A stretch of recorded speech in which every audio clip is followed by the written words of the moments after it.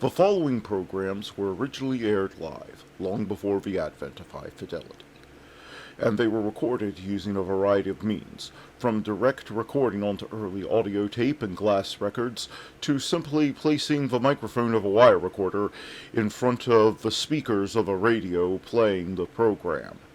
I hope, however, that any variance in audio quality will not take away from your pleasure in listening to these, some of the all-time favorite shows.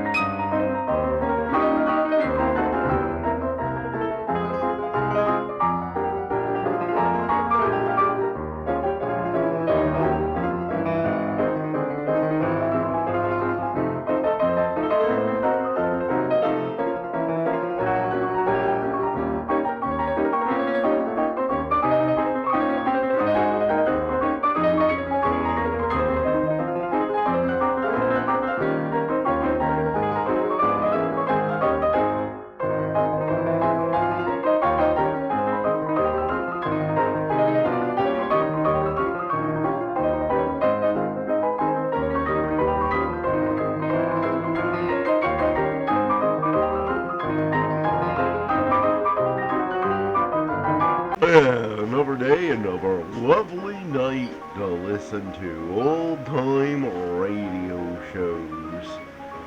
After what I've been going through with these auditions, I can tell you I will today. Well, that's good to hear, Sid. Yes, this is Matt from the past, welcoming you to nightly old-time radio shows. It's August 21st, 2024, and here is what happened on this day in history. In 1192 AD, Minamoto Yoritomo becomes Seitai shogun and the de facto ruler of Japan. In 1703, Turkish army removes Sultan Mustafa II, lessening the power of the sultans. Yeah, I would say being removed from power lessened your power. Good distinction to make there, Matt. I'm just reading what it says here. In 1772, King Gustav III of Sweden completes a coup d'etat by adopting a new constitution and installing himself as an enlightened despot, ending 50 years of parliamentary rule. In 1888, American inventor William Seward Burroughs patents the adding machine. In 1911, Mona Lisa stolen from the Louvre by Vincenzo Pergali, recovered in 1913. In 1959, Hawaii becomes the 50th U.S. state. In 1991, conservative coup in the Soviet Union is crushed by popular resistance led by Boris Yeltsin in 3 days. In 1942, Walt Disney's animated movie Bambi is released, based on the book by Felix Salten. In 2020, Korean pop group BTS releases single Dynamite, becomes first video to be watched more than 100 million times in 24 hours on YouTube. In 2001, How You Remind Me single released by Nickelback. Billboard Song of the Year 2002. Wait, Nickelback has won awards? Yeah, just in case you wanted proof that awards are completely worthless. I'll say that proves it. In 1986, Ian Botham takes world record 356th Test cricket versus New Zealand at the Oval. And that was This Day in History. Now let's get on with the show. Hey, Maya, who's on first? Why, it's Bud Abbott and Lou Costello who are up next. Hey, Abbott, what time is it? It's time for the Abbott and Costello Show. We're on the air for ABC here in Hollywood. Well, what are we waiting for? Let's go with the Abbott and Costello Show.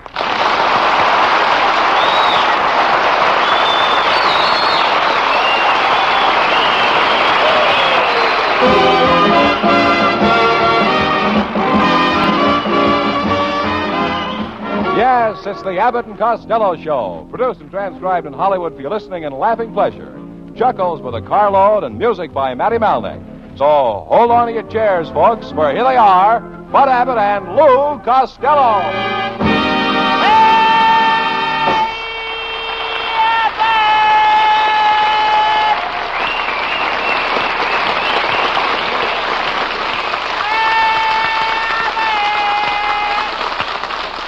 Here I am. Where have you been? Well, I had to take my Uncle Mike out to the rest home, Abbott. He's in bad shape, really. He thinks he's a rabbit. He keeps hopping up and down. He thinks he's a rabbit. Yeah, and I humored him. I hopped up and down with him because I can hop higher than him. You can? Why? Well, I'm a kangaroo.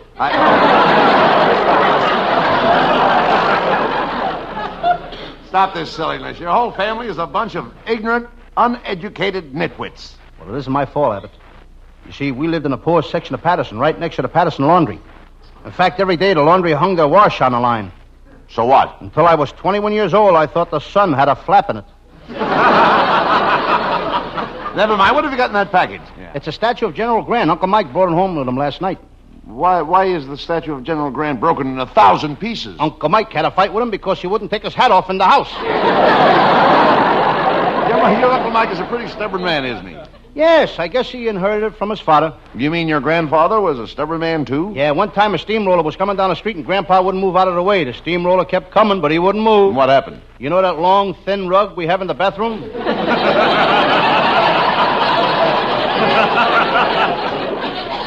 Why don't you talk sense? Did you get yourself a job yet? Yes, I started to work in a burlesque show yesterday selling popcorn, but I got fired. How come? Some guy in the audience yelled, "Take it off!" And I thought he was talking to me. So what happened? What happened? Now you were talking to Bubbles Costello. Oh, get him out!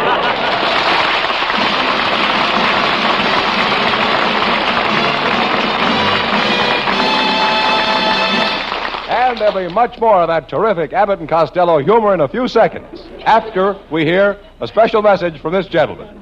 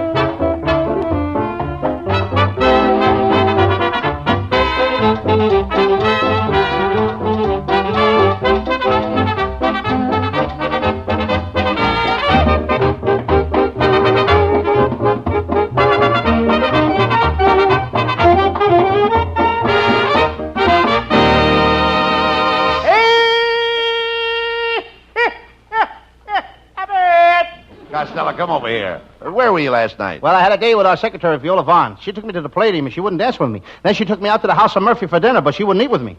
Well, if she wouldn't dance or eat with you, what did she take you for? $35. Throwing your money around like that. You ought to be ashamed of yourself.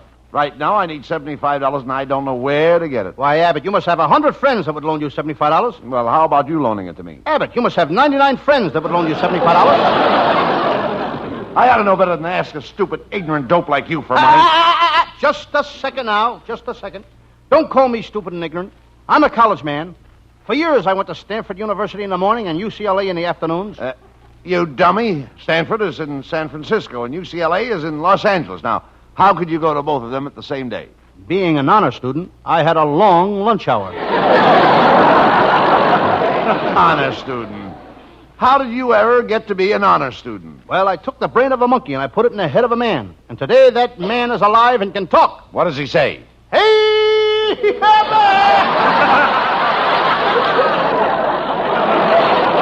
I thought so. You've never been in a college. And I doubt if any of your family were ever in college. Is that so? My brother Pat spent 4 years at the medical school at the University of Michigan. What was he studying? Nothing. They were studying him. Never mind that. Our new picture, Africa Screams, is coming out, and it's our business to see that everybody goes to that picture. Oh, yes. I agree with you. But what are you doing about it, Abbott?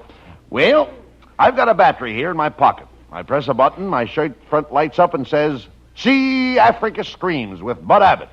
It's the newest thing. What's new about seeing Bud Abbott lit up?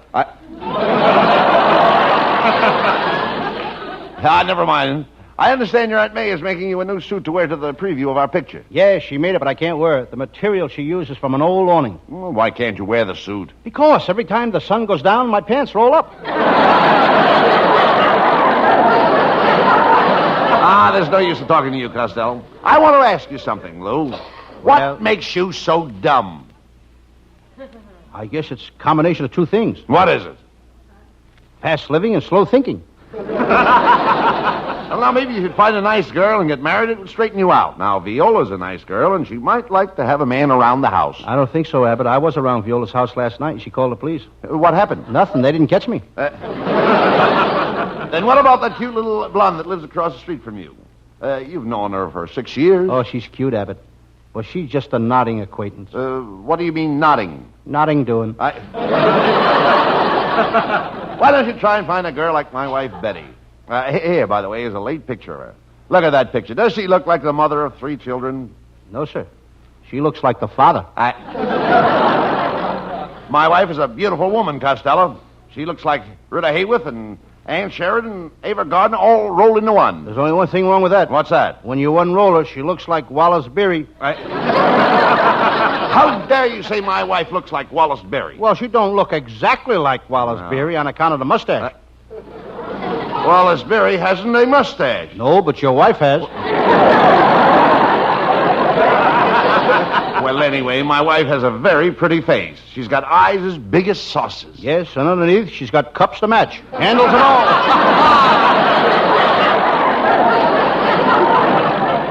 You're just talking a lot of nonsense. My wife has got everything. Why, when she walks down the street, men stop and take a second look. They have to. They can't believe what they saw the first time. Come on, Spotty. Spotty, yes, hello, Uncle Lou. Hello, Uncle Bud. Well, it's Abbott's nephew, folks. Listen, Norman, you've got to stop bringing that dog to the studio now. Every week you bring him down here, you keep him in my dressing room, and he always eats my lunch. Well, now, Norman, if the dog eats Costello's lunch, then you'd better not bring him down here anymore. Don't worry, Uncle Louie. My dog won't eat your lunch anymore. I fixed that. Oh, you did? What did you do? I put a sign on the lunchbox that says, Lou Costello is the greatest comedian in the world. Even the dog couldn't swallow that. Come on, Spotty. Abbott, you've got to stop your nephew from buying those used jokes from Honest John. You know that Norman is the sneakiest guy in the world. What do you mean he's sneaky? Last night, I sat behind him in the movies. Yeah. He was sitting next to a strange girl. And as soon as the lights went down, what do you think he did? He put his arms around the girl. Worse than that. You mean... Yep. The minute the lights went out, he tried on her shoes.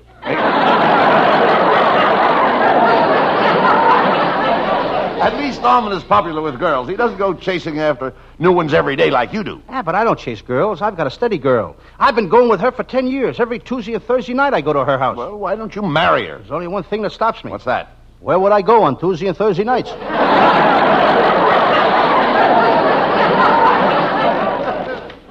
Hello, boys. Hey, look, Costello, it's our lovely secretary, Viola Vaughn. Gee, Viola, you look beautiful tonight. How about giving me a little kiss? Oh, but I've never kissed a man before. Neither have I. We can start even. I don't want want to kiss you anyway. You're too fickle. Yeah, Viola's right, Costello. All you do is chase girls. Oh, no. I do other things besides chase girls. What? Sometimes I catch them. Girls. Where do you think Mr. Abbott would be if he thought of nothing but girls? At the YWCA. Costello, there's no use in your trying to make a date with me for tonight because I'm going out with Gregory Peck. Just a second, Viola. Who do you like best, Gregory Peck or me? Well, should I answer you as friend to friend, or is this on a labor management basis?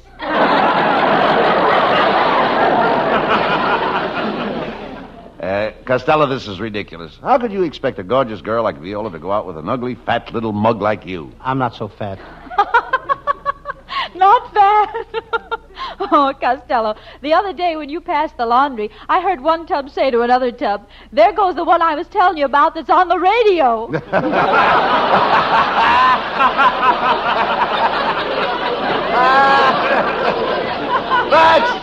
That's telling him, Viola. All right, Viola Vaughn. I don't have to go out with you. I get plenty of girls. Every night I come home with lipstick on my collar. What's the matter? Can't you get your makeup on straight? Oh, that was a wonderful joke, Mr. Abbott. I think you're swell. Yes, I think you're swell. Oh, and I think you're swell. And I think you're swell. As soon as the swelling goes down, I'd like to say something.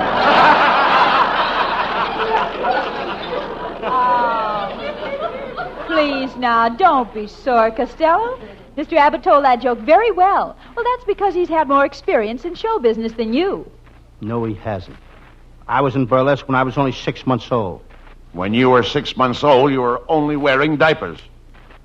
For burlesque, do you need more? Viola, I think you'd better make up with him. I think he's getting sore. Costello, I think you're cute. Come here and put your arms around me. Viola, you smell so sweet. Ah. Well, it's my new perfume. It's called Springtime in Paris. Oh, it's lovely. Take a whiff of this.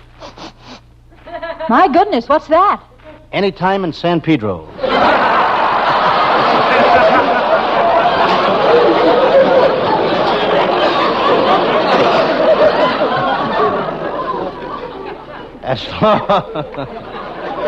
As long as we're so close together, Viola, why don't you give me a little kiss? Well, all right, but I'm warning you. When I kiss a man, I make his ears spin. That I've got to see. So go ahead and kiss him, Viola. Okay. Pucker up, Costello.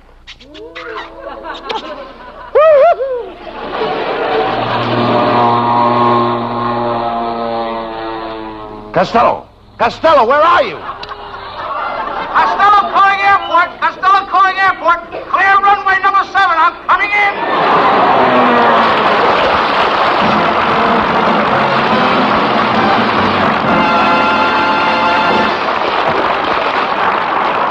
Now, while we take a 60-second intermission, we'd like you to consider this.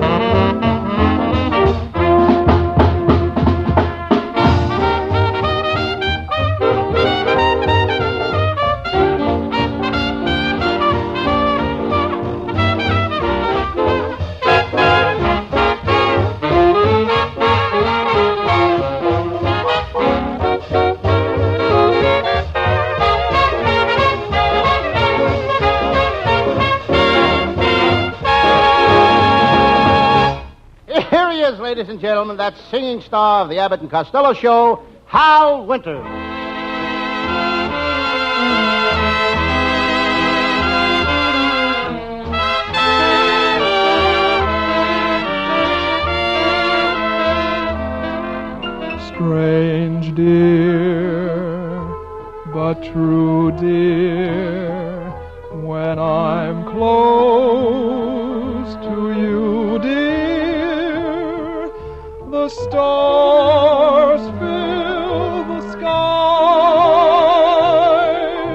in love with you am I. Even without you, my arms fold about you. You know, darling, why so in love with you am I. In love with the night mysterious, the night when you first were there. In love with my joy delirious,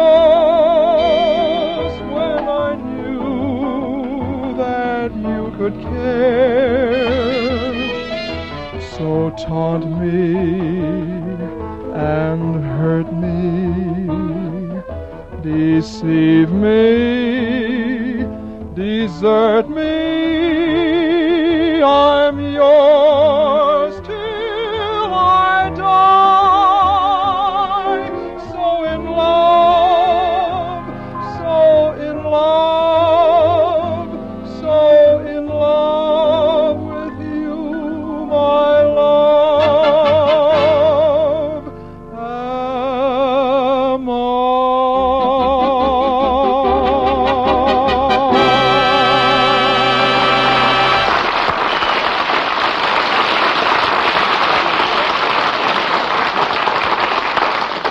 Well, Abbott, I just got the patent on my new invention. I invented a television set with a screen 10 feet long and 1 inch wide. A television set with a screen 10 feet long and 1 inch wide? Yep. What good is that? It's for people that squint. Now, television is coming up fast, Costello. Yeah, but the early morning shows won't go on television. Why not? Well, you don't think that John wants the people to see what his other wife looks like before breakfast? Oh, scary. Look, how about your Sam Shovel detective character? Oh, that'll be a great on television, Abbott. Everybody loves me as Sam Shovel. Just listen to this fan letter I got today. Dear Lou Costello, when you come on the air with your Sam Shovel detective program, I wouldn't miss it for the world. It would take wild horses to drag me away from my radio. I'm coming over to see it tonight. Mr. Costello, there's someone here to see you. Who is it? A little guy who was dragged in here by a team of wild horses. Oh, never mind him. By the way, Lou, what is your Sam Shovel detective case for tonight? Well, Abbott, it's a very interesting case.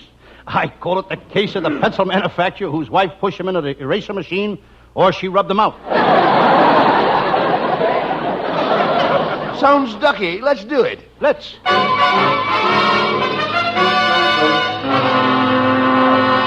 And now, the makers of Gesundheit, the home remedy for common colds, presents the adventures of Sam Shovel, private detective. But first, a word about our product, Gesundheit. Friends, are you suffering from a common cold? Take Gesundheit, and in just 3 hours, your common cold will be gone. You'll have pneumonia. And remember, Gesundheit is 98% alcohol. So don't let a cold keep you from your job. Take Gesundheit. Drink a large bottle of it. You may not be the healthiest guy in your office, but you'll be the happiest.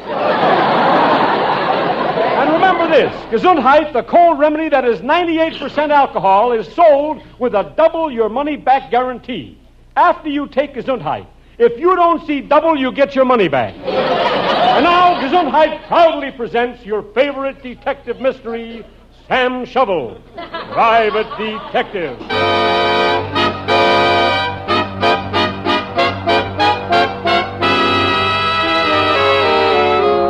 Yes, I'm Sam Shovel. Sam Shovel, private detective.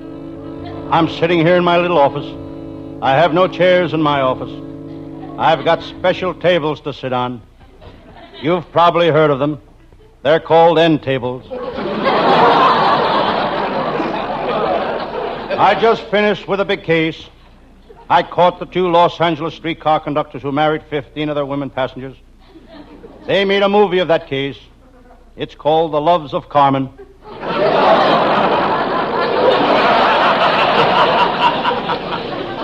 Suddenly I heard a crash on the outside.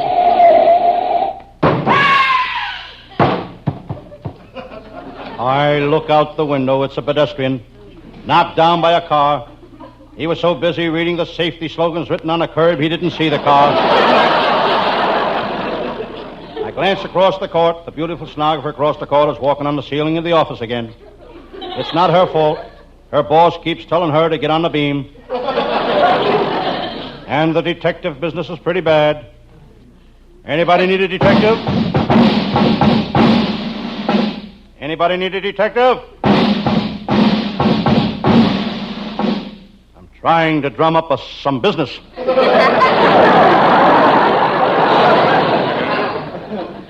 Well, while I'm standing here by the window, I might as well water my plants.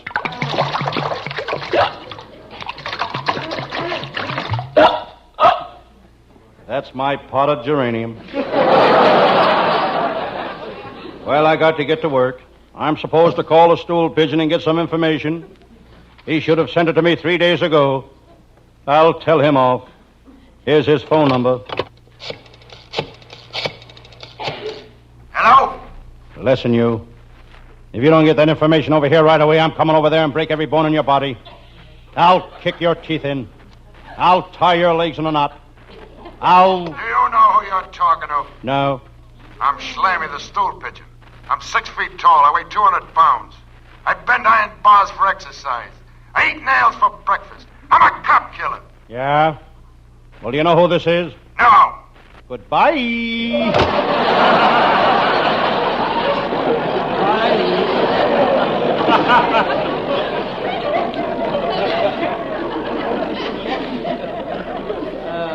My. I'd better get busy on my latest case. It's the case of the mix-up of the Italian families in the maternity ward. Or which Tony had twins.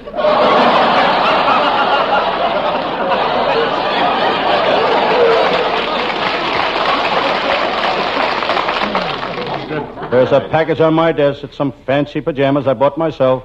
I opened the box. Meow. They're the cat's pajamas. It's about time for my pal, Lieutenant Abbott of the Homicide Squad, to show up. What a cop that Abbott is. He's a real bloodhound. They call him the backbone of the police department. Every time they send him out on a case, he brings back a bone. The cops on the Homicide Squad love Lieutenant Abbott because he plays no favorites. The bookmakers love him for the same reason. Also, no winners. Abbott plays the horses the hard way. The hard way. He plays them gin rummy. As the laugh from the last joke died down, and that joke died with it, I hear someone at the office door. It's my pal, Lieutenant Abbott of the Homicide Squad. Sam, I'm in trouble. I just had a fight with my wife, and she flew off the handle again. She's always flying off the handle. What shall I do? Try putting glue on her broomstick. Talk sense, Sam. You know I can't afford to antagonize my wife. Her father's the chief of police, and she carries a lot of weight at City Hall. Your wife carries a lot of weight wherever she goes. By the way, Sam, how's that case of the beautiful blonde you're trying to get a divorce for coming along? Lieutenant, I'm having in-law trouble with her. Sam, you're not married to her. How could you have in-law trouble with her? I go to her house every night, and when I try to get in, she calls the law. Any new cases lately, Sam? Yes, the case of Benny the bigamist. He ditched his first wife at Pismo Beach. He ditched his second wife in Cucamonga. He ditched the third wife in Glendale. Did you catch Benny? No, I was too busy digging his wives out of the ditches. Sam, I want you to help me on a very important case. Remember last year the department deported Balkan Bessie? Yes, Balkan Bessie, the beautiful Slovakian. I knew her well. Tell me, Sam, was she a Czechoslav or a Yugoslav? No, she was just a good-natured Slav.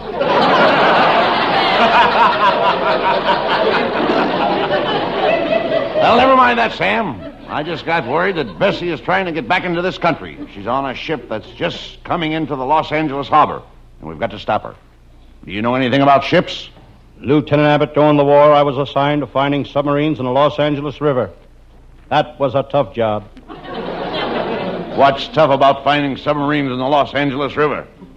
You got to dig for them. Come on, Sam. We're going down to the dock and capture Bulk and Bessie.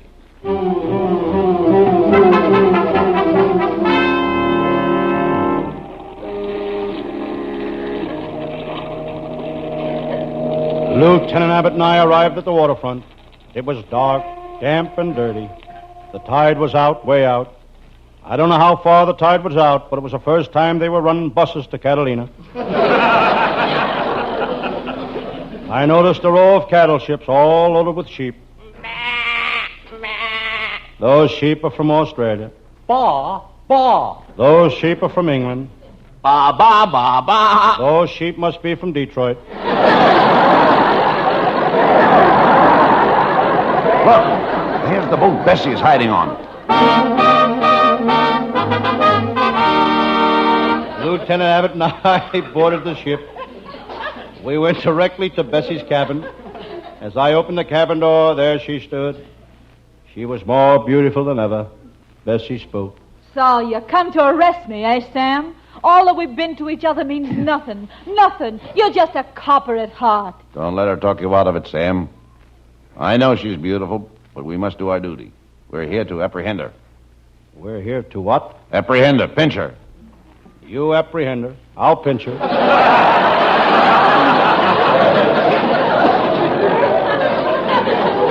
It's no use, Bessie. We're cops. And we can't let you back into this country. You've got to go back. Bessie, before you go, will you give me a lock of your hair? Oh, do you want to put it under your pillow as a remembrance? No, I want to put it under my nose as a mustache. Sam, I'm in trouble.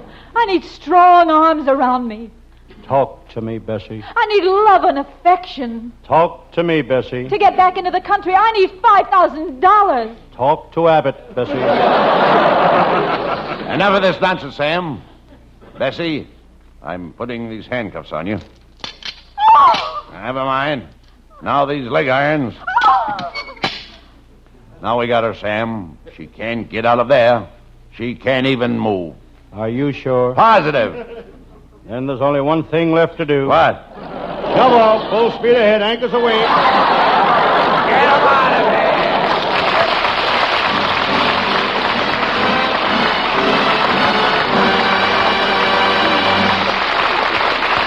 We'll wind up tonight's hijinks in just a moment, folks, after a little advice from this fellow.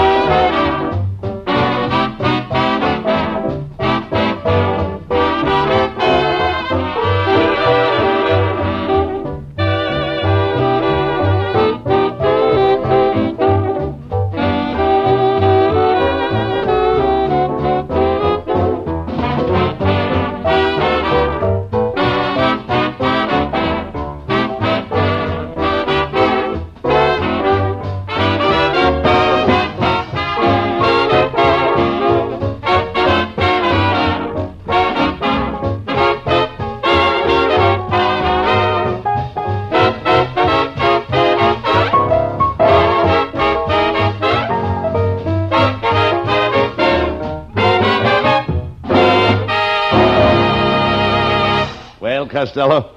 We're a little late, so you better say thanks to this lovely audience in the studio and to all the swell people who are listening at home. Thanks for listening, folks. And I would like to thank the people that help us bring you this show every Thursday night. Our writing staff is headed by Eddie Foreman with Paul Conlon, Pat Costello, Martin Ragaway, and Leonard Stern. And thanks to Matty Malnick and all his boys and our vocalist, Hal Winters. And thanks also to our producer, Charles Vander. We'll be back again at the same time next Thursday. Good night, folks. Good night to everybody in Patterson. Good night!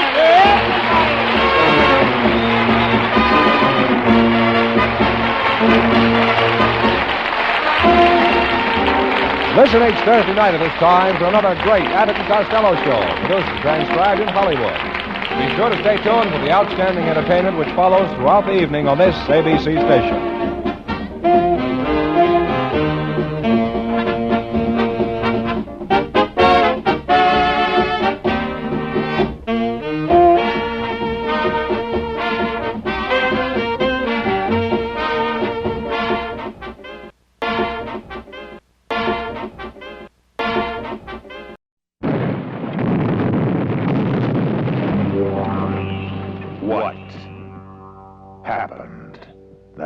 night science made its greatest mistake. What unknown terror was born that night?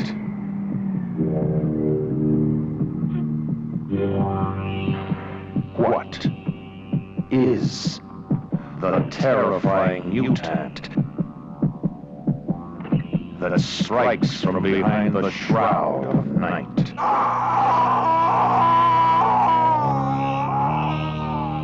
That night of the Lepus.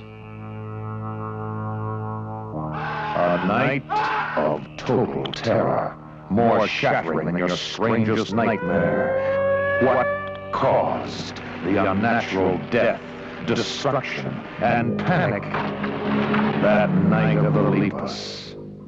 Janet Leigh, Stuart Whitman, Rory Calhoun, and Paul Fix. Night of the Lepus. Kill one, and thousands take their place. What devil creatures growing weight and size every day are hidden behind the eyes of horror? What can stop them? Night of the Lepus. From MGM. Away from the sound of music. And Bing Crosby is up next. We're right here, standing by, Darwin. Greetings, friends, greetings, and greetings to you, Rosemary. And greetings to you, Bing. Well, Rosemary, who's going to begin this delightful chore today, huh? Why don't you sing us a song, Bing? You think I should? Well, you're practically elected by popular acclaim. When was the count? Well, it happens to be me, is what it is. Oh, is that right? Yeah. Well, thank you, Miss Acclaim. I shall do my very best for you.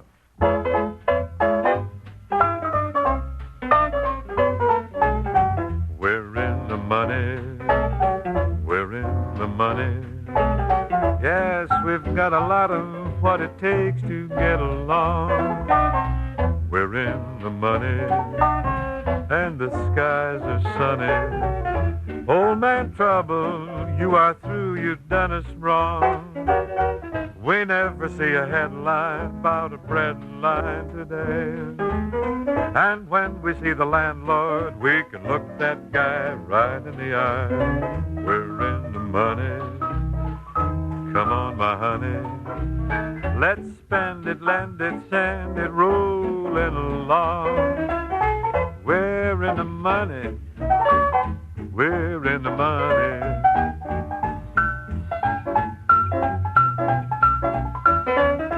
Ooh, money. Yes, honey.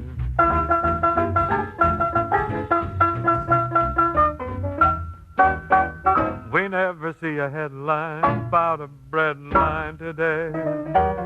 And when we see the landlord, we can look that guy smack dab in his good eye. We're in the money. Come on, my honey. Let's spend it. Let's lend it. Let's spend it, lend it, send it rolling along.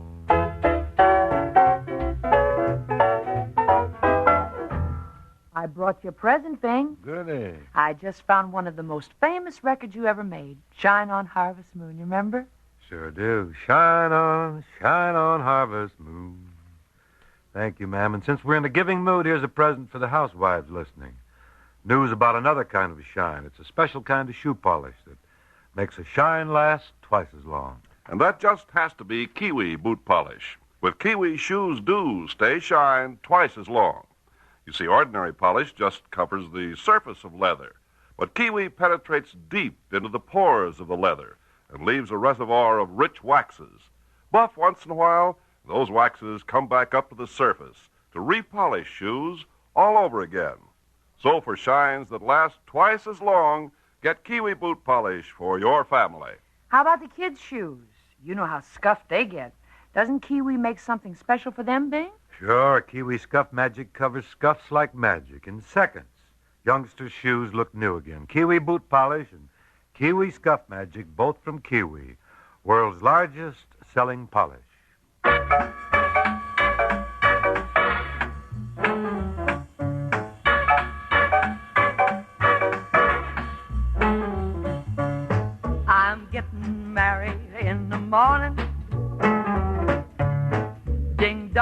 bells are gonna chime.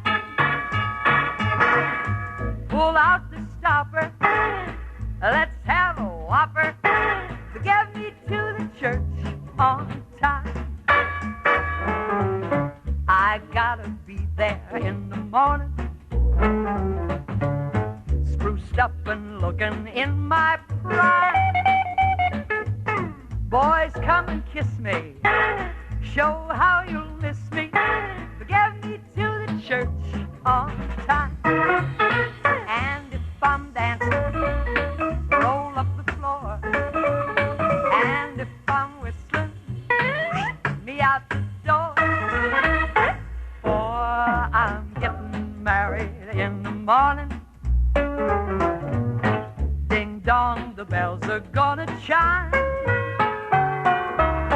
Kick up a rumpus, but don't lose the compass. And get me to the church. Get me to the church. For Pete's sake, get me to the church on time. And if I'm dancing, roll up the floor. And if I'm whistling, me out the door. For I'm getting married in the morning. Ding dong, the bells are gonna chime. Feather and Tommy, call out the army. Get me to the church. Get me to the church. For Pete's sake, get me to the church on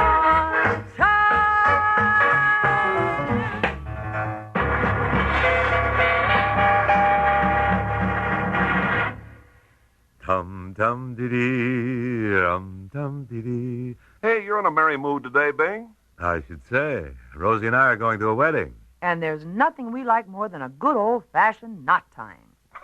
I knew something was in the air by Bing's getup. It's pretty fancy. By the way, Bing, what are the shoes for? Well, to tie on the newlyweds car along with the, the just married sign. Well, that's really old-fashioned, Bing, and wasteful, too. There's lots of good service left in those shoes if you call on the good services of your shoe repairer. The happy wedding of his expert craftsmanship and modern equipment turns old shoes into spanking new ones. Okay, we'll switch to tin cans instead and run these shoes right down to be fixed. Recommend a shop to us, Ken. Well, just look for the famous Cat's Paw Cat in the window, and you can be sure you're not only getting top-notch service, but the finest products as well. Quality products like famous Cat's Paw twin-grip, soft, resilient heels and soles. And lighter than leather, lighter than rubber, microlite soles by Cat's Paw. The best underfoot. Now, folks, don't make the same mistake we did. Don't discard shoes that still have many miles of walking comfort left. See your shoe repairer today. Look for the Cat's Paw sign, a sign of quality and service for more than 57 years. Ask for famous Cat's Paw products by name, and look for Cat's Paw heels and soles on new shoes, too.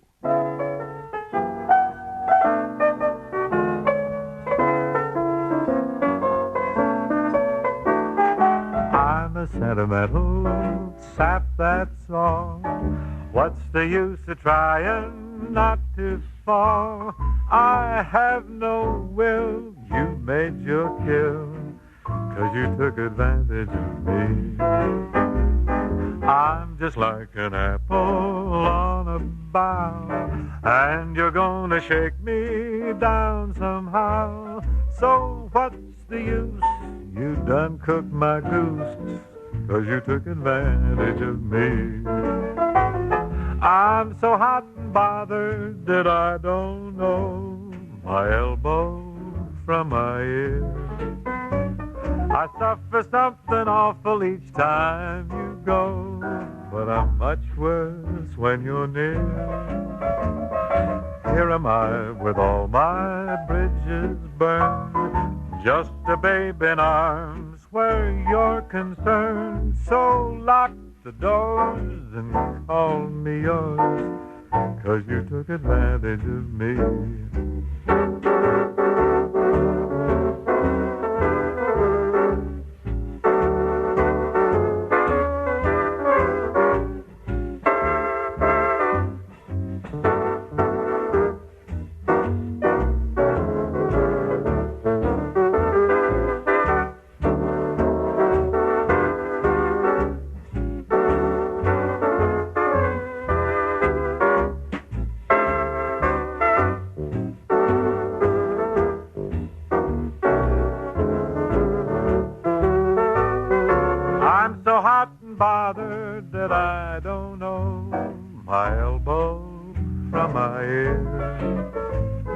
I suffer something awful each time you go.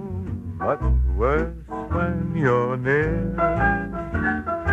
Here am I with all my bridges burned, just a babe in arms where you're concerned. So lock the doors, call me yours, 'cause you took advantage of me. Oh yes, you took advantage of me. You know, quick relief from cold miseries is a show business must. No singer or actor can feel his best when he has a miserable cold. And that's why smart performers insist on fast relief from cold miseries. Listen. Movie stars can't let cold and sinus congestion spoil their performance. So what do? Listen to Rod Cameron's answer. When my head gets stopped up from cold and sinus trouble, I take the new medicine for those miseries. New 4-Way cold tablets. Today's 4-Way contains a decongestant to drain sinus congestion while it relieves cold distress. Then you feel better fast. Tests show 4-Way acts faster than any other leading cold or sinus tablet. In minutes, 4-Way speeds pain-relieving medicine all through your body. In the same time, no trace with other brands. Only 4-Way starts so fast to relieve muscular pains, reduce fever, relieve headache without upsetting stomach. And 4-Way drains sinus congestion to restore free breathing, too. Right, Rod Cameron? It sure is. With 4-Way, I start to feel better right away. To relieve cold miseries while you drain sinus congestion, get new 4-Way. Fastest acting of all the leading cold and sinus tablets. New improved formula, same familiar package. Only 39 cents.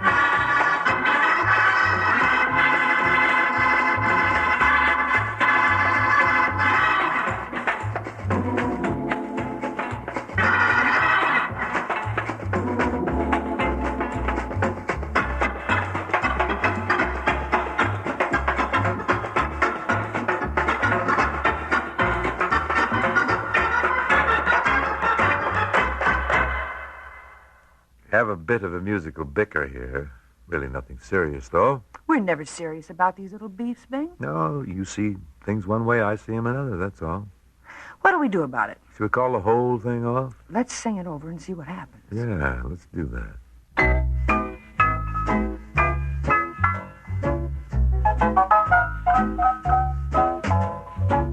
I say either, and you say either. You say neither, and I say neither. Either, Either, neither. neither. Let's call the whole thing off.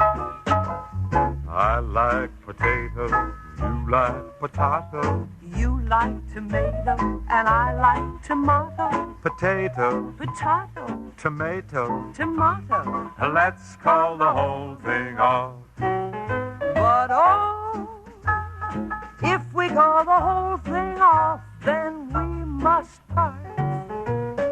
Oh, if we ever part, then that might break my heart. So if you like pajamas and I like pajamas, I'll wear pajamas and give up pajamas. For we know we need each other, so we should call the whole thing off.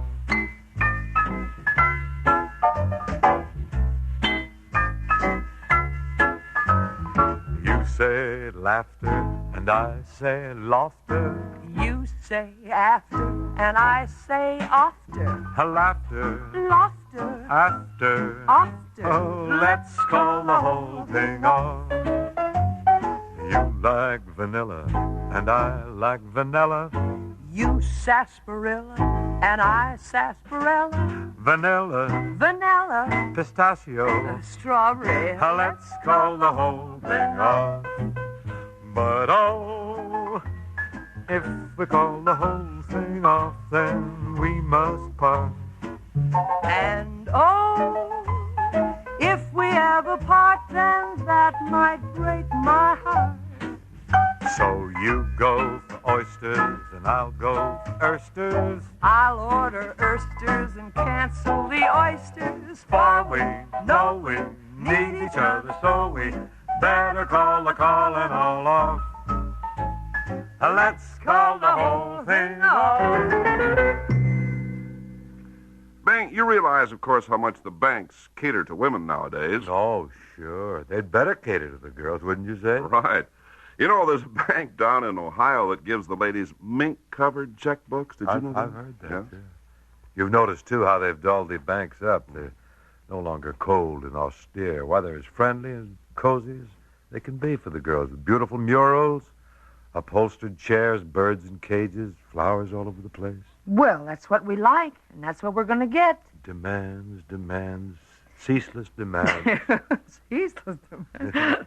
Did you know that the First National Bank of St. Louis has shocking pink safety deposit boxes for ladies? Well, strike me pink. I'm shocked. And the Manhattan Savings Bank on Madison Avenue in New York, during the month of December, just now, around Christmas time, served tea and cake in the lobby for the ladies. Well, I think that's just as it should be. You know, it's a rough month for the girls with the shopping and the wrapping, rushing to the bank all the time to get more money. Yeah, I think it's nice of the bank to come up with some cake and tea. Don't you think we ladies don't appreciate these things? How about some music for all of our friends listening in banks around the country?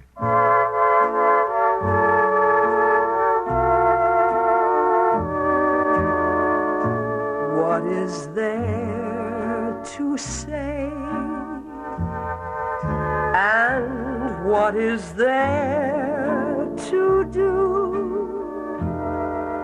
The dream I've been seeking has, practically speaking, come true.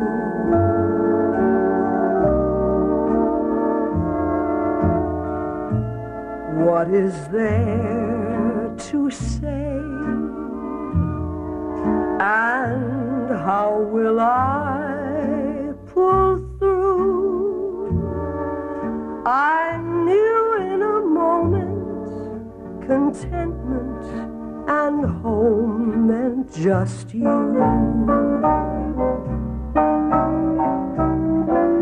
You are so lovable, so livable. Your charm is just so unforgivable. You're made to marvel at, and words to that effect. So, what is there to say? And what is there to do? My heart's in a deadlock. I'd even face wedlock with you.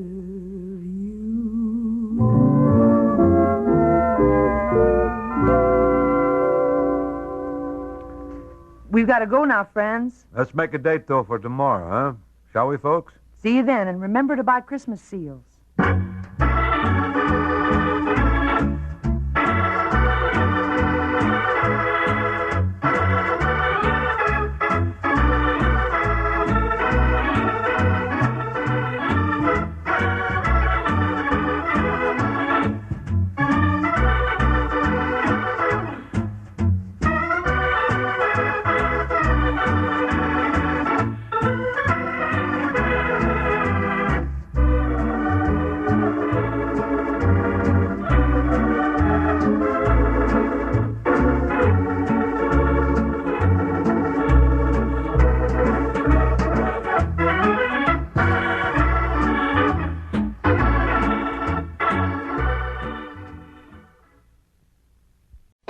The night of the formal is finally here.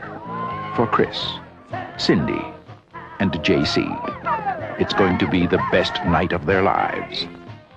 But tonight is also the night of the creeps.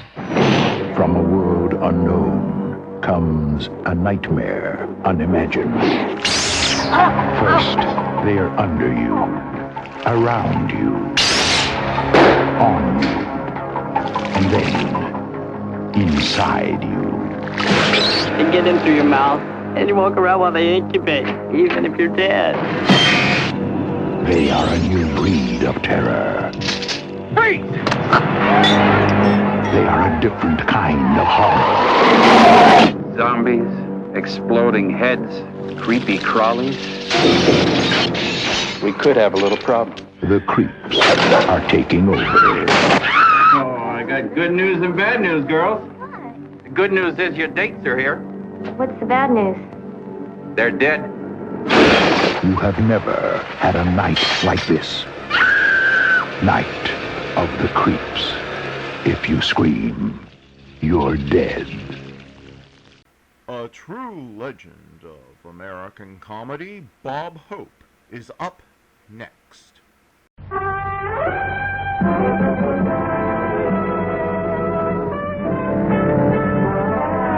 The Bob Hope Show, transcribed direct from the stage of the Prince of Wales Theater, London, England, with Wes Brown and his band of renown.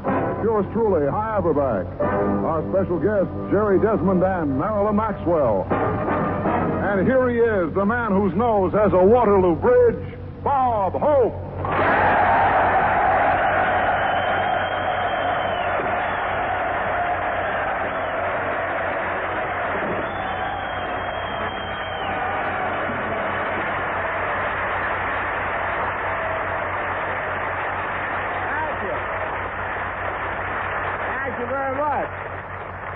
Thank you. Yes, sir, here we are in England, and I know I'm in England.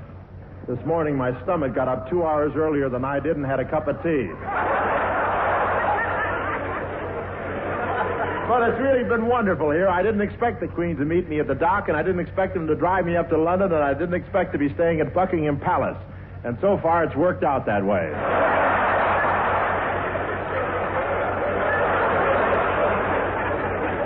There were thousands of people cheering when I landed at Southampton, but the whole reception was ruined when a horrible thing happened.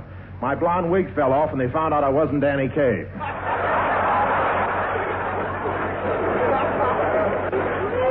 Yes, sir, Danny's an old friend of mine. He always comes to see me when he visits America. I saw Danny's dressing room this afternoon at the Palladium. That's the American Embassy. And, saw his dressing room. It was a very simple thing, 2 mirrors and a throne.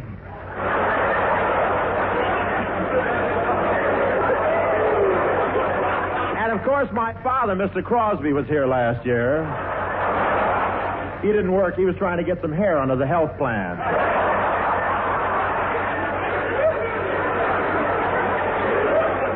Old Dad had a wonderful time, and he really got around the continent. He traveled so much, I didn't know where to send his care packages. There are 3 American ships in port here, and I got the Navy over here in the audience tonight. Yes, sir, 3,000 miles from home, and they still can't get away from me.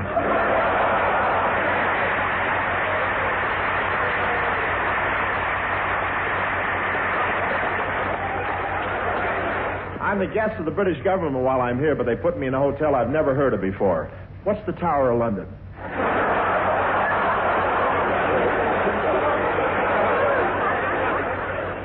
They told me about all the people who lost their heads there, and I can believe it. The towels in the bathroom were marked his, hers, and oh, you're not with us anymore, are you? Anyway, my brother's over here. He's making a fortune over here. He sells Buckingham Palace all their talcum for the changing of the guard.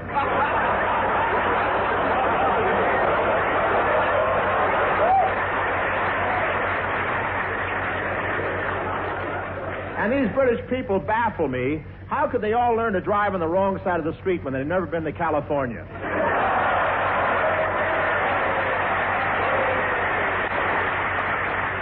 The first day here, I was so excited, I rented a car and went for a drive. I forgot, though. I thought I was an American, drove on the right side of the street. Has anyone seen a bus with a Jaguar on the top deck? And everyone's so polite over here in England. This morning in the elevator at the Savoy, I stepped on a man's foot. I said, "I'm sorry." He said, "Entirely my fault, old chap. I had no business having a leg on that side."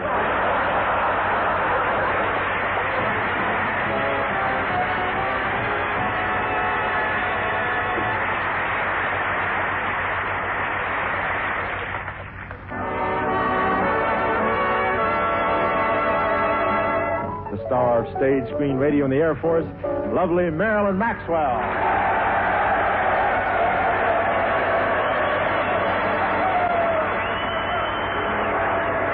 I'll show you how to on the moon. And how to bounce the world just like a toy balloon.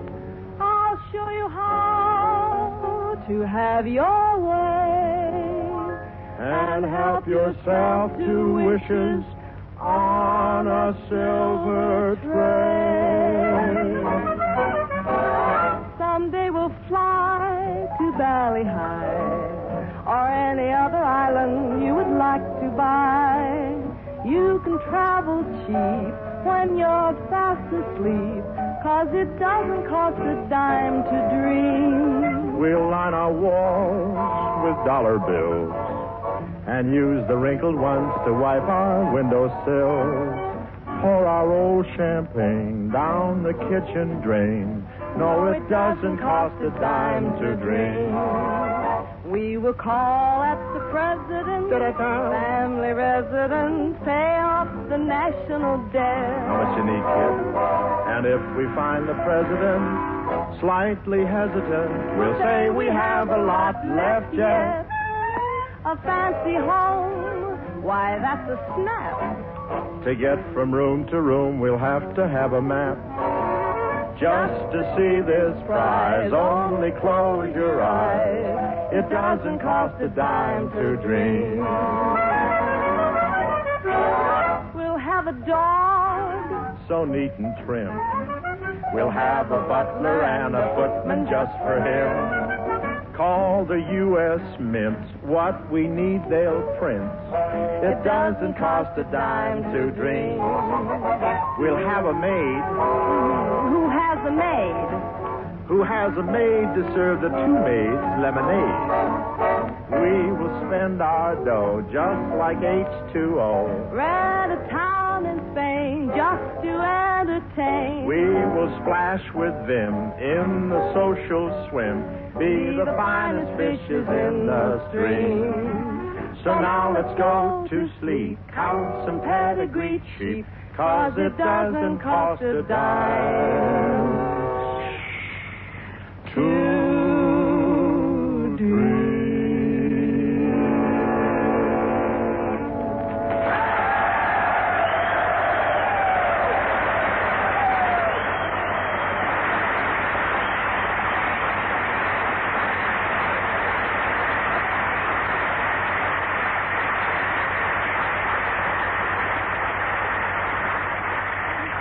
Thank you, Marilyn. That song was jolly well done. Good show. Bob there. Bob. Wizard.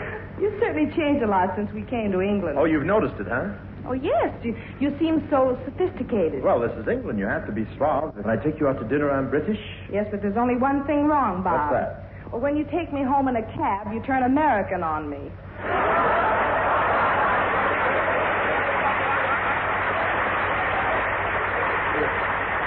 You got me wrong. I was just crouching to snarl at the meter.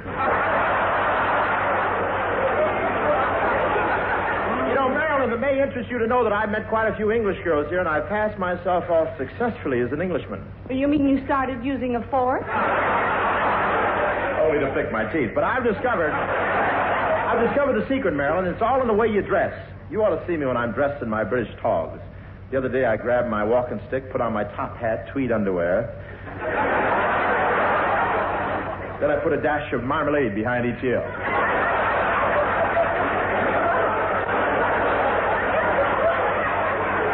Well, what happened, Bob? Did you meet a girl? No, but a Cocker Spaniel followed me down Regent Street with a hungry look and a piece of toast.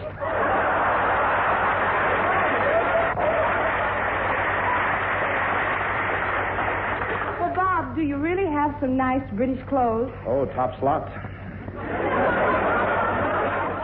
I have doeskin gloves, Tattersall vest.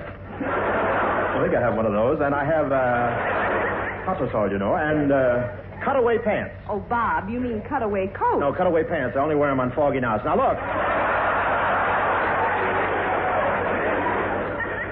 I met a lovely girl just the other night. Her name is Googie Pamela Chadwick Sheffield, Pensington Shanks, Twickenham, Westminster. She's Norwegian. Did you meet her, Bob? Oh, it was very simple. I was strolling through the park. She was strolling through the park. I tipped my hat. She smiled, and the Bobby introduced us in the paddy wagon.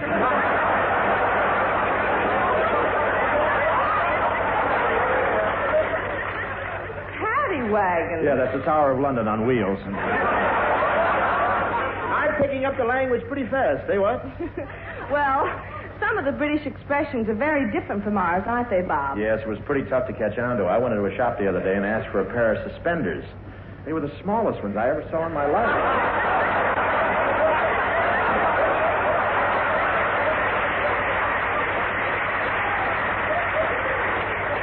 Well, Bob, in America, suspenders are things that hold up men's trousers. Here in England, suspenders are the things that hold up your socks. Oh, I wondered why it took so long to get them over my shoulders.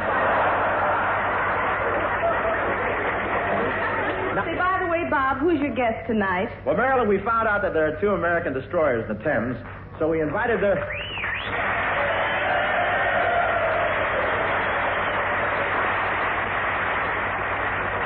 Glad to have you aboard. Have a hammer wheel. Anyway, our guest is one of the personnel of the USS Perry. Here he is, ladies and gentlemen, Seaman First Class Charles Hammer of Louisville, Kentucky.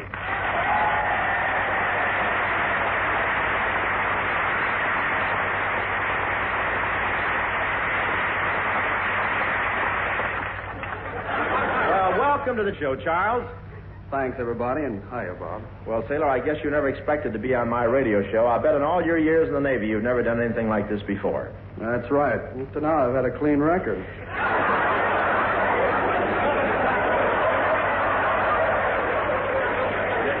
Careful, kid. I'm an American taxpayer. Some more of that talk, and I can get you fired out of the Navy, you know. Oh, gee, Bob, don't do that. Then I wouldn't have anything to do but go home and lay around the house in those old civilian clothes. I rehearsed him 2 hours, and he still can't make it sound convincing.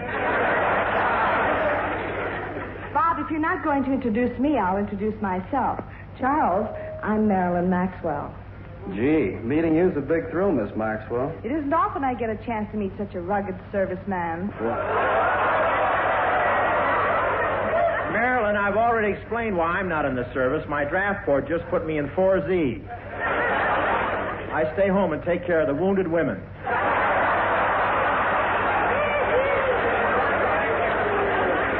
You know, Charles, I've never been on a destroyer. You haven't, Marilyn? Neither have I. I said I've never been on a destroyer at all. You haven't, Marilyn? Either there's a line missing from my script or he's deaf in one ear. Well, what's it like on a destroyer, Charles? Have you ever been in a storm? Yeah, we were in some weather a while back. And the waves over the bow got to be about 30 foot high. You were in a storm and the waves were 30 feet high? Sure. The drain of my bathtub was stopped up this morning.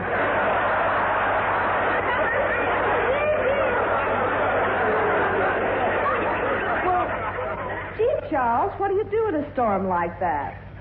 Well, we lash everything down securely and ride it out. I got a long wire and fished around the drain.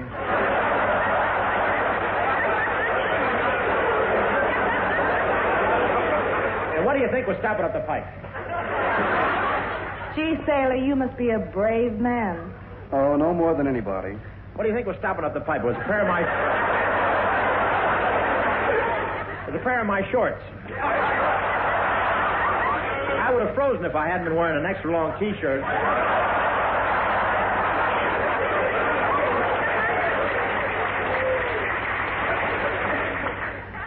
Bob.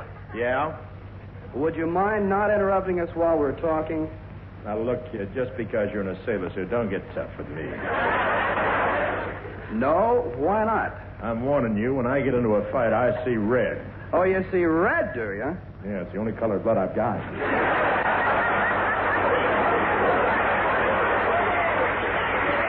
Oh, Bob. Bob, why do you want to quarrel with Charles? Don't forget he's your guest. Yeah, that's right. I apologize, Charles. Is there anything I can do to make it up to you? Well, yes, Bob, there's one thing. If you don't mind, while I'm on the radio, I'd like to speak to my dad. Well, I'd love to let you do that, sailor, but there's a rule about personal messages over the air. They won't let you do it unless it's tremendously important, a real emergency. Well, Bob, this is a real emergency. Well, it has to be a matter of life and death. It is. Oh, well, that's different. Go right ahead. Okay. Hello, Dad. Send some more.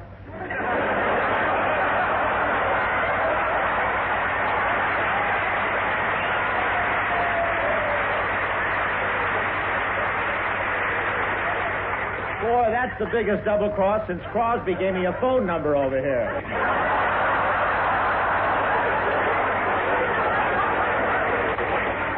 Well, Charles, do you feel better now that you've talked to your father?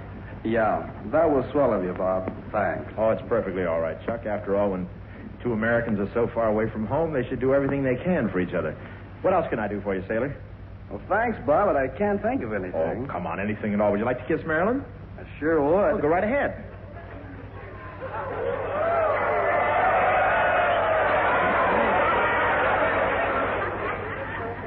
Gee, thanks, Bob. Not at all. Did you like it? Yeah, it was swell. Now, would you like to kiss her? May I? Sure, go right ahead. Hello, Dad. Send some more.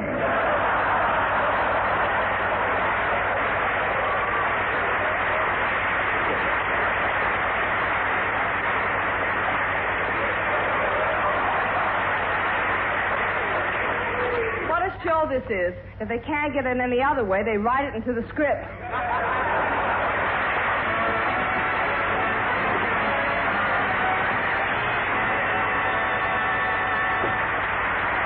Charles Hammer of the USS Perry. Ladies and gentlemen, during previous visits to England, I had the pleasure of enjoying the incomparable humor of the great British comedian, the late Sid Field. Tonight, we're fortunate in having as our special guest, his partner, another great favorite here in Britain, Mr. Jerry Desmond.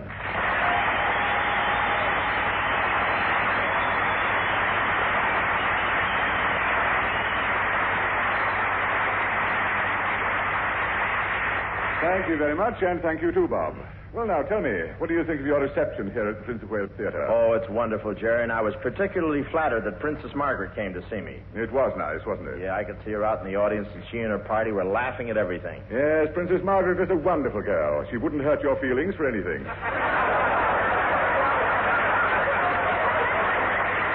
Now, wait a second, Jerry. Don't give the wrong impression. If I'm not popular over here, why has the theater been jammed every day since I opened? Oh, well, there is an explanation, Bob, but I'd rather not tell you what it is. Well, go ahead. Why do the British people come to see me? Well, it's the meat rationing. It's been years since they've seen so much ham.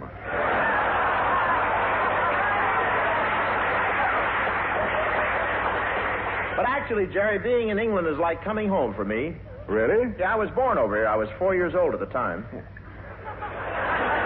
Wait a minute now. You were 4 years old when you were born? Yeah, it was on account of socialized medicine. My mother couldn't get waited on. As a matter of fact, I went back to my own neighborhood yesterday, and the house I was born in had been bombed out. Oh. Jerry, how could it happen that my house was the only one on the street that was destroyed by bombs? Simple, Bob. The British are quite famous for their accuracy. But I've often wondered, Bob, how did it happen that you left England? Well, it's quite a story, Jerry. I'll never forget. It all began when I was in the second grade at grammar school.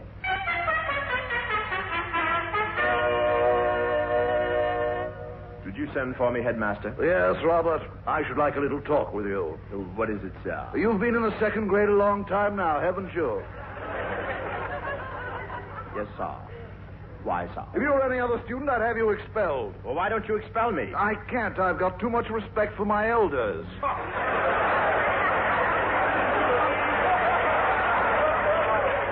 Well, I'm not that old. Hope, you're the only student we ever had in the second grade with hardening of the arteries. That wouldn't be so bad, but you're probably one of the dumbest students I've ever seen. True. Hope, as you know, an excellent grade in this school is 90. A passing grade is 80, and a failing grade is 70. I know, sir. What did you get on your last test? 6. 6? How can you possibly be so stupid? How can you allow yourself to be a moron, an idiot, an illiterate, a fool? How can you? I like it.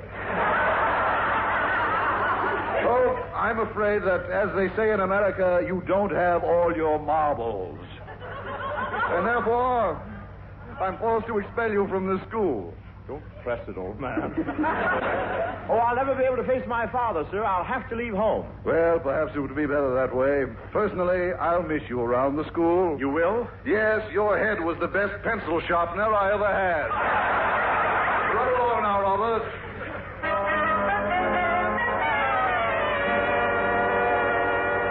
Oh, Peter, are you there? Yes, son. Home from school already? Oh, yes, sir, and I have rather bad news. The headmaster expelled me today. Oh, that's dreadful. What happened? He said I don't have all my marbles. That, my boy, was a cruel remark. Certainly you have all your marbles. It's just that some of them are chipped a little.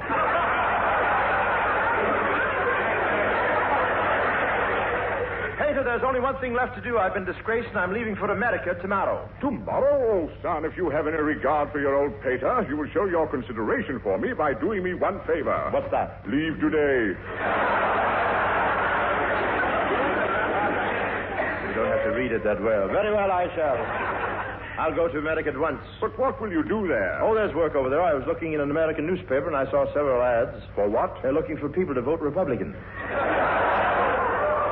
What on earth is a Republican? That's a Democrat with his anchor dragging. Well, I can't say that I'm really happy about your leaving home, Robert.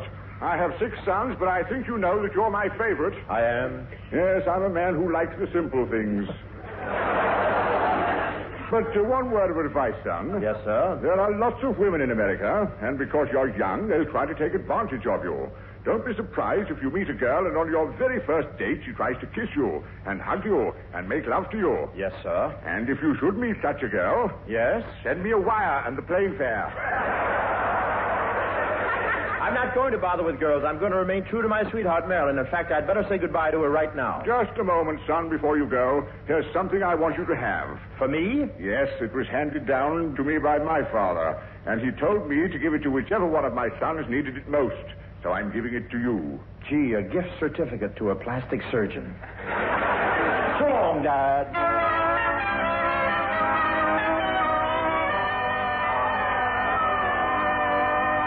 Marilyn, I asked you to the sweet shop because I have something very important to tell you. What is it, Robert? You've gone mad, haven't you? You flipped it, old girl. Well, Marilyn, I've decided to go to America. Oh, Robert, you can't. We've been going together for 5 years. That's true. When I first met you, I didn't even know what a girl was, and that was 5 years ago. That's right. Now will you tell me?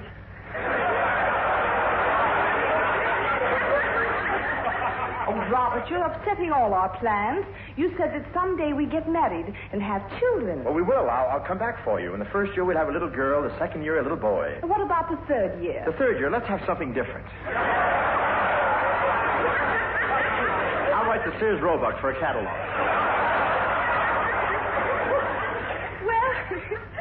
Well, if you must go, I guess you must, Robert. Yes, and promise me one thing. Oh, don't worry. I won't go out with any other fellows. Now, you promise me. All right, I promise. Well, what? I won't go out with any of the fellas either.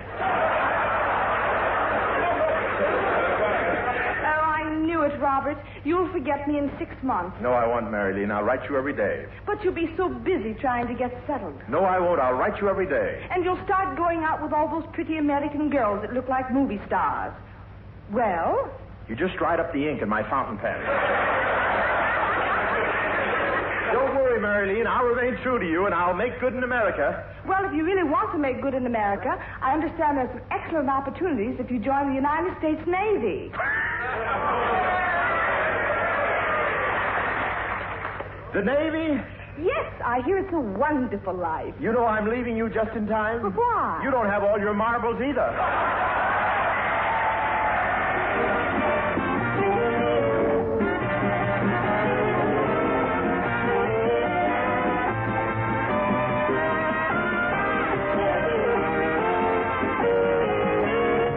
This is the United States Armed Forces Radio and Television Service.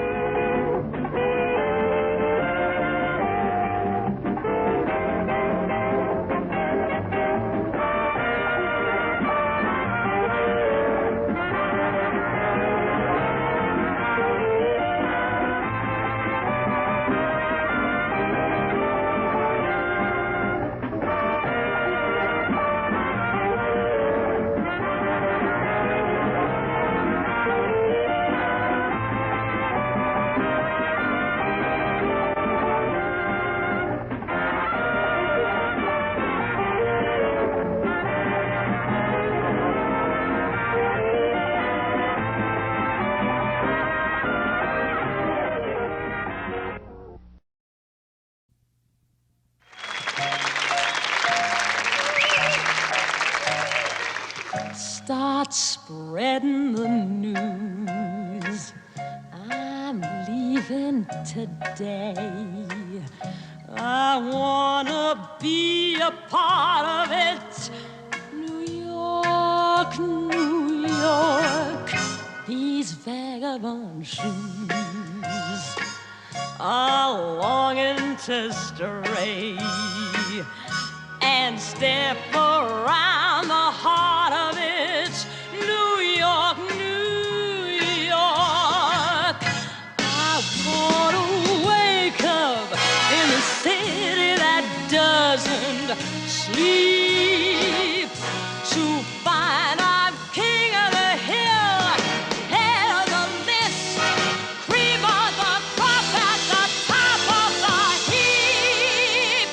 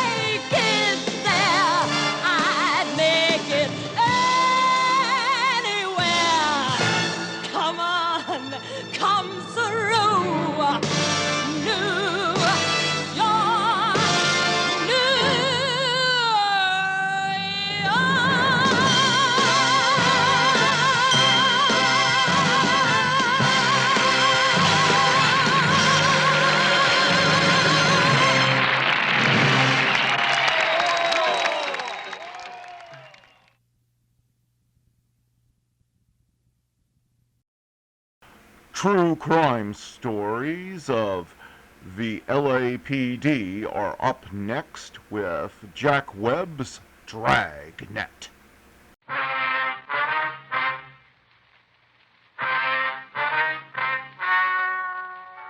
Ladies and gentlemen, the story you are about to hear is true. The names have been changed to protect the innocent. Dragnet.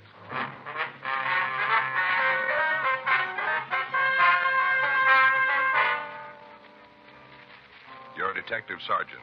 You're assigned to hit-and-run felony detail. A young woman has been run down and seriously injured. The driver of the car has fled from the scene. Your job, find him.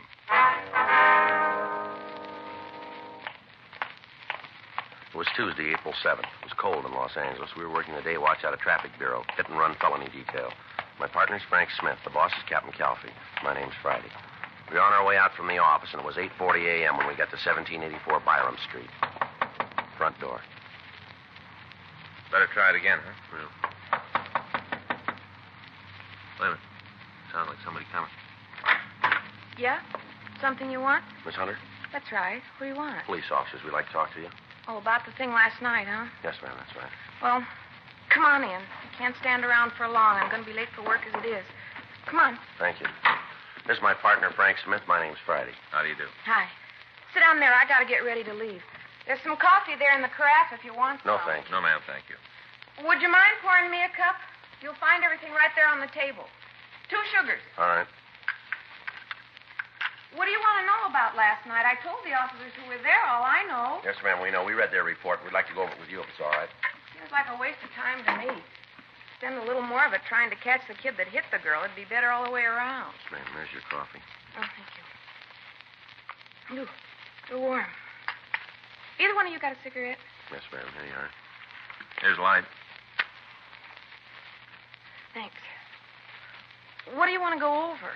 Well, according to what you said to the officers last night, you saw the accident. Is that right? I saw it, yeah.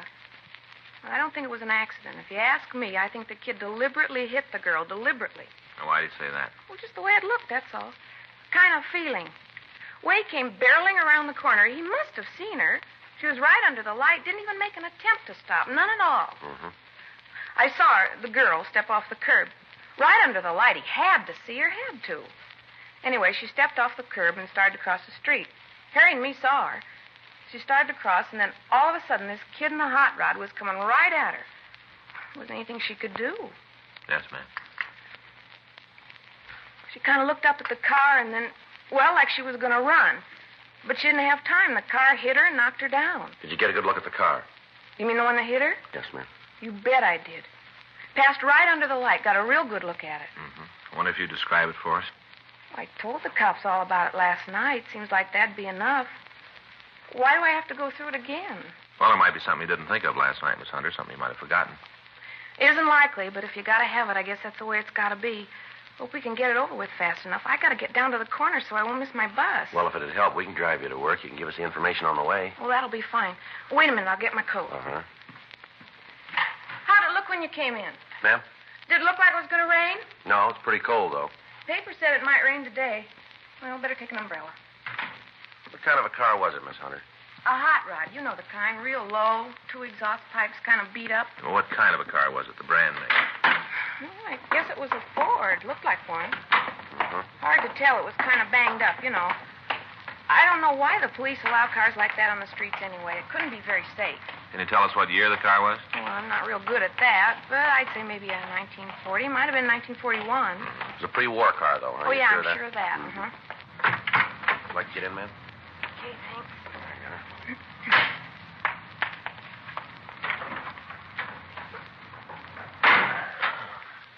Where can we drop you, ma'am?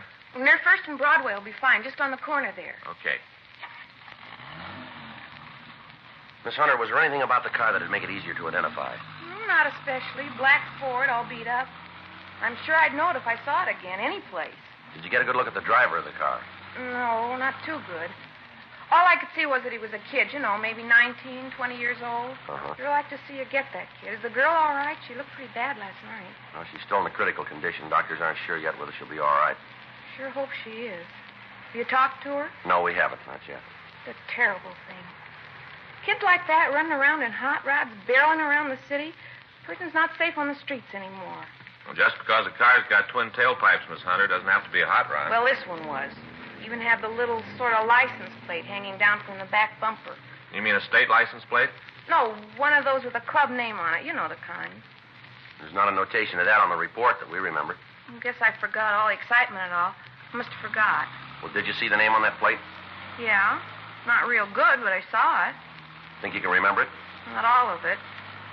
The last part was wheels. Something wheels. 2 words. You're pretty sure of that, are you? Yeah, wheels. That's the word I saw. Didn't remember it last night. Guess it didn't seem important then.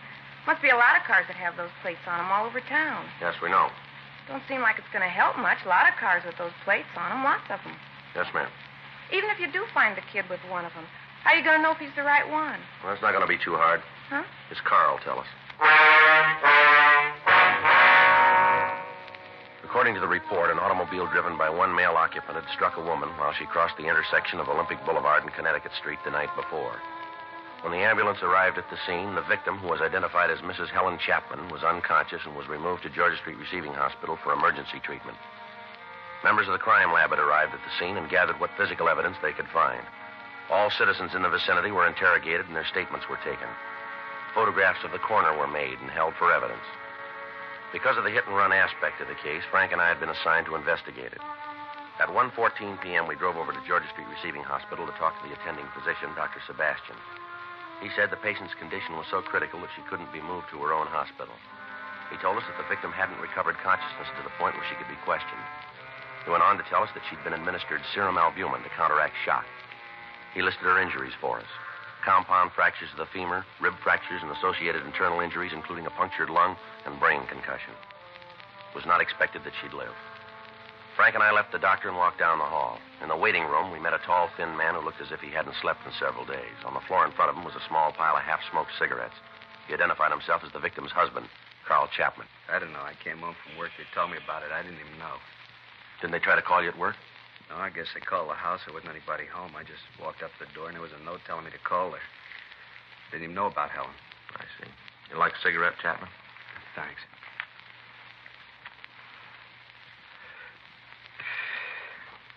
You talked to the doctor? Yes, sir. We just did. Is there anything new? She can be all right? Well, I don't know yet. You can ask the doctor yourself. Why don't anybody tell me anything? All the time I ask how my wife is, they tell me to ask the doctor. Why won't they tell me? I don't know, sir. Can't even find out if she needs anything. It won't let me see her. And anybody will tell me what's really happening in there. It's been over 10 hours. Nobody will tell me what's going on. Well, best thing, try to sit down and take it easy, Mr. Chapman. Oh, that's great to say. Just sit down. Easy to say. It's not your wife who's in there. It isn't someone you love. Why are you here, anyway? Why aren't you out trying to get the rotten little punk that did it? Why don't you look for him? We'll get to him, sir. When? After Helen's dead? Is that going to be when you start looking? We're looking for him now. We came over in the hopes that we could talk to your wife. We thought she might be able to give us some information. What in God's name do you want from her? The name and address of the kid who ran her down?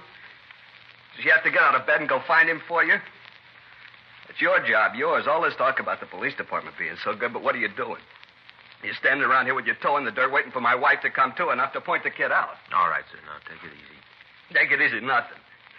You listen to me, both of you. You listen. If she dies, if that kid killed her, I'll find him. I don't know how, but I will. I'm going to do the same thing to him with my hands that he did with his car. I'll find him, I swear I'll find him, and I'm going to kill him. With my hands, I'm going to kill him. Mr. Chapman? Yeah. Can I see you for a moment? Yeah. Would you excuse us for a minute, Sergeant? Sure, Doctor. We'll wait out in the hall. A rough one, isn't it? Yeah. Wonder what's going on in there. I don't know. Better call the skipper. Tell him about that plate on the car. Get a broadcast out on it. Check the phone book for the address of the National Hot Rod Association. Better talk with them, huh? They might have something for us on the club. Right. You better start, cop. You better find him fast because I'm looking too. You ought to go home and get some sleep, Mr. Chapman. You're all worn out. I'm not going to get any sleep until I catch that kid. Until I catch that kid. How is the girl? She's dead. Both of them are. Both of them? Yeah. She's going to have a baby in a couple of months.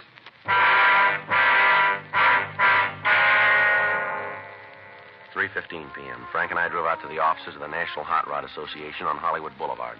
We met with Bud Coons and Wally Parks. They checked their records for clubs with the last name Wheels. There were 3 in their files.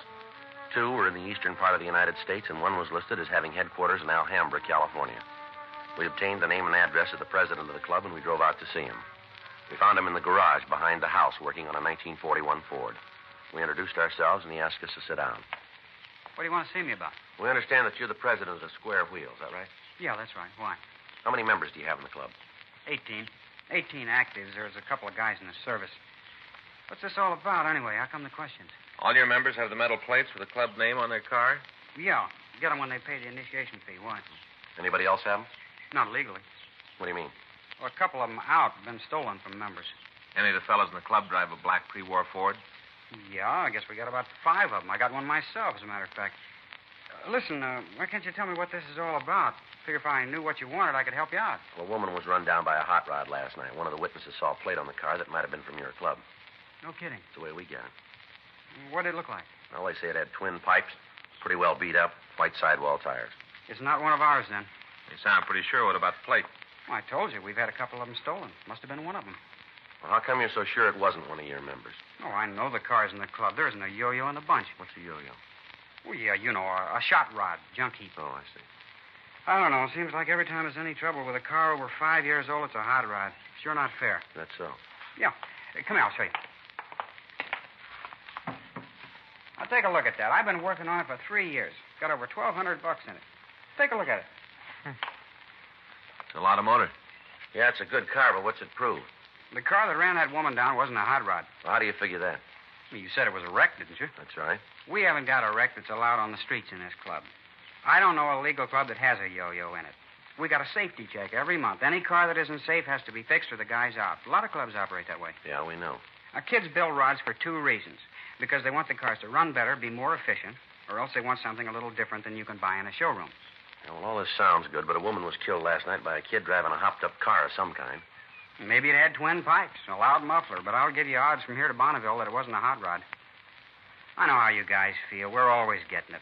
Every kid behind the wheel in a second-hand car is a potential killer. The way the papers picture us, we just roam around looking for somebody to run over. That's not true. You check the records. I think you'll find that the ratio between tickets given out to members of hot rod clubs, members of the NHRA, and any other group of drivers will make the hot rodders look pretty good. There hasn't been a ticket in our club in the last year and a half. The one before that was for overtime parking. Oh, I'm sorry, fellas. That car last night wasn't one of our guys, and you can bet he wasn't a hot rodder either. You got any way of knowing who could have gotten the plaque? Well, not right off, but we'll find him. How? There's only so many streets in Los Angeles. We'll find him. Guys like that make things rough on the clean drivers in this town. We'll find him for you. Well, we'll appreciate any help you can give us on this, but it's a police business. If you find him, give us a call right away. Don't worry, we will. How do I get in touch with you? I'll leave you one of our cards. Anytime. You call us. All right. I'll get on the phone and get the fellows rounded up. If you turn anything, call us right away. Don't try to take care of it yourselves. Only one thing we're interested in. Yeah, what's that? Proving to you it wasn't one of us. That's what's important. Showing you we're on your side. Well, that shouldn't be too hard. Huh? There's a lot of room. We got the names and addresses of the members of the Square Wheel Club, and we talked to them. We checked their cars, and each of them volunteered to assist us in attempting to locate the hit-and-run vehicle. 6:40 p.m., Frank and I got back to the office. During the afternoon, the broadcast on the car had gone over the state wire, and every police officer in the state of California was looking for the hit-and-run car. When we checked with communications, there'd been no replies to our broadcast. 7:15 p.m., we put in a call to Georgia Street Receiving Hospital, and we talked again to Dr. Sebastian. He told us that the victim's husband, Carl Chapman, had been placed under the care of his family doctor and had been given sedatives to make him sleep. While I checked with Lieutenant Wolfram on the developments, Frank went over to the crime lab and talked with Lieutenant Lee Jones. 8:47 p.m. We met back in the squad room. Any word yet? Nope. Got a call from Al Gibbs. Hot Rod Club? Yeah. He says all the clubs in the area are looking for the car. They divided the city up in sections. Members are checking all the streets. No luck, though, huh? No, nothing. Well, they turned a couple of cars, but they don't check out. How'd you do? Pretty good. Got the report here. Uh-huh. I had a couple sandwiches sent in. Got your Swiss on rye. Good. In the bag there. Where's coffee? Right there, carton. Oh. The lab sure did a good job on this stuff. Here. Mm-hmm. Here's the scene. Victim was found 10 feet 4 inches from the northeast corner, 4 feet 8 inches from the north pedestrian crosswalk. I'd put it about here, wouldn't it? Yeah. They found particles of broken glass. Checked on him at the lighthouse. Lenses from 1940 Ford. Here's a picture of him. Yeah. In the gutter of the southwest corner, they found this. There's a bumper guard. Yeah. I looked at it. It's new. Any brand name? Yeah, but it's not going to help much. Distributed all over the country. Well, how about skid marks? Any sign of them? No, not that they could find. Either the kid didn't have time to use them or else he didn't want to. They came up with this, though. Yeah, what's that? Well, some marks from a tire. Lee says he thinks they were made when the kid dug out to get away, spun the back wheels. Sure indicate that he didn't mean to stop at any time, huh? Well, that's the way Lee's got it figured. I got it. Hit and run felony Friday. Yeah. Yeah, that's right. Mm-hmm. Anybody there? No. No, keep it under surveillance. We'll be right out. Yeah. Don't burn it. Right, bye. What do you got? Well, it's beginning to go our way, maybe. Huh? They found the car. During a routine patrol of the streets in East Los Angeles, a radio unit had come across a car parked at the curb on Vancouver Avenue. They'd stopped to investigate and found that it matched the description that we'd sent out. On the phone, I'd instructed the officer not to search the car, but merely to keep it under surveillance and check and hold anyone who approached it. Frank and I notified the crime lab of the find, and then we left the office and drove out to the location. We talked to the officers in the police car, and they told us that they hadn't seen anyone near the vehicle. We checked the registration and found that the registered owner was a Jack Moore. The white slip gave us an address in Hollywood.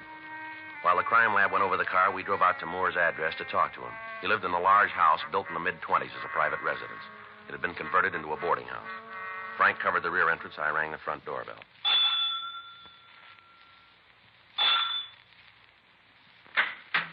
Yeah? What do you want waking me up this time of night? Police officers. You have a tenant here named Jack Moore? What about him? We'd like to talk to him. Too late, Mac. He ain't here. Where is he? I don't know. He moved out this afternoon. He didn't say where he was going. A thorough search was made of the suspect's room. The manager told us that Moore had come home that morning, packed his belongings, and left the house. We called the crime lab, and Lieutenant Lee Jones told us that they'd established that Moore's car was the one that had run down the Chapman girl. We talked to the other people in the rooming house. None of them could tell us where Moore might have gone. We put in a call to auto records, but the car was not listed as being stolen. Frank called his name into R&I, but we found that he had no felony record.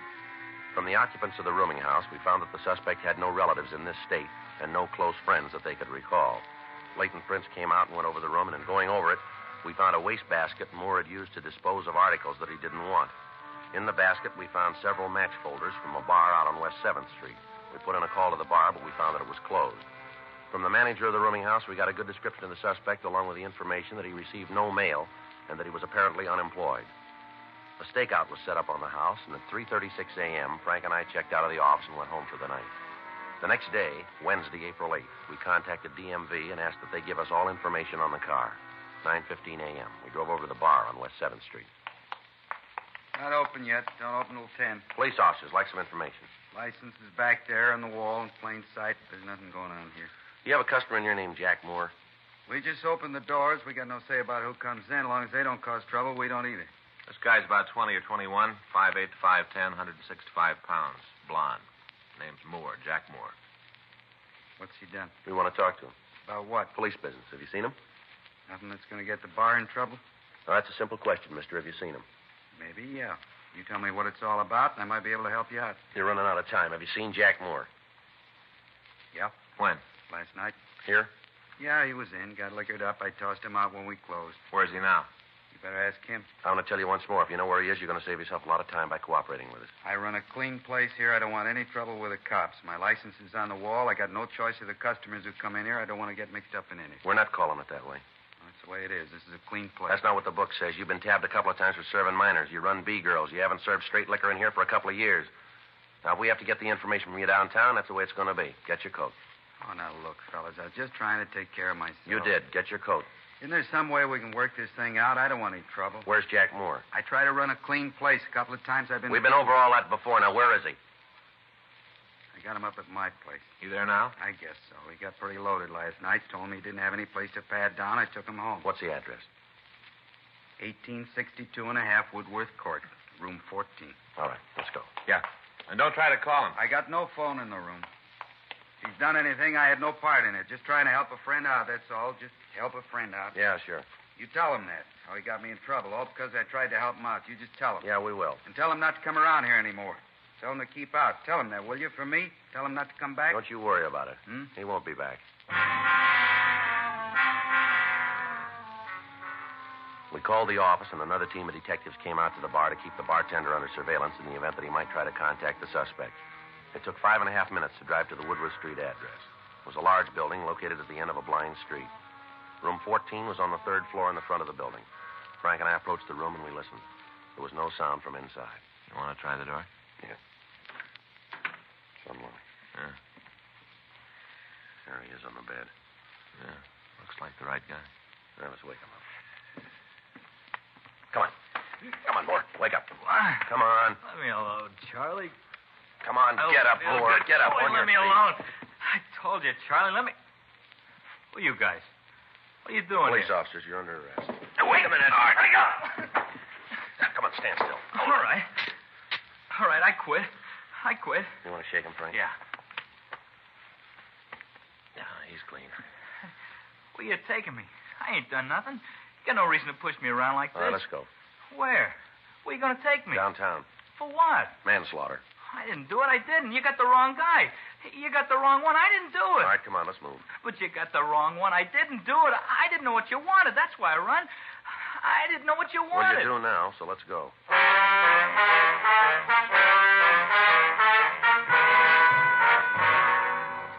The suspect was taken to the squad room where he was questioned. He refused to admit any part in the crime. He was confronted with the physical evidence and with the ownership of the hit-run vehicle. The witness to the crime came to the office and said that Jack Moore was the man that she'd seen at the wheel of the car when Helen Chapman had been run down. Throughout the interrogation, the suspect refused to say anything. At 1:47 p.m., the door to the squad room opened and Carl Chapman came in. Where is he? I know he's here. I want to see him. All right, take it easy, I Chapman. heard you called him. I want to see him. I want to tell him. Is that the kid? Are you the one? You the one who killed Helen? Well, answer me. All right, take it easy, Chapman. Is he the one? The evidence points that way, yeah. Please. I want you to do something for me. What's that? Go away. Out of here, please. We can't do that, Chapman. He's in custody. Please leave me alone with him. Come on, Chapman. You better wait outside. Now, just a minute. Listen to me, kid. When they put you in that cell, you get down on your knees and thank God that they found you before I did. You understand? You thank him, and every day you live, you thank him. You do that because I would have killed you. Take it easy, Chapman. My wife's dead because of him. You hear that? You killed her. They got lost to save people like you, but none for her. None for her and the baby. They didn't have any laws. None for them. All right, Chapman. Come on, take it easy. Frank? Come on, sir. Yeah.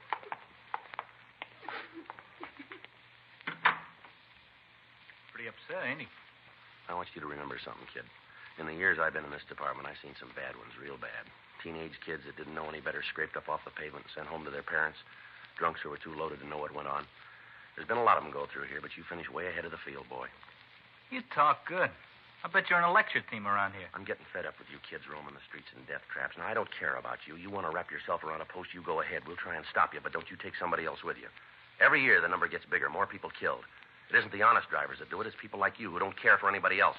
Now, we've tried about everything in the books to make you understand. Doesn't look like any of them did any good, does it? I'm a bad one, ain't I? You killed a human being, boy. A woman who didn't even know you. She never saw you until it was too late. You threw a 10.5 of metal at a 120-pound woman, and then you ran away and left her in the gutter to die. You've wrecked a family. You tore it right down the middle and rolled over it. You've ruined the lives of all the people around that woman. You gave a group of decent kids a bad time because you stole their name. Now, you get on your feet, young fella, and you keep that smart mouth of yours closed. Do you understand? Can I ask you something? What's that? Hit and run. How much will I get? I don't know, but it won't be enough.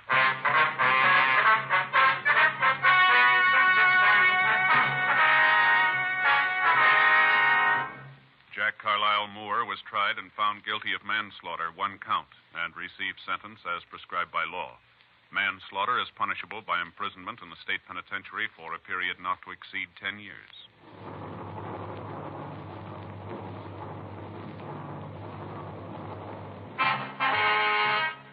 Dragnet is a presentation of the United States Armed Forces Radio Service.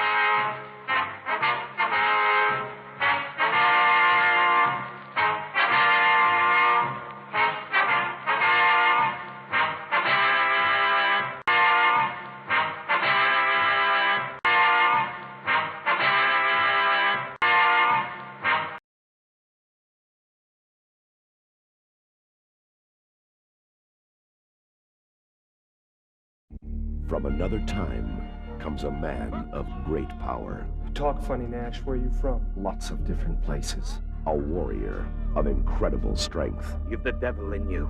We've been kinsmen 20 years. Connor MacLeod was my kinsman. I don't know who you are. Because you were born different, men will fear you, try to drive you away.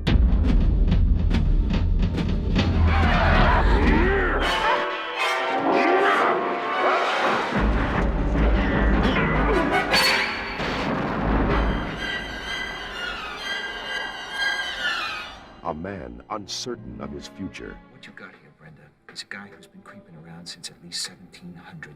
It's not possible. And haunted by his past. Wait a minute, Nash. I want some answers. You cannot die, MacLeod. I am Connor MacLeod of the Clan MacLeod. I was born in 1518 in the village of Glenfinnan on the shores of Loch Shiel. Now I am immortal. A hero who is about to face his greatest challenge. You will always be weaker than I. What can you tell me about a 7-foot lunatic hacking away with a broadsword at 1 o'clock in the morning, New York City, 1985? Not much. For he is not alone. In the end,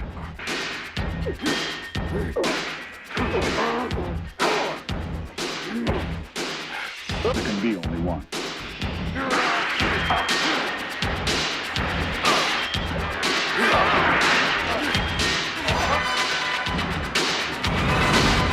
Highlander, there can be only one. Here we are, we're the princes of the universe. Here we belong, fighting for survival. We've come to be the rulers of your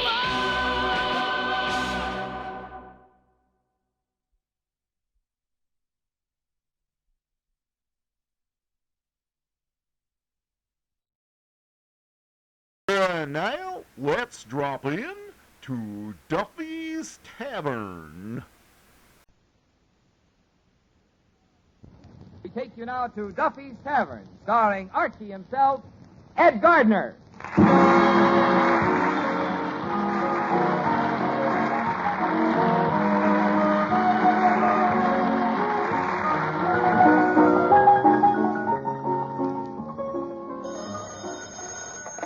Hello, Duffy's Tavern. Where do you late meet eat? Archie the manager speaking. Duffy ain't here. Oh, hello, Duffy. Huh? A pink elephant just walked into the room? Duffy, you better take another look.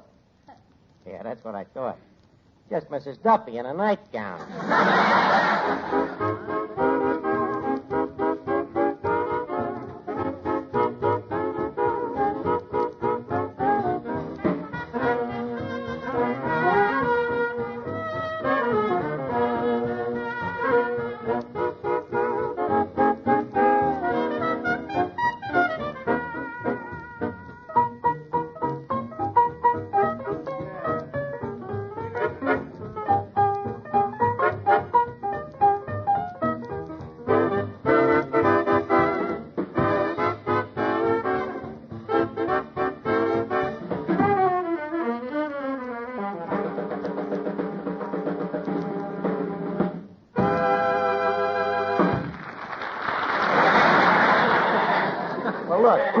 I'm busy now. I'm going over the books for 1945. Yeah, I'll call you back. Now, let me see here. The black ink is the liabilities, and the red ink is the assets. What you doing there, Miss Archie? Don't bother me now, Eddie. Now, let's see. First, we take the overhead. We can raise that up. Now, that'll make room for the fiscal. Let's see, that's $23,840. Now, next we take cash on hand, 85 cents. Let's see, that's a difference of, let me see. You push the 85 into the 23. Thank you, Eddie. That gives us 623. Now, carry the 3. That's 2436. Scratch out the 6 and carry the 3. That's 7, 6, 2, 3. Carry the 3. That 3 is a pest.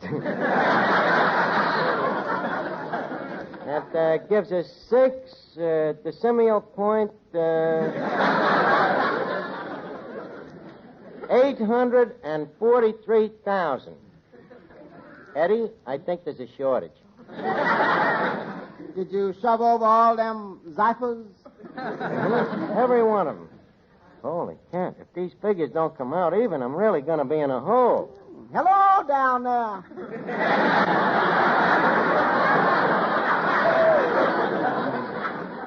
I can't account for such a big loss. I think I better go over the figures again. Well, you got $2 million. Want to try for 4? And what a bookkeeper. What a bookkeeper? What do you mean? What are you talking about? I've been doing this stuff for years. Perhaps you forget that I was only the head bookkeeper of the oyster division of the Fulton Fish Market. I beg your pardon. Of course. And the owner of the fish market, Sir Isaac Fulton himself, he used to think I was a genius. He'd look over the books and say, Archie, you've got the greatest fish head I ever seen. Boy, was I fast at figures. Like crazy lightning, Eddie. Yeah, but did you get the right answer? Well, you got to sacrifice something for speed. You know, maybe that's what it is. Maybe my mind is working too fast for my pencil. I think I better go over these figures again, just in my head. Well, that gives you a nice, spacious working quarters. Yes. Well, let me see here. 85 cents into 23840. Now we take the 0.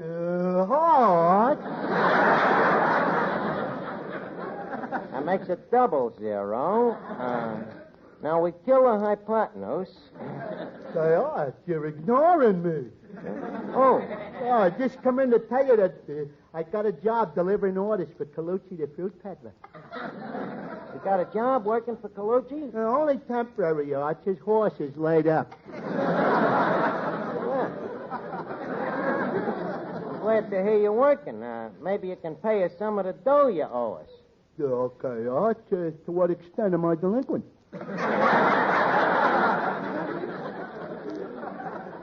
You are extinct to the delinquency of 45 cents. For what? For 6 dinners. And 12 cocktails. Oh, but that don't come to 45 cents. You forget the carrying charges. Oh, no, you don't, Arch. I walked out of here. Then again, carrying charges as bookkeeper. Now, tell me, how much is Colucci paying you per diem? Per diem? Yeah, per week. Oh.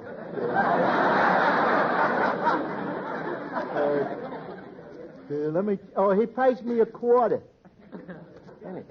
Colucci is paying you a quarter a week? Yeah, but it ain't as good as it sounds, Arch. I got to work 14 hours a day. But Finnegan, the guy is jipping you. I bet you he paid the horse more than that. Yeah, but Arch, I'm just starting. I can't compare myself to a horse with 5 years' experience. Besides, you know, there's a chance for a steady job. How do you mean? Well, you know, that horse ain't getting no younger. Say, by the way, what time is it? It's 10 after 5. Oh, boy, I better get back to work quick. Oh, wait a minute. What's the rush? Well, the horse only takes 10 minutes for dinner, and I don't want Colucci to think I'm expecting favors just because I'm a human being. Well, so long, Arch.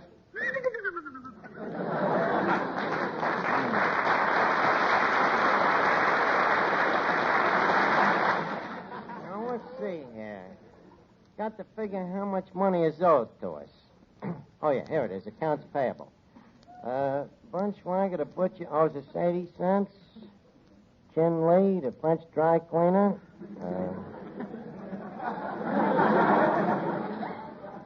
That's 20 yen.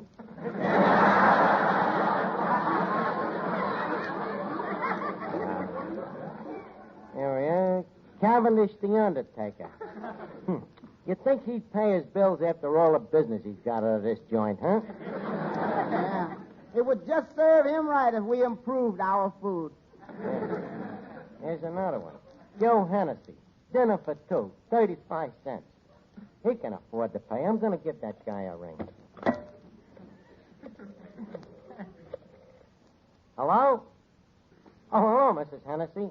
Look, I've just been going over our books, and according to our records, your husband brought you in here for dinner last Tuesday, and he didn't... Huh?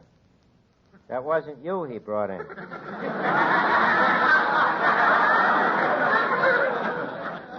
Ain't you a tall blonde with a red hat? Oh.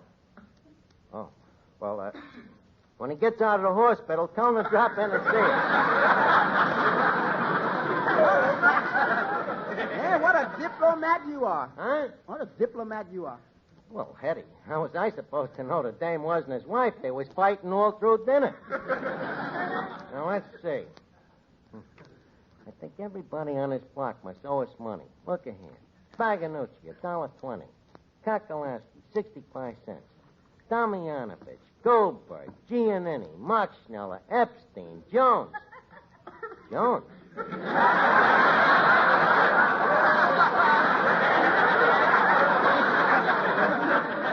What's this neighborhood coming to?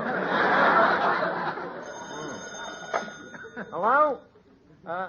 Oh, hold the line. Miss Duffy, you want it on the phone. Oh, thank you. Yeah. Hello? Oh, hello, Clarence. Yes, this is your gorgeous, beautiful doll. Has he got the wrong number? What? Oh, Clarence. But, Clarence, that isn't Theodore Lana Turner. This guy must have a snoot full. What am I doing tonight? Well, I have a date, but... Huh? Either I go out with you or you'll kill yourself? He'd be much better off. Hello, Clarence? What? You think I'm what? Oh, Clarence, that's very flattering. But after all, you only saw me that one night. That explains that. The guy ain't never seen her in the daylight. Huh? Okay, Clarence, I'll see you at the Bijou at 8 o'clock. Will you, be in uniform? Okay, darling. Just a second. Ain't this Clarence, the usher at the Bijou? Yeah. I thought so. In uniform. Ain't he the one up in the second balcony? I'll have you know that he is now on the main floor. Oh. They probably grounded him on account of his eyesight.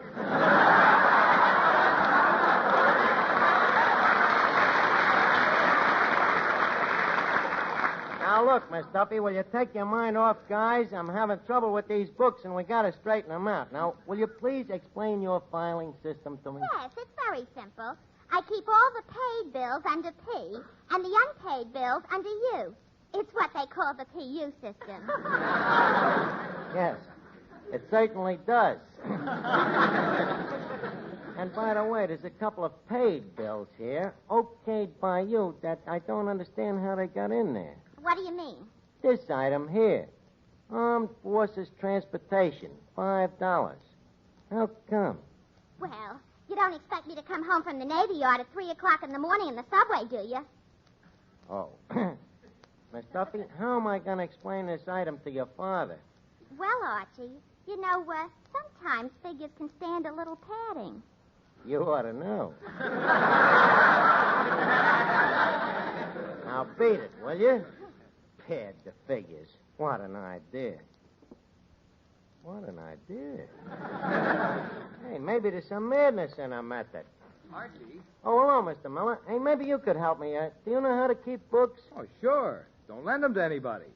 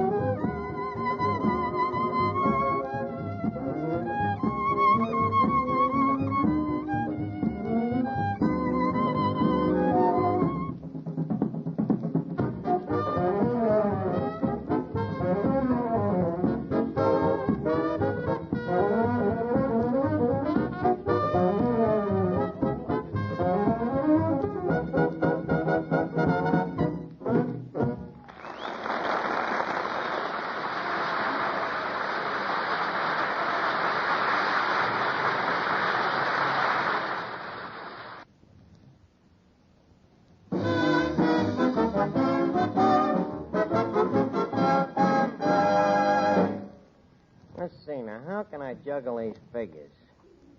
I can change the 0 to a digit. Turn the 6 upside down to look like a 9. Then I can plug up the holes in these 3s so they look like 8s. Oh, if I had the wings of an... Wait a minute, Eddie. Don't be such a wise guy. The figures are right here in the books in black and white.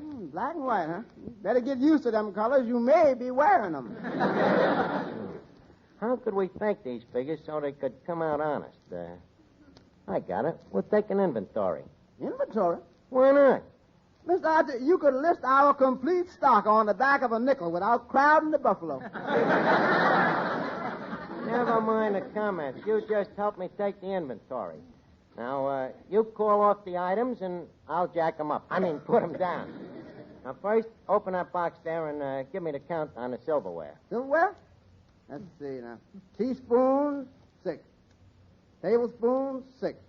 Soup spoons, 6. Dessert spoons, 6. Total number of spoons, 6.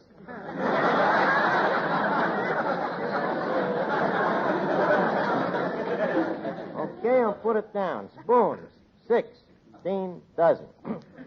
Now, the next item, Eddie, the dishes. How many finger bowls are there? The finger bowl? Just them same 2 down there. Right. 6 brass finger bowls. Now, next, china. Oh, ain't they having enough trouble? I'm talking about the chinaware, Eddie. Now, cups and saucers. Okay. 4 china coffee cups, slightly chipped on the outside. 6 cups chipped inside. 4 cups, no handles. 8 handles, no cups.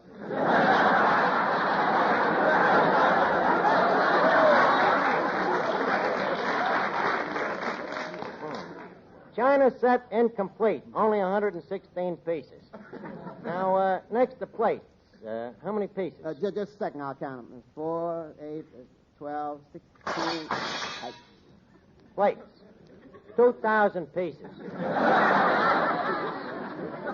Now, what else have we got? Yes, the canned goods. Let's count the canned goods. Including or excluding Mr. Moriarty? Eddie, don't be so whimsical. I'm talking about the canned goods that will still be canned goods in the morning. That's still Mr. Moriarty. Look, I got to get this thing finished. Now, would you mind to please just count the cans? Okay. Let's see. 1 can of tuna fish. 2 tuna. 2 pea soup. Split. Oh, just leaking a little.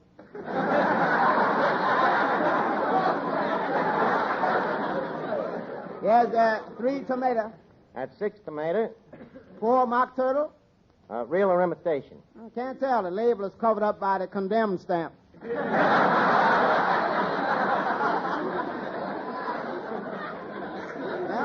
That's all on this shelf. Wait a minute. What about that rusty can over there? Where? Oh, yeah. Let's see. What does it say? With women who know their soups best, it's Campbell's 2-to-1. Signed, Betsy Ross. Just a second, Eddie. It can't be that old. Oh, no? Take a look. That NRA eagle ain't no squab. Okay, I'll put it down. 2 cans of vintage soup. Now, what's that jar on the next shelf there? What jar?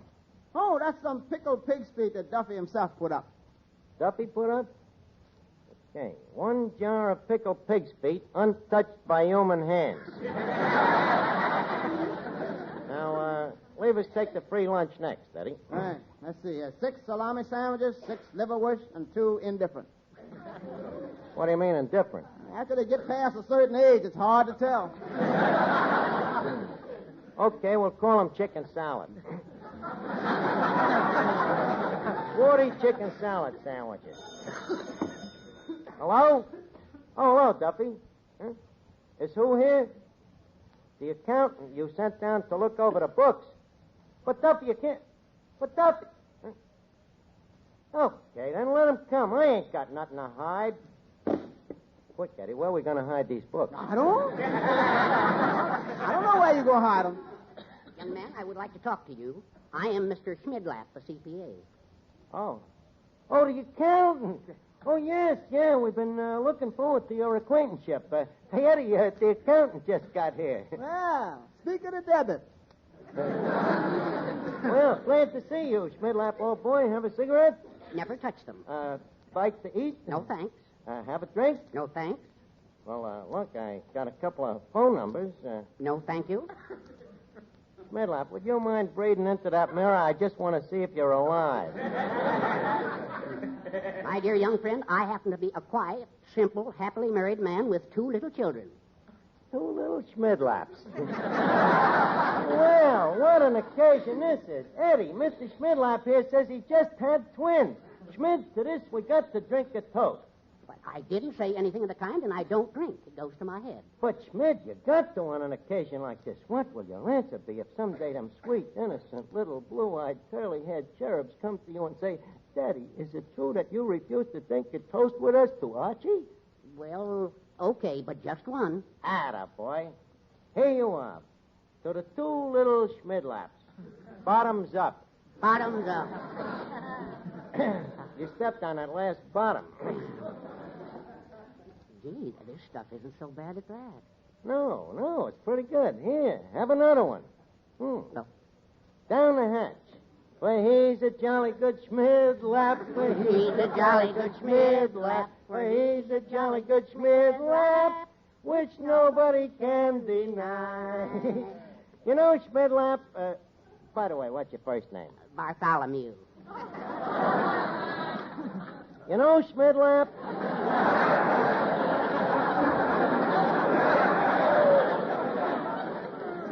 I used to be an accountant myself. Oh, is that so? Certified? Nope, past your eyes. You know, this is the first fun I've had in years. Yeah, huh? Look, Schmid, come here. I got a little redhead over here on 18th Street, and, well, you're an accountant. You know what a round figure is. Of course. Well, this one is for you. And I know she's crazy about bookkeepers, so what'll she do for an SPCA like you? Now, wait. No, I can't do it. I've got to keep this. I've got to keep the beast in me under control. After all, I'm a married man. Now, where are those books? Right here, Schmidlap. Go ahead, examine them. Go on, get over there in the corner and examine them. Ain't you leading with your chin there, Mr. Archie? Yep, Eddie, just like a boxer leads with his chin to find out the other guy's weakness. This guy's weakness we find out is dame's. Ergo, so we frame him with a dame that is not his wife. Well, suppose he gets wise. Gets wise? What are you talking? This guy is so square he blocks his own hats. Now, let me see. What dame could I get to help us out? Hi, Archie. Well, if it ain't Seabiscuit. What are you doing here? I thought you was out pulling Colucci's fruit wagon. Yeah, but I couldn't take it, Arch. What do you mean you couldn't take it? Well, pulling the wagon uphill was all right, but going downhill, it scraped all the skin off of me with it. Well, I'm glad you came back. I got a little job here that you can help me with, Finnegan. Oh, swell. Anything human? Yeah, but I'll give you a whack at it anyway. Now, come here. I'll tell you what I want you to do. Hey, Eddie, watch the joint in case a customer comes in, will you? Okay, Dreamer.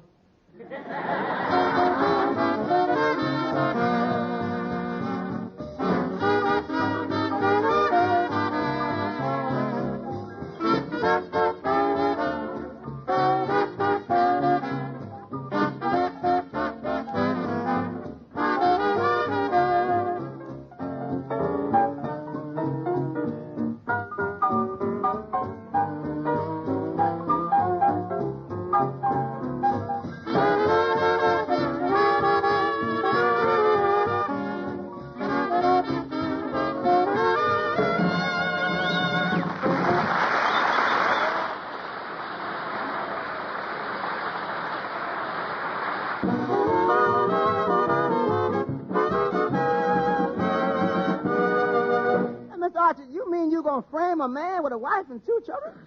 Well, he's got me on the spot with them books, ain't he? the law of the jungle, Eddie. An eye for an eye and a dog for a dog. Now, you keep out of this. Hey, Finnegan. Come here. Now, you remember what I told you. You remember when you're supposed to jump in, don't you? All right, Arch. As soon as you say giddy up. Right. Now, just stand by. Hey, Miss Duffy, come here. Yeah? What is it now? Miss Duffy, you see that distinguished-looking gentleman over there with the high glasses working on the books? Yeah? He just told me he goes for you. And you know who he is? Who? Only Bartholomew Schmidlapp. The wealthy bachelor and playboy. Throws money around like a Confederate sailor. Yeah.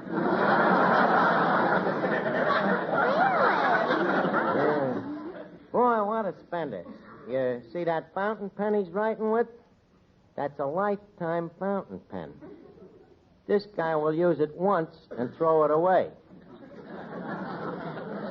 Oh, he's beginning to sound interesting. But, Archie, if he's so crazy about me, why did he ignore me when he came in? Well, he told me about that. He's got what they call a phobia. You know, a female phobia. It seems that when he was a baby, he had a very ugly nurse, you see, who was cruel to him, so now he gets shy in the presence of ugly women. Oh, well, that's different. Yeah. But I can't very well chase after him. What's the matter? Did you suddenly develop a Charlie horse? Look, if you want a wealthy bachelor like that, you gotta go after him a little. Well, how do you think I ought to approach him? How to approach him? I don't know. You might tell him you want to write his life story for the Hobo News. Look, what's the use of me telling you how to attack the guy? You'll figure out something. I'll be right with you. Hey, Bartholomew. Yes? Yeah, no, I told you I had a cute little doll lined up here. And I told you I wasn't interested. But, Schmidt, take a look at her over there. Look at that construction. Plenty to go around, ain't there? Ever seen anything like it before? No, has anybody? A fair question, but where do you meet her? Hey, Toots, come here. Mr. Schmidlapp, shake hands with Toots. Here, Toots, put your arm around Mr. Schmidlapp. By all means. Gee, you're cute. Now, look, young lady, I'm busy with these books, and I don't want to be bothered. Gee, he is shy, ain't he? Yeah, I told you. You'll have to be the offensive one. Well, that's no trouble at all. Oh. Come here, cutie, while I give you a little kiss. Now, just a second. Oh, come on. Atta girl, Toots. Okay, I got him by the arm. Let me at him. Wait a minute, Miss Duffy. You don't have to go berserk. The idea is to take him alive. Oh, you shut up. Help! Giddy up. Help! Giddy up.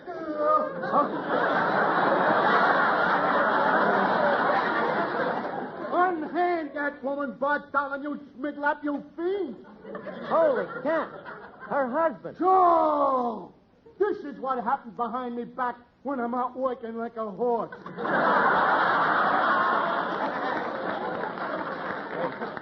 Wait a minute, killer. Don't reach for that knife. We ain't wiped up the blood from the last guy you killed. They'll slit this homewrecker's ears from throat to throat. They'll monopolize him. How deep? Look out, Schmidlapp, before he jumps for your throat. I'm going out to get me gun. I'll pump this white stealer so full of bullets, he'll never be able to get the lead out. Let me out of here. Oh, boy. Are you in trouble, Bartholomew? But it's your own fault, you know. I told you not to make no passes at the dame. Boy, when your wife finds out what this guy shot you for, I'd hate to be in your spot. But if you could arrange not to mention anything about the books being short...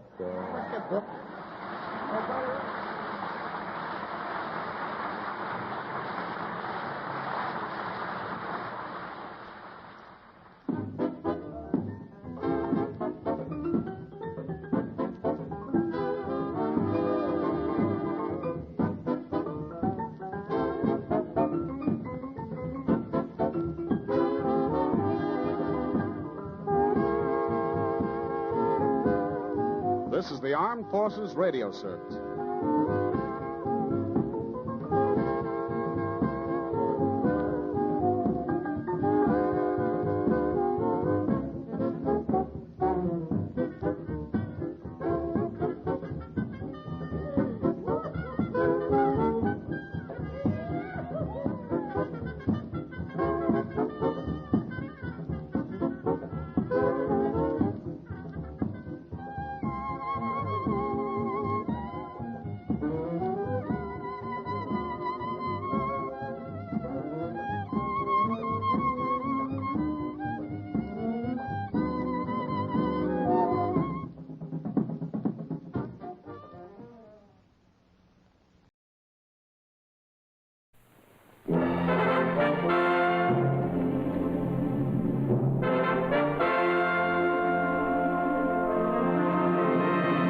Years ago, a university professor told his students a fascinating tale about a mysterious stranger and an old apple tree, little realizing that he was planting the inspiration for a great American story.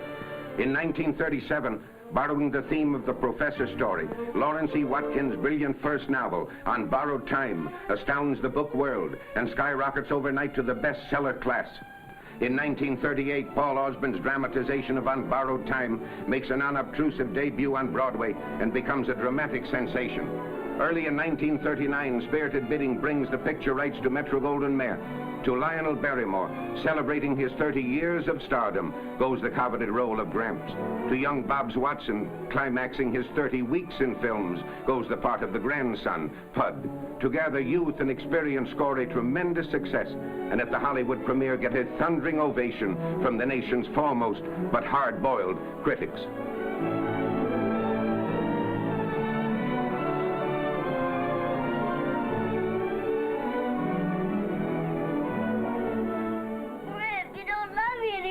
Boy, now I'm just trying to make you understand. Fred, you don't love me anymore. Of course I do, boy, but I got to go away. But I'll go with you, Grip. No, son, you can't do that now. You can't. Please, Grip, please. No. Then I don't love you anymore either. I don't love you anymore either. Bud, come here now. Bud.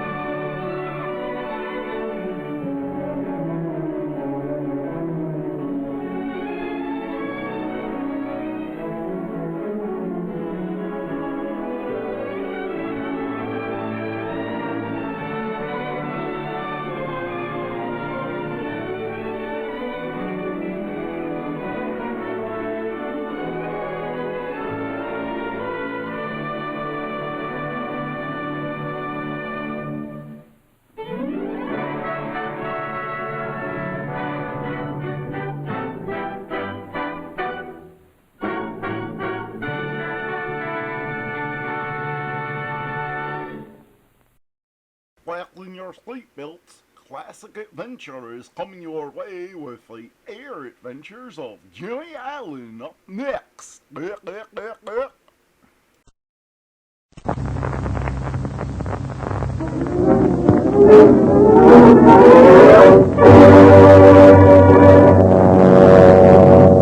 air adventures of Jimmy Allen.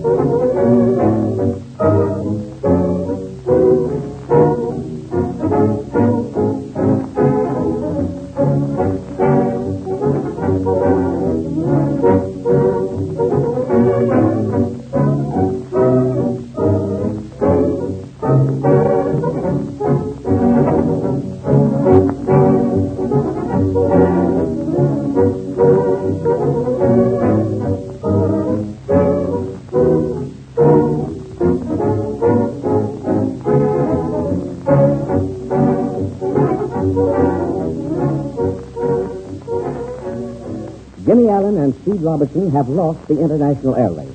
The strange Russian, Ireland, was declared winner after a breathless finish at Shanghai. Suspecting the Muscovite of treachery, the two pilots witnessed the weighing in of the bags of shot. But everything was found to be in order, and amid the wild cheers of the masked spectators, the trophy was awarded to the man who boasted that his airplane could not be beaten. It is now the day following the finish of the race, and we find Jimmy and Steve seated in the office of National Airways, located on the Hangyao Airport at Shanghai. There's no doubt in my mind that the Russian had a trick up his sleeve. But what it was, well, I haven't been able to figure it out. That's exactly what I want to do. If we can figure out what he did, it isn't too late to expose it. What you say is true enough. But how are you going to do it? There must be some reason for the strange performance of his ship. Why should its speed and takeoff vary so much? I'm firmly convinced that if we can discover that, we'll find out how Ireland won the race. I think you're right. But how are you going to do it? You can't accuse him without a very good reason. We've got to move carefully. Today, Ireland is the hero of China. He's the winner of the international air race, and being feted and entertained by all the notables. The newspapers have given him columns of publicity, and the people think he is the greatest pilot in the world. I see what you mean. And if we brought any charges against him without good proof, it would seem like poor sportsmanship on our part. Certainly. Make us look like a couple of pilots who couldn't lose a race without yelping our heads off. Well, George, that's an angle I hadn't considered. Jim, this is a serious matter. You know and I know that our ship will outperform that Russian job.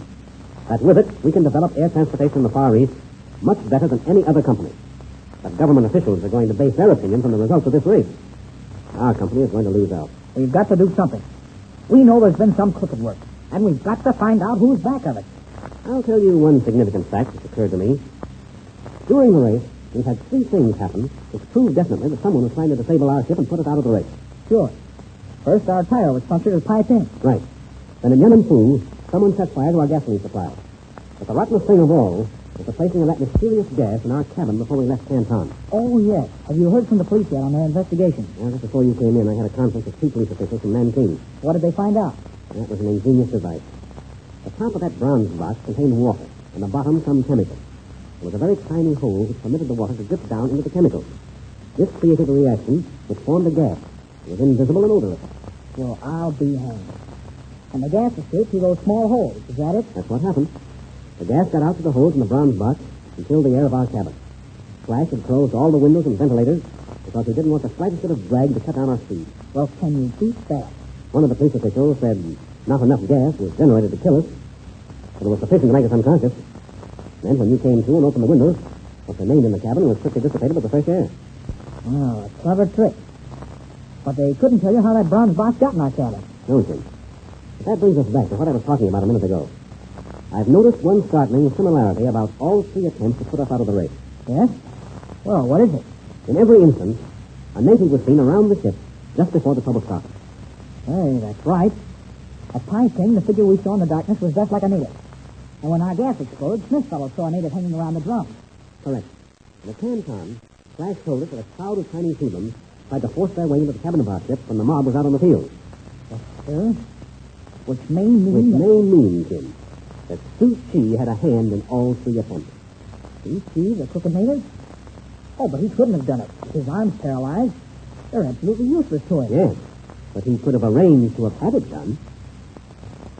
That may be why the Russian carried Su Chi with him. Yes, it may be. I think you hit it. Su's crooked and we know it. And it would have been very easy for him to hire some native to work all these rotten tricks. I think that explains Su Chi's presence in the race. But the tough part of it is, kid, we can't do anything. We don't have one scrap of evidence against either Su Chi or the Russians. We think they did it, yes. We're firmly convinced that they were behind all this crooked work. But we can't prove anything. And until we can, well, we can't get to first base. Oh, this is certainly a fine how do you do. It just looks like those fellows were a little bit too clever for it. Listen, why can't we go to Butler and explain everything? He knows these things have happened, and we... No. There's no use talking to Butler or anyone until we get some proof. What could Butler do? He knows our tire was punctured. He knows our gas was burned up. And we've told him all about what happened on that flight from Canton to Nanking. You're right. We've got to get some proof or we're sunk. If we went before the race committee with a long-winded explanation of why we thought the race was crooked, they'd simply think it was an alibi and they'd laugh at us. If we could only get some clue. Oh, we just can't give up without it. Wait a minute. Let's see who this is and be careful what you say about the race. Okay. Come in. Oh, hello, Flash. How you feeling today? Hi, fellas. Hello, Flash. Well, I ain't feeling any too good. I thought sure we was going to win that race. Believe me, I never worked harder for anything in my life. You're right, Flash. You work like a soldier. And it's not your fault that we didn't win. Well, it sure ain't your fella's fault. You guys did everything but get out behind and push that golden dragon. Well, we can't win all the time. We've won races. Now let's lose one. Well, and take a standing up. Well, I got something else for you to worry about today. I guess our company's going to be sued. What? Sued? How come, Flash? Our chow just landed a few minutes ago. He come in from Nanking, and he had to beat it right out into town to see somebody. But before he left, he gave me the dope. He says he figured you guys was busy, and he'll be back here later and tell you all about it. Well, what's the matter now? A Chinese was bumped off somewhere south of Nanking, right near a little town called Taiping, and his family's going to sue the company. Hey, what in the world are you talking about anyway? Oh, well, I'm just telling you what our chow told me. Well, we're sorry to hear that a native was killed, but what does that to do with National Airways? Our chow thinks it's got plenty to do with National Airways. That guy was knocked off. He got hit with something that fell from one of our ships. Hit with something? What do you mean? Well, now, here's the whole story. This guy, some farmer, was out working in the rice field, and our ship happened to fly right over his field. They go over there every day because it's right on the course between Nanking and Canton. Yes, and then what? Yesterday, this guy's working out in the field when our ship flies over. His wife and some relatives are sitting around outside watching the ship as it goes by. Sure. Then what happened? They sees an object drop from the ship, and it caught this guy right on the noodle, killing him deader than a mackerel. Well, I'll be hanged. So the family's going to sue National Airways. They come into Nanking to explain what happened to our field manager, and our chow happened to be there. Oh, they can't be right. Our ships don't fly around the country dropping heavy objects. In fact, we have a company rule. It prohibits anyone from throwing anything out of the windows. I know that, but I'm just telling you what happened. Wait a minute, Flash. When did you say this happened? Yesterday, about noon. Yesterday, huh? Well, then it wasn't a National Airways ship, because we didn't have one of our ships running between Nanking and Canton yesterday. That schedule is still on a 2-a-week basis. That's right, Jim. The only run from the south we had yesterday was trip number 6, between Canton and Shanghai. Sure. And that ship wouldn't have been within 150 miles of Taiping. Say, fellas, I'll tell you what that was. One of our racing ships. All 3 went over Taiping yesterday on the way into Nanking. Why, certainly. And I'll wager my last dollar that no heavy object was thrown from our ship. Well, what was it? Did our chow say? Just a heavy piece of metal. I got it here with me. He wants you fellas to examine it. He says that it don't look like anything that came off one of our jobs. Let me see it, will you, Flash? I got it right here. Here it is. And it's plenty heavy, too. Hey, that is heavy. Oh, boy. Gee, no wonder it killed the poor fella. You drop this from 6,000 or 8,000 feet, and it would go through a concrete roof. Take a look at that. What in the world is this, anyway? Now, that's what I was going to ask. You can tell from those ragged edges that it's part of something bigger. It either broke off and fell from the ship, or it busted when it hit the ground. Yeah. Well, what do you make of it, Speed? That's funny. I just wonder... Say, fellas, you know what this is? Well, I just... What? It's part of an oxygen tank. An oxygen tank? By golly, it could be at that. Why, sure it is. You know, those heavy metal tanks that carry oxygen. Oh, I've used them a number of times on altitude flights. Yes, and so have you, Jim, lots of times. They're about 18 inches high and 6 inches in diameter. Say, by George, you're right, Steve. Look here. See how it curves? It's broken off right near the top where it forms the neck of the tank. What do you think about it, Flash? You guessed it, Steve. Now that I think of it, that piece of metal sure is part of a busted oxygen tank. That's just the kind of cast iron they use for them things. And Hey, hello, looky here. What? Right here, see? Yeah? See that little defect? George, that's right. That's why it cracked open when it hit. Great Scott, fellas. I've got it. If an oxygen tank was dropped from an airplane yesterday, that may be the crew we want. How do you mean? Come on, fellas. We're going down to Taiping and make a little investigation. We may learn how Iron won that race. What special significance has Speed placed on this discovery? Will it furnish a clue which the boys so badly need to help them in solving the mystery of the Russian trickery? Join us in the next Fair Adventure.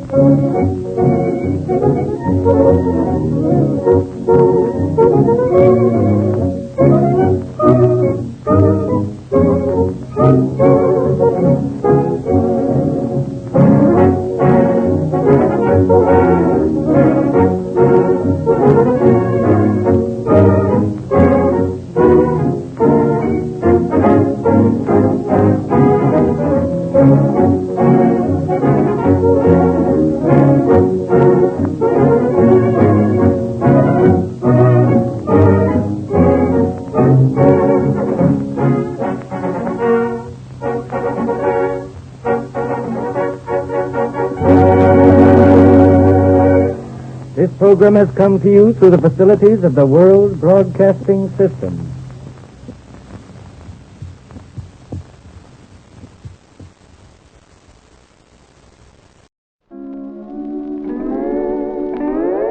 This is an island. Enchanting spot, isn't it? And check us if we're wrong, boys. It could be paradise for any man. If he took along, say, Esther Williams.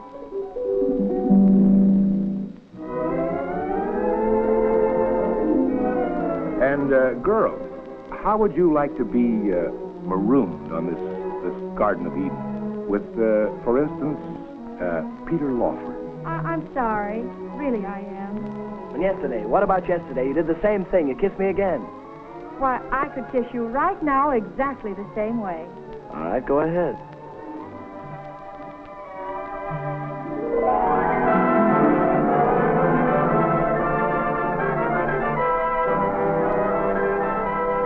This is not an ordinary island. It couldn't be with Admiral Durante here to entertain you. And don't look now, folks. But Jimmy has a date that will keep him in hot water. A dinner date. Hi. You hungry? Not me. I just lost my appetite. We hungry. You wouldn't like me. I'm all muscle. And thrills? Oh, you really have something to look forward to. Remember Ricardo Montalban and Sid Charisse? You saw them dance in Fiesta and you cheered them. We believe you're going to cheer even louder. Wait.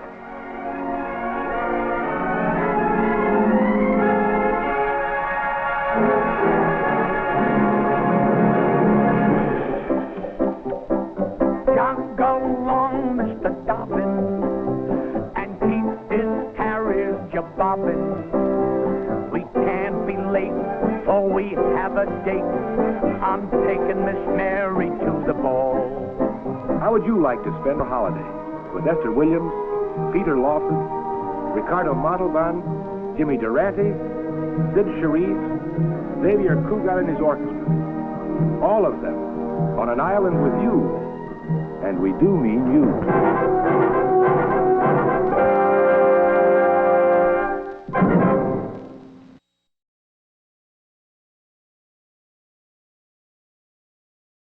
Hey, man, how about we check in with Fibber, Magee, and Molly next?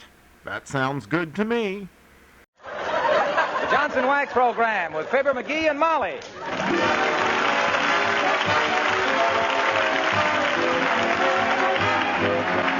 The makers makers of Johnson Wax products for home and industry present Fibber, Magee, and Molly, written by Don Quinn and Phil Leslie, with music by the King's Men and Billy Mills Orchestra.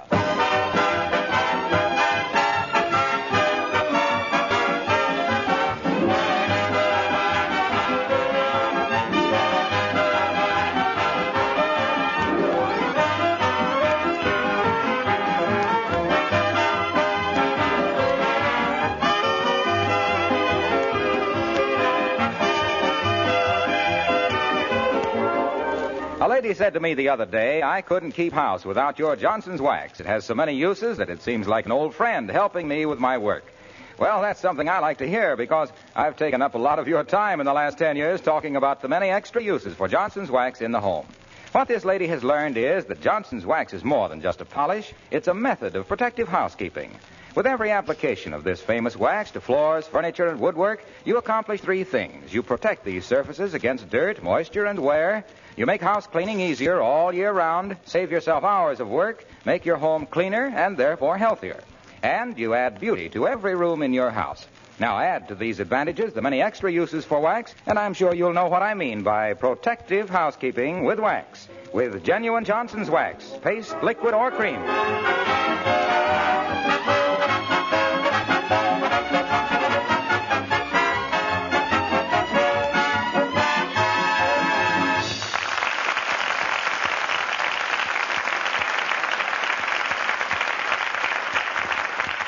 Advertisers have invented a lot of new diseases in our time. Dishpan digits, 5 o'clock fuss puss, and pipe smokers gurgle, to name a few. But what a wife dreads to see dawning in her husband's eyes is what is known as tool chest gleam.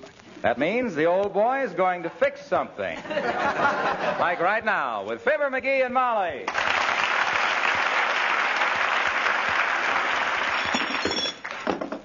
Now, let me see. I got my wrench, my hacksaw, my hammer, my friction tape.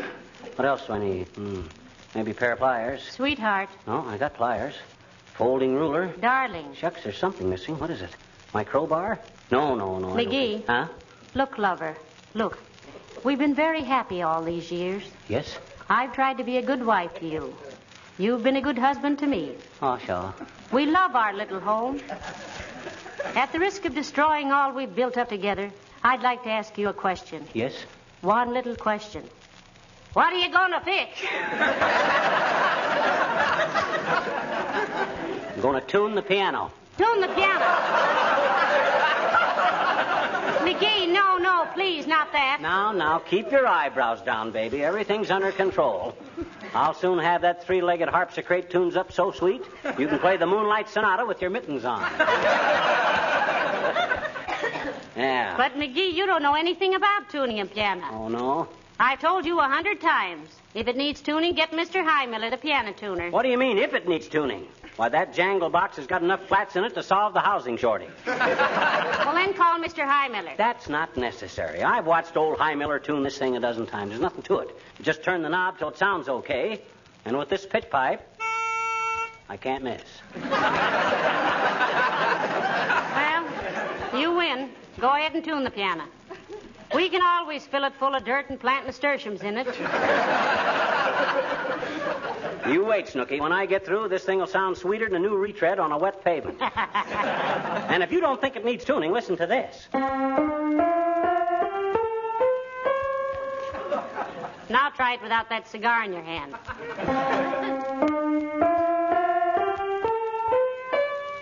I was wrong. Sounds better with the cigar. I think it's full of sand, for one thing. I heard Beulah playing the desert song on it all morning. Well, I'll soon have her in shape. Wait till I take the lid off and get a gander at the inside. Oh, my gosh. No wonder. What's the matter? Look, here's that briefcase I lost last summer. And this piano. Why, look at it. The strings are all different lengths. Boy, did we get gypped when we bought this thing. We didn't buy it. Didn't buy it? Where'd we get it? You won it. Huh? Sure. You found out the most faces in the leaves of the tree in the advertisement. And you won the piano's first prize. I wish now I'd taken the Shetland pony. Well, I did at the time. We had to pay $312 express on the piano when they sent it. Well, I'll fool them. They didn't realize they were sending this thing to a born little piano tuner. Now, let me see. Where's my pitch pipe? Ah, here. That's a perfect 440G, you see. That's A, dearie. What did I say, G? Yeah. I meant A. Now all I got to do is sound A on the piano and see if it's the same. Wow. Is this thing off key? You're not sounding the A. Why, I am, too. A's the first letter in the alphabet, isn't it? I'm sounding the first note on the piano. Got to be A. Well, you're right, it is. But I must say you can get more right answers by the wrong methods than anyone I know. Oh, brother. There's sure a lot of work to be done on this. Look, Magee, are you familiar with the musical scale? Well, Natch. Every school kid knows that. Do, re, mi, fa, sol, la, ti, do. Ah, what a musician was lost in you. Betcha. And I hope they never find him. What are you looking for? Something to hold the strings apart while I tune the others. That's the way Heimiller does it. Something I can wedge it. Oh, I know. That trick can opener we got. Oh, that'll do it. Where's that can? Oh, hey, Beulah. Oh, Beulah. Somebody ball for Beulah?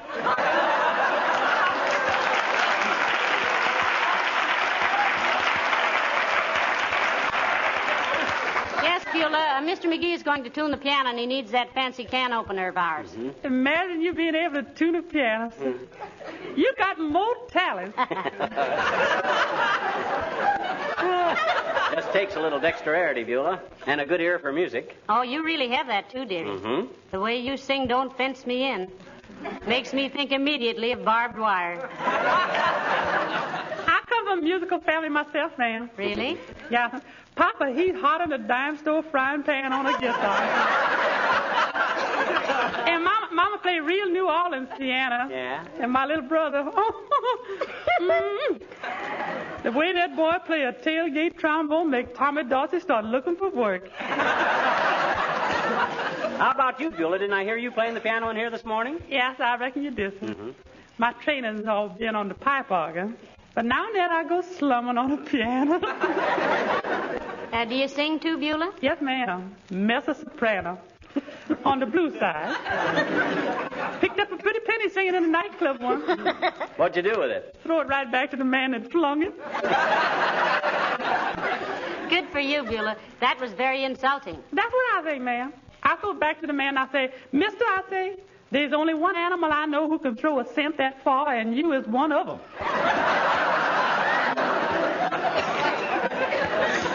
And your mother still plays a hot piano, eh, Beulah? Yeah, so she's 82 and stomping around like she's only 40. Ah, that's wonderful. How does she do it, Beulah? Well, ma'am, Mama got a philosophy. When people ask how she keep going so good, she say, I stands easy, sits loose, and when trouble come, I go to sleep. I never could do that, Beulah. I can stand easy and sit loose, but when trouble comes, I always run to meet it. Yeah, when trouble comes, he always runs to meet it.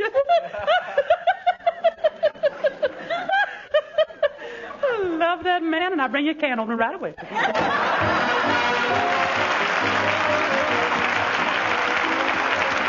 Billy Mills playing I Won't Dance.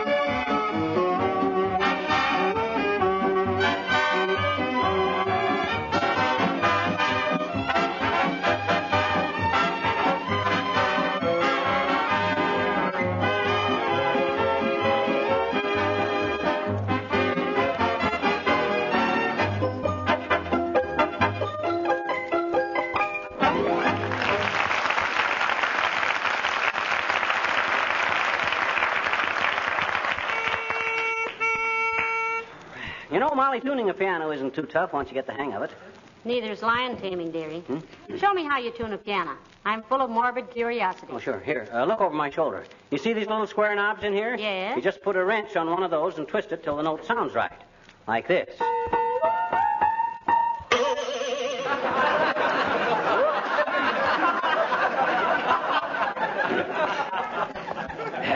Too tight. Keep that up, Magee, and all we'll be able to play on this is Silent Night.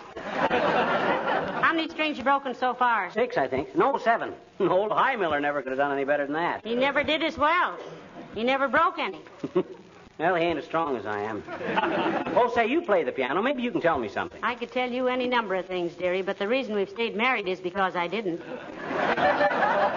What do you want to know? About these 3 foot pedals on the piano down below there by the floor. I know the left one is the clutch, and the right one is the brake. Well, what's the middle one for? Well, Magee, you got me. Uh-huh. I've been playing the piano for 20 years, ever since I was 7 years old. And I don't know what that middle pedal is for. Oh, well, don't matter. Now, let me see. This middle G is too sharp, I remember. I gotta get that. Hello, Mr. Magee. Hello, Mrs. Magee. Is Mr. Highmiller here? I thought I heard the piano tuner. Himself here's the piano tuner, Alice. Oh. You play the piano, Alice? Well, I took some lessons for a while, but I had a lot of trouble with the treble, and when it came to the bass, I never got to first. Can just anybody tune a piano, Mr. Magee? No, I wouldn't say that, Alice. It takes a certain amount of musical knowledge. Sure. He has quite a musical background behind him, Alice. Mm-hmm. He carried the front of the bass drum in the Peoria High School band. Oh, I think it's so wonderful to know music. My uncle used to play in a symphony orchestra, the oboe. How come they let a hobo play in a symphony orchestra? She didn't say hobo, she said oboe. Oh, an English hobo. Well, I still think... No, Mr. Magee, an oboe is a musical instrument. Mm-hmm. My uncle used to say it was an ill woodwind that nobody blows good. What was your uncle's name, Joe Miller? You want to sit down with me here a while and watch him tune up, Alice? You and I and the piano might as well all get unstrung together. No, thank you, Mrs. Magee. I've got to go downtown and make a donation. Well, if it's a good cause, Alice, you might take my donation along, too. Well, it would be a little difficult, Mr. Magee. Why, Alice? Where are you going? To the blood bank. Goodbye now. Well. I must sound pretty professional at this, Molly, if Alice thought I was old Highmiller. Now, let me see. Where was I? Oh, yes, up here. Ow! Hey! Take that lid off my head! Oh, dear. Thanks. There. That's the 4th time that dead thing has fallen on me. You're really knocking yourself out on this job, aren't you? Maybe when you... Hello, folks. Hello, Mr. Wilcox. Hi, Junior. What are you doing, pal? You going to tune the piano? Sweet Genevieve, he is going to tune the piano.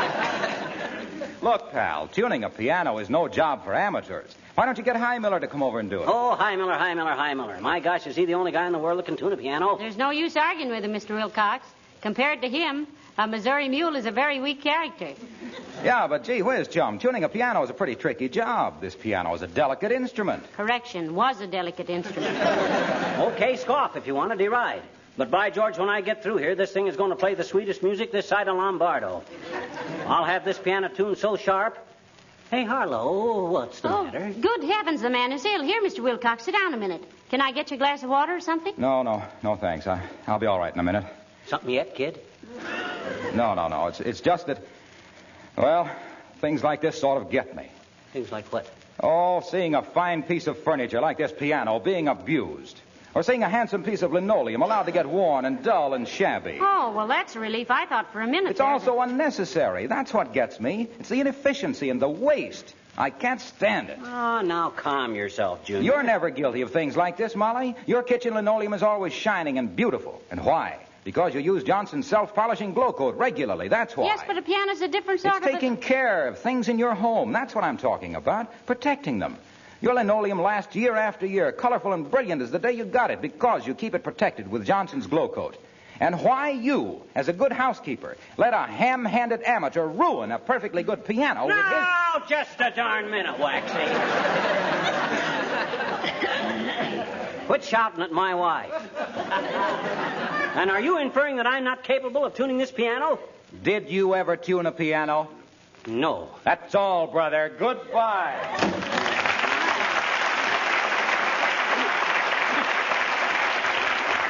Why, he was really serious about that, Magee. Well, so what? I'm not the one to let a little minor criticism stop me.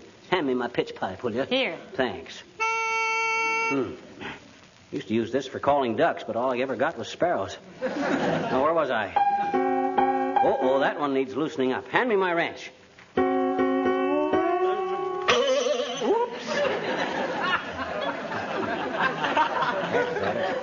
Turned it the wrong way. Lost cord number 8. I'm afraid I can't stand this anymore, Magee. I'm going upstairs and change my clothes. Let me know when Dr. Gamble comes. Doc Gamble? What's he coming here for? He told me he'd give me a ride downtown on his way to the hospital. I got to do some shopping. Try and save 1 or 2 piano strings. We can use them later to hang pictures. Okay. There goes a good kid. But stubborn. Piano has to be falling apart before she'd let me tune it. And she's probably right, too. Let's see. Sure wish I knew what I was doing.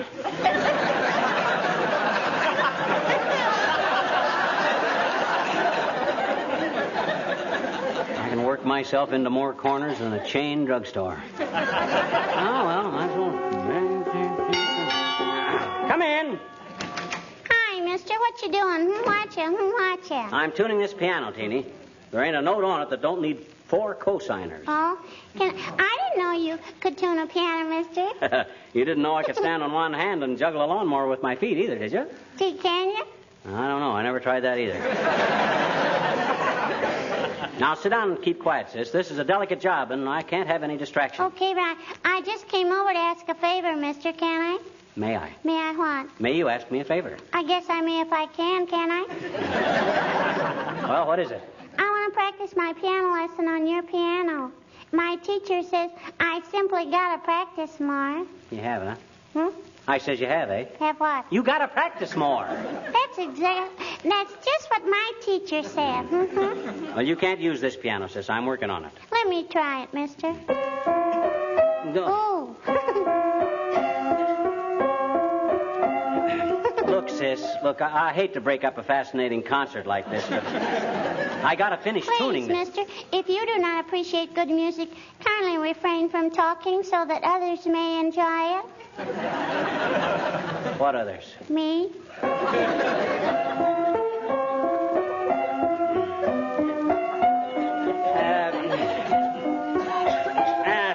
Hey. Cut it out, sis. Cut it out. I says that's enough. I got work to do here, You and I mean can't... you're not going to let me practice? Right. You do not appreciate a little child's artistic efforts? I may not be a finished pianist. Now, you are on this piano, sis. Look, sis, I don't... You're going to stifle my career? Stand in the way of my musical education? No. I'm not standing in the way of anything. I just... Are you against little children, mister? Don't you want little children to have a musical education? Yes. Of course I do. I think music is swell for kids. Okay, then.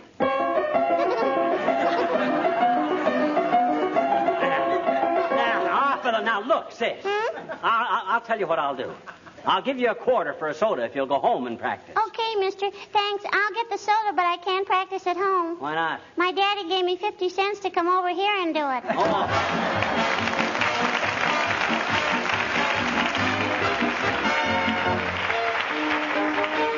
The King's Men sing Skip to Maloo. Don't you know, and away we go. I lost my partner, Skip to Maloo. I lost my partner, Skip to Maloo. I lost my partner, Skip to Maloo. Skip to Maloo, my darling. I'll get another one, prettier than you. I'll get another one, prettier than you. I'll get another one, prettier than you. Skip to Maloo, my darling. Ho, ho, skip to Maloo. Ha, ha, skip to Maloo. Hey, hey, skip to Maloo. Skip to Maloo, my darling. Oh, gray mare has lost her shoe. Oh, gray mare has lost her shoe. Oh, gray mare has lost her shoe. Skip to Maloo, my darling. Fly in the sugar bowl. Shoe, fly, shoe. Fly in the sugar bowl. Shoe, fly, shoe. Fly in the sugar bowl. Shoe, fly, shoe. Skip to Maloo, my darling. Cows in the corn. Hear them moo. Rats in the barn. Hear them chew. Don't give a darn. How about you? Skip to Maloo, my darling. Ho, ho, skip to Maloo. Ha, ha, skip to Maloo. Hey, hey, skip to Maloo. Skip to Maloo. Skip to Maloo. Skip to Maloo. Lost my partner, what'll I do? Lost my partner, what'll I do? Find your partner, anyone'll do. Skip to Maloo, skip to Maloo, skip to Maloo. My old shoe is torn in two. Lost my sock and lost my shoe. Stop the fiddler, I'm all through. Skip to Maloo, skip to Maloo, skip to Maloo. Was a lady, Miss Louise O'Grady was her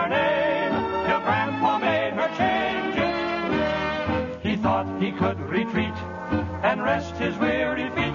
But for 50 years, whenever she could arrange it, she made him skip, skip, skip to Maloo, skip, skip, skip to Maloo, skip, skip, skip to Maloo, skip to Maloo, my darling. Diamond rings, quite a few, limousines painted blue, mansions on the avenue, skip to Maloo, my darling.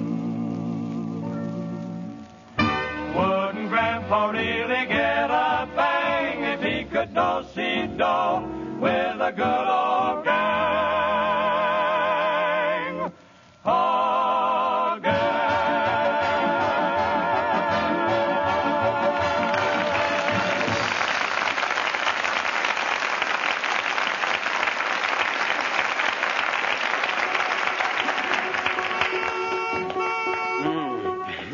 Well, that one isn't so bad. A little flat, maybe. I'll give her a couple of twists just for safety. Magee, have you nearly finished tuning the piano? Almost. Tightening some of these upper strings, so... Whoop.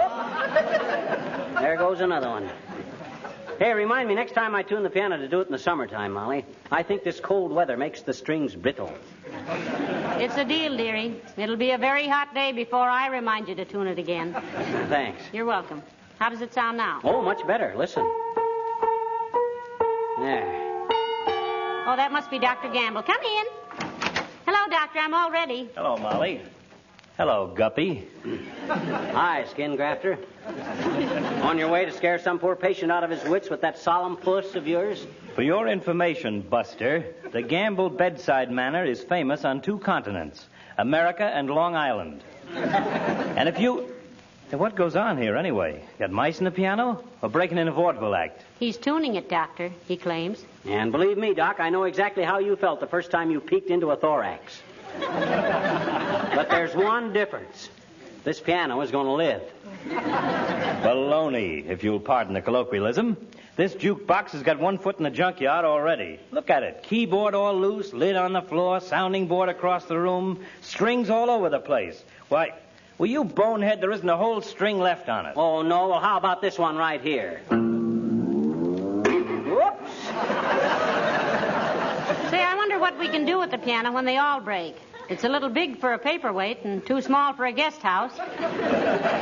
Molly, this man is going to set music back 500 years.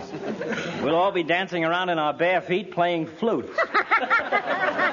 Now, look, Maestro, when you get through with this job, will you stop over at my house and give me a hand? Your piano need tuning, Doctor? No, but I have a bagpipe that's a little short-winded. Breezy here can blow it up for the next 6 months with 5 minutes conversation. Come on, Molly. So long, Chubby. Good day, tummy thumper. Now hurry home, Molly. I'm here.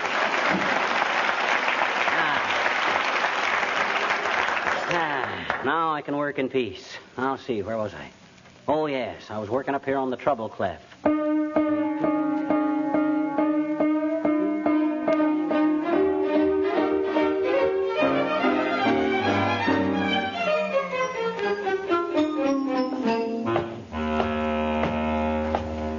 Thanks very much for bringing me home, Doctor. Sorry you can't come in for dinner. Okay, Molly. I'm sorry, too. I'll see you both later. Oh, dear, I'm almost afraid to look in the... Molly, is that you? Yes, dearie. Is everything all right? Don't come in yet. I didn't expect you so soon. I got a little surprise for... Okay, come on in. What is it, dearie? Oh, nothing, really. I just wanted to get the top back on the piano and get it dusted off. All set, that's all. The piano? Yep. Magee, did you, is it... Like I said, all tuned. As soon as you hang up your coat and hat, you might come on back downstairs and try it out. As soon as I hang up I'll try it now. This very minute. And do I dread it? Why, Magee, that's wonderful. Oh, shucks, it's... well, people do it every day. Takes a little time, but... Oh, it's wonderful, dearie. Sounds like a baby grand. Oh, it is a baby grand, isn't it? Oh, but it's going to be a pleasure to play this now. I can hardly wait to get at it. Wait till I run upstairs and hang up my coat. I certainly apologize, dearie, for everything I said. You're the most wonderful man. Phew. Boy, that was a close call. Hey, hi, Miller. Hi, Miller. You can come out now. Hurry up. I ought to charge you an extra $5 for sitting behind that Davenport, McGee. I got a crick in my neck that you can't... Pipe down, High Miller, will you? And get out of here. You better go out the back way, so... No, not that door. No, that's the hall front.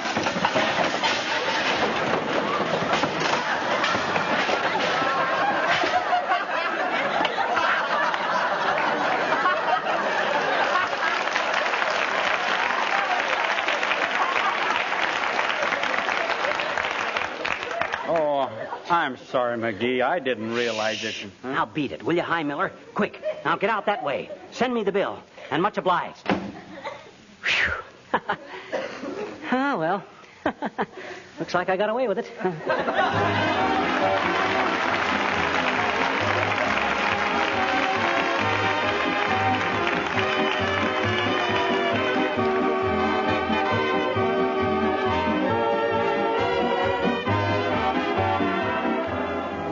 If you've just bought or intend to buy soon some new linoleum floor covering, let me give you some good advice. From the very first day you put it down, protect it with Johnson's Glow Coat, and it will last you practically forever. Regular care with Glow Coat will make it last 6 to 10 times longer and will preserve its original freshness and beauty intact. That's why linoleum manufacturers themselves recommend Glow Coat. You yourself will be saved many hours of work because Glow Coat is so easy to use. You simply put it on and it dries to a wonderful polish in 20 minutes without any rubbing or buffing. That's why Glow Coat is called self-polishing. The time it saves, you can add to your war work. The money it saves, you can use for buying war bonds.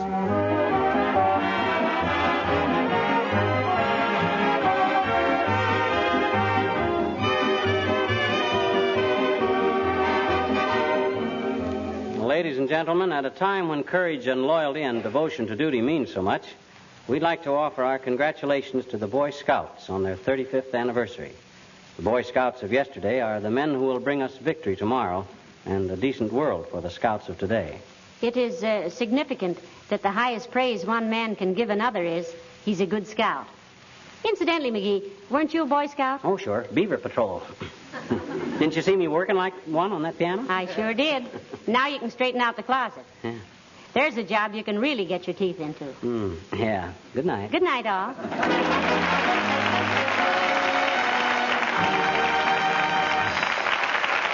This is Harlow Wilcox speaking for the makers of Johnson Wax Finishes for Home and Industry, inviting you all to be with us again next Tuesday night. Good night. This is the National Broadcasting Company.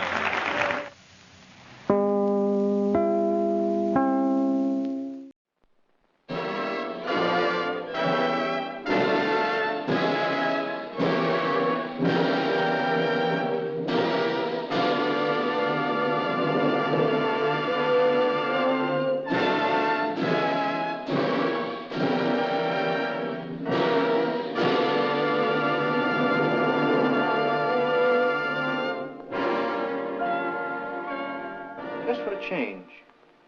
Why can't you take a bit of interest in some other body but me? I'm not interested in you. Only you don't talk. That's bound to make people wonder. Wonder what? What you're thinking. You'd be surprised.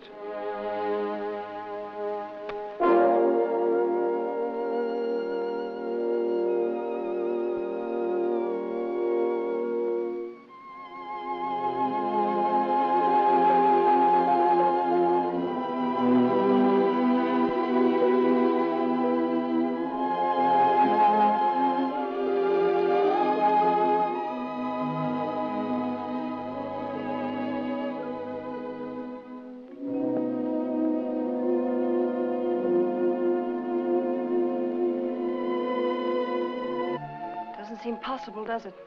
Yet murder's a thing that doesn't seem possible either. It's just something you read about in the newspapers. It can't touch us. Oh, but it can. It's here. It's all around us. It's in that forest. It's in this house. We're living with it. You come back here to be alone with me, didn't you? Didn't you? Yes, I did. I thought I wanted to. I never knew before what murder was like.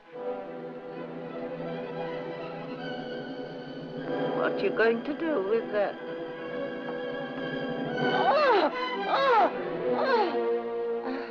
It's exciting, isn't it? Something that's never happened to you before.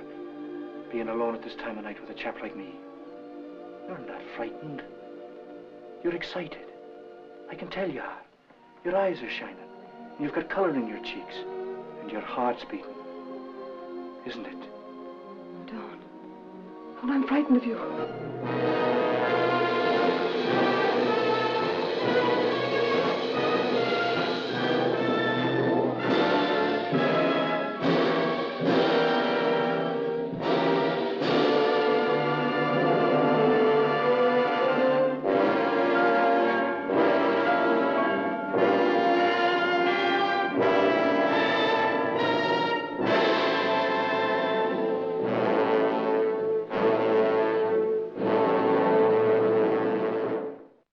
I sure hope Jack Benny doesn't mind that Fred Allen is our next show.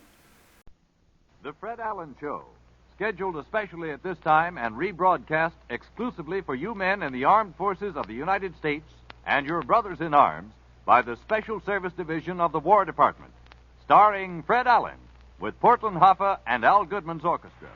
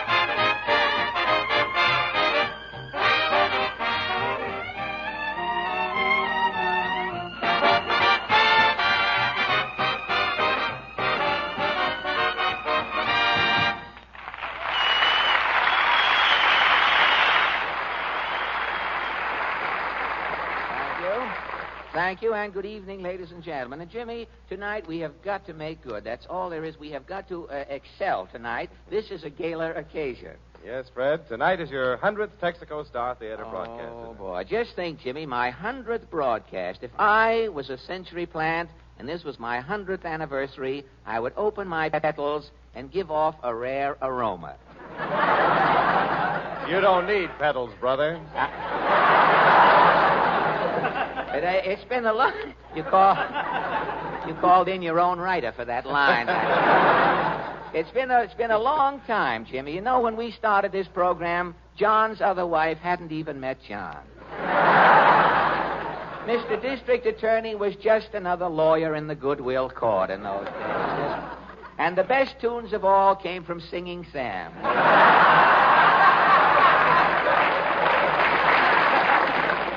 Yes, Fred, 100 programs. Yeah. I wonder how many times I've said, stop in at your Texaco dealers at any time. Oh, I wouldn't even know. I wouldn't dare to compute a thing like that, Jimmy. I wonder how many times I've heard that voice. Mr. Allen! Portland.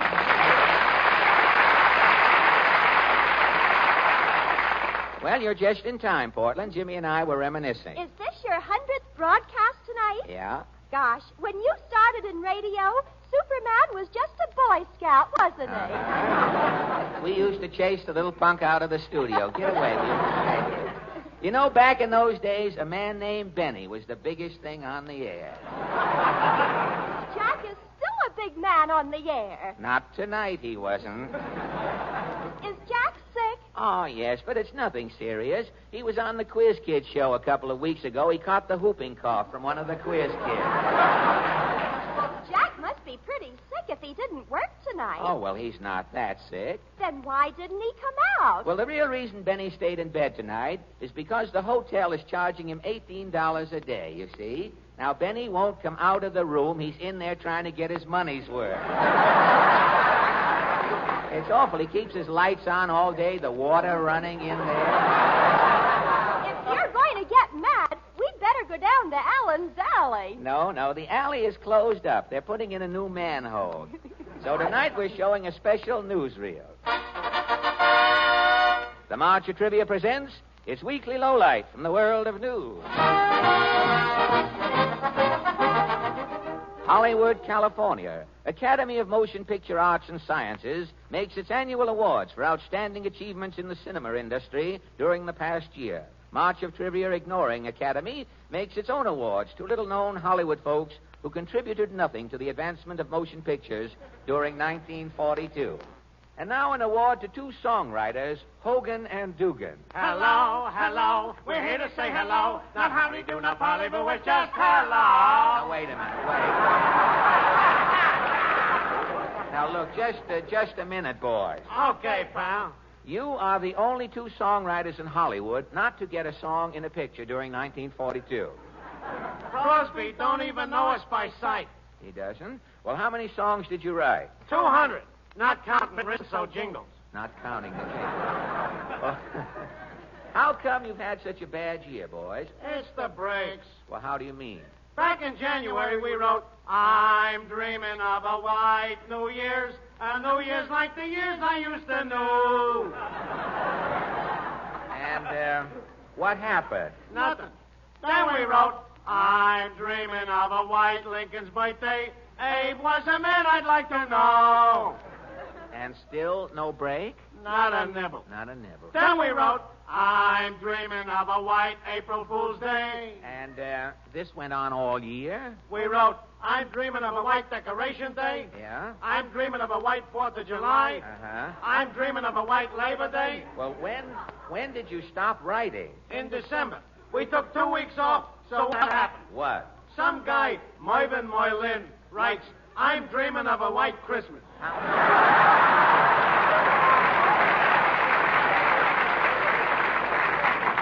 And the song is a hit. Now he tells us. Thank you, Hogan and Dugan. Well, I guess that's sort of... old friend, this joyous night, Falstaff's here to gild the pipe. Falstaff, we have no time for poems tonight. We'll make time. Really? Have you heard she winked and said, I'll see you later, when I jiggled the end of her fascinator? Or perhaps, when Mother turned on the sun lamp, I knew she was going to tan my hide. Now, wait. That's the last straw. You have finally sabotaged a pleasant evening. Tonight we are discussing the Motion Picture Academy Awards. Precisely why I confront you. I have written a poem. What is your poem called? How about an Oscar? How about an Oscar? Yes. By Mrs. Levant, or just one of your own? This is an Openshaw. Oh, an Openshaw exclusive. How does it go? Each year they give out Oscars to folks in Hollywood. Actors all get Oscars when their work's been super good. Producers and directors, songwriters get them too. But the people who deserve the Oscars are folks like me and you. We ain't Taylors, Hopes, or Colemans. We ain't even Donna Meachers. We're just the jerks and movie joints who sit through double features. Thank you, Falstaff. And now, from Falstaff's timely ode, we seek solace in song. Aided and abetted by Al Goodman, Hi-Lo, Jack, and the Dame sing for us, Taking a Chance on Love.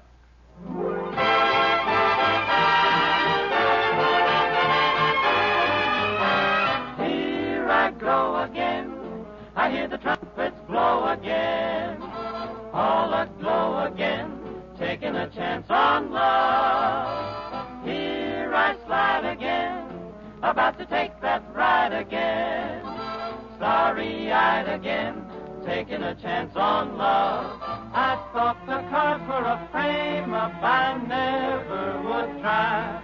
But Now I'm taking the game up and the ace of hearts is high. Things are mending now.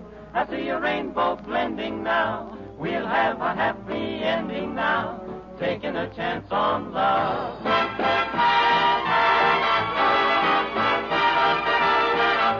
My, here am I, in a stew, feeling blue, what to do? I guess I'll just take a chance on love and sing ta-la-da-da, ta-la-da-da, ta-la-da-da, ta-la-da-da. Oh, here I come again. I'm gonna make things hum again. I'm acting dumb again, taking a chance on love. I thought the cards were a pain up I never would try. But now I'm taking the game up and the ace of hearts is high. Things are mending now. I see a rainbow blending now. We'll have a happy ending now. That's what I'm dreaming of. Walking on clouds above. Taking a chance on love and you.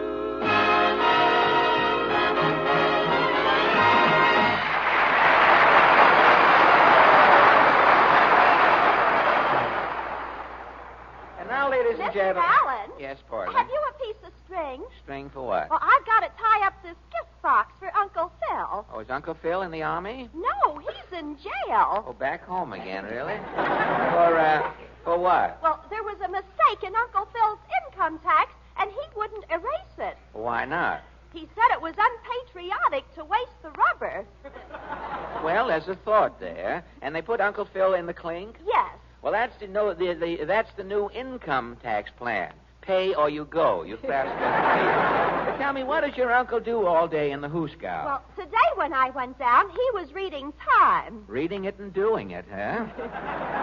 He's a double threat man. Uncle Phil also writes slogans. Slogans? What sort of slogans? His latest slogan is, girls with fat backs shouldn't wear slacks. Say, you said a sarong, full Portland, and sarong reminds me our guest tonight is a famous Hollywood star. Ooh, is she a glamour girl? Well, we tried to get a glamour girl, but you know how things are today. If you can't get glamour, you take what you can get. And what did you get? A young lady who, when she was born, set the stork back 200 years. And here she is, ladies and gentlemen. Meet Miss Ozark for 1943, the Republic picture star, Miss Judy Canova.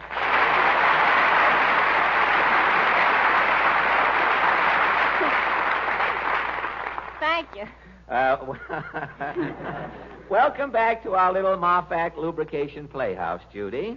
I'm glad to be back, Fred. It says here. Yes, according to our writers, everyone is always glad to be here, Judy. I'm sorry I didn't get to meet you down at the train, Judy. I tried to get through that mob, but there must have been 5,000 people there. Oh, that crowd wasn't there to meet me, Fred. No? No, they was all butchers. Elsie the cow was in the next car. Say, I saw the pictures they took of you down at the Grand Central. You were bending down. Were you tying your shoe? Nope, I was shaking hands with the mayor.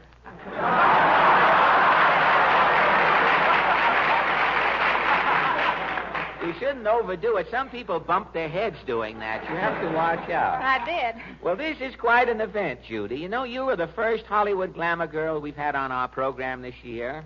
Oh, shucks, Fred. I ain't no glamour girl.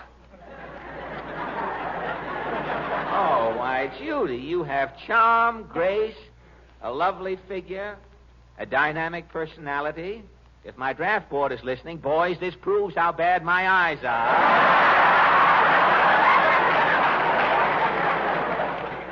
Fred, do you mean to stand there and tell me that you tried to get into the Army? Yes, Judy, I went over to my draft board last week. Well, what happened? Well, I crawled into the room. The head of the draft board, an old gentleman. I did. I crept into the place. Someone said the ivy's coming in through the door, but it was high. And I crept into the room. The head of the draft board, an old gentleman, took one look at me and said, "You take my chair, brother. I'll go." Why, Fred, I think think you'd make a great soldier. You've got that there military look. The military look? Yeah, with those bags, your eyes look like they're hiding in 2 foxholes.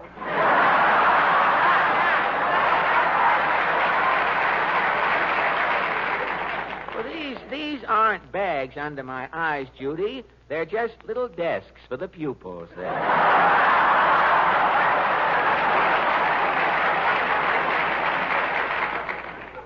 They look more like apples for the teachers. Well, please, Judy, as the lesser of 2 evils, let's talk about you. Tell me, what are you doing? Tell me, what are you doing here in New York? Looking for nylons?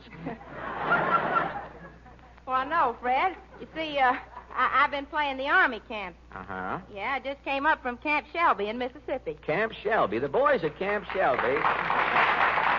Boys followed you up, I see. I guess the boys at Camp Shelby must have liked you, Judy. Oh, I ain't so sure, Fred. When Henny Lamar or Betty Grable gave a show at the camp, Yes? the bugler called them in by blowing assembly. Well, what did the bugler blow for you? Mess call. Well, don't let it get you down, Judy. You play those love scenes in your pictures with handsome young leading men. Why, the fellers I get ain't handsome. They ain't young, and I got to do all the leading.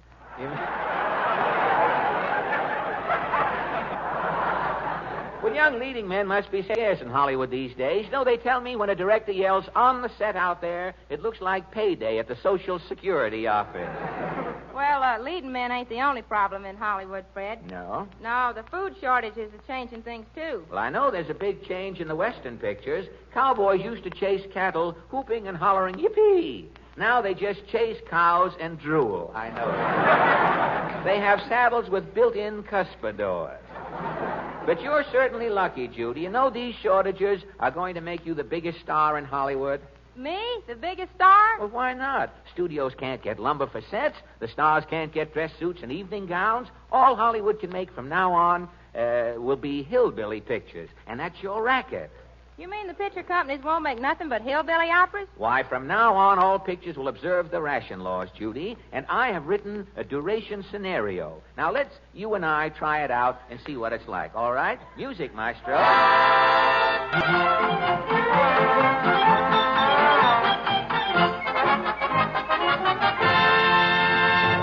This is a tale of Ozark love.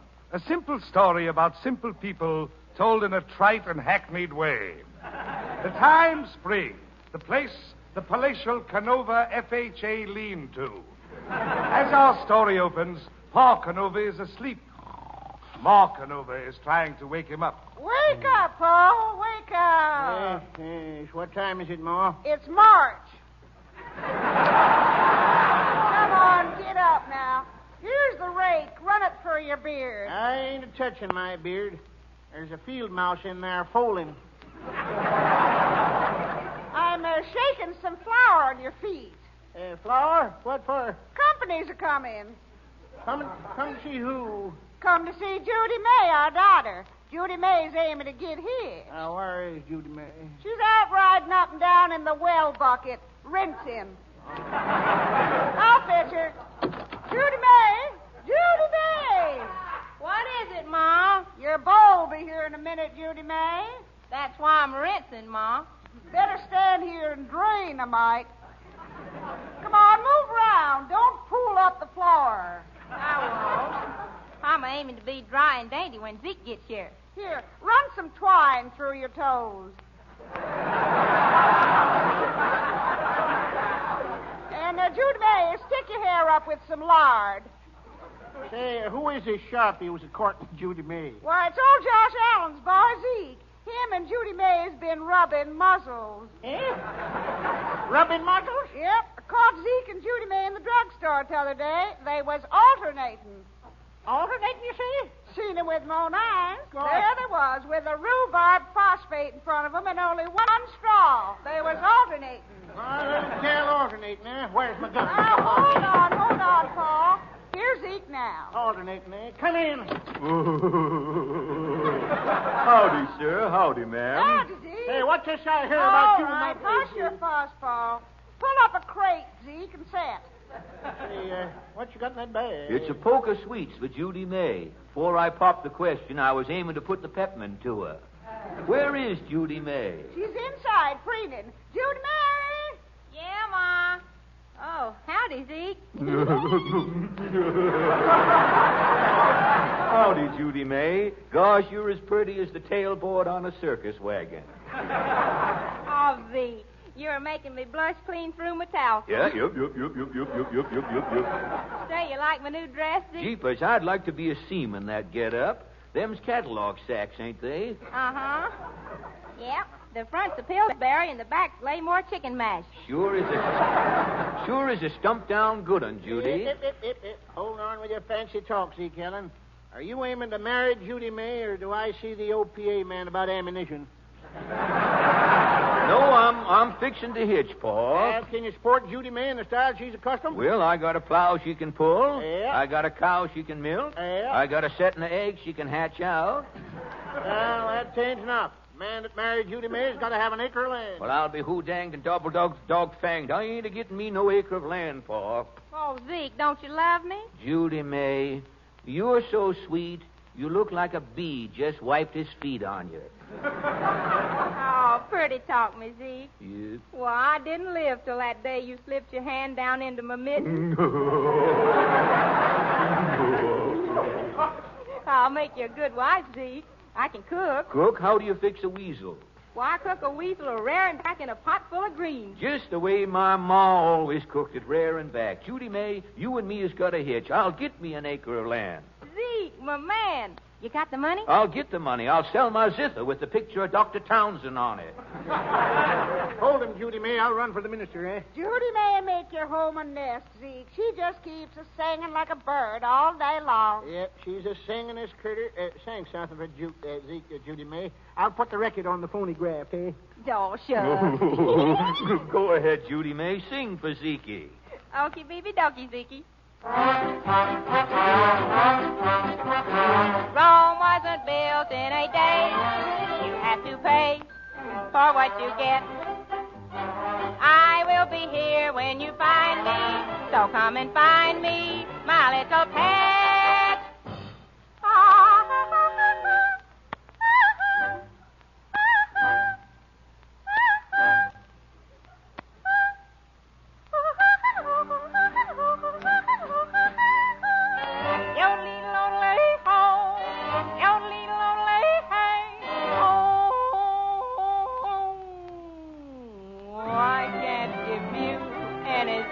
Love, baby, that's the only thing I've plenty of. Oh, my Texaco, baby.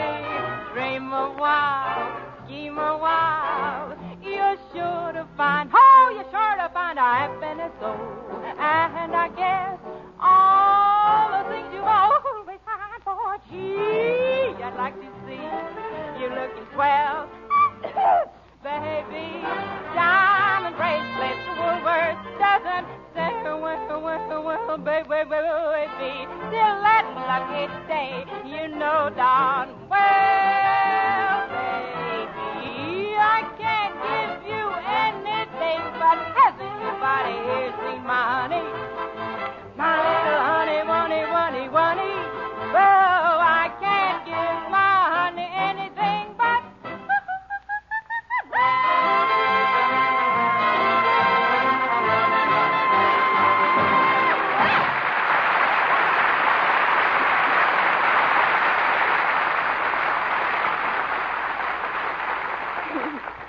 How'd you like it, Zeke? Now I know, Porkinova. Now I know. You know what, Zeke? I know why the man Judy May marries has got to have an acre of land. Why? He needs an acre of land to plant cotton. That's right. With Judy May singing like that all day long, her husband's got to have plenty of cotton to keep stuffing in his ears. Take her, my boy. She's yours. Thank you, Paul.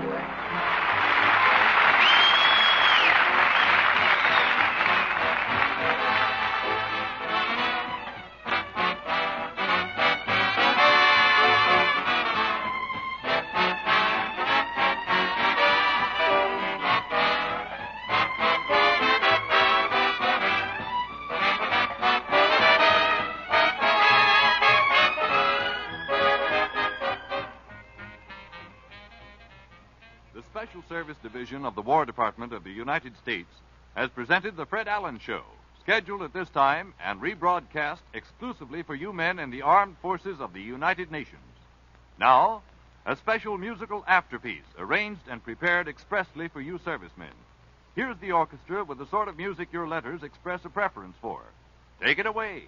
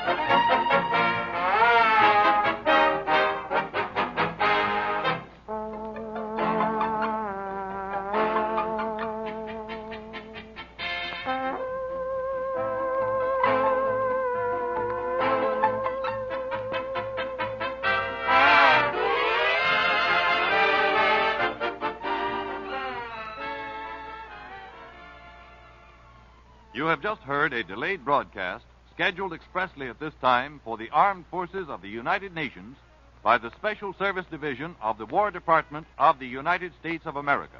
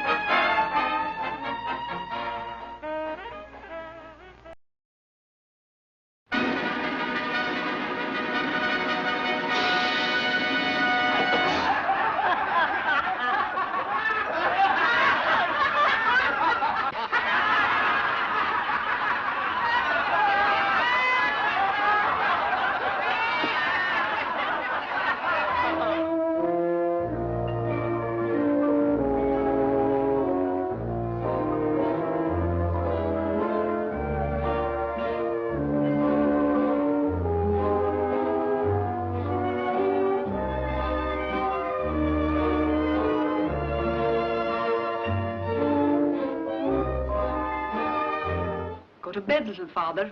We want to be alone. Please. You like me just a little bit? Your general appearance is not distasteful. Thank you. The whites of your eyes are clear. Your cornea is excellent. Your cornea is terrific. Love isn't so simple, Ninochka. Ninochka, why do doves bill and coo? Why do snails, the coldest of all creatures, circle interminably around each other? Why do moths fly hundreds of miles to find their mates? Why do flowers slowly open their petals? Oh, Ninochka, surely you feel some slight symptom of the divine passion. A general warmth in the palms of your hands. A strange heaviness in your limbs. A burning of the lips that isn't thirst, but something 1,000 times more tantalizing, more exalting than thirst. You're very talkative.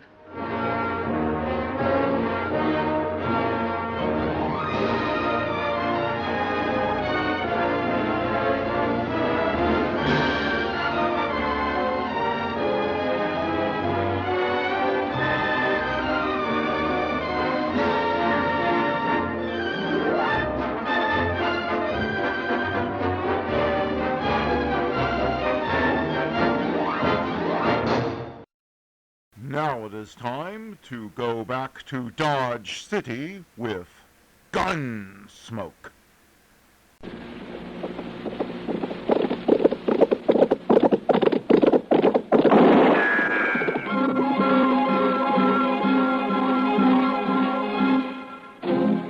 Around Dodge City and in the territory on West, there's just one way to handle the killers and the spoilers, and that's with a U.S. Marshal and the smell of Gunsmoke.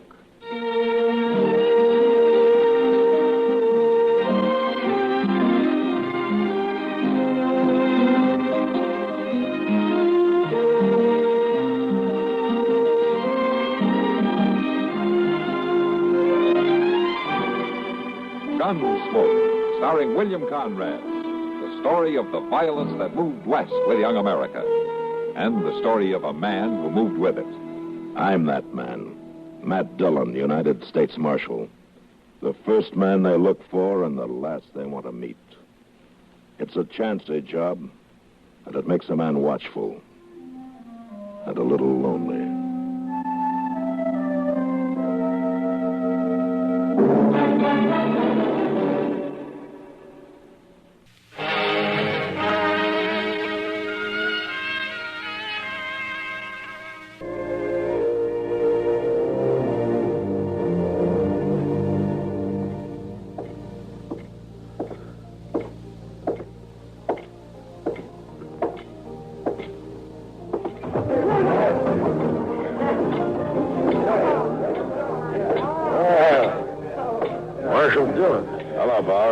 Cattle business. Oh, I shipped 1,000 head out on the train this morning. Guess I can afford to buy you a drink. Thanks, but I hear Doc Adams has been looking all over for me. I better go find him. Well, he was in here a while ago talking to Kay. And here she comes. Maybe she knows where he went. Matt? Oh, hello, Mr. Bowers. Hello, Kitty. Doc had to leave, Matt. They called him up to Smith's place on an emergency, but he asked me to give you a message. Oh? You know Ed Thorpe and his wife? Yeah, sure I do. I got a little piece of land right on the south edge of my ranch. They're not doing very good, though. Well, they sure aren't, according to Doc. He was out there last night, and he plans to go back for him today. To go back for him? Yeah, they have to be brought into town, Matt. They've got spotted fever, both of them. Say, they got a little baby out there, too. Yeah, that's why Doc says somebody's got to fetch all three of them into Dodge where they can be taken care of. I'll find a wagon and go out after him tomorrow. We couldn't get back tonight anyway. You want some help, Marshal? I got a whole parcel of cowboys who ain't earning their feed. Oh, thanks, Bowers, but Chester and I can manage. You might need help. Now, what do you mean? Ed Thorpe. Sick as he may be, he'll get a gun and fight before he lets you carry him off that place. I know him. Well, then he can stay there, but I'm going to bring his wife and that child in. All right. You keep an eye on him. He can be a bad one.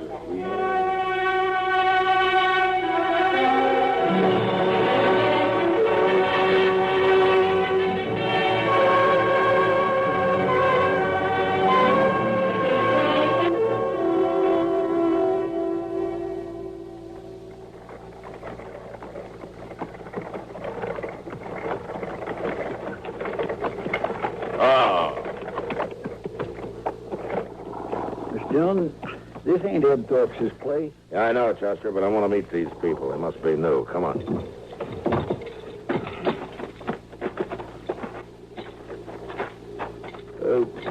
Still, how do you know they're new? You ain't been out this way in over a year. All the more reason to meet them. I was walking around back. I thought I saw somebody there. Ain't nothing but a sod hut and blow dirt. You must be living on nothing. Doesn't look like it, Chester. Well, you say he's butchering a calf. Now, where'd he get that? Well, he sure didn't raise it on those weeds this woman's trying to hoe.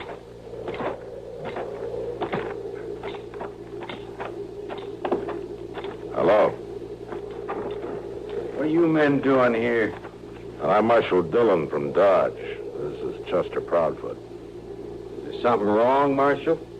No. Except your hat's going to get all bloody where you put it on this calf. You leave it be. Here, you'll get sunstroke without a hat. All right. So I was trying to cover up Emmett Bauer's brand.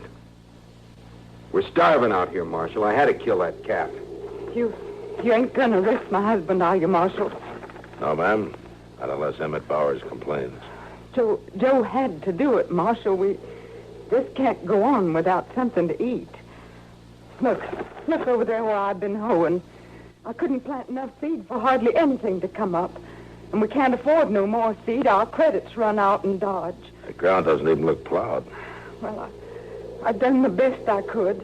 It ain't easy. No, not for a woman.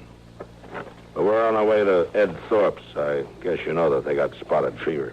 I was there this morning. Ed Thorpe's dead. What? Died in the night, I guess. Well, you didn't tell me that, Joe. You mean you left Mrs. Thorpe alone with that baby? I ain't gonna chance catching no fever. But, Joe, the baby... My woman here's always worrying about babies. It's only 'cause she can't have none, I guess. She's like one of them there dry gourds. Don't, Joe. You're putting shame on me. Chester. Yes, sir. Come on, let's get out of here. Oh, Miss Nadler, Yes, Marshal. next time you're in Dodge, you come see me. I'll see that you get some seed.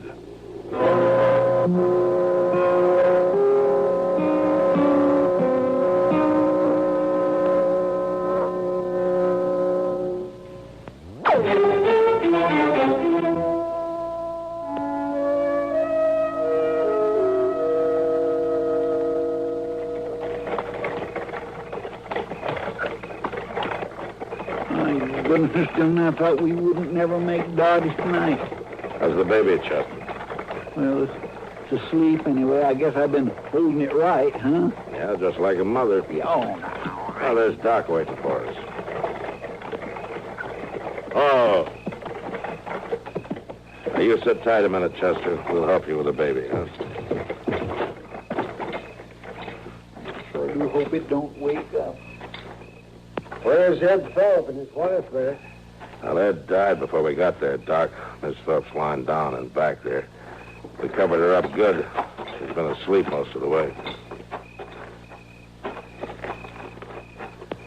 Mrs. Thorpe? She's still asleep. Give me a hand up. Yeah, sure. Yeah.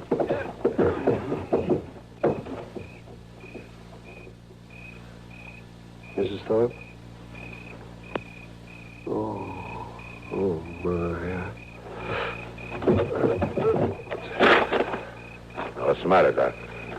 She's not asleep, man. What? She's dead. No. She's died on the way in, I guess. Now we got a baby to take care of. You know, Doc, I think she knew she was going to die. Why? Just before we left her place, she told me that if anything happened to her, the baby was to be put in Ma Smalley's care. And that Ma Smalley was to have complete charge over him. What she says goes. Well, Ma's a widow, and she's had kids herself. That was a good choice. Yeah. But she's too old to raise him herself, man. Yeah, we'll have to worry about that later, Doc. All right, now let's get busy.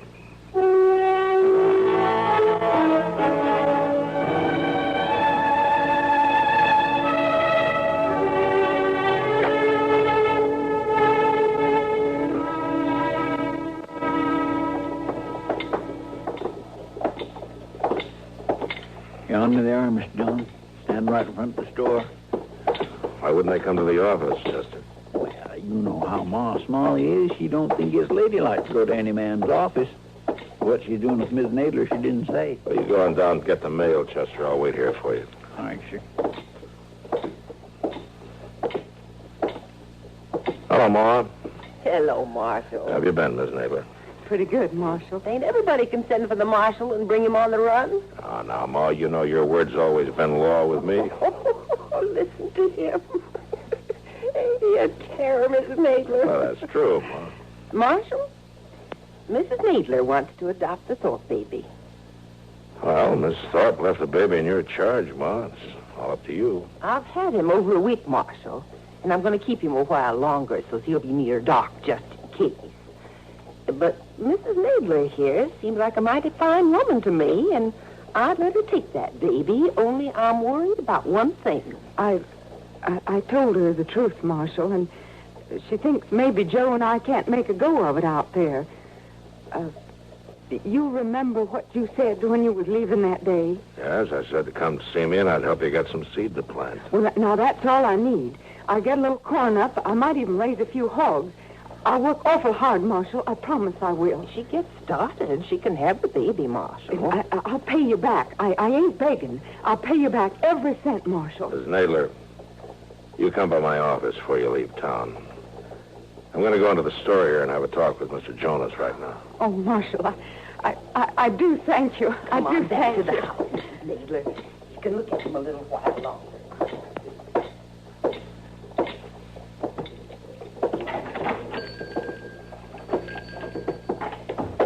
Hello, Marshal. Hello, Jonas. What can I sell you today? Well, I came to see you about Miss Nadler. You know her, don't you? Of course I do. Joe Nadler's out back in the stockroom right now. Oh, he is? Nadler, come in here. He's buying himself a new pair of boots, Marshal. Well, I thought their credit had run out. Oh, Nadler's doing better now. He started bringing meat into Delmonico's and a couple other eating places. Paid up part of his bill already. Ain't you, Nadler? I don't know as I like you talking about my private affairs, Jonas. No harm. It's only Marshal Dillon. Hello, Nadler. Those are good-looking boots. Well, they ought to be. Them's the best I stock. Them are $20 boots. $20, huh? Now, that'd buy a whole wagon load of seed, Nadler. You telling me how to spend my money? Does your wife know you've been doing better lately? Family matters ain't no concern of the law. Oh, yours are. And if it weren't for your wife, I wouldn't bother just warning you, Nadler. But because of her, I'm telling you to take those boots off and buy some seed and whatever else you need to grow corn with. Now, look here, Marshal. Shut up. I'm giving you a chance, Nadler. In 3 days from now, I'm going to be riding out to see what you've done with it. It's up to you whether or not you'll be riding back with me.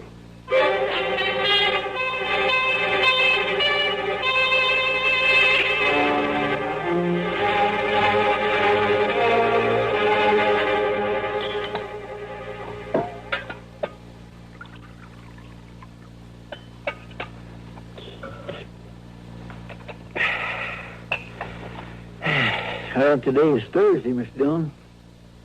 And we're going to ride out to the Nadlers? Well, we can wait another day, Chester. You know something? I don't think you want to go tall. Yeah, you're right. I don't. Marshal, Chester. Oh, Mr. Bowers. Hello, Bowers. I was just up at Delmonico's, Marshal. Had myself a feed. Oh, good. How was it? It was fine. Till I went out back and got a talking with the cook. No? Marshal, I reckon any man's got a right to complain when he goes to a restaurant and finds himself eating his own beef. Yeah, well, I know about that, Bowers. You do? And why ain't you done nothing about it? Because of Ms. Nadler, I guess. Look, Marshal, I'm a rich man. I don't mind a nester slaughtering one of my calves when he's starving, but nobody is going to start selling my beef. I'll kill him, he keeps that up. I'll handle it, Bowers. I admire that woman of his, Marshal, but letting him get by with rustling ain't going to help her. Oh, by the way, Ma Smalley brought some pies down to the kitchen while I was there. She's waiting outside here. She wants to talk to you. She'll be right out.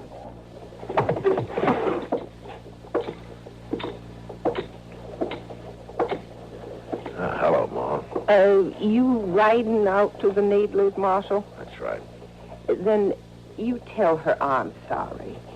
Tell her I think she's a good woman, but I just can't let that baby go into the home of a cow thief. That'll break her heart, Ma. Well, I got a trust put on me, Marshal. All right. I'll tell her.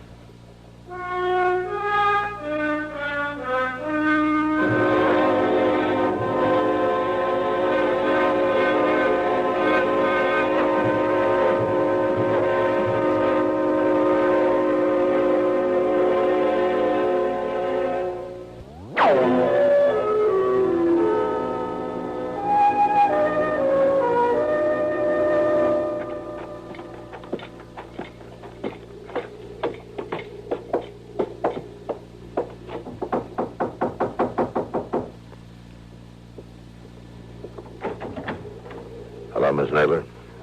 Oh, Marshal. Hello, Chester. Sorry, ma'am. What brings you out here, Marshal? Is your husband home, ma'am? No, he's been gone since morning. Miss Nadler, do you know that he's been slaughtering Emmett Bowers' beef? Oh, so he's complained about it. About that calf. No, it's more than the one calf, Miss Nadler. He's been selling meat around Dodge lately. Oh, no. It's true. So that's what he had in the wagon. He wouldn't let me look. I know you've had nothing to do with it, Miss Nadler, but, and I hate to tell you this, but Ma Smalley isn't going to let you have the baby. Well, she's right, Marshal. It wouldn't be fitting. Miss Dillon, look yonder. It's Emmett Bowers. Yeah. I'll be back, Miss Nadler. I'll go talk to him. All right. Come on, Chester. Hey, Mother, two must be riders of his. Yeah.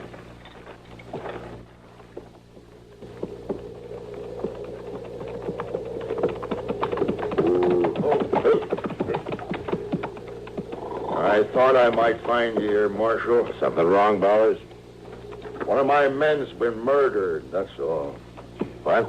We found him out yonder, about 5 miles. He'd been left for dead. But he talked a little. Well, what happened?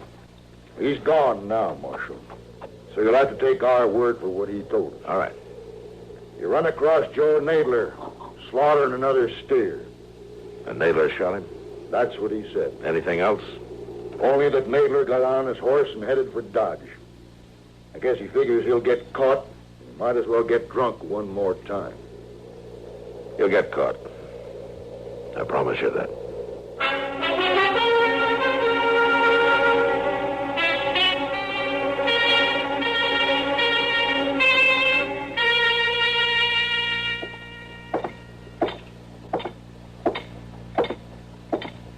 Miss Dillon? Finally found him. He's in there getting drunk at the bar. Well, it's taken us long enough. Everybody in town must know I'm after him by now. Well, he ain't been trying to hide. We just been looking in all the wrong places. See him? Yeah, I see him. Stop there, Marshal. Don't you come no closer. Put that gun away, Naylor. I saw Chester. I knew you'd be in here next. Why, Naylor? Why would I be after you? You don't fool me. You know all about it. You admit killing that rider? I knew when I shot him I couldn't get by with it. My horse's tracks were all over the place. Oh, don't make it any worse than it is. I told you not to come any closer. Put your gun on the bar, Naylor. You watch what I'm going to do with it. No, Naylor, don't. Why not? Hit you, didn't I? Now I'm going to kill you.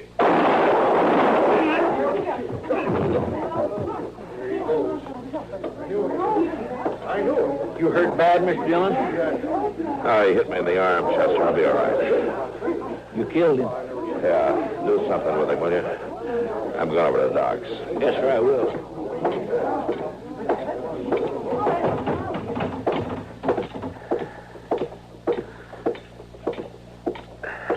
Master Dillon? What? Oh, you've been hurt. It's not bad, Ma. What about Joe Needler? He's dead. Well, I figured he would be. I heard you was looking for him. That's why I followed you down here. Well, my arm's bleeding some, Ma. I better get on over to Doc's. You'll hear me out first, Marshal. Yeah, of course, Ma. Go ahead. You'll be the one to tell Mrs. Needler about him, won't you? I guess so. Take a wagon with you, Marshal. What? A woman can't live out there alone. I got an extra room at my house if she'll help with the work. Well, what about the baby? It'll be her baby, Marshal.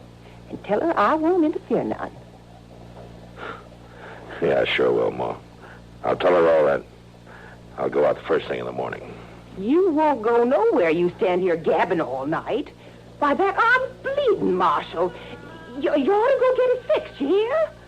Yeah, you're right, Ma. But then you pretty often are.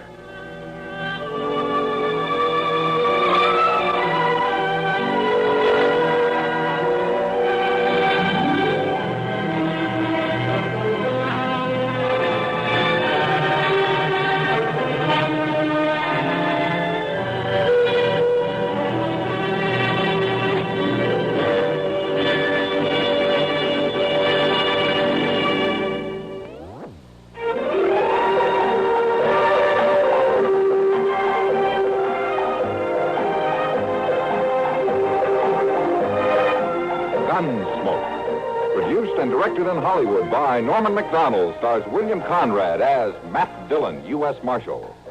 The story was specially written for Gunsmoke by John Meston. Featured in the cast were Virginia Christine, John Daner, Vic Perrin, Ann Morrison, and Harry Bartell.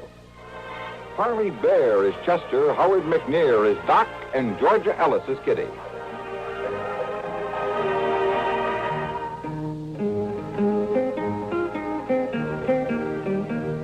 This is George Walsh inviting you to join us again next week when CBS Radio presents another story on Gunsmoke. Gunsmoke. Gunsmoke. Gunsmoke. Gunsmoke. Give you the laughs, just don't ask him to lend you money. It's Jack Benny coming up next. J-E-L-L-O. The Jell-O program starring Jack Benny with Mary Livingston, Phil Harris, Dennis Day, and yours truly, Don Wilson. The orchestra opens the program with You Say the Sweetest Things.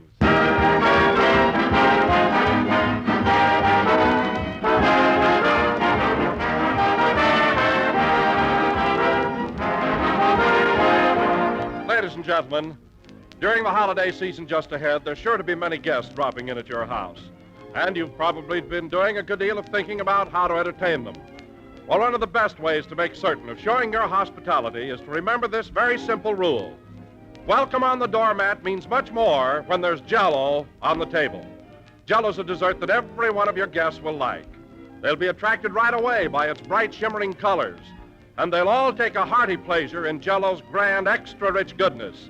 A tangy, refreshing flavor rivaled only by the juicy, ripe fruit itself. Yes, serving Jell-O is a subtle compliment to your visitors' taste, a gracious gesture that proves their enjoyment has been carefully considered. So why not get several packages of Jell-O tomorrow and be prepared for the holidays? Order all of Jell-O's 6 delicious flavors: strawberry, raspberry, cherry, orange, lemon, and lime. And be sure to look for the big red letters on the box. They spell Jell-O, and Jell-O spells a treat.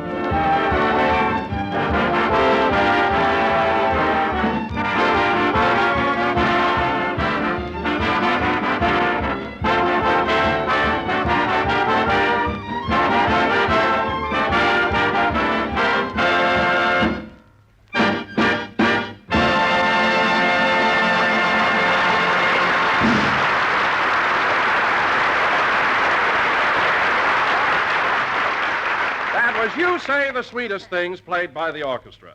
And now, ladies and gentlemen, I regret to announce that Jack Benny has been confined to his bed for the past week with a severe cold due to an unfortunate occurrence at my house last Sunday.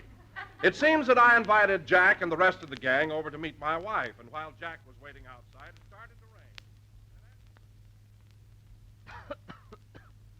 A whole week flat on my back in bed. And for what? I ought to have my head examined. If I told the guy once, I told him 5 times. I said, Don, call up your wife. Call her up, I said. Let's not barge in on the little woman. But no, Peggy's a peach. She won't mind. She just loves to have company. Oh, nurse. Nurse. Yes, boss? Take this hot water bag away. It leaks. Look at this hole. It's okay if you keep your finger in it. I told you to have it patched. Look at me. My nightie is soaked clear through. You're a fine nurse. What's that, boss? I said you're a fine nurse. Well, you've only been sick a week. I ain't had time to get a diploma. Rochester, all I'm asking for is a little help. If you'd only try... Answer the phone. Hello? Yes? He's feeling much better, Miss Lamar. Well. Yes, ma'am. I'll tell him, Miss Lamar. Thanks for calling. That was sweet. Who was that, Rochester? Hetty Lamar? No, Dorothy. Oh, you mean Dorothy Lamour? No, Dorothy Lamar. She's the cook next door.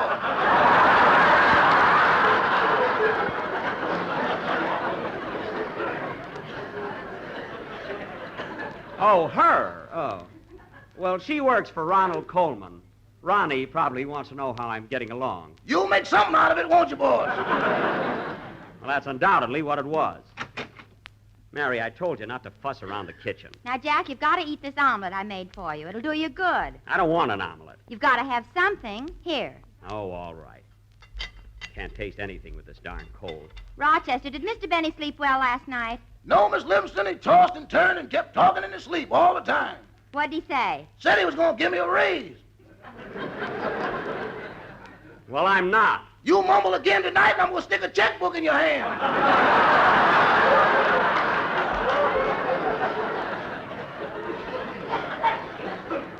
Don't try to pull any fast ones, Rochester. Mary, what did you put in this omelet? Vapor rub. You've got a cold, haven't you?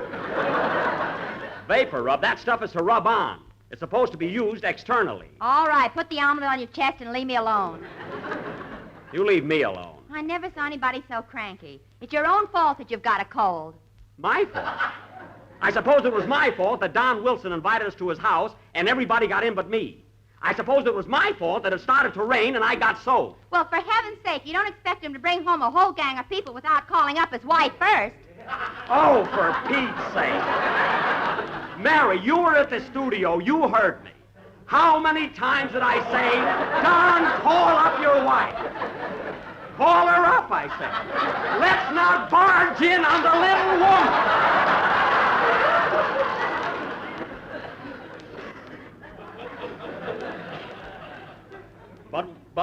But would he listen to me? Achoo! Gesundheit, boss. Thanks.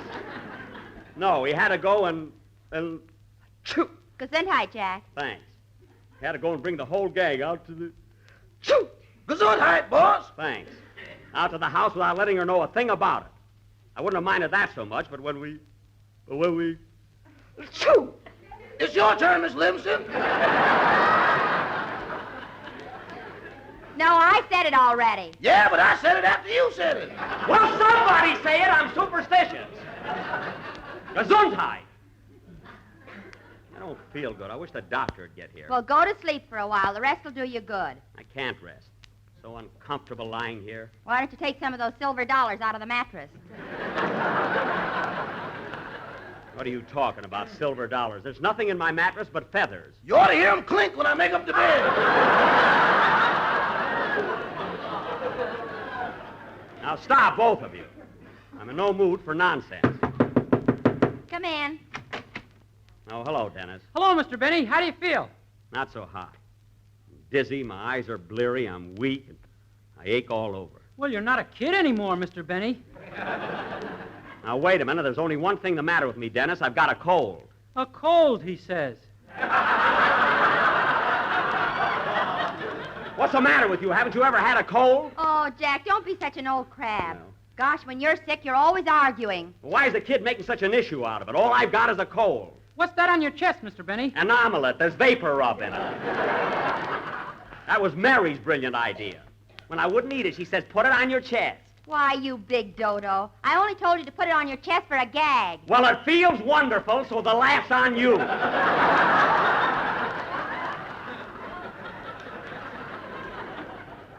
guess that makes you the dodo. Rochester, give me a cigar out of the humidor. The humidor's empty, boys. Empty? There were 4 cigars in there this morning. Now, where are they? Did you take them, Miss Livingston? No, she didn't take them, Miss Livingston? Of course not. I'm smoking a pipe now. Mary. Now, Rochester, what happened to... Hey, wait a minute. Oh, Rochester. Yes, boy. What are those 4 things sticking out of your vest pocket? Those are brown fountain pens. Give me those cigars!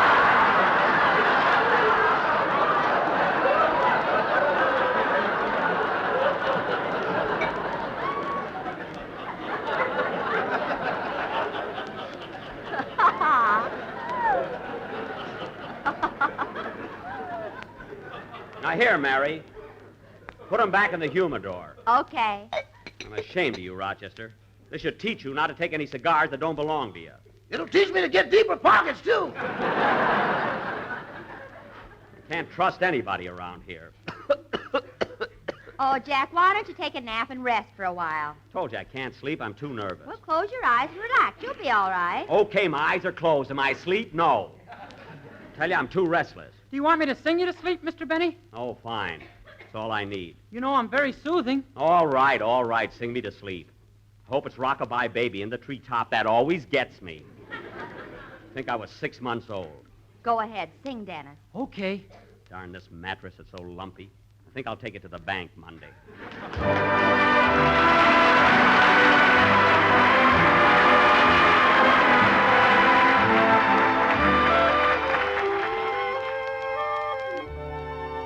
That certain night, the night we met, there was magic abroad in the air.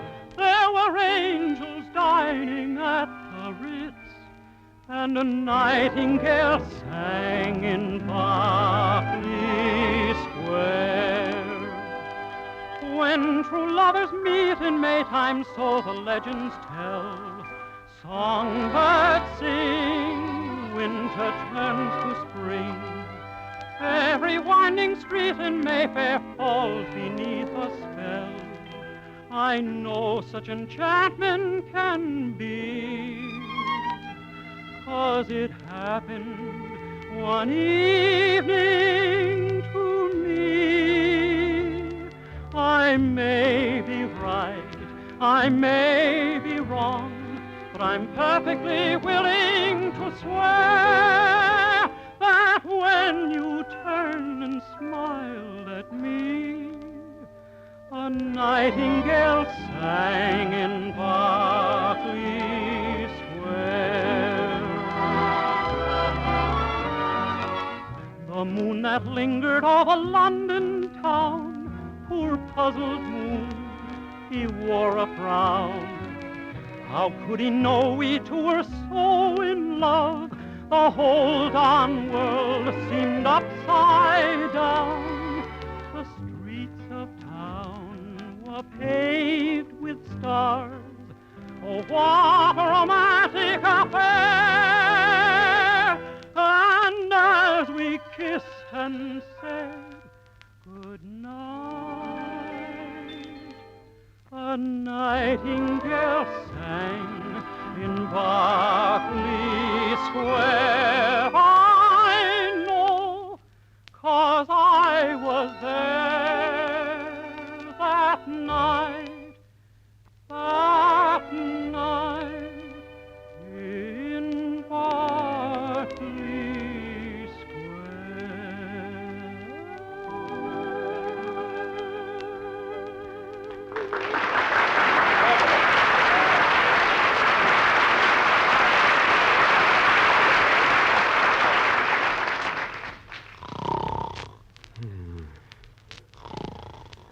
Gee, I put him to sleep all right. You sure did. Look at him lying there. Doesn't he look like a baby, Miss Livingston? Yeah, all he needs is a rattle and a ton of makeup. Hey, Rochester, now's your chance to get those cigars back. Yeah, the doctor told him not to smoke. Put those back! Now see what you've done. You broke the humidor. Some humidor. It says cookies on it. You can keep cookies or cigars in it as long as they're not together. Say, Rochester, I just happened to think of something. Did you tell Mr. Billingsley, our boarder, that we're going to New York next week? Yeah, but I wouldn't leave him in the house alone, boss. He's getting crazier every day. Oh, you just don't like him, that's all.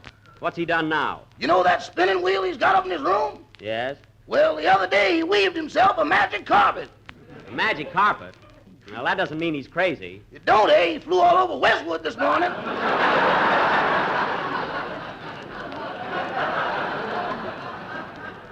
What? Not only that, but he brought back a cloud for his room.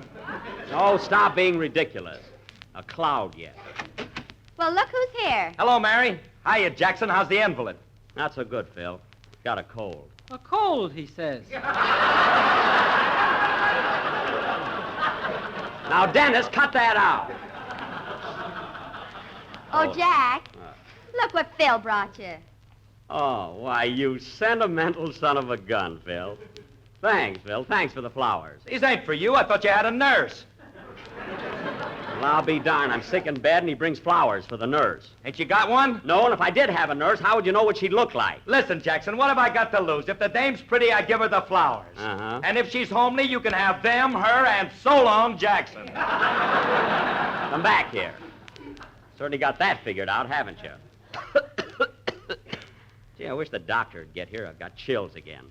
Where's the thermometer, Rochester? I'll get it, boss. Answer the phone, Mary. Okay. Hello? Yes? He's feeling much better, Miss Colbert. Yes, thank you. I'll tell him you called. Goodbye. Well, who was that, Claudette Colbert? No, Minnie. Oh, Minnie Colbert. Oh, yeah, she's the cashier at the Vine Street bowling alley. You know, Phil, that girl kind of goes for me. You're welcome to her, brother. She's got legs like a piano. Well, she's behind the counter all day. Who sees her? Every fella that walks in that bowling alley is crazy about her. She has a beautiful face. And why do they keep score on it? Oh, quiet. I think every girl that likes me is homely. What's on your chest there, Jackson? An omelet. Give me the thermometer, Rochester. Here you are. Open your mouth. Say, Mary, has Don Wilson been over to see Jack? Not yet. He's probably scared after what happened. What's he scared about? It wasn't Don's fault. It wasn't Don's fault. If I told him once, I told him 5 times. Don't bark, you're not a real one. It wasn't Don's fault. Here, Rochester, what does the thermometer say? All right, what does it say? 19 more shopping days till Christmas.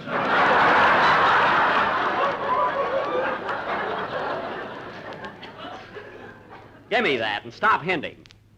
I wonder what's keeping that doctor. Why don't you take some more of that cough medicine? Oh, I hate it. It's mighty good, boss. 60% alcohol. 60%.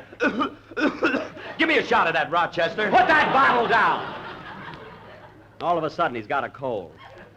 You know, Phil, if the... Achoo! Gesundheit, Mr. Benny. Thanks. Who was that? Mr. Billingsley, he's under the bed. Under the bed? Well, I'll be... Mr. Billingsley, what are you doing under the bed? I'm looking for my cloud. Have you seen it? Your cloud? No, I haven't. Well, if it comes by, duck. It's just full of rain.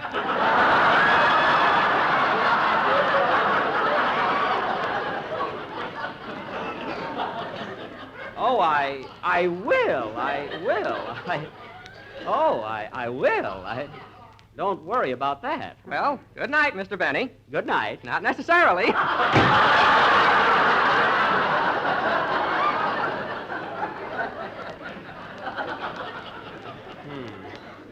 You know, I think Rochester was right about that guy. He frightens the tar out of me. Did he scare you too, Dennis? This is Rochester. I'm white.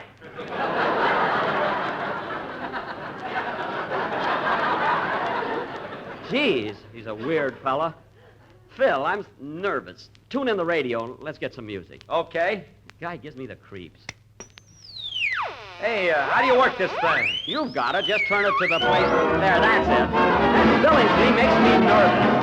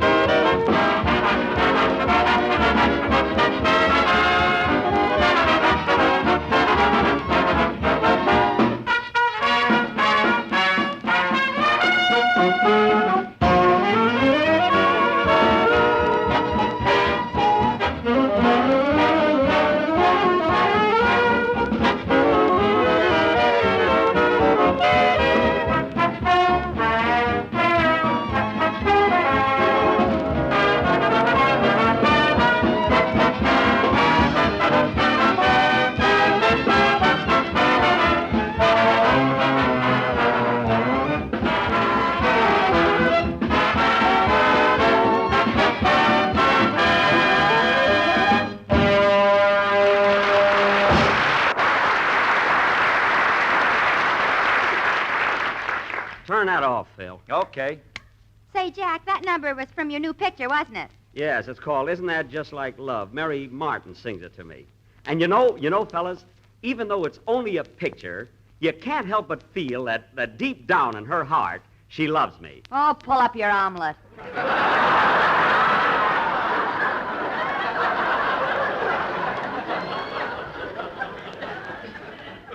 It's cold anyway. Hey, Rochester, I'm just commencing to feel hungry. Go downstairs and make me a sandwich out of that chicken you roasted yesterday. I don't think it was roasted enough, boss. What do you mean? I opened the icebox this morning and it laid an egg right in my face. Stop that. You're just too lazy to go downstairs. Now get me a sandwich. Okay. Guy smokes my cigars, won't do any work, drinks my cough medicine. Never saw anything like it. Gesundheit. That's only for sneezes. Doctor doesn't get here pretty soon. That must be him now. Come in. Why, it's Don Wilson. Well, hello, everybody. Hi, Don. Awfully swell. He's got a nerve to come here. Well, hello, Jack. You know, I'm awfully sorry about what happened last week, and I came over to apologize. How do you feel?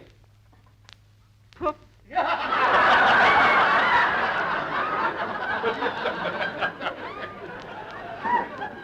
Feel fine. I'm glad you barged in. How's the little woman?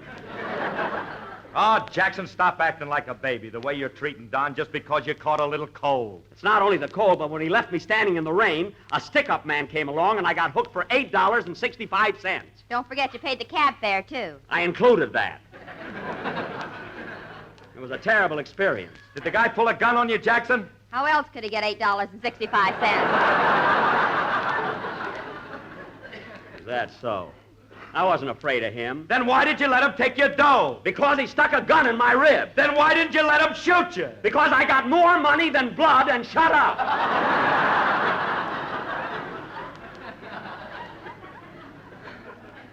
I hope you're happy, Mr. Wilson, for everything you...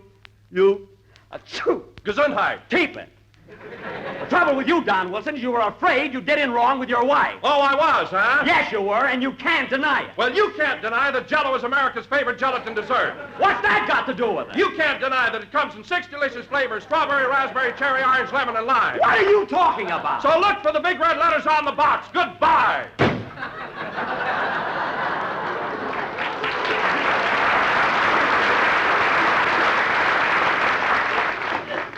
Well, I'm going to tell the sponsor on him. He yelled about Jell-O. Oh, you always have to be a tattletale, don't you? Just believe in being loyal to our sponsor, that's all. The doctor's here, boss. Oh, well, it's about time. Hello, Doc. Well, well, how's my little man this bright and cheery day?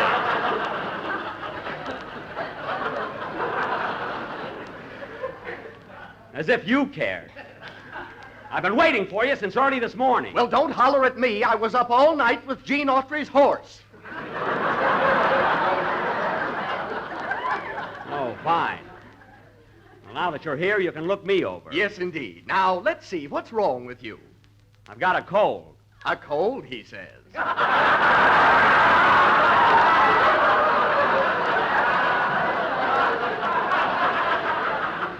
that's what I've got, a cold. I'm so weak I can hardly move. And look at my eyes. They're all bloodshot. Well, I think that little bit of red is beautiful with the blue. I don't care about the color scheme. I want my cold cured. And another thing, I'm hungry. Is it all right if I eat something? Oh, no, no. You should starve a cold and feed a fever. Oh. Or is it starve a fever and feed a cold? You're the doctor. You tell me. Now, look, Doc, achoo! Darn it, I'm sneezing all the time. Well, I'll take care of that right away. Now, here. What are you doing? I'm going to put these 2 corks in your nostrils. Corks? Now, wait a minute, Doctor. Now, hold still. But, Doctor. There you are. But, Doctor, I can't breathe now. I can't. Achoo!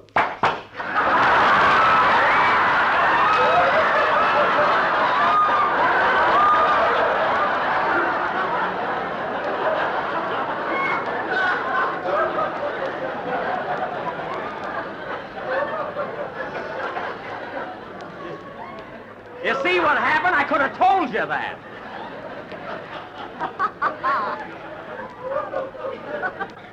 Now, Doctor. Now, look, Dr. Leroy, I've got to go to New York a week from tomorrow.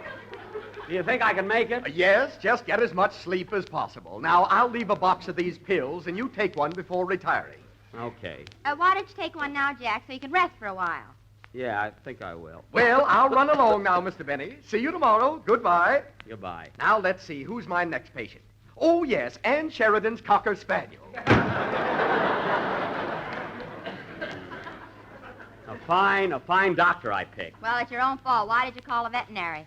Because what happened to me shouldn't happen to a dog. I wish you'd all go home and let me get some sleep. Okay, Jackson, I'll give you a ring in the morning. Goodbye, Mr. Benny. I hope you feel better. Thanks, Dennis. So long, Mary. So long, Jack. See you tomorrow. Rochester. Rochester, if I get any calls, don't disturb me. No, turn out the light. Okay, boss. Thanks. Hey, wait a minute. Where are you going with my 4 cigars? Doggone, he's got eyes like an owl. Put them back. And don't leave this house. I might need you. Yes, sir. Good night. Good night.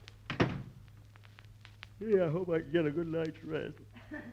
This pill does make you kind of drowsy at that. Gee, Wilson had a lot of nerve coming over here tonight. I can't get over that guy. All of this trouble I'm having for no reason at all. If I told him once, I told him 5 times. Call up your way. The little woman barging in. No, he had to be a wise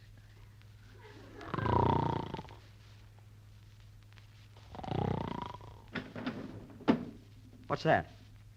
Who's that at the window? All right, buddy, stick 'em up.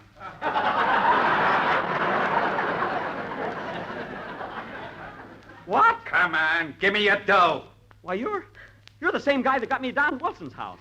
Remember, I was in the rose bush. Never mind that. Hand over your dough. Gee, I gave you all the money I had in my shoe. Every cent of it. Remember? This time I want your mattress. Yikes! Oh, no, you don't. Hey, no. Give me that gun. I'll teach you to break into people's houses. No, don't shoot. Yeah. Please, don't shoot. Take that! Oh, my goodness. What have I done? I've killed him. I've killed him! Why, boss, what's the matter? Hold, please, Rochester. I just killed a man. Wake up, boss, wake up! I'm not asleep. I just killed a man. Can't you see? Boss, wake up! You didn't kill anybody, you're dreaming. Dreaming? Oh, thank heaven. Gee, it was so vivid. So real. You know, Rochester, you'd be proud of me if you'd seen how brave I was just now. What are you talking about?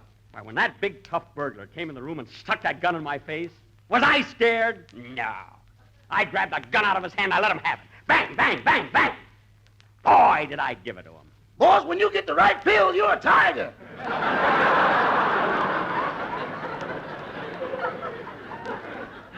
You said it.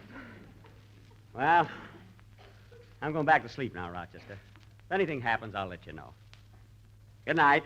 Good night, boss. What a man.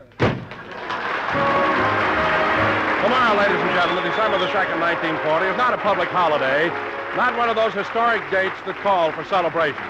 But just the same, there'll be plenty of celebration at your house if tomorrow brings you your first taste of Jell-O's newest salad sensation. It's called Beauty Salad, and believe me, the name certainly fits.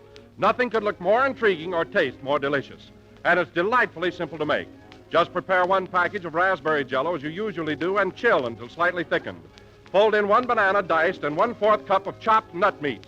Then mold, and there's one of the grandest salads or desserts you ever tasted. If you haven't tried raspberry Jell-O lately, you'll find it even better than you remembered. Enjoy it tomorrow in this tempting Jell-O salad.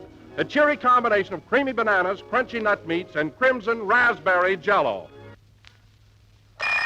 When it's time to get up, does it cause you much grief? Do you grumble and mumble and generally beef that you're good for just nothing, you've slept not a wink, and you know it's because you had coffee to drink? Then, my friends, take a tip from a fellow who knows. Switch to Sanka, the coffee that's minus the woes. The coffee that's free from disturbing caffeine, just packed with refreshment and flavor that's keen. Nevermore spend your nights all in vain counting sheep. Join the thousands who drink Sanka coffee and sleep. Sanka Coffee presents We the People over another network every Tuesday evening. This is the National Broadcasting Company.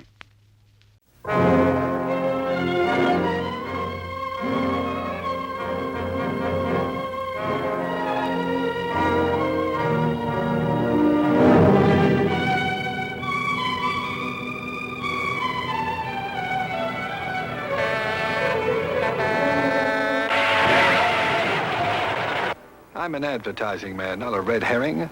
I've got a job, a secretary, a mother, 2 ex-wives, and several bartenders dependent upon me. And I don't intend to disappoint them all by getting myself slightly killed. You can't fight it, Carrie. Someone's out to get you, by violence, or by abduction. They'll even frame you for murder. So run for your life.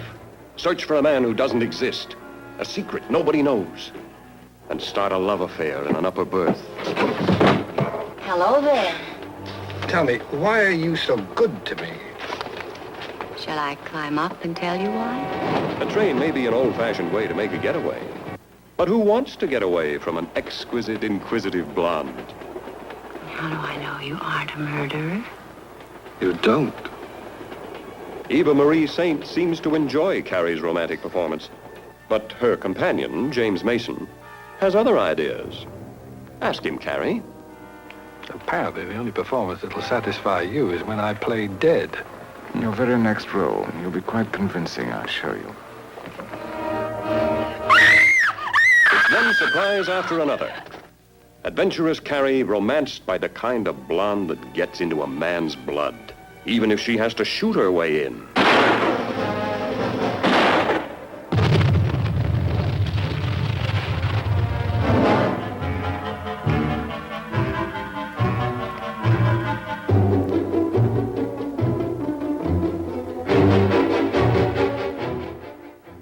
One of the all-time great directors, Cecil B. DeMille, hosts Lux Radio Theater. Up next. Lux presents Hollywood.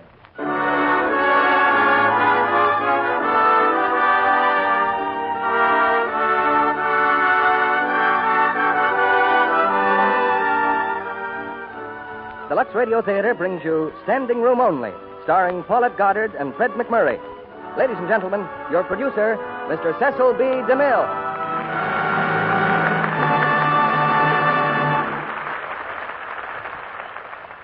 Greetings from Hollywood, ladies and gentlemen. Not long ago, I heard of a man who visited our capital city of Washington, which Reader's Digest calls America's #1 boomtown. Not wanting to bother his friends late at night, he took what accommodations he could get. These consisted of a cot in a corner of an apartment house lobby, for which he paid $14. In addition, he was charged $5 for keeping his car in the parking lot. This he put up with. But when he went to get his car the next morning, he found two men sleeping in it. He ordered them out, but they refused to budge. They said they'd paid the proprietor $3 apiece to sleep there. Well, I guess that's only one of many such reports from the dizzy whirl of wartime Washington. And tonight's play on the Lux Radio Theater is another and considerably more exciting story. It's the Paramount comedy hit, Standing Room Only. And our stars are the delightful Paulette Goddard and the personable Fred McMurray in their original screen roles. Take a bundle of surprises, wrap them up in Washington red tape, and you have the ingredients of tonight's play, in which an intriguing young couple find themselves very much in difficulty and end up, well, you'll see how they end up. From having seen Washington recently, I can speak from personal experience of the conditions so amusingly presented in tonight's play. I visited one executive in an office curiously furnished with white tile and chromium.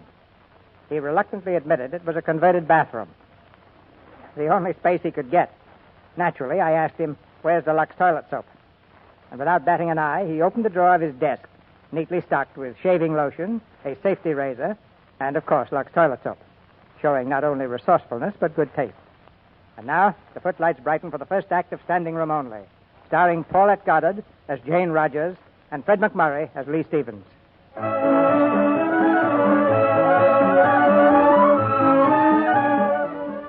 Lamont, Indiana. There's a 5-story factory with a big sign on the roof reading, Todd's Toys for Girls and Boys. A great many people work there, including Mr. T.J. Todd himself, his general manager, Mr. Lee Stevens, and a very pretty girl in the donkey department named Jane Rogers. But a few minutes ago, Miss Rogers was rudely ejected from the donkey department and told in no uncertain terms to report immediately to Mr. Stevens' office. Excuse me, are you Mr. Stevens' secretary? Yes. I'm Rogers from Donkey. Oh, yes. Mrs. Beagle just called about you. Mr. Stevens is supposed to bawl me out, maybe fire me. Well, at the moment, that's impossible. Mr. Stevens is downstairs. I know. That's where I was looking at him.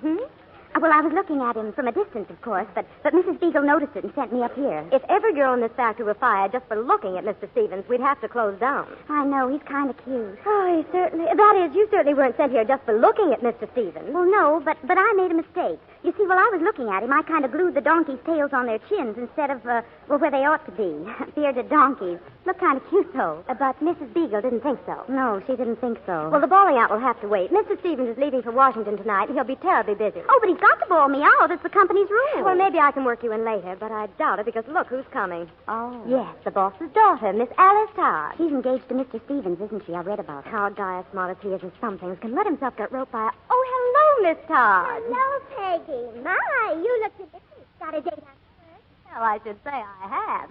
I'm going to Washington with Mr. Stevens. Oh? Oh, isn't that nice? Is Mr. Stevens in his office? He'll be back any minute. Your father's in his office, though. Fine. I want to see him, too. Go right in, Miss Todd. Hi, Dad. Hi. Busy? Uh-huh. Well, if you're so busy here, then I think Lee should stay here and help instead of running off to Washington. Have you lost your mind, Alice? If Lee doesn't go to Washington, we may be out of business. That's just silly. The fact remains we haven't any materials left to make toys with. And unless we get a government contract and start making something else, like ordnance for the Army, we're going to be... Oh, all right. But why didn't someone tell me that Lee's taking that secretary of his to Washington with him? Well, probably, darling, because it's none of your business. Father, I'm serious. Have you seen that girl out there, that Peggy?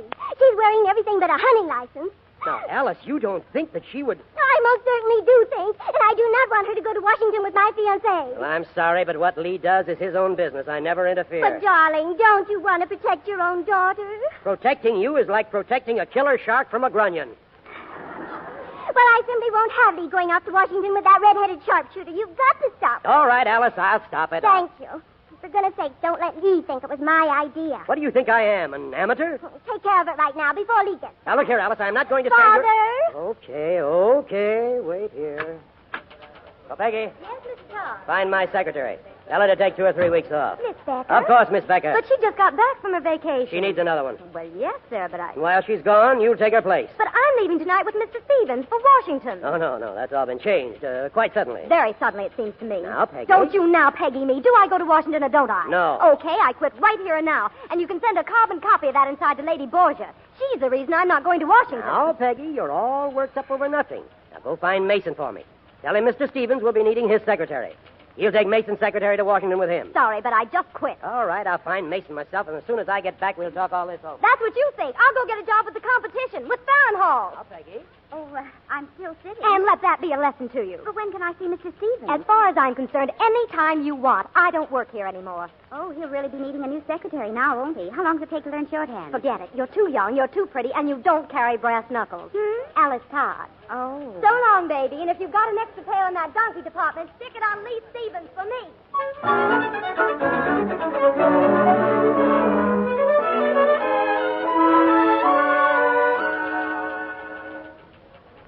So long, Alice. Thanks for dropping in. Goodbye, darling. Do a marvelous job, and better wipe off that lipstick. Huh? Oh, thanks. So long, Alice. Oh, Mr. Stevens, Yes?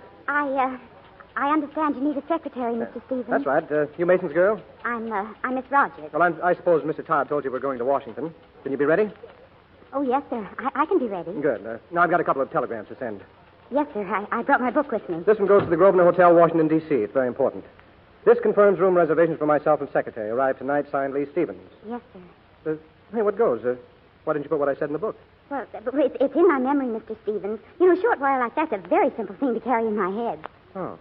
Well, don't take any chances on the next one, really. It's still more important. Take this one down in shorthand, please. Yes, sir.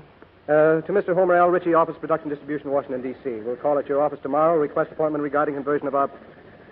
Well, what, may I ask, is that? This? In my book? Yes, that in your book. It's shorthand. That shorthand? Those doodles? My own system. Your own... Well, read it back, will you? Mr. Homer L. Ritchie, Office Production Distribution, Washington, D.C. Will call at your office tomorrow. Request appointment regarding conversion of our... What, may I ask, is that? Oh, no, I'm sorry. Oh, that last part's what you said when you interrupted, but is the rest correct? Yes, it's correct. Well, I don't suppose it matters what shorthand system you use. No, just as long as I get it all down. Well, let's go on, shall we? Request appointment regarding conversion of our toy factory to the manufacture of Army ordnance as per our correspondence. Signed, Lee Stevens. Yes, sir. Send those wires, and then you can go home. Oh, here's your ticket. You take the plane, 5 o'clock.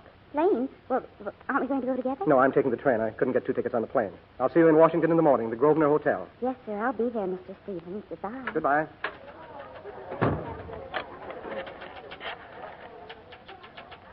Payroll department? Will you please transfer Miss Jane Rogers from donkeys to executive secretary to Mr. Stevens? That's right. Salary? Well, what was Peggy Fuller receiving? $30 a week. Well, Miss Rogers will get 40. That's right. Thank you. My goodness.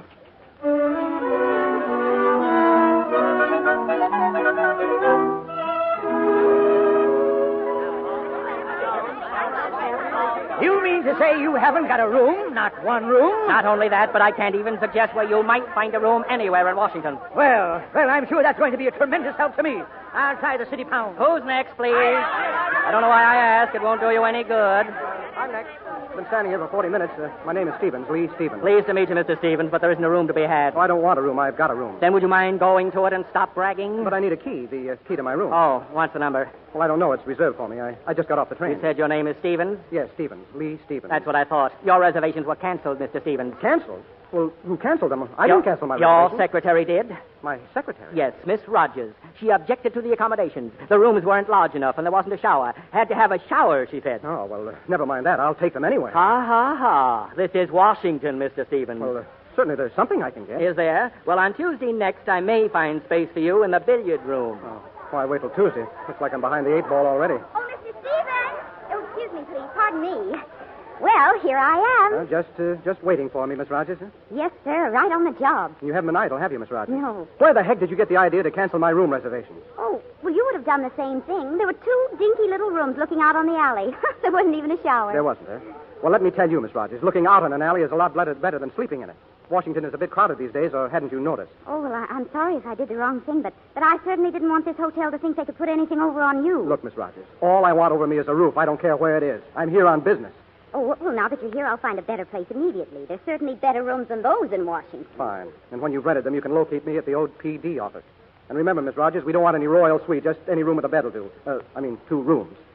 Yes, Mr. Stevens. And don't you worry about tonight. I'll find a really good place Now, for that's it. splendid. I don't see how Mr. Mason can possibly get along without you.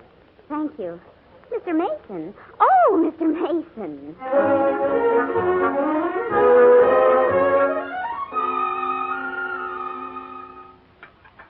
Mr. Stevens, Yes, Miss Rogers. what time is it? When you hear me yawn, it will be exactly 20 minutes of 2 in the morning. I think this is a very nice restaurant, but don't you think it's time we got out of it? It's raining outside. It's raining hard. I know, but the waiter just gave us another dirty look. I think he wants us to go home. Yes, I once had a home. The Grosvenor Hotel. My home in Washington. A nice, dark little room overlooking an alley. I'm sorry. No, never mind. Well, you didn't say how you made out with Mr. Ritchie at the OPD office. Well, there's nothing to say. I just didn't make out. Didn't you go? No, of course I went, Miss Rogers. So did 100 other people. By the time I got in to see him, he'd gone home. You know what I found out? There are almost 1 million people in Washington, and housing accommodations for only 150,000 or something like that. Why didn't you find that out before you canceled my hotel room? Did I hear you ask for your check, sir? No. I didn't ask for a check. Well, it's nearly 2 o'clock. Oh, it's just the shank of the evening. We'll have another cup of coffee. Please. Not here, you won't. The kitchen is closed. The chef has gone home. The orchestra has gone home. I should go home. It's time for everybody to go home. All right, I'll come right out with it. How much will it cost for us to sleep right here on a couple of the tables tonight? Forget it. If we let you sleep here, then we'd have to let someone else sleep here, and pretty soon all Washington would be sleeping here. Your check comes to $18.20. Yeah. Here. Look, isn't there some place you can suggest for us to go? Yes, sir. But we're not permitted to talk to the customers that way. Good night. Good night. Oh, look, it stopped raining. Well, that solves everything, doesn't it? Now all we have to do is walk the streets till it's time for me to go to work in the morning. Well, we can walk in the park if you don't mind crossing the street. All right, we'll walk in the park. Come on. I can see a lot of empty benches in the park. Yeah, empty and wet. Well, this is a very well-known park, Mr. Stevens. I think you'll find it especially interesting. Name me one reason why. Well, for one thing, it's filled with famous statues and... Statues, that's it. Oh, Mr. Stevens, why don't we just... Oh, no, Miss Rogers. Well, why not? You mean sleep on one of those things? No, Miss Rogers, No, not on them, under them. Look, I'll show you. You see, this one's perfect, see? These 2 generals on horseback. What does it say? Says keep off. No, the inscription, I mean. Oh. General Sherman and Major Myers before the Battle of Kennesaw Mountain. We're sure lucky they're on horseback and not walking. We are, huh? Oh, and such big horses, too. You see, there's plenty of room. And dry. Now, you sleep under one horse, and I'll sleep under the other. What? See? Like this. Yeah, very well, Miss Rogers. I'm too weak to argue. Are you, comfortable? Oh, yes, it's fine. Uh-huh. Well, I'll crawl up under Major Myers. Good night, Miss Rogers. Good night. Mr. Stevens, Yes, Miss Rogers. I'm terribly sorry about the hotel reservation. And you'll be sorrier in the morning. And stiffer, too. The rooms were just awful. No, that's all right. Anybody can sleep in a hotel room. It takes a big shot like me to get a horse to... Oh, dear, what happened? General Sherman just spurred me. Oh, Mr. Stevens. Yes, Miss Rogers? I'm a dope. And if you've been nothing but sarcastic all evening, I guess I deserve it. I know this is awful, sleeping in the park under a horse, but what can I do?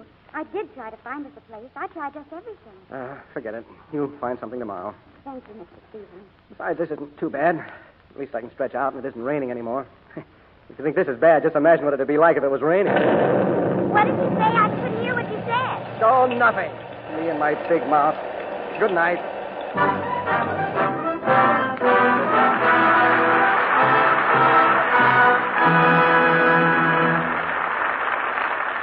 In a few moments, Mr. DeMille and our stars will bring us Act Two of Standing Room Only. Mr. Kennedy, Yes, Sally? I've been taking a course in newspaper writing. Good, Sally. How are you doing? Well, one of the first things they teach you is to get your news across quickly in the very first paragraph. The rule is tell right away who, where, what, when, and why. Oh, Sally, that's quite an order. I bet I could do it, though. Try me. All right, here goes. Who? Loretta Young. Where? Hollywood. What? Lux toilet soap. She uses it. When? Every single day. Why? Because she says it really helps her skin to stay lovely and soft and smooth. Oh, well, you're good, taking off the Hollywood news like that. Now let's see how I make out. Ask me, Mr. Kennedy. Who? Smart women. Where? Everywhere. What? Really make their complexions lovelier. When? When they take active lather facials with Lux soap regularly. Why? Because it's a beauty care that works. And it really does work, that Lux soap care. Recent tests show that actually 3 out of 4 complexions improved in a short time with Lux soap facials. A simple complexion care, too. Here's what screen stars do. Cover your face generously with the rich Lux soap lather and work it in thoroughly. Rinse with warm water, then splash with cold, and pat dry with a soft towel. Leave skin so beautifully soft and smooth, looking so fresh. Why not let Hollywood's beauty soap give your skin gentle, protecting care it should have? Get a few cakes of Lux toilet soap tomorrow. Use it regularly. See if you're not delighted with the new freshness, new loveliness it brings your skin. And now, Mr. DeMille returns to the microphone. Act Two of Standing Room Only, starring Paulette Goddard as Jane and Fred McMurray as Lee.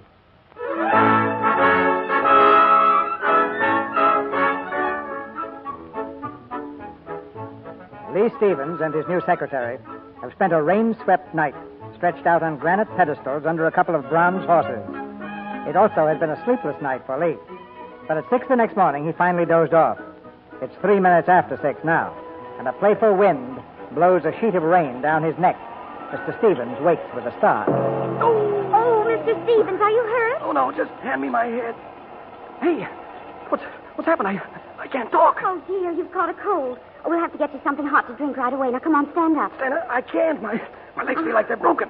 How am I going to get to the OPT office? Oh, now, don't be silly. It's just a slight case of rheumatism, and you'll be all right when you walk around a bit. Look, there's a lunch wagon over there. Now, just lean on me, and we'll go and have some breakfast. Breakfast? Yeah.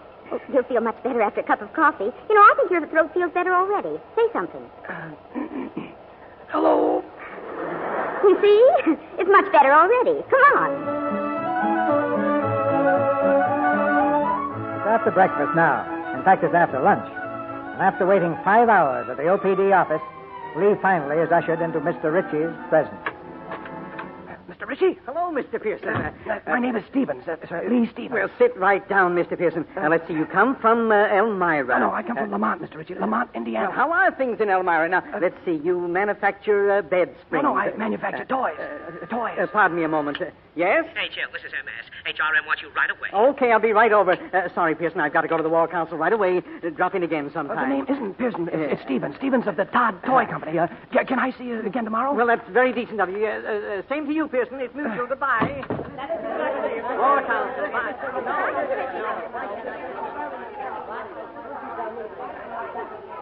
Oh, Mr. Stevens? Yeah? A phone call just came in for you. Miss Rogers. You can take it here. Oh, thanks. Hello? I found it, Mr. Stevens, a place for us to live in. A beautiful place. Oh, fine. A hotel? Well, it's not exactly a hotel. It's a tourist home. Well, just as long as it's got a bed. I'm pretty tired. We'll take down the address. Have you got a pencil? Yeah, shoot. It's 2114 R Street. Have you got that? R Street 2114. Right. Okay, I'll be right over.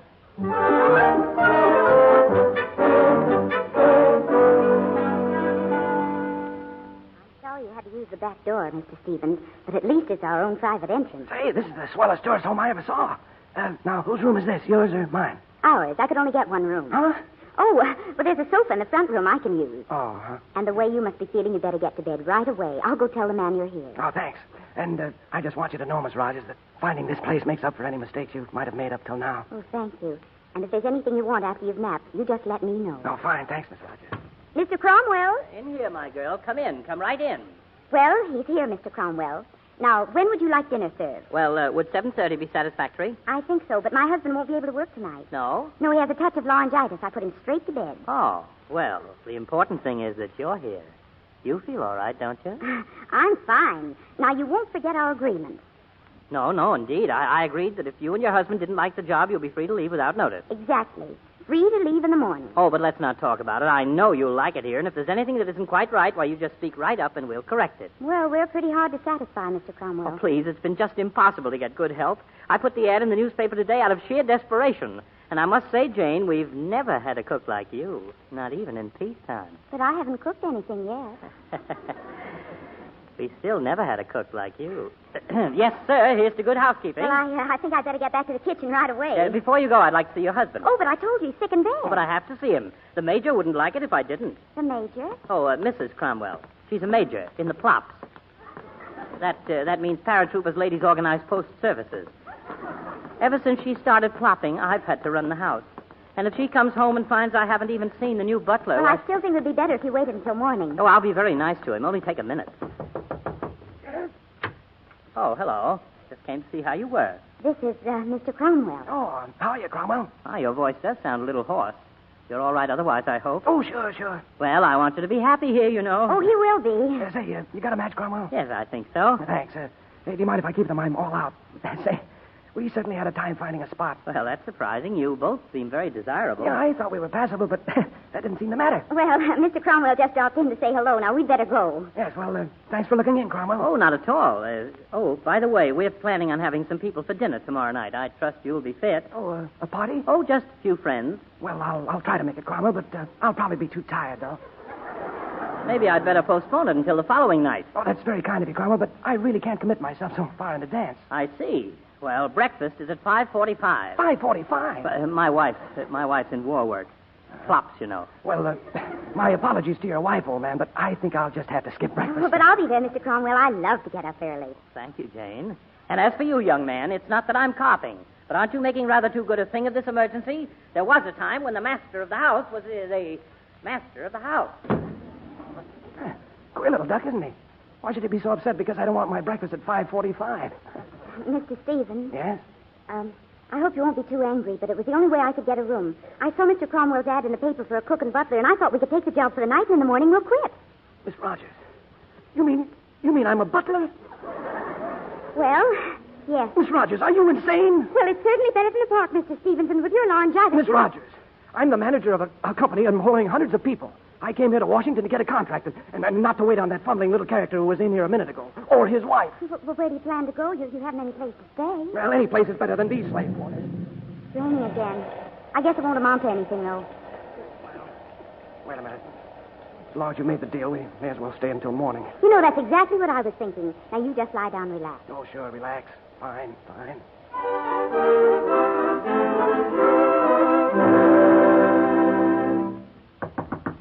Come in.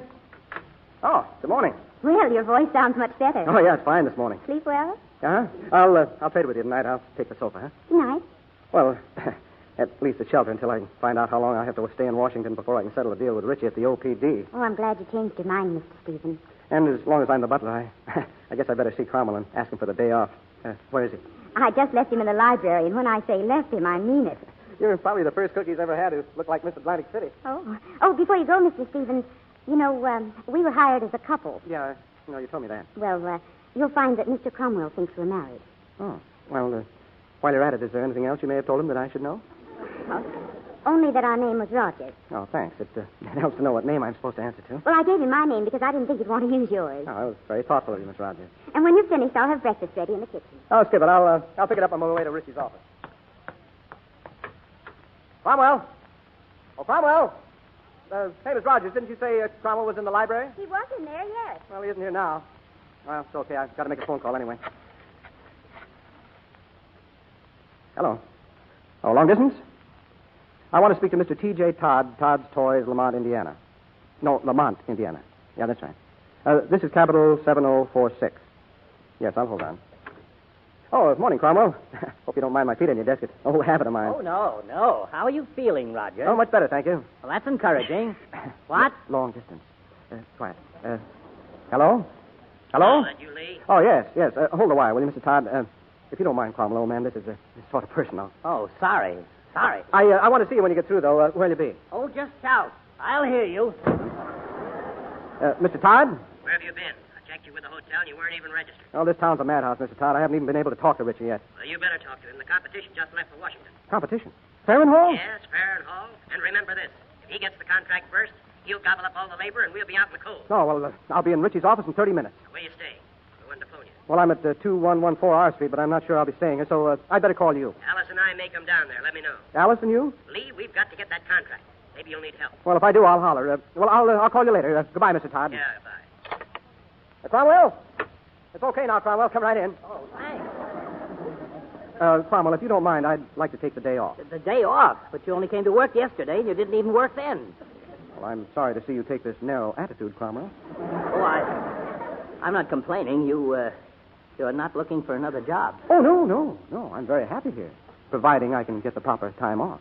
Oh, I just assumed you'd want Thursdays off, but if you'd rather be off today, why, go right ahead. Thanks, Cromwell. Rogers, about tonight. You don't think you'll want tonight off, too, do you? Remember, we're having those people in for dinner? Oh, that's right. Well, let's say we'll cross that bridge when we get to it, eh, Cromwell? In the meantime, yes? Well, just run along and tell Jane I'll see you when I get back, will you? Thanks, old man.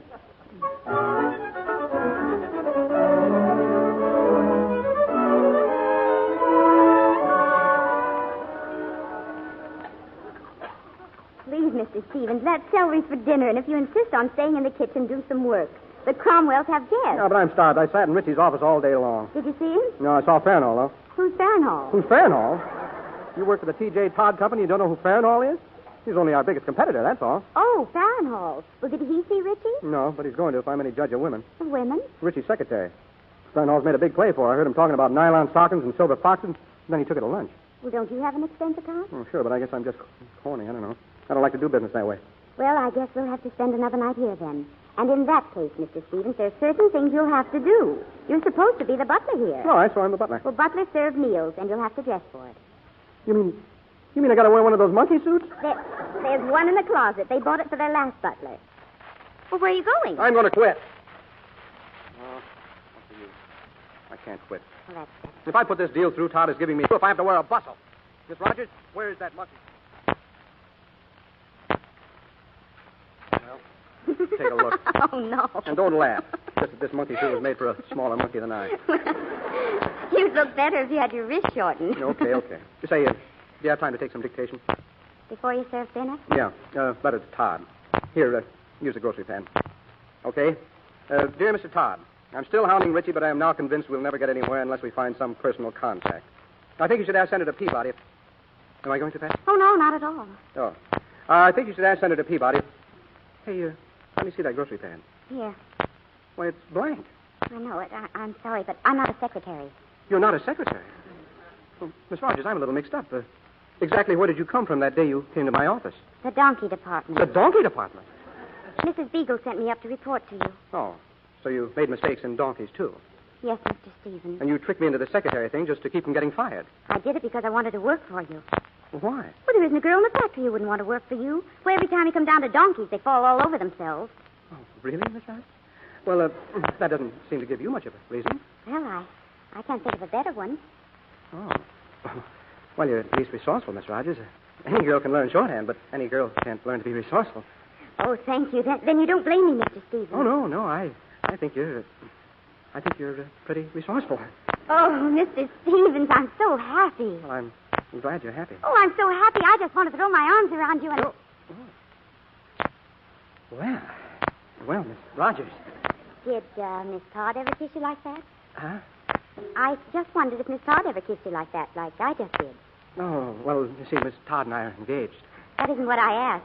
Well, no two girls ever kiss alike. Oh, something like fingerprints. Yeah, something like... what's that buzzer? That's for you, and that means they've sat down for dinner and Major Cromwell wants to know where the heck is a fruit cocktail. Now, come on and pick up that tray. Well, okay, here goes. Hey, open the door, will you? Use your shoulder.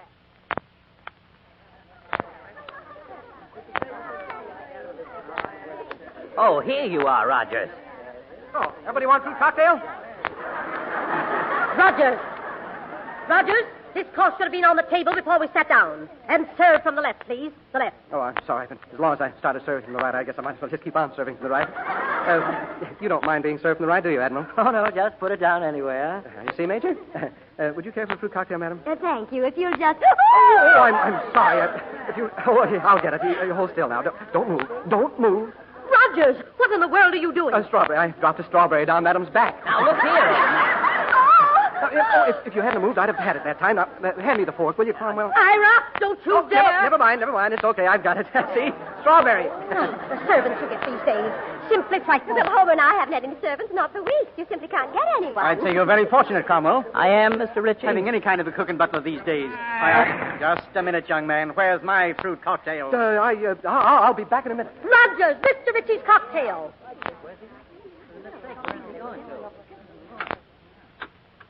Mr. Stevens, what's the matter? What's the matter? He's in there. Right inside there at the table. Who's in there? Oh, Mr. Ritchie. The head of the OPD. Ritchie, that's who. Oh, well, that's wonderful. Now you'll be able to talk to him. Talk to him? In this monkey suit? You'd have a lot of confidence in a businessman who doubles as a butler. Did he recognize you? No, I don't think so, but I'm certainly not going to give him a chance. Well, you better get back in here. I'll let her buzz. Well, just explain what's happened and he'll understand everything. Oh, yeah. You certainly believe in initiative, don't you, Miss Rogers? Well, of course. That's how I got my job with you. Oh, that's right, it is, isn't it? Now, hurry up and bring him his fruit cocktail. Well, okay. And then come back. I'll have the soup ready.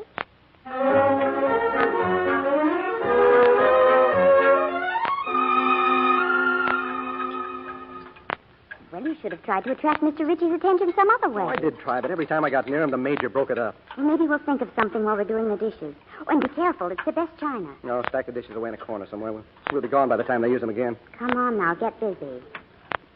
I had to sneak in. Mr. Ritchie. I've only got a minute, and I have to talk fast. Look, I don't believe in stealing my friend's servants, but I'm desperate. I'll pay you double what they're paying you here. You mean you want to hire us as butler and cook? Well, I'd like someone who could drive, too, but that isn't really necessary. Oh, but you don't understand, Mr. Ritchie. I'm not really a butler. Of course you're a butler. No, but I'm not. I'm the general manager of the Todd Toy Company. I don't care what your sidelines are. I'm interested in you and your wife as a couple. Now, what do you say? I tell you, it's not a sideline, Mr. Ritchie. I came to Washington Why, you love the rooms at my house, but cross ventilation, lovely bath, brand new radio. But, Mr. Ritchie... Now, what do you say? And hurry up. I can't let the Cromwells find me talking to you like this. If you just listen to reason, Mr. I Ritchie... listen to anything within reason, but I can't stay here. Just report for work at my house Monday morning. Monday? We can be there tomorrow. Wish you could, but that'd be too obvious.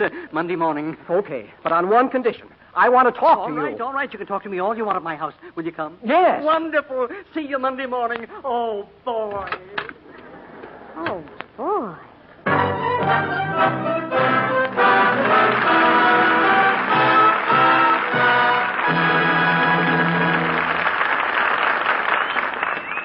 We pause now for station identification. This is CBS, the Columbia Broadcasting System.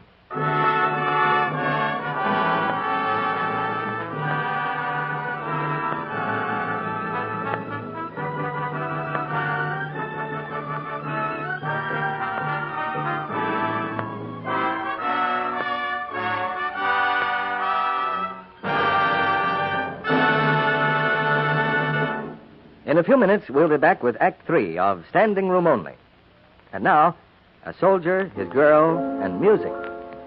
Let me call you sweetheart. I'm in love with you. Gosh, Bill, that's an old one. Words are still good, though. Say, here's another old-timer. I remember my dad used to sing it to Mother. I can't tell why I love you, but I do.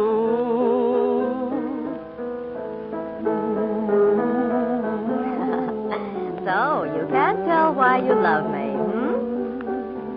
There's something I can't tell. Seems to hold me in your spell. If anyone should ask me why, I guess I'd say, well, you're so sweet. A man can't always tell exactly why a girl is the girl for him, but one thing's sure. There's a certain quality that always attracts, a truly feminine charm that makes a girl lovely and desirable. Here's what a famous screen star has to say about it. It's Ida Lupino, and she says, There's nothing so appealing in a girl as skin that's fresh and sweet, delicately fragrant. A wonderful way to make sure of our daintiness is a daily Lux Soap Beauty Bath. The lather is so rich and creamy. Leaves your skin smooth, really sweet. Perfumed with a lovely fragrance, too. Lovely screen stars discovered long ago that their complexion soap, Lux Toilet Soap, makes a luxurious beauty bath, too. Why not put this fine, fragrant white soap in your bathroom? You'll find it's thrifty to use. Lux Toilet Soap is hard milled. Each satin smooth cake can be used to the last thin sliver. Get a few cakes of Hollywood's beauty soap tomorrow. And now, Mr. DeMille returns to the microphone. When the play is over, we invite you to do a little eavesdropping while we chat with our stars. Now here's Act 3 of Standing Room Only, starring Paulette Goddard as Jane and Fred McMurray as Lee.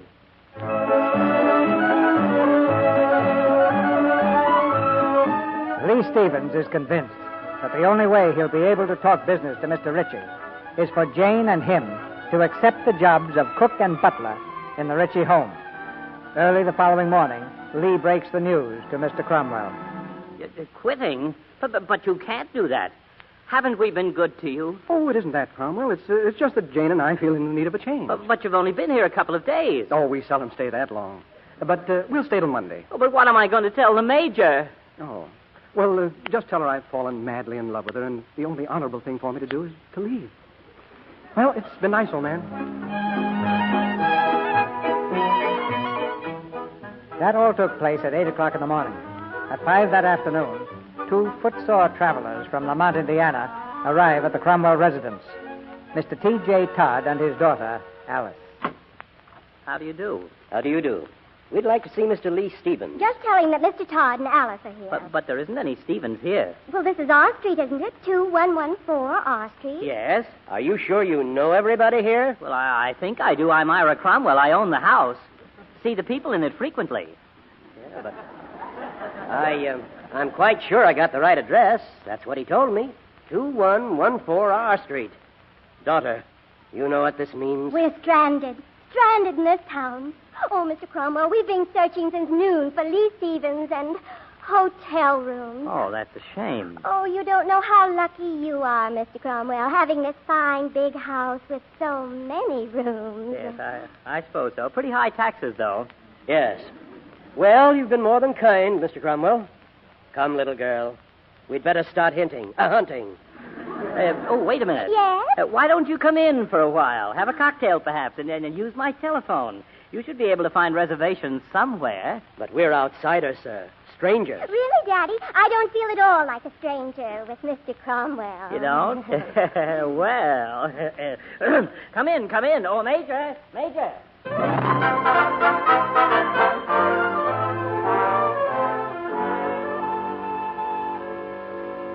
And just think, Major, the Todds are from Lamont, Indiana, and I'm from Giles Harbor, Michigan. I always said the prettiest girls in Michigan came from Indiana. Oh, Mr. Cromwell. Oh, Major, your uniform is simply stunning. What's the insignia? Plops. Bless you, madam. The Paratroopers Ladies Organized Post Service. Of course. Daddy, I think you should write a nice check to the, Plops right away.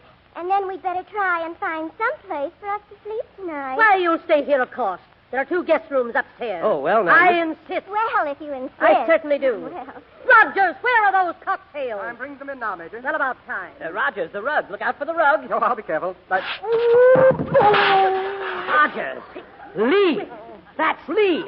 What do you mean that's Lee? That's our butler. He's Rogers. Lee, what on earth are you doing here? Oh, hello, Alice. Mr. Todd, pardon me for not rising. You told me he wasn't here, Mr. Cromwell. Rogers, tell Mr. Todd who you are. I'm Lee Stevens. I told you should have had references. What is this man, a criminal? What's the idea, Lee? Why aren't you tending to business? Not tending to business. You stand there and you should know what I've gone through tending to your business. I thought you might like some hors d'oeuvres, Major, so Jane, what do you mean by telling us your name is Rogers when it's Stevens? Stevens? Her name is Stevens. Why, certainly it has to be. She's his wife. His wife? Oh, Lee, married. I'm not married. What? Oh! I'll be drummed out of the pop. Oh, now, Major, dear, Major. Lee, exactly who is this girl? She's Jane Rogers, my secretary. She doesn't look like a secretary. Oh, this is too humiliating. Lee, does this girl mean anything to you? What? You heard the lady, and I used the word loosely. Yes, I heard her. The answer is yes, she does. What? Dad, are you going to stand there and let me be insulted? Nobody can kick my little girl around. Lee, you're fired. Okay, I'm fired. Come on, Jane. Just a second. Oh, Miss Todd, would you mind holding this tray? Thank you. And just what am I supposed to do with the hors d'oeuvres? Pass them around, please. The maid just quit.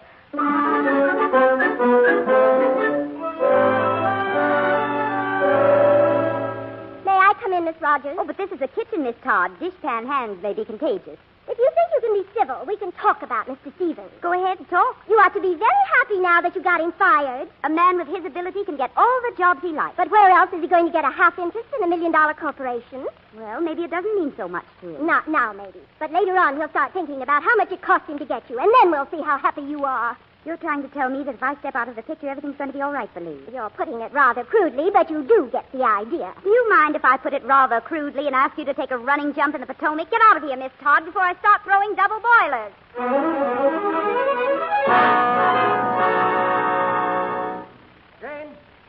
Jane, where are you? Jane? Now, sit down, Lee. Sit down and stop being so stubborn. I want to talk to you. Well, I don't want to talk to you, Miss Todd. I'm looking for Jane. Jane's gone. Gone? Sure. 10 minutes ago. Said something about catching a train. Train? What does she want to train for? How do I know? Probably to take her back to Lamont. She was carrying her bag. Well, why didn't you tell me? Why didn't you stop her? Don't you know that I... Hello? Hello? That you, Rogers? Yeah, so who's this? This is Mr. Ritchie. Can you talk? Where's Cromwell? He's upstairs holding the major's head. Well, it's likely till Monday. Mrs. Ritchie and I wondered if you can come tomorrow night. A couple of governors in town. I've got to do some entertaining. You know, dinner party. Very unexpected. Well, forget it, Richie. I've retired. But I need you, Rogers. You and Jane. I need Jane, too, but she just left to catch a train. She did? Then I'll need you all the more. No, you will, huh? Well, I needed you, too, for a while, Richie, but I don't now. So I can tell you that I think you're a bloated bureaucrat with a bird brain. Now, why don't you grab yourself a length of red tape and go hang? Guess that's telling them, huh? Oh, great, great. Here. Here's the key to my office. What's the matter with you, Lee? You're not fired. No, but you just said... I just said you were to save Alice's face in front of those people. Oh. Confidentially, getting rid of Alice is the greatest thing that ever happened to you. She's selfish. She's spoiled. Yeah, well, that's your fault. All women are alike. If you aren't getting the needle from one, you're getting it from another. Jane, huh? Yes, Jane. Apparently, you're more attractive when you're wearing your income. Yeah, I guess I am. Well, as long as I'm not fired, Mr. Todd, I better tell you something. Richie's giving a party at his house tomorrow night, and Farrenhall's going. What? Yeah. I saw Farrenhall at the OPD. Richie's secretary wangled an invitation for him. Oh, we're licked, Lee. Lashed to the mast. Maybe not. I got an invitation, too, just now. Direct from Richie. Huh? But as a butler. Wonderful. But I turned him down. Oh. I could change my mind, though, on one condition. What? Get yourself a monkey suit, Mr. Todd. If I'm going to be your partner, you've got to be my partner.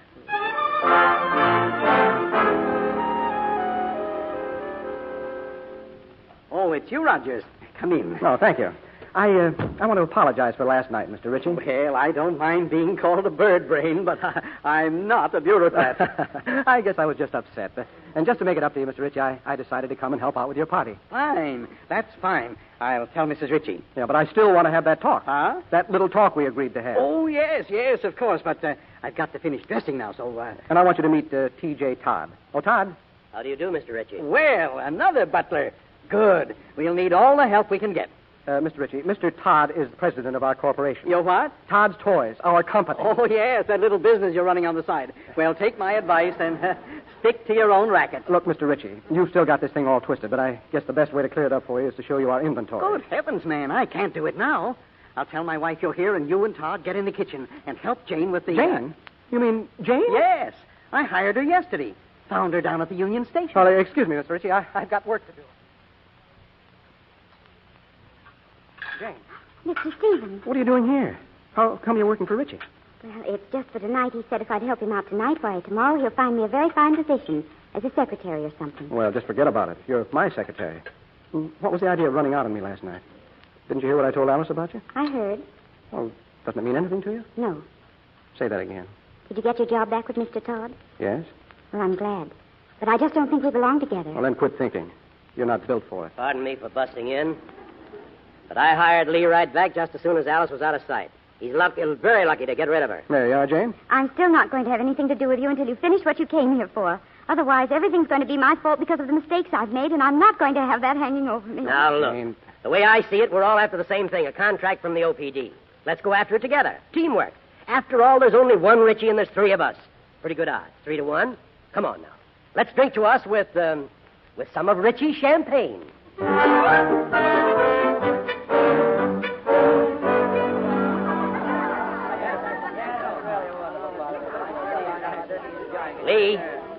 Lee, come here. How are we doing? Awful. Farnall's here. Oh? He and Richie are just going into the study. We've got to break it up. Well, that's simple. I'll announce that dinner's ready. That would be fine, except dinner isn't ready. I'm just getting them started on the cocktails. Oh, what's the difference? I'll see you in a minute. Oh, yeah. Dinner served, ladies and gentlemen. Come and get it off. Roll the suite. Dinner comes. Dining room at the Fan Hall. Dinner. Thank you very much. Oh, I'm sure there must be some mistake, Rogers. We haven't had our cocktails yet. Oh, I'm sorry, Mrs. Ritchie, but you see, there's always the human element. The cook got a little ahead of herself. Oh, dear. Oh. Well, I'm afraid we'll have to go in, everybody. The cook wants to serve dinner now, and we better let her have her way. That is, if we want any dinner. Just help yourself to a drink, everyone, and take it to the table.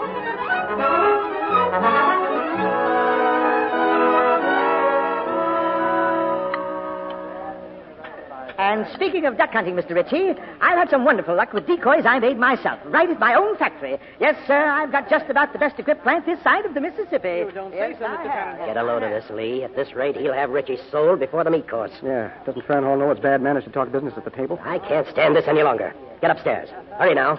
I'm going to send Richie up to you. You're going to what? Go on, beat it. Okay, but... Ready for the soup, Mrs. Ritchie? Yes, Todd. Stop serving. Yes, madam. Soup, Mr. Ritchie? Here you are, sir. Oh, I'm terribly sorry, sir. How awful. You blundering idiot! Why don't you watch what you're doing? Oh, and you're all over noodles, sir. And soaking wet. Todd, how could you? Oh, I'm sorry, madam, but I'm used to the English grip on soup plates. If you'll pardon me, everyone, I'll run upstairs and change. I'll be right down. Oh, Todd, never mind the soup. Go and get cook and ask her to serve it. Yes, madam. Well, I'm sure Mr. Ritchie will be down in just a moment. We'd all go right ahead. I'd better go up and see if I can't help him. Oh, thank you, Mr. Farnhall, but that won't be necessary. Oh, no trouble. I'd be delighted. Oh, no, I wouldn't think of it. Oh, anyway, here comes cook with your soup. Who shall I serve first, Mrs. Ritchie? Oh, this gentleman here, please. Yes, that gentleman, Jane. Thanks, I just wanted to be sure. Soup, sir? Well, put it down. It's a pleasure. Dear. Look at me. Just look at me. Oh, I guess something must have slipped. Oh, what's happening to everybody? I never saw so many clumsy people. The gentleman can clean up in the powder room. I prefer to clean up in Mr. Ritchie's room. Oh, very well, sir. Hurry, Jane, and show Mr. Farnhall the way. Oh, I'd be glad to. Just follow me, sir.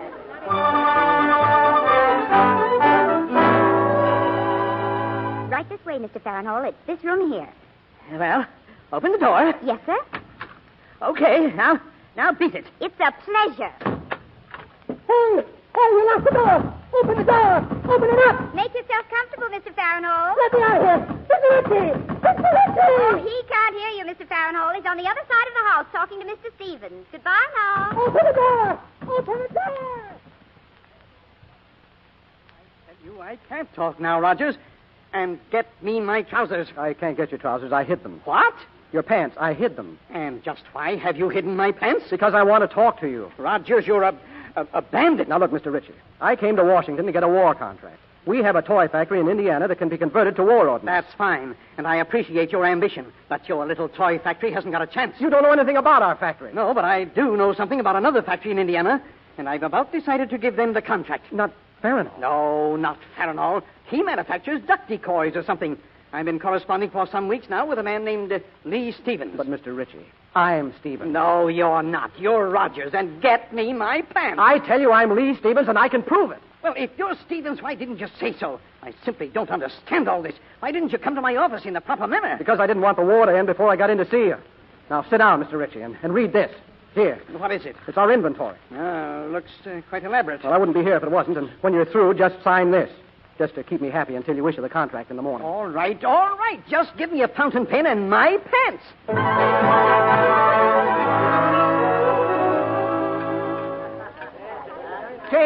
Jane, look. He signed it. Ritchie signed it. Rogers, you're insane. Jane's trying to serve the gravy. Lee's done it. Just look at him, everybody. Isn't he wonderful? Speak up, madam. Isn't he wonderful? Todd, go upstairs this instant and find Mr. Ritchie. Never mind, Todd. I'm here. Just keep the gravy moving, that is, if you don't mind, Todd. Oh, not at all, sir. Not at all. Jane, you may return to the kitchen now, thank you. Yes, madam, but there's just one thing that I have to do first. Lee. Yes, Jane? Close your eyes and make like you're whistling. You mean like this? Like that, I mean. Why, she kissed him. The cook kissed the butler. Homer! Now he's doing it to her. There's a servant problem, folks. After all, we got to give him some privileges.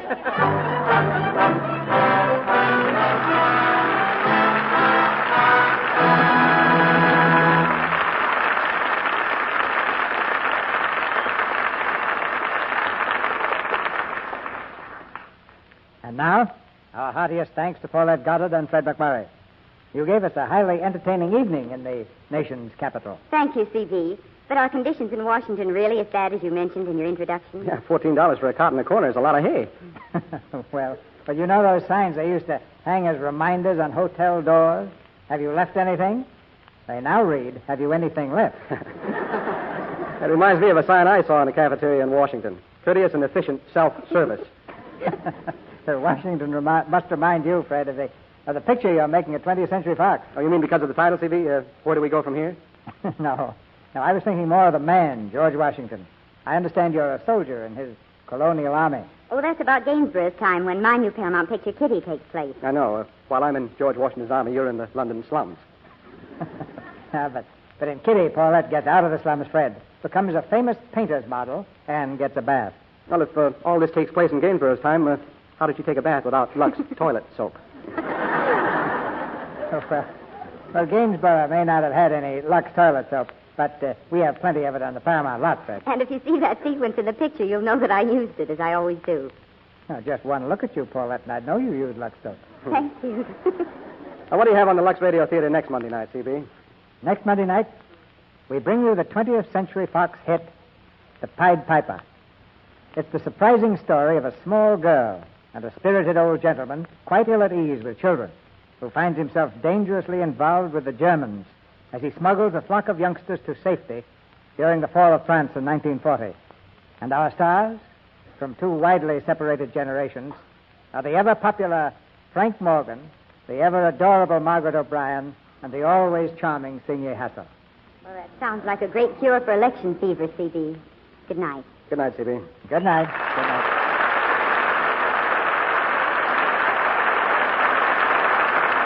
You gave us capital entertainment in the capital tonight.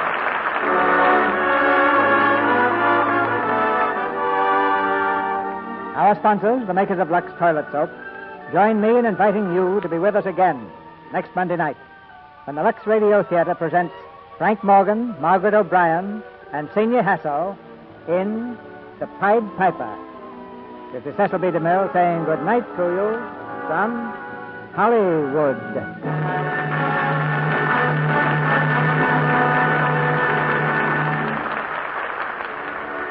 Housewives, remember, every kitchen in America can be an arsenal for victory. Waste fats and greases are a vital part of our war effort for explosives, medical supplies, and many other uses. Don't waste a drop of your waste fats. Put them in a clean can, rush them to your grocer, and he'll give you 2 red points plus 4 cents for each pound. Standing Room Only was presented through the courtesy of Paramount Pictures, producers of Our Hearts Were Young and Gay. Fred McMurray is soon to appear on the 20th Century Fox Technicolor production, Where Do We Go From Here? Paulette Goddard is currently being seen in Paramount's I Love a Soldier. Heard in tonight's play were Arthur Q. Bryan, Verna Felton, Norman Field, Pauline Drake, Dora Singleton, Earl Ross, Leo Cleary, Charles Seal, Eddie Marr, and Sarah Selby. Our music was directed by Louis Silvers. This program is broadcast to our fighting forces overseas through cooperation with the Armed Forces Radio Service. Our Lux Radio Theater production of Standing Room Only has come to you with the good wishes of the makers of Lux Toilet Soap, the beauty care that 9 out of 10 Hollywood stars use. This is your announcer, John M. Kennedy, reminding you to tune in again next Monday night to hear The Pied Piper with Frank Morgan, Margaret O'Brien, and Signe Hassel. Tomorrow is Halloween. Time for delicious Spry goodies. Spicy, smooth Halloween pumpkin pie with tender, flaky Spry crust and wonderful Spry donuts, crispy, light, and so digestible. Watch your newspaper for the Spry ad featuring both these tempting new Spry recipes. Be a better cook. Bake and fry with Spry. Be sure to listen in next Monday night to the Lux Radio Theater presentation of The Pied Piper with Frank Morgan, Margaret O'Brien, and Signe Hassel. This is CBS, the Columbia Broadcasting System.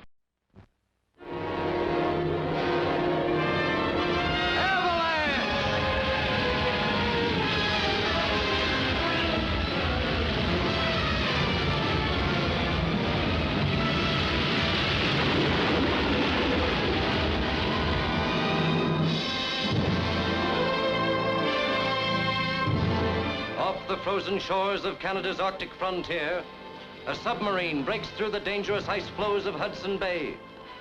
From its conning tower steps a band of desperate men, invaders on a terrifying mission, under the command of ruthless Colonel Von Keller. At divisional headquarters of the Canadian Northwest Mounted Police. What we want to find out is, what was he sent here to do? When do I start?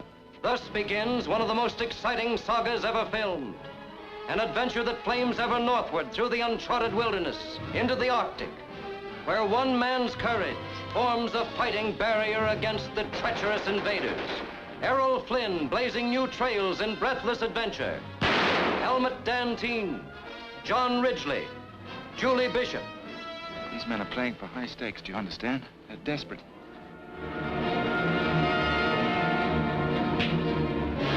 Why did you do that? You want to get rid of him, didn't you? Followed us from the hotel. What do you mean by bringing him up here? As long as he works with us, we're all right. Let him think we're stupid. That a man who would take a chance like he has taken so far is not afraid to die.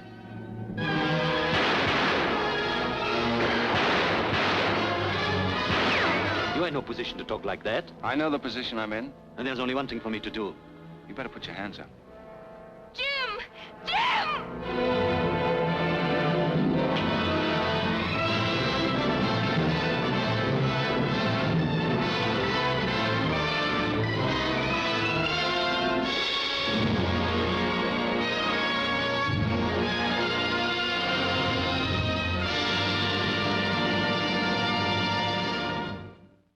The Warrior of the Woodlands, Ranger Bill, is coming up next.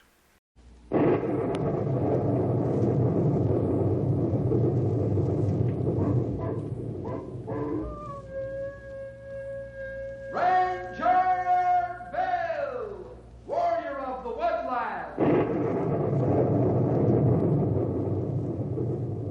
Ranger Bill, Warrior of the Woodland, struggling against extreme odds, traveling dangerous trails, fighting the many enemies of nature. This is the job of the guardian of the forest, Ranger Bill. Pouring rain, freezing cold, blistering heat, snow, floods, bears, rattlesnakes, mountain lions. Yes, all this in exchange for the satisfaction and pride of a job well done.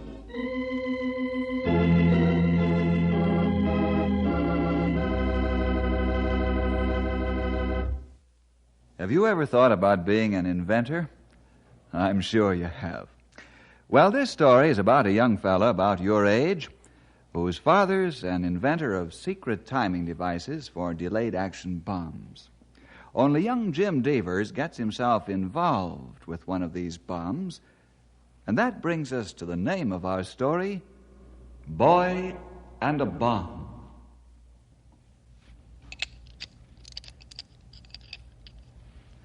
Jim, will you stop messing around with my tools? Some of them cost a lot of money. That one you've got there in your hand, it's made especially for this work. Now put it down. Aw, Dad, when are you going to quit working on this thing? Not now, son. Your dad has some important work to do for Uncle Sam. Maybe after I finish this invention, we can, go fishing or something. That's what you always say, Dad. Maybe after this one. Maybe after the next one. But you never do. Maybe we can get together. Next week sometime. Here's $1. Go amuse yourself. I'm busy. I don't want your old money. You're always too busy. I might just as well not be around at all. Sure, some other time. This is important work for the Army. Very important. Yeah, sure. Everything's important. But me.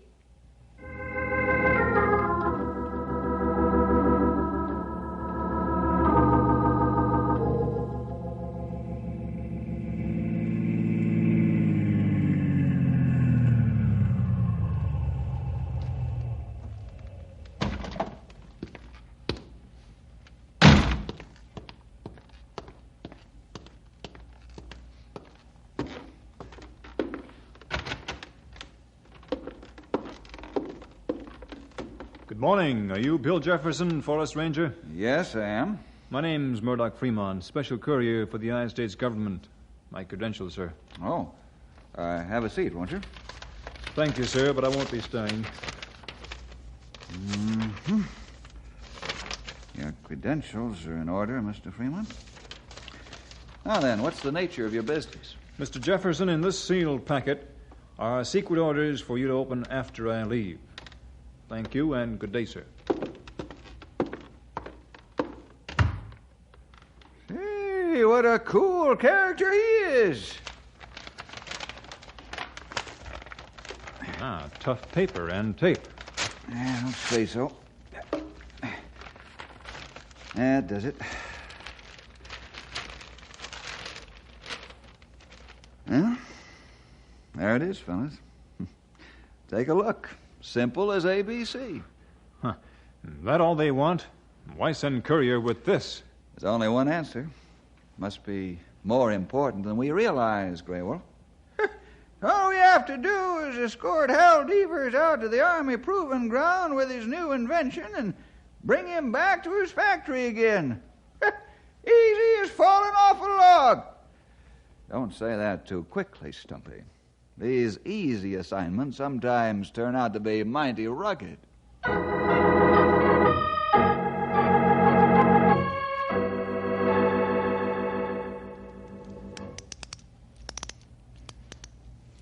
I wonder what this thing is that Pop's working on. Looks kind of complicated. What's this thing for? Jim, what are you doing with that timer? Oh, Dad! Oh, I almost dropped it. Jim, if you drop that, I'll tan your hide. Now put it down. Oh, I'm sorry, Dad. Is it another timing device? Yes, it is. And if I'm any prophet, it's the best thing your dad has done yet. Oh, can I stay and watch you work on it, Dad? No, I don't want you bothering me. This work's too important to be having interruptions. Okay.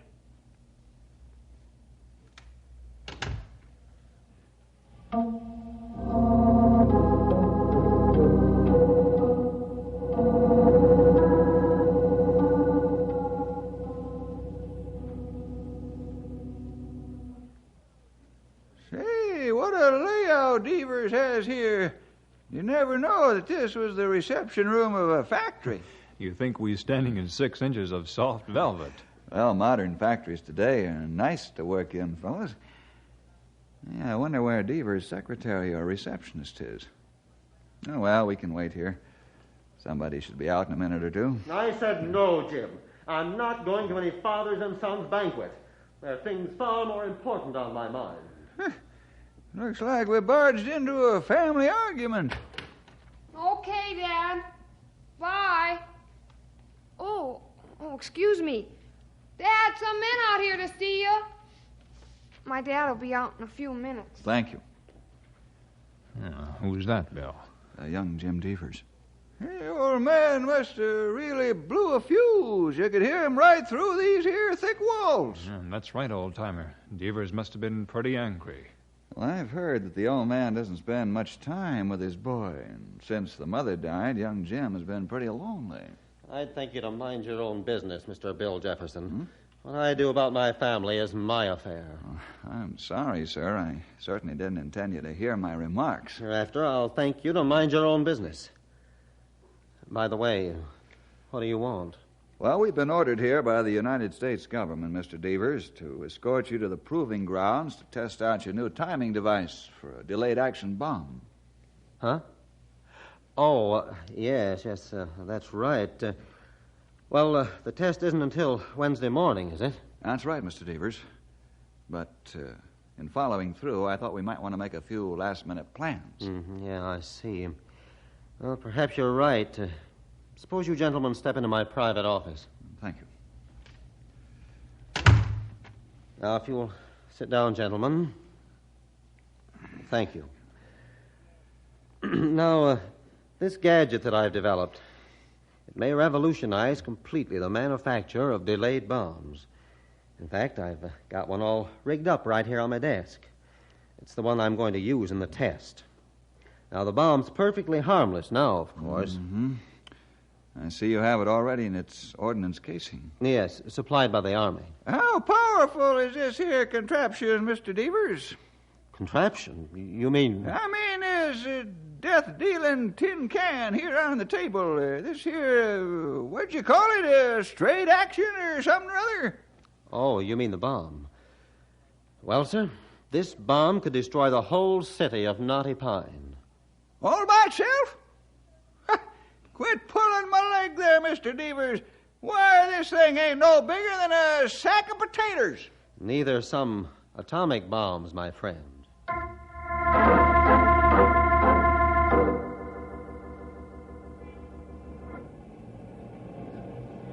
Shades of Aaron Sod. I've been pounding me beat for 30 years, but I've never seen a night as dull as this one. O'Rourke, you'll have to be talking to the sergeant and get your beat changed back to the river area again. I say, are me peepers failing me, or do I see a wee spit of a lad wending his way toward me? Now, what in the name of common sense do you suppose he's wandering around at this hour for? Say there, young fella, where do you think you're gone at this time of the evening? It's time for lads your age to be pounding their ear. Oh. Hello, Officer O'Rourke. It's me, Jim Devers. Great day in the evening. And now, what are you doing out all by yourself at this time of night for, Jimmy? Oh, just walking. Well, now, what's the trouble? Have you something on your mind? Oh, it's really nothing. Oh, now, listen to me, Jimmy. Let's you and me sit down here on this doorstep a while, huh? I suppose you tell Patty O'Rourke all about your troubles. And the back of me hand to you if you try to fool me. Remember, I've 5 wee boys of me own to try to keep going on the straight and narrow. Oh, thanks, Mr. O'Rourke. You make me feel better already. But why should I cry on your shoulder? You got real worries to think about. Jamie boy, Patty O'Rourke is the strong arm of the law. And what's more, I'm supposed to help people out of trouble. Now, spill it to Patty, me lad. Spill it. Well, it's about my dad. I figured as much. Go on, Jimmy boy. You see, my dad's a real intelligent guy. A genius is what I've heard him called. But somehow he's never got time.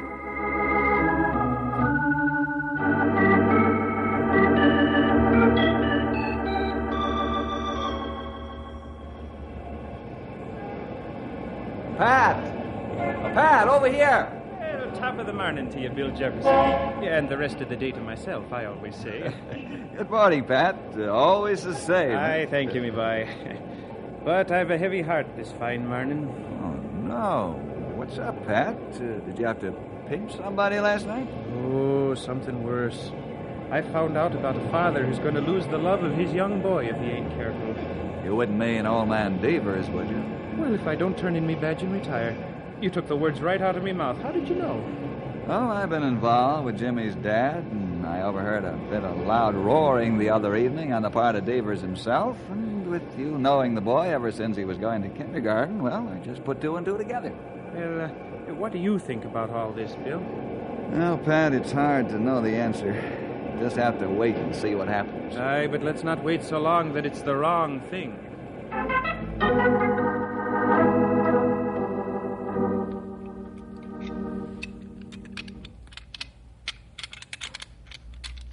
Hello, Mr. Devers.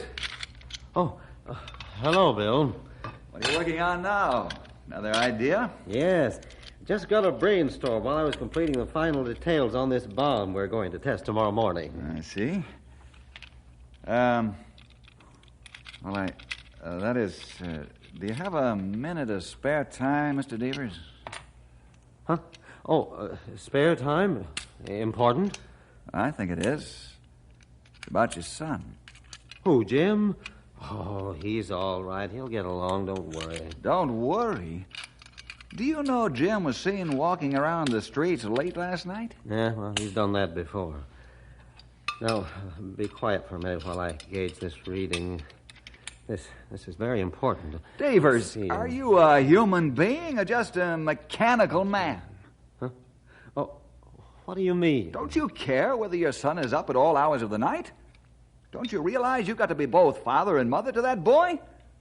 Right now, you're neither one. You ought to be ashamed. What? What are you talking about, Ranger? Ashamed of what? You mean you haven't even heard what I've been trying to tell you for the last few minutes?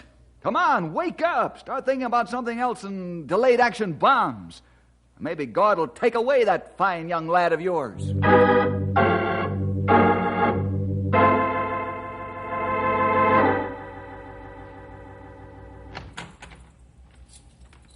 Oh, Excuse me, Mr. Devers. I thought you were in the lab. I didn't mean to bother you. It's quite all right, Bob. I'm leaving shortly. Right now, in fact. Yes, sir. Well, I'll let you out by the front door. Thank you. Oh, by the way, here's the special bomb we're going to test tomorrow. Keep a sharp eye open for prowlers. If that thing ever came alive, it could blow this whole town off the map. So I understand, sir. I'll watch it closely. Very well. Good night, Bob. Good night, sir.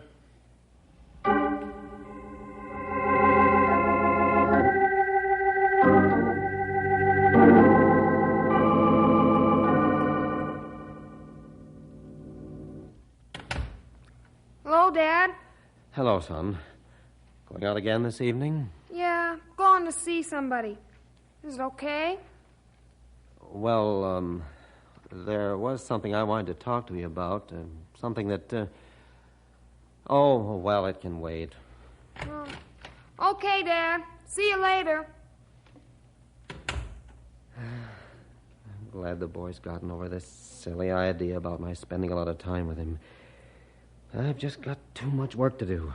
Important work.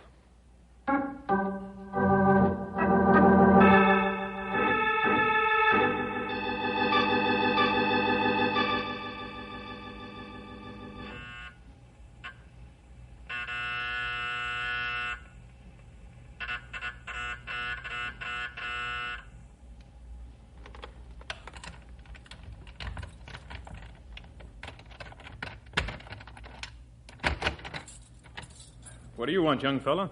Oh, it's you, Jim. Yeah, let me in, will you, Bob? I want to get my dad's bowling ball out of his office. Okay, Jim, come on in. Now, you go ahead and get the ball, and I'll meet you back here shortly. I've got to make my rounds, or I'll have every cop in the city here in 2 minutes. Oh, that's all right, Bob. I can let myself out. Okay, that'll be fine. Now, be sure you slam the door.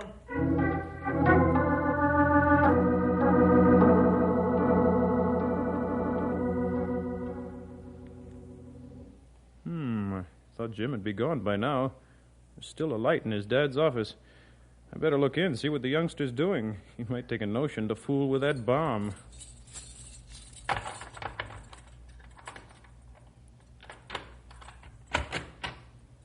Great Scott! The bomb's gone. Well, young Jim Devers must have taken it.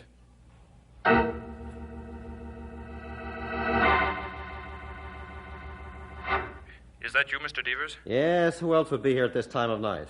Who's calling? Bob Sellers, guard at the plant, sir. Yes, well, go ahead. What's wrong? It's the bomb, sir. It's gone. It's been taken from your office. What? What are you there for, you idiot? Who took it and how? Speak up, man. I'm sorry, sir, but it's your son, Jim. What? Well, this is no time for joking, man. What's the story? He duped me into it, sir. Said he wanted a bowling ball out of your office. But he's got the bomb. I'm sure of that. Well, you'd better be sure. You'll be fired. I'll be right out there just as soon as I call the Rangers.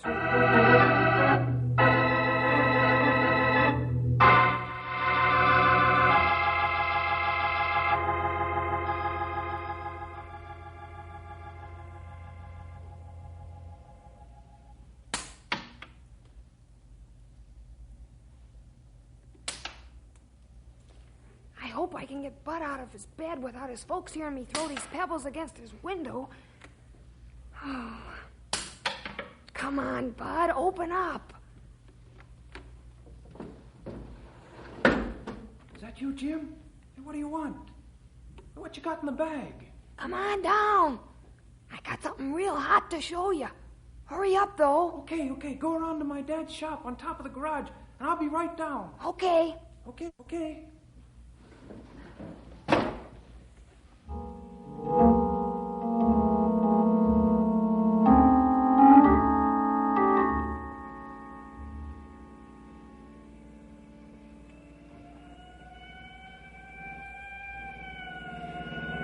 Oh, here's the Rangers now. I sure hope Bill has an answer to this thing.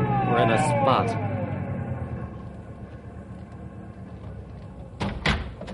Devers, what's this all about? What's wrong? Bob Sellers swears my son Jim came into my office and took the bomb somewhere. Where, we don't know. Are you certain?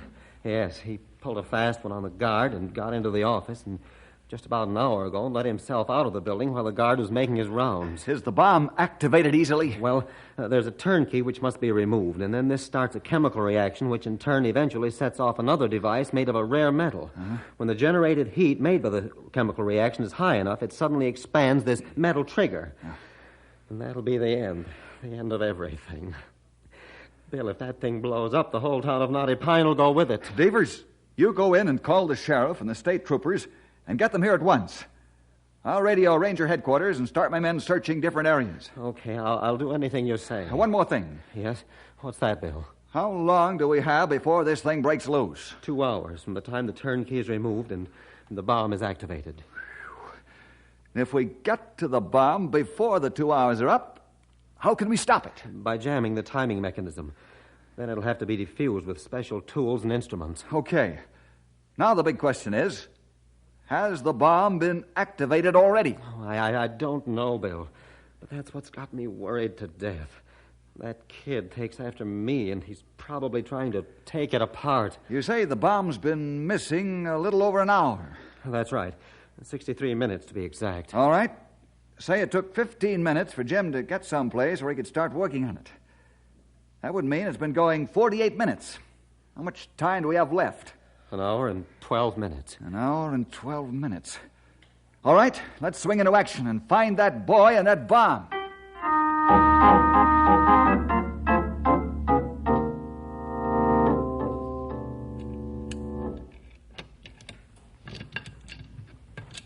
Say, Bud, did you notice this bomb started to get warm when we turned that key? No, it's beginning to get hot. Ouch! Oh, I'll say it is. Say, we better do something, or something might happen. I know it. But what should we do? I saw my dad put this thing together once, but... Let's try taking out some of these screws. We've got to stop it somehow. Yeah, looks to me like it's going.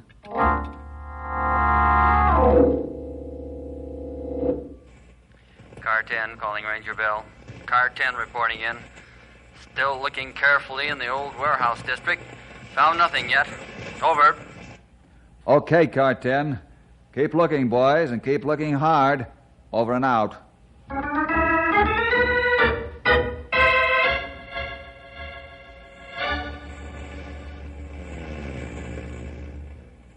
State Patrol Car 21, report in, please.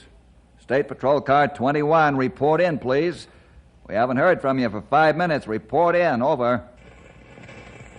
Hold on a minute, Bill. We think we've seen something. A boy just turned around the corner carrying a bag of some kind. I'll let you know in a minute. Over.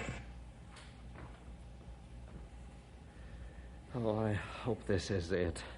I hope that boy they saw is Jim and he has the bomb. I don't like to rub salt in an open wound, Devers, but which do you think is more important now, little Jim or the secret mechanism for a delayed action bomb? Oh, don't ask me, Bill. I was crazy. I see it now. Wait a minute. Here's their report. Sorry, Bill. That wasn't the right boy, and he wasn't carrying a bowling bag. But we'll keep looking. Over and out. Okay, fellas, keep trying.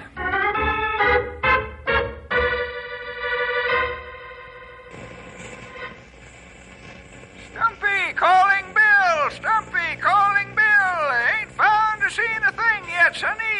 Not even so much as a broken-down alley cat.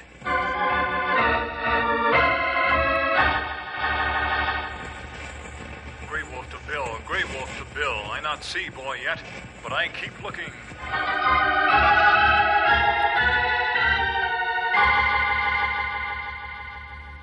Well, that's all the 5-minute reports for now, Mr. Devers. Yeah, it looks hopeless. I'd give all my money, reputation, mechanical genius, and ability to have my son safely in my arms right now. I've been blind, a stone-blind fool. That's what I've been waiting to hear from you. Now you give me hope. And I've got an idea that might work. What is it, Bill? No time to explain now. You stay by that radio. Don't leave it for a second. We've only got 20 minutes, unless my idea works.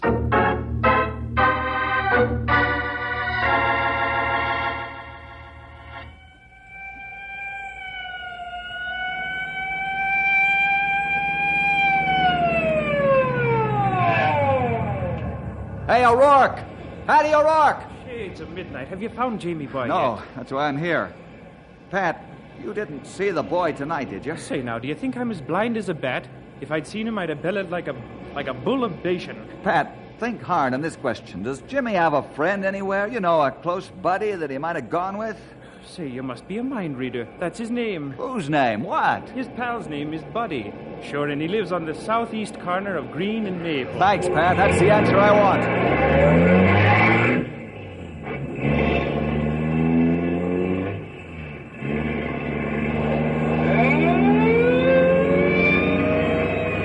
15 minutes to make it across town. I've got to. Come on, car, let's go.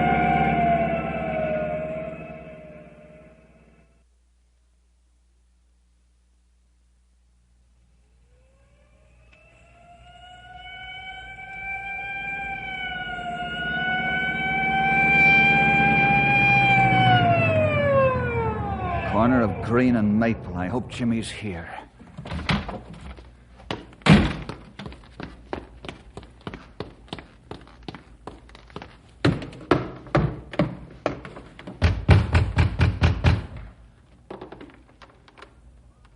Come on, open the door.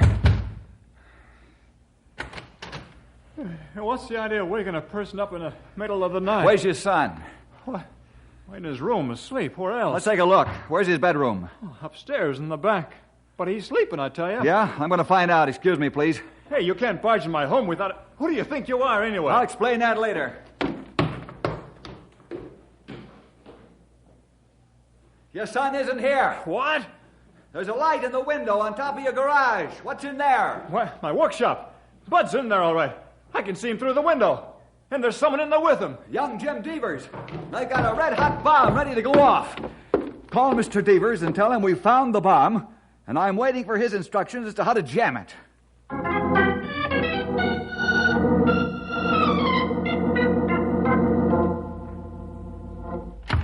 Oh, a ranger. Jimmy, boy, am I glad to see you. This is the bomb, isn't it, son? Yeah, that's it. We started to take it apart. Is it going to blow up, Bill? I hope not. As soon as your dad calls on the phone, we'll try to stop this thing. I didn't mean to cause any trouble. Honest, I didn't. I know you didn't. We'll get this thing all straightened out. There's your dad now. It's a good thing Bud's dad has his extension in his workshop. Jim, you hold the phone against my ear so I can use both hands and pray like you never prayed before. Okay. Devers, I've got the bomb right here. How do I jam the timing device? Thank God you found it, Bill. Does Jim have the casing off yet? Well, some of it. Well, pull the whole outer casing off, Bill. All right. Let's see here. Yeah, it's coming off. Yeah. There's a metal soundproofing sleeve with 3 small screws in it. Yeah? Take the screws out so you can slide the sleeve back. Okay. There's one of them. 2 of them. 3 of them. All right. All set. Hey, the ticking sound. Is that... That's what we're after, Bill. Is there a metal wedge at hand? You got a metal wedge there, Jim? Yeah, here. Got it, Mr. Devers. Now the timing device is in between the chemical chamber and the explosive. You've got to drive that wedge in there and stop that ticking. How hard can I hit the wedge? All you've got. Start driving, man. There's no time to waste. Right. I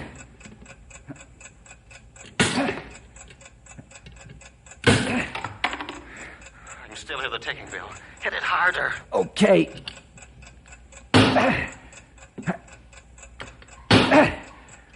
I can't seem to get the wedge in there, Mr. Devers. The opening's too small. You've got to. Give it all you've got. This has to do it, Bill. You've got only a minute left. All right. This time I'll drive it in or else. That did it. The timing device is jammed and we're safe.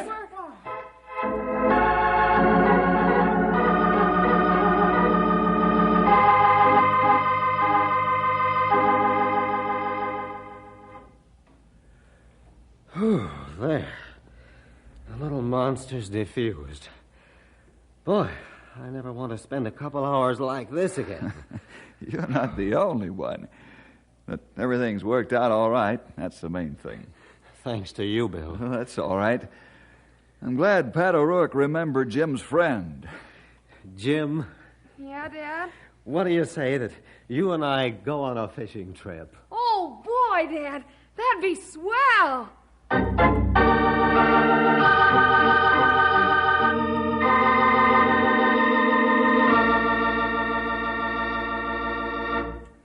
Well, that's today's story, boys and girls. See you next week for more adventure with Ranger Bill!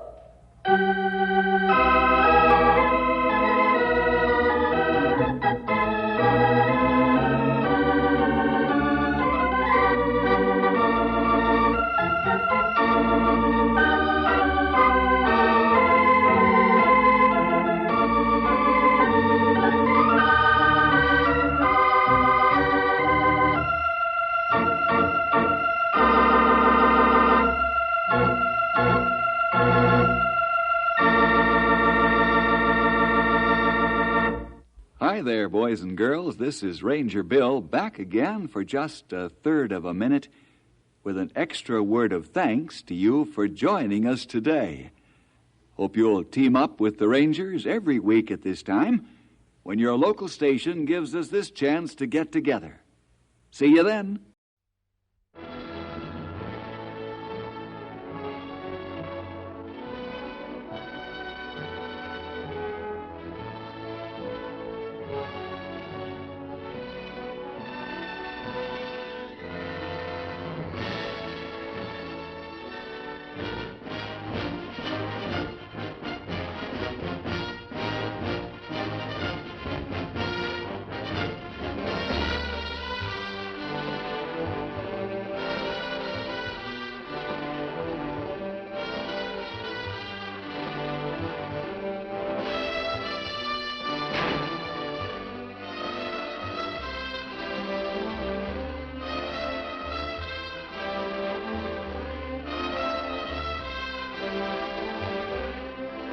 Gentlemen, it's all here. All the wonderful fun of the best-loved play of our day that rocketed a new personality to stardom. Andy Griffith in his famous role of Private Will Stockdale. How do you like girls? I don't like just any girls. I mean, there's this one old girl back home that ain't got hair no longer than a hound dog's. I don't mean any specific girl. I just mean, well, girls in general, you know. Women. And sex. This is the barracks. That kindly, soft-spoken gentleman at the far end is the sergeant in charge. I am here to help you during these first difficult days of military service. You never heard of a sergeant like this? Well, you've never seen a picture like this. No time for sergeant.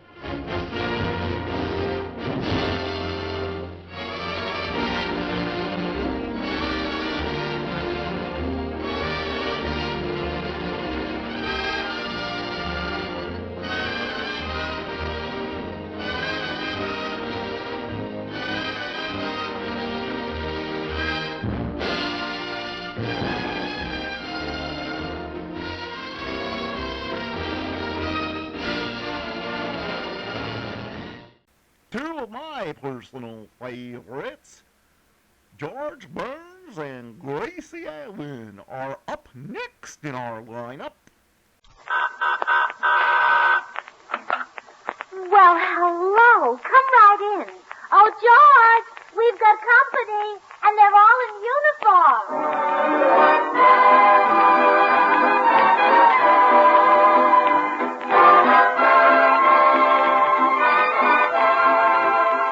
This is Bill Goodwin, inviting all you servicemen and women to enjoy another pleasant visit with George Burns and Gracie Allen, our tenor Jimmy Cash, and Felix Mills and his orchestra. And now, meet the people who live in the Burns house, George and Gracie.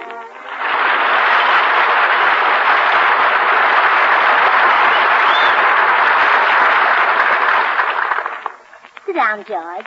Mrs. Regan will have breakfast ready in a minute. Swell. Wasn't it wonderful of Mother to send it to us? She was with our family for 20 years, you know. Yeah, I know. And her husband took every cent she made. If I were a man, I might stoop to lots of things, but may lightning strike me if I'd ever take money from a woman. Yeah, me too. What's the weather forecast? Clear. Yeah, me too. Isn't Mrs. Regan a wonderful cook? She makes such delicious Irish dishes. But I'm getting a little tired of chowder all the time. Well, George, I thought you liked chowder. I do, but not in the morning with my Wheaties. Well, I spoke to her about that, dear. There'll be no more Wheaties in chowder. Good. This morning she's going to serve you grape nuts and chowder. Well, that's better, yes. Well, good morning, folks. Are you ready for your breakfast? Well, of course you are. Everybody's ready for breakfast at this hour of the morning. And I know you folks are no different than anybody else. You aren't, are you? No. No, but, Mrs. Regan, this morning I want my breakfast without chowder. You mean you don't like my chowder? Oh, don't pay any attention to him, Mrs. Regan. You make the most delicious chowder in the world. Oh, it isn't that good. Yes, it is, Mrs. Regan. I'll go on with you. Really? I don't believe it. Well, now that I think of it, Father didn't care much for it. Your father didn't like any liquid that he couldn't blow the foam off of. How about breakfast, Mrs. Regan, without chowder? All right. Oh, Gracie, darling, remember how Joe Muldoon used to love my chowder? Joe Muldoon? Oh, one of my old boyfriends, George. He wanted to marry me. Yes, and wouldn't I like to be cooking chowder for him this morning? Ah, well, 'tis the will of the world. What's done is done. I'll get your breakfast. Gracie, who is this Joe Muldoon? Oh, I hardly remember him. The moment you came into my life, I simply forgot all my old boyfriends. Including Joe? I don't remember a thing about him. He was 6 feet 2 inches tall and had a 48 chest. Dimple in his chin and a freckle on the left side of his nose, and he wore a size 7 hat and size 38 suit. I hardly remember. Oh, yes, hardly. Yeah. Oh, wait a minute. That wasn't Joe. That was Ernie Martin. Joe wore a size... Never mind. Well, here's your coffee, folks. There's nothing like starting off the day with a good cup of coffee. Don't you feel that way about it? You do, don't you? Yes. Yes. Mrs. Regan, I was just telling George about Joe. Ah, wasn't he the clever lad? He was so handy. Do you remember the time he fixed your mother's vacuum cleaner? Oh, yes. I remember once our vacuum cleaner was broken and George tried to fix it. And what happened? Well, he put the motor in backwards, and instead of drawing in dirt, it blew off his pants. Did he now? Okay. All right. You can stop it. I'm not interested in hearing what a handy man Joe Muldoon was. Oh, Mr. Burns, don't take on like that. Sure, you've no need to worry, and no cause to be jealous of Gracie. There was just the one man who ever meant anything to her. Oh, really? Yes, and Joe's married now and has children. So there's no need to worry. I'm going upstairs. Oh, Mrs. Regan, I think we've hurt his feelings. That sweet man. I wouldn't harm a hair on his chest if he ever grows one. You really love the little Lugan, don't you? No, I wouldn't trade him for any of my old boyfriends. Just name one of them who was more handsome or more intelligent than my George. Danny O'Shea, Jimmy Carter, Matthew Scanlon, Willie Ahern, Johnny Keogh. I said name one. Oh, I'll get it, Mrs. Regan. You finish in the kitchen. Oh, hello, Bill. Well, hiya, Gracie. Where's the little man? Oh, I think he's upstairs pouting. Bill, I'm afraid I stepped on his toes. Well, Gracie, with those feet of his, how can you help it? Oh, no, Bill. I think I offended him without meaning to. And you know George. He might do something foolish. Well, you mean... Yeah, something desperate. There were only something around the house that needed fixing. Oh, I know. I'll loosen that bolt that holds the sink up. And Mrs. Reagan. What is it, Gracie? I think I know how to snap George out of the mood he's in. Hand me the wrench. Gracie, darling, you're not going to lower the broom on him, are you? Oh, no. I'm just going to loosen this big bolt under the kitchen sink. There. Oh, George, come here, darling. Now, I'll ask George to fix it, and you'll think he's a handy man. I see. And he won't be jealous of Joe Muldoon. Well, he shouldn't be. Joe's a professional plumber. You call me, Gracie? Oh, yes, darling. There's something wrong with the kitchen sink. Would you mind fixing it? I thought I wasn't good at that sort of thing. Oh, George, I was kidding. You're very clever. Well, Here, take this wrench. well, Oh, you're so clever. How did you know which end of the wrench to hold?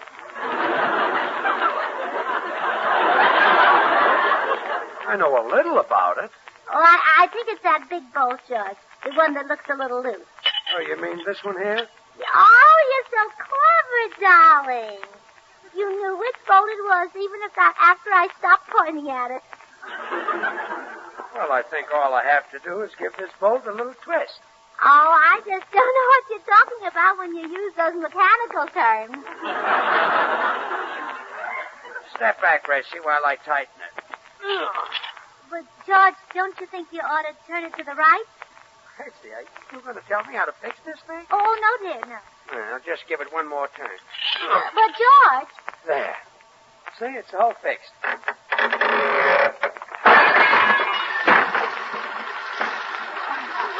I see.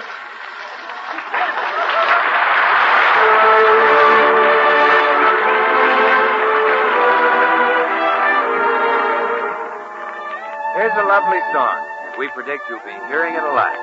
Jimmy Cash sings for the first time on the air pretty soon.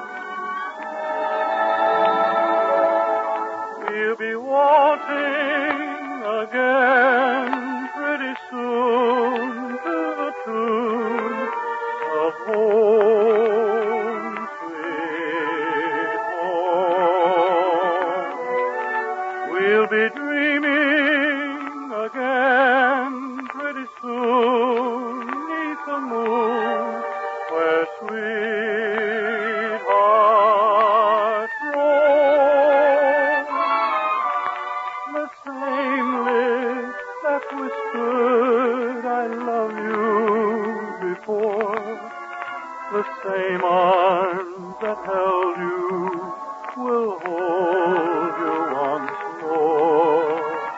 We'll be waltzing again pretty soon to the tune of Home Sweet Home.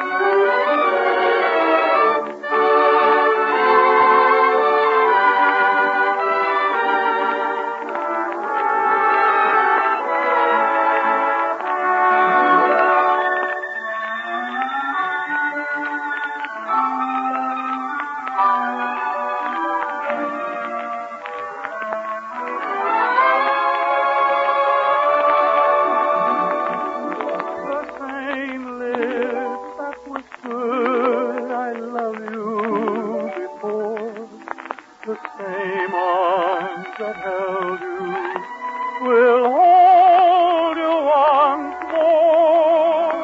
We'll be walking again pretty soon to the tune of Home Sweet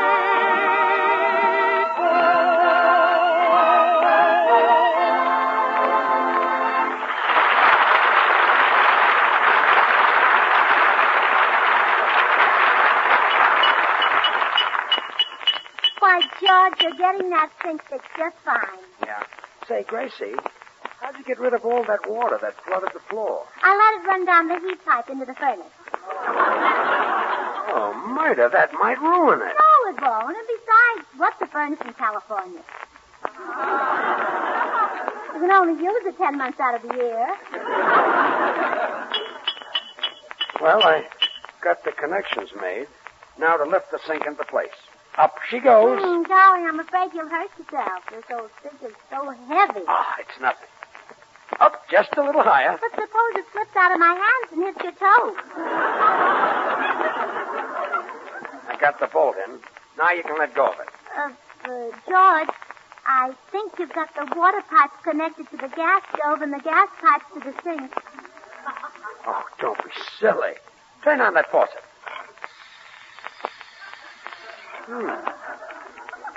Now turn on the gas. Oh, well, leave it that way, honey. When you want to take a nice hot shower, just crawl in the oven.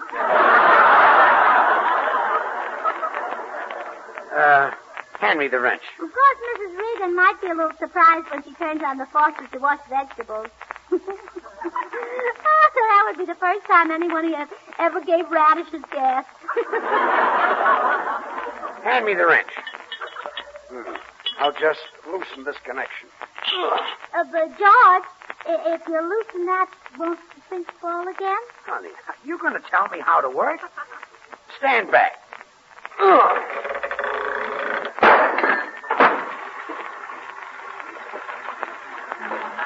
Here, let me turn it off. Well, George, maybe I better call a plumber. No, sir. If Joe can fix things, I can fix things. Oh, dear, don't be jealous of Joe. Just remember there are lots of things that you can do that he can't do. Really? Certainly. For example, you can...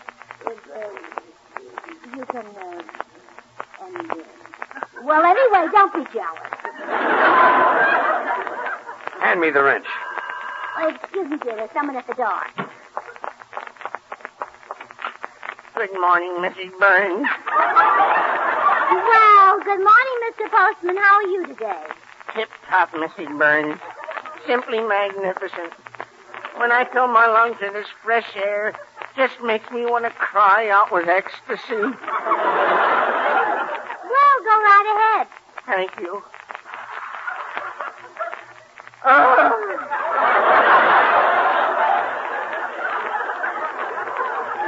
Well, what makes you feel so frisky this morning? There's a nip in the air. No, I mean the air. What's that? Oh, that's my husband trying to prove that he's a handy man around the house. Well, what for? Oh, well, it's a long story. You see, he's used to working with his head instead of his hands. His head has a nice ring to it. See, Mr. Postman, you know how to fix a kitchen sink. Oh, sure. Well, look, would you do this for me? Go in there and fix it for him, but don't let him know that I sent you, and then he'll call me in and tell me he fixed it and everything will be fine. Certainly, Mrs. Burns. Oh, thank you. It's pretty heavy. Do you think you can handle it? Oh, I'm as strong as an ox. I can lift it with one little jerk. Well, he'll be glad to help you, but don't call him now. Oh, and just one thing, Mr. Postman. Leave one little bolt loose so he can tighten that in front of me. We wanted to look convincing. All right, Mrs. Burns.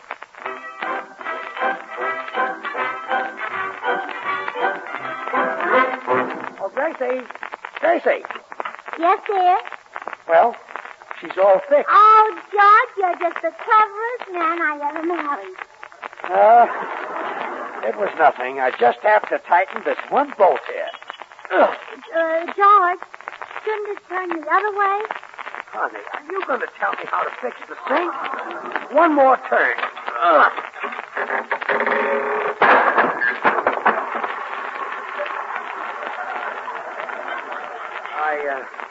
I got to get a larger wrench. Oh, there's someone at the door. Now, wait till I get back, or you may turn it wrong again. I can't make the same mistake 3 times. My IQ hasn't dropped that low. Hi, dear. Hi, Gracie. Oh, hello, Bill. Come in. What was that? George just dropped his IQ. That's a pretty heavy IQ the little man has got. Well, he's trying to repair the sink. How come? Jealousy. I bragged about an old boyfriend of mine, a plumber, being handy at fixing things. Well, that roused the little green-eyed monster. Well, it sounds like the little monster needs help. I'll go out and give him a hand. Oh, would you, Bill? And don't let on that I know you're helping. I want him to have the credit. Gracie, you know, you sure pamper that clumsy little man. Well, George is a brain worker. He has a broad mind. You see, Bill, you develop whatever you work with. A farmer uses his hands, so he has broad hands. Postman is on his feet all day, so he has broad feet. George sits at the desk all day.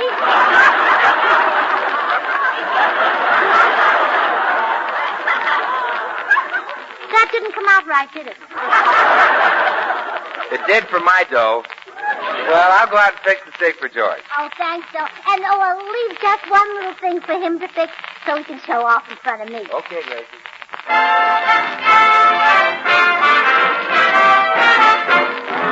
Oh, Gracie. Yes, Gracie. dear? She's all fixed, baby. Oh, George, you're wonderful. My mother used to call you that dope who can't fix things. Oh, she'll have to change now. Yeah. She'll have to call you that dope who can fix things. See, all I have to do is just tighten this bolt one turn. Oh, let me do it, George. Honey, I can do this with my eyes closed. Watch. Well, I'll be darned. It didn't fall. Sure. Oh, you can open your eyes now, George.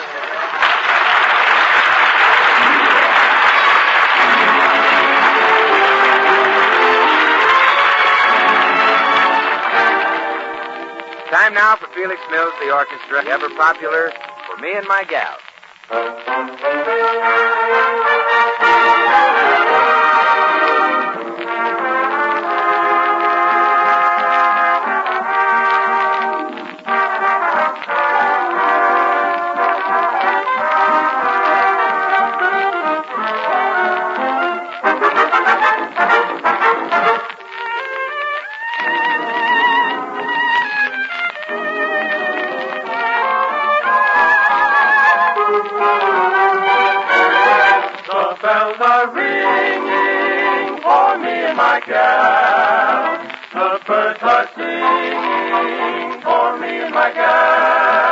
Everybody's been going to a wedding that's going, and for weeks they've been sewing. Every Tuesday and Saturday they're congregating for me and my gal. The parson is waiting for me and my gal. And sometime I'm gonna build a little home for two, or three, or four, or more in love land for me and my gal.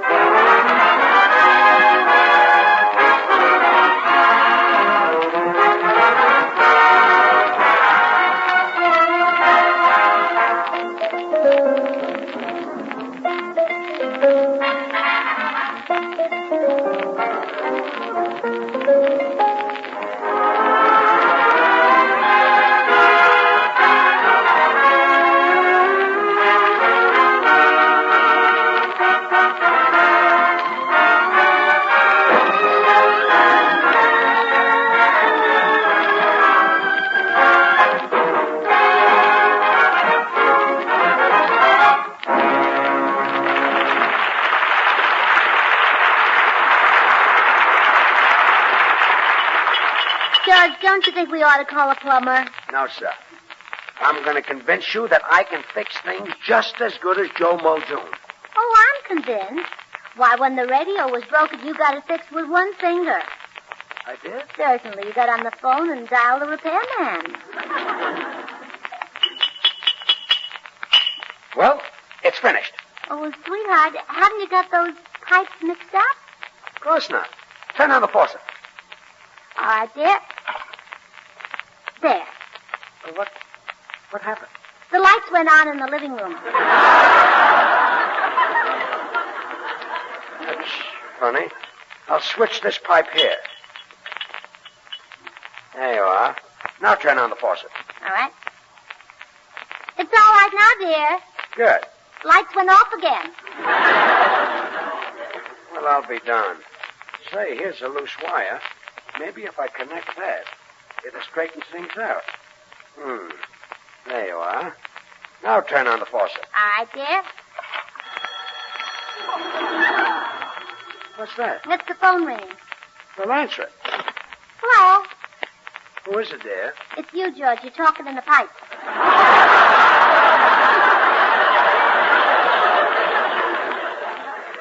fine hang-up.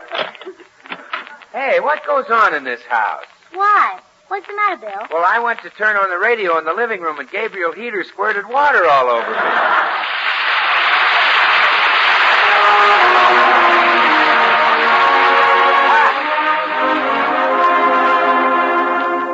And now, friends, here's Jimmy Cash. Tonight, Jimmy sings for you the popular favorite, Time Waits for No One. Jim?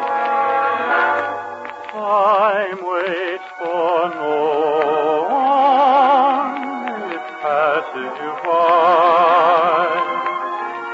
It rolls on forever like the clouds in the sky. Time waits for no one. Goes on endlessly. It's just like a river out to the sea. You'll find that love is like this. Each precious moment we miss will never ever return again. So don't let us throw one sweet moment away. Time waits for no one. Let's take love while we may. You'll find that love is like this. Each precious moment we miss will never ever return again. Don't let us throw one sweet moment away. Time waits for no one. Let's take love while we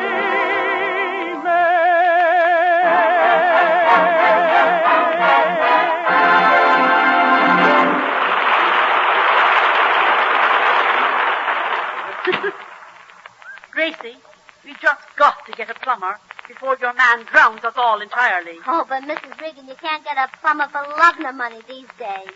Sure, you can get Joe Muldoon. Joe Muldoon? You mean he has a plumbing shop here in town now? That he has, and you'd better get him quick. Oh, dear, if I get Joe Muldoon, George will go storming out of the house. If I don't get him, he'll go floating out. I'll be right back.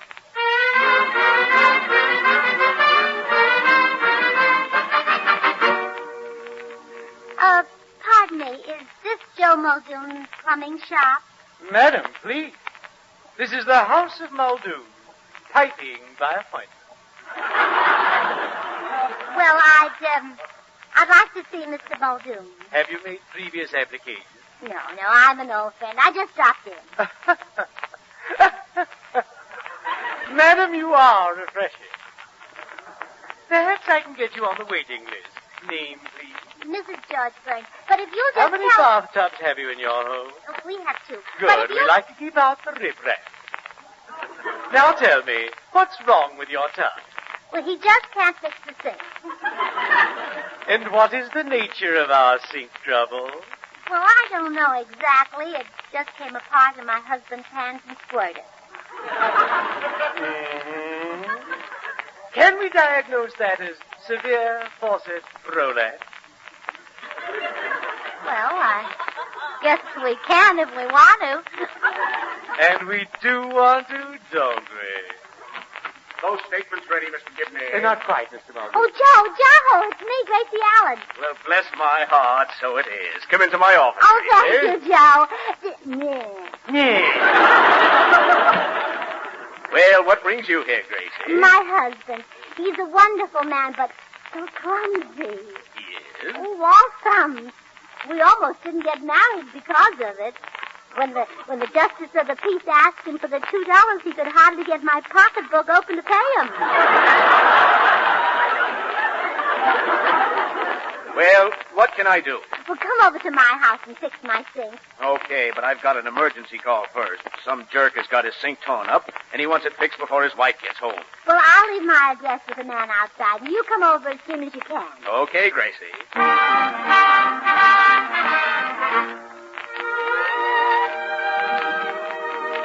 All right, buddy, your sink's fixed. Gee, I'm glad Goodwin sent you over. What do I owe you? I'll be fair about it. How much money you got in your wallet? About $15. I'll hold it while you go for more. Oh, see here. Have you... Judge, where are you? Oh, it's my wife. Don't ask questions. When she comes in, tell her you're the milkman. In the kitchen, dear. Milkman? That's right. I want my wife to think I fixed the sink. Well, how are you getting along with... Oh. Well, I'll be This darned. is the milkman, dear. He's been watching me fix the sink. Nice job, huh? Well, so this Well, is... goodbye, Mr. Milkman. You can leave an extra gallon of whipping cream tomorrow. Hey, wait a minute. And I'll add a dozen pounds of butter. Goodbye, Mr. Milkman. Hey, wait! Make it 2 dozen. Goodbye. Well, honey, the sink is as good as new. Stuff like that is a cinch for me. Well, of course it is, sweetheart. What do you need with a plumber when you've got me around? Yeah. I'll bet I'm twice as handy as that guy Joe you're always bragging about. Ah, you're cute.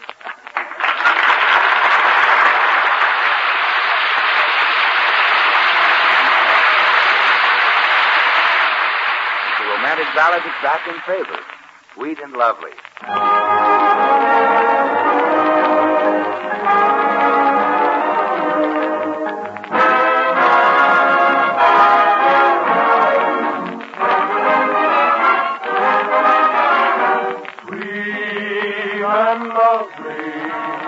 Sweeter than the roses in May, sweet and lovely, heaven but to send her my way.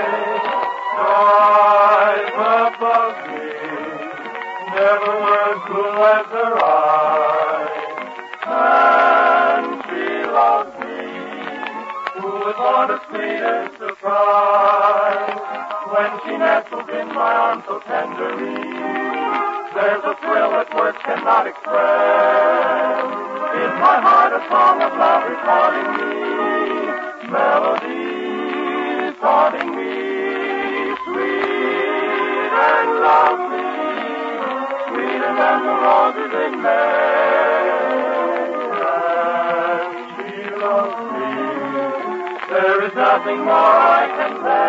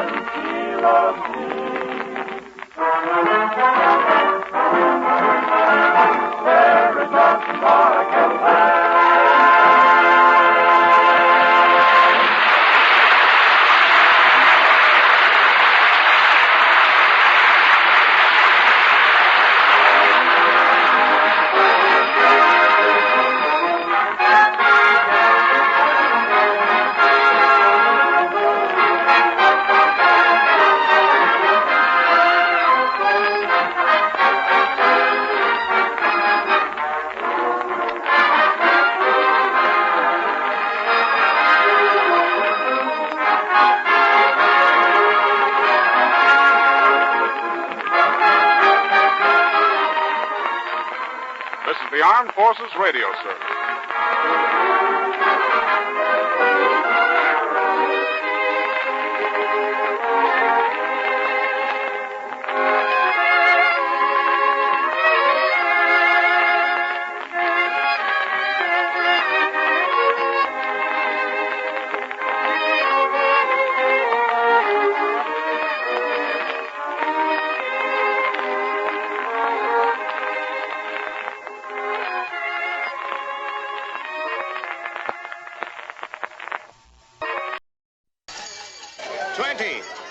19, 18, 17, 16, 15, 14, 13, 12, 11, 10, 9, 8, 7, 6, 5, 4, 3, 2, 1.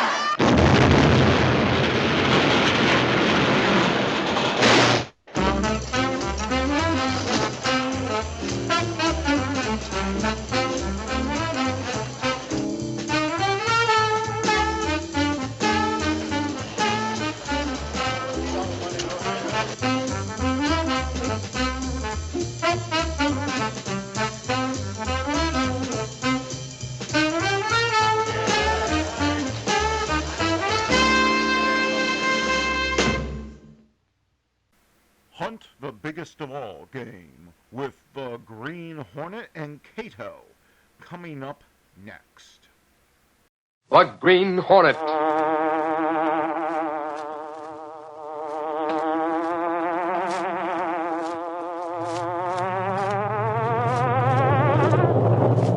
He hunts the biggest of all game, public enemies who try to destroy our America.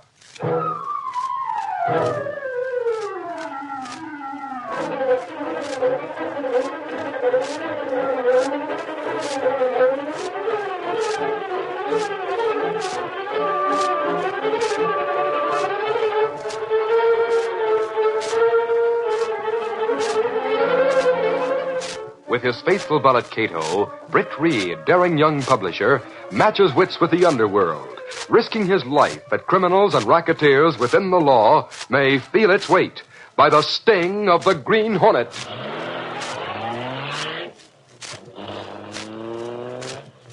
Ride with Britt Reed in the thrilling story, Underwater Adventure. The Green Hornet strikes again.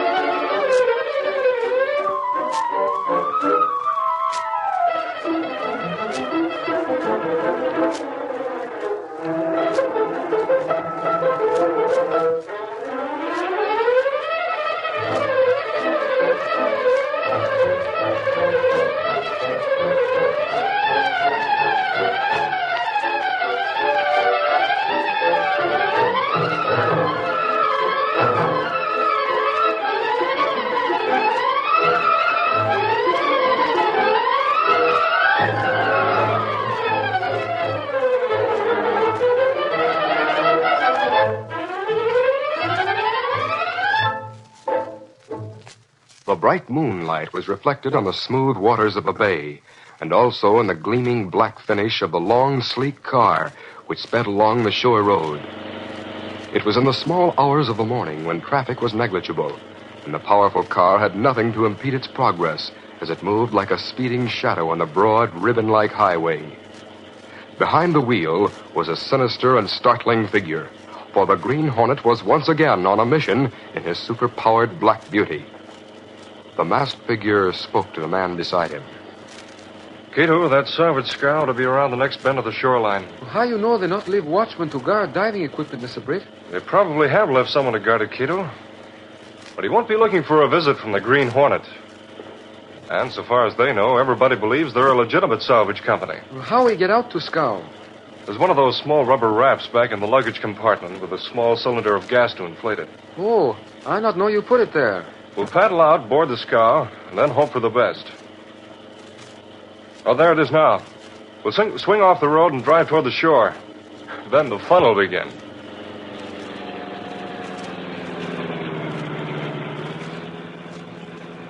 Lucky we've had moonlight bright enough so we didn't have to use our lights. Yes, sir, that good. Guard not see car moving toward shore.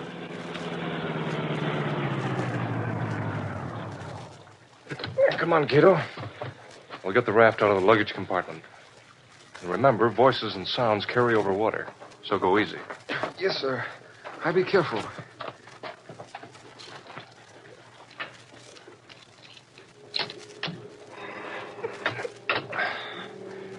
We'll carry it near the water and then open the valve.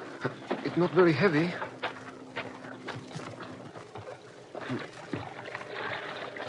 There. Now turn on the valve. Yes, sir. Oh, it filled up fast. Yes. Quite an invention.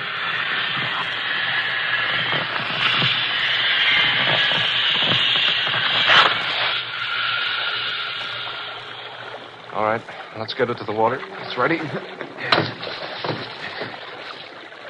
A small paddle stuck in the side there. Oh, wait a second. Better smear some mud on your face in case we run into trouble. All right. I hope we get some scar before anyone sees us. It's not good if bullet hit rubber raft, maybe. We'll worry about that when it happens. Okay, let's start paddling.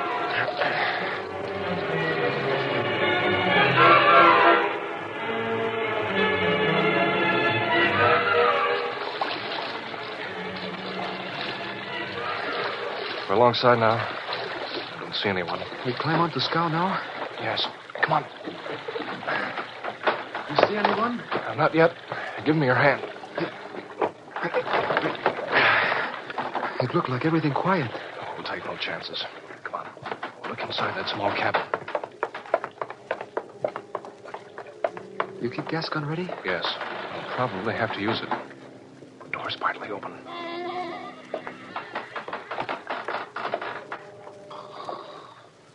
Guard lying on bunk. Wait here.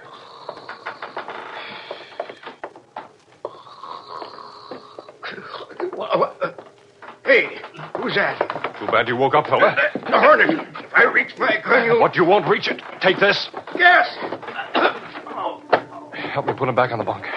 Looked like he only person on scow. Yes. There. You'll enjoy a good sleep for a few hours. Now, let's get to work. Come on.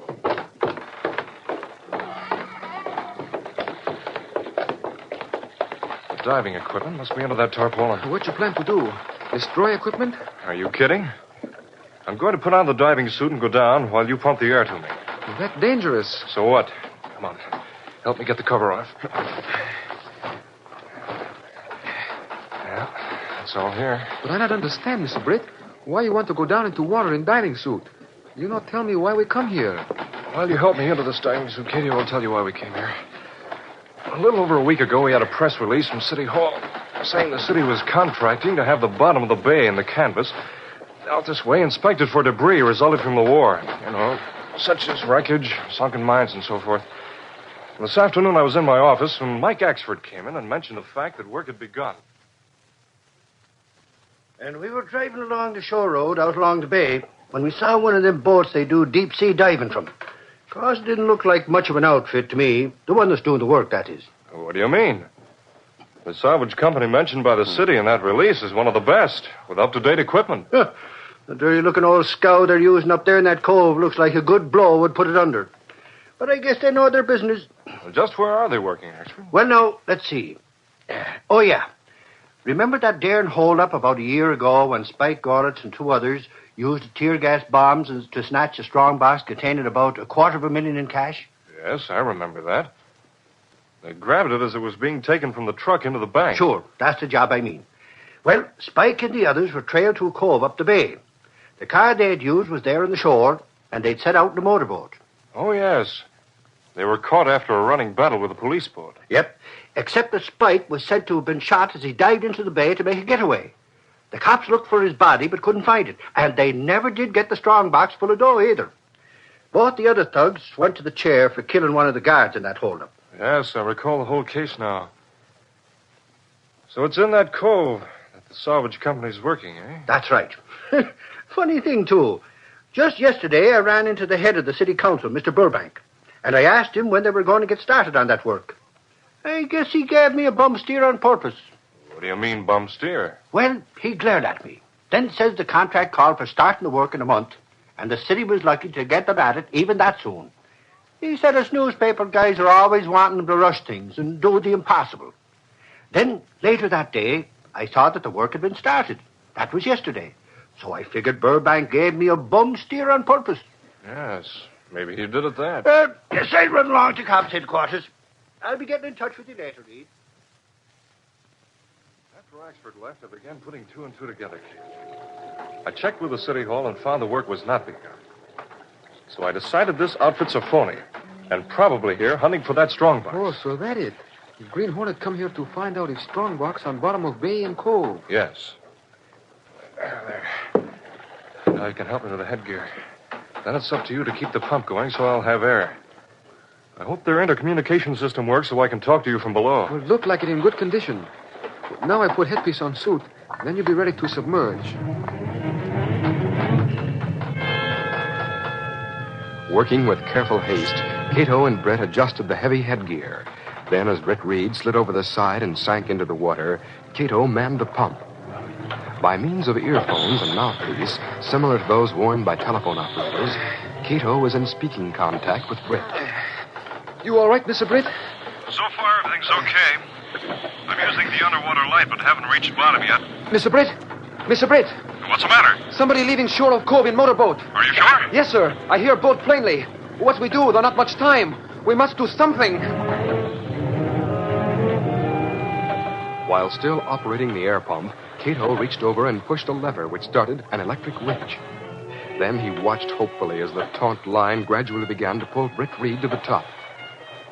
Meanwhile, in the approaching motorboat, two rough-looking men strained their eyes toward the moonlit deck of the scow. Yeah, you see anyone, Spike? Yeah. Looks like someone near the pump.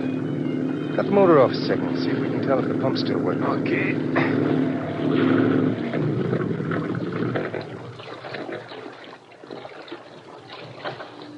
Weird, Bill? Yeah. Still going. Good.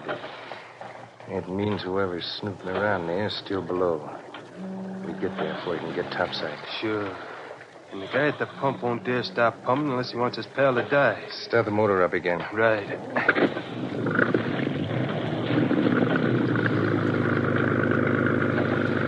We come up to the scow on the offside. Then if the lug at the pump decides to take a shot at us, he won't have a chance. See, if you want me to, Spike, I'll pick him off with a bullet when we get a little closer. That is, close enough for me to spot him. Why bother? We get him anyway. He can't leave the pump like you said a minute ago. Yeah, we're getting there, Spike, and the pump's still going. Well, slow down before we ram into the scow. I'm heading for where that rope hangs over the side, Spike. Now, when I cut the motor off, you grab it. Yeah. You better cut her off now.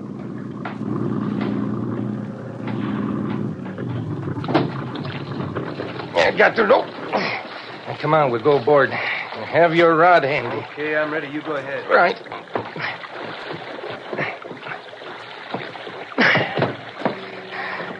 Come on, Bill. We'll tie this line. Yeah. All right, coming. There. Now, listen. The pump's still going. That means whoever went down to snoop is still underwater in the diver's suit. Yeah. The other guy must know we're here, but he can't do nothing. Let's go forward and get things settled. Come on. All right, you can stop pumping now. No. If I stop, air not get into diver suit. Well, now, ain't that too bad, Spike? If he stops, his pen won't get any air. Oh, wait a minute. Go on. Keep on pumping. I got another idea here. Yeah, you must have heard us coming. How come you didn't start the winch going? Try to get your friend out of the water. Never mind that, Bill. Dirty face don't look too bright anyway. Maybe that's why. What you do now? Now, before I answer that question, I want to ask you one. Come on, Spike. We're wasting time. Let's get this over with. Now, wait a minute, Bill. All right, you. Now, tell me, who went down in that diving suit and why'd he go? It's better I not tell you. Well, listen to him. Look, you'll tell me, all right. Because if you don't, I'll just make you stop pumping and leave your friend where he is. If I tell you, then you'll help get him up, perhaps? Sure, we'll help you get him up. Won't we, Bill? Oh, that's right. If you say we will, Spike, then he can count on it. Well, I tell you, man who was down in diving suit, he is Green Hornet. Hey, what's that you said? You said the Green Hornet. Well, what do you know? This is luck. Now, look, Spike, we can't help him bring the Green Hornet up. He's too slick. Why not just let him stay below and make this guy stop pumping air to him? No, you not do that. Oh, don't worry. Keep on pumping. But, Spike, don't worry, Bill.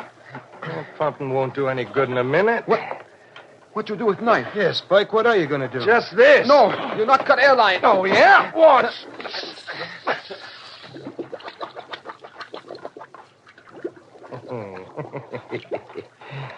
Yeah, did it. Now, even the Green Hornet couldn't save himself now.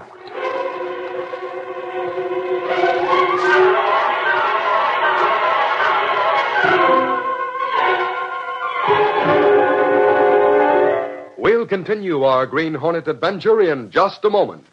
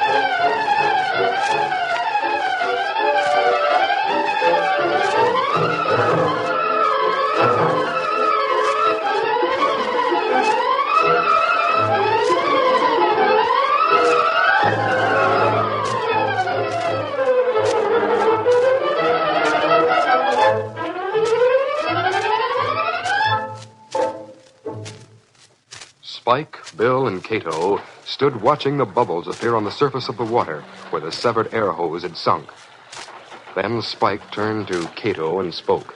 Now, you sneaking rat, we settled with you. And your pal, the Green Hornet, won't ever show up again to help you out. Oh, I don't know about that, Spike Gorlick. Hey, what the... Don't move, you're both covered. Holy mackerel, Spike, it's a Hornet. Well, it can't be. That mug said the Hornet was in a diving That's suit. a trick. The guy lied to us. No, he didn't lie to you. You asked him who had gone down in the diving suit. He told you the truth when he said the Green Hornet had. Then how did you get here? My friend here heard you putting out from shore. By fast work, I managed to get up on deck and out of the suit. Then we sent the empty suit down again, and he continued to pump air to fool you. Which gave me a chance to get the drop on you. Oh, yes, and now diving suit not be of use to you any longer. Well, what do you intend to do now, Hornet? Look, Gorlitz, the police think you're dead, but as I see it, you escaped. And knowing the hiding place of the stolen bank money, you came here to find it. So what?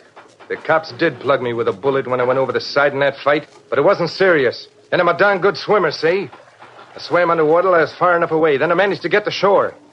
But if you think I'm going to let you spoil everything without putting up a fight right now... Maybe I don't intend to spoil things for you, Spike. What do you mean? I know there's a fortune below. If you'd found it, you wouldn't still be here, right? Go on. Well, let's work together. There's enough for all of us down there. Now, take it easy, Spike. Don't trust this mug. I just stood by and watched you as you thought you were taking my life. Now I'm in a position to take yours. I'm giving you a chance, if you want to take it. All right, Hornet. We'll play along. Good. What are we going to use for a diving suit, Spike?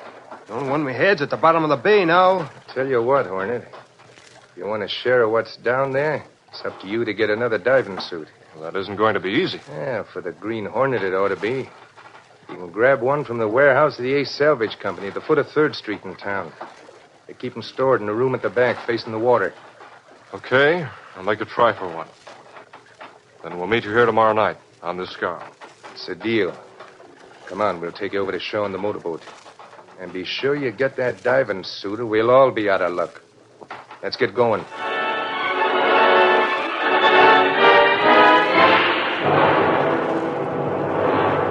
Later, Britt and Cato were back in their apartment, talking over the events of the evening. Mr. Britt, you really mean to go through with the deal you make with Spike Gorlitz? Right up to a certain point, Cato. Gorlitz is the only one who can readily locate that strongbox. What I want to do is to make sure he does locate it, then act. But they killers. There'll be 3 of them. You not forget man we put out with gas gun. No, I haven't forgotten. I'll be ready for any trouble. You plan to steal diving suit? Yes. And that will be where the trail will start for the police to follow. But if we go on scout, too, and police come, there's danger that they trap Hornet along with Gorlitz and pals. I'll have to take that chance. We'll go out tomorrow night and hope for the best. The following evening, Britt and Cato were ready to carry out their plans. We go directly to warehouse from here, Mr. Britt? Yes. Then after we get the suit, if we do get it, we'll give the police our trail to follow out to the scow. And it must be done so it doesn't look like a double cross. Otherwise, Spike will get suspicious and will refuse to go down in the suit. Come on, let's get started. Stepping through a secret panel in the rear of a closet in the bedroom, Britt Reed and Cato went along a narrow passageway built within the walls of the apartment itself. This passage led to an adjoining building which fronted on a dark side street. Though supposedly abandoned, this building served as the hiding place for the sleek, superpowered Black Beauty, streamlined car of the Green Hornet. Britt Reed pressed a button. The great car roared into life. A section of the wall in front raised automatically, then closed as the gleaming Black Beauty sped into the darkness.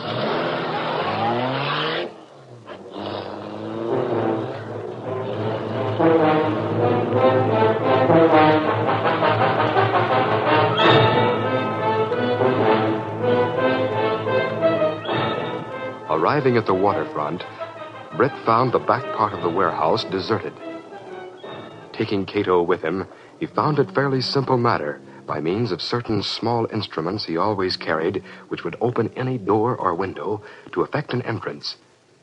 Taking one of the diving suits, he and Cato made their way back to the Black Beauty, parked in the shadows alongside the warehouse.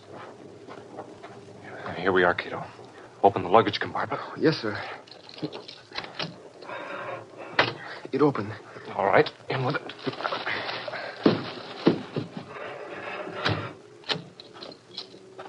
We'll drive out along the bay to the cove where Spike is to meet us with a boat. But on the road, just this side of the cove, I noticed a gas station. You can phone the police from there. That'll give us time to get Spike down in the diving suit. It's good nobody... Stop, I say! That warehouse guard. Get going, Cato.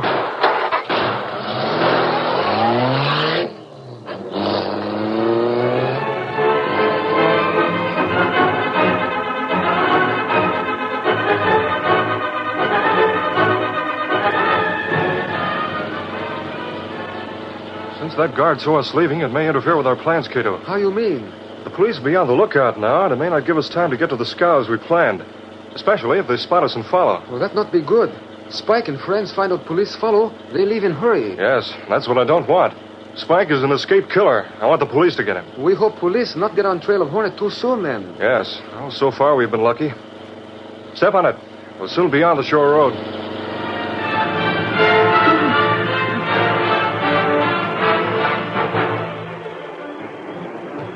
Meantime, on the outskirts of the city, a patrol car waited at a crossroad. Well, expert, we're on the hunt for that spalpeen the Hornet again. That warehouse guard said he was headed this way. Say, Sarge, wonder why the Hornet would want to steal a diving suit. That's a new one on me. No telling, Mike. That guy's liable to steal anything, to my way of thinking. But you can bet your bottom dollar he had a good reason for doing it, and a reason that spells trouble for the police force. Lucky we were out this way on that other call when you heard that radio warning. Maybe we're in time to head him off. That's what I'm hoping to do. Here comes a car heading for the shore road. And they're sure moving fast, Sarge. Yeah, but if it's just another speedster, he's in luck. Because we ain't going to waste time following him. Hey, look at him come. Yeah, I've a good mind it. Holy crow, that's him. That's the Hornet. So it is. Get going, Cassidy. Step on it and don't let him out of your sight. Yep.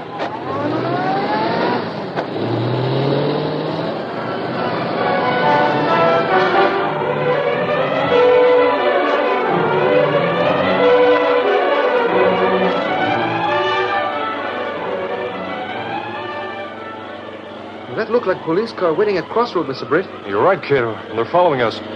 Spike hears that siren, he'll skip and we'll never find him. Slide over here and let me take the wheel. Yes, sir. Be careful. Easy now. What you plan to do? I'll turn inland at the next road and try to lose him. There's a road just up ahead. Will you smoke screen, perhaps? Not yet. I want the police to get far enough away from the shore road so they won't spoil things. Then we'll use the smoke screen. Here's the turn.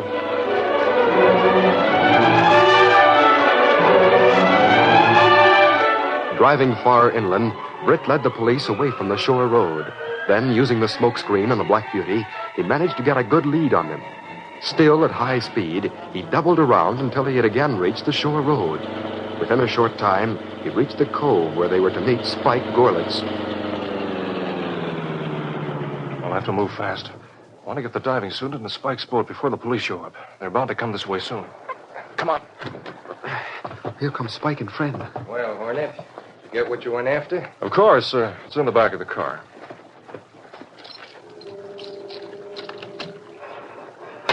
There it is. Better than the one you had, too. Help me with this, Bill. Sure. I'll carry it to the motorboat. Come on, Hornet. Here we are. I'll lay it into the boat, Bill. Right. There. Okay, Hornet. You and your helper can get in now. Hey, listen, the cops. Hey, they must have followed the Green Hornet. We better scram and Yeah, fast. come on. Wait a minute, Spike. You're not going anyplace. Hey, look, the guy's got a gun. He must be nuts. Hey, what's the idea? The cops are after you, too. I'm taking that chance. All right, rush him, Bill. I expected this. I'll get this mug. I think not. Oh! Hey, knock Bill out. Let's scram, Hornet. I'll make a good deal with you. Take this, Keller. Yes. Yes, God. We leave quick, or they find Black Beauty. Come on, hurry.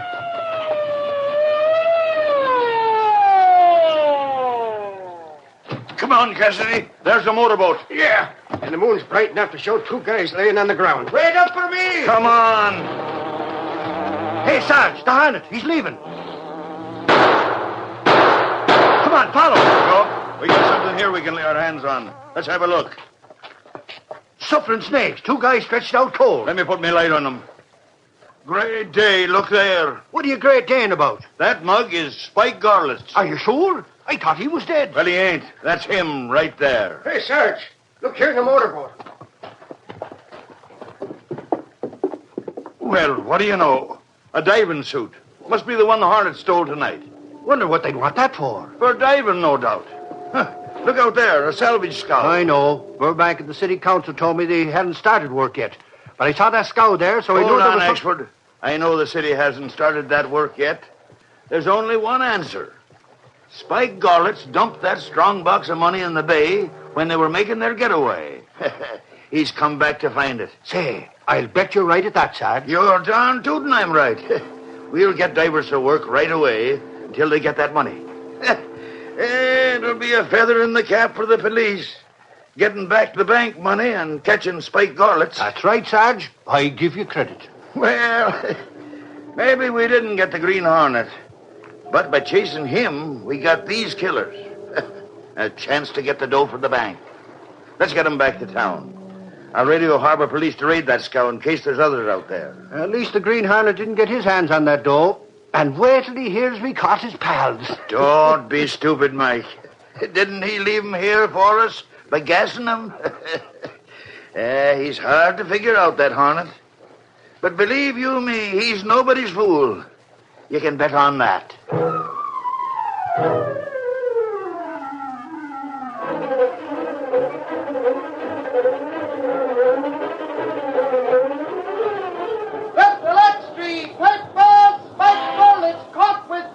Police find bank funds in Bay. Green Hornet implicated. Read all about it. Green Hornet still in charge. Spreading the Lux Street. Fibber!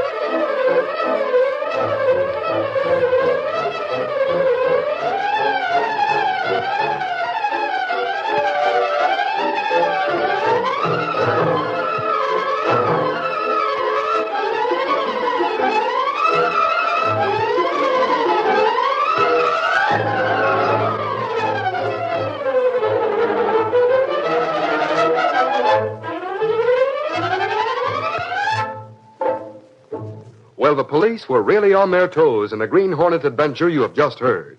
And to be assured of an efficient police force in any city, it's up to the people to vote for the right officials who are to head their city government. When you vote, make sure of the candidate first. These copyrighted dramas originate in the studios of WXYZ Detroit, and all characters, names, places, and incidents used are fictitious. Used are fictitious. Used are fictitious. Used are fictitious. Used are fictitious. Used are fictitious. Used are fictitious. I'm not interested in your friends in high places, and I don't trust politicians. No, if we listened to you, we'd still be rolling drunks for a living. You broke? You'll carry that stink of the streets with you the rest of your life. I like the stink of the streets. It makes me feel good. I like the smell of it. It opens up my lungs. Arnon Milchan presents a Sergio Leone film starring Robert De Niro, Once Upon a Time in America. The story of friends. As boys, they made a pact to share their fortunes. Agreed. Their loves. And their lives. You'll put up and you'll shut up. You hear nothing and you see nothing. Just like you did for Bugsy. You was better off you stayed in the Bronx. As men, they shared a dream. I swear to God, Noodles, you and me together, we can make it come true. To rise together from poverty to power. There they are, the four horsemen of the apocalypse. A dream they followed through 2 decades that changed the nation. You ever think of setting yourselves up in business? Oh, my God!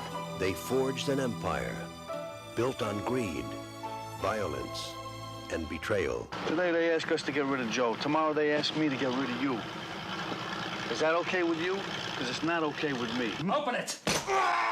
You want to go swimming? Yeah, let's go for a swim. We're gonna need you guys today. You're the only person that I've ever cared about. Maybe Sharky was right. Maybe I ought to just dump you. He's gonna do this. He's gonna do it with or without you. It began as a dream. It grew to an empire. It ended as a mystery that refused to die. Robert De Niro, James Woods, Elizabeth McGovern, Joe Pesci, Burt Young, Tuesday Weld, and Treat Williams in a Sergio Leone film, Once Upon a Time in America.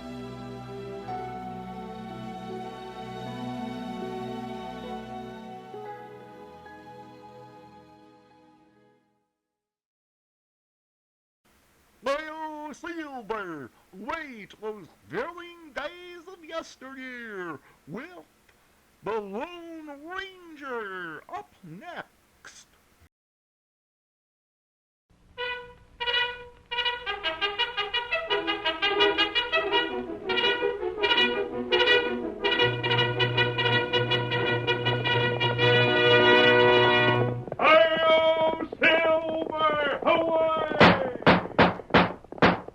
A fiery horse with the speed of light, a cloud of dust, and a hearty hi-yo, Silver, the Lone Ranger.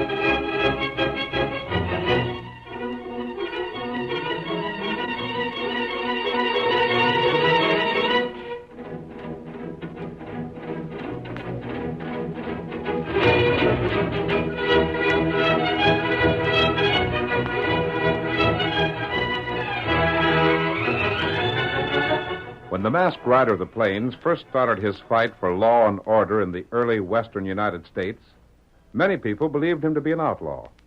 It was not until later, when Silver and his faithful Indian companion Tonto became familiar figures, that they recognized the masked rider as the greatest champion of justice the West ever knew. Return with us now to those thrilling days of yesteryear, when adventure lay at the end of every trail. The Lone Ranger rides again. Come on, Silver! The posse's right behind us! Hi-yo, Silver! Away!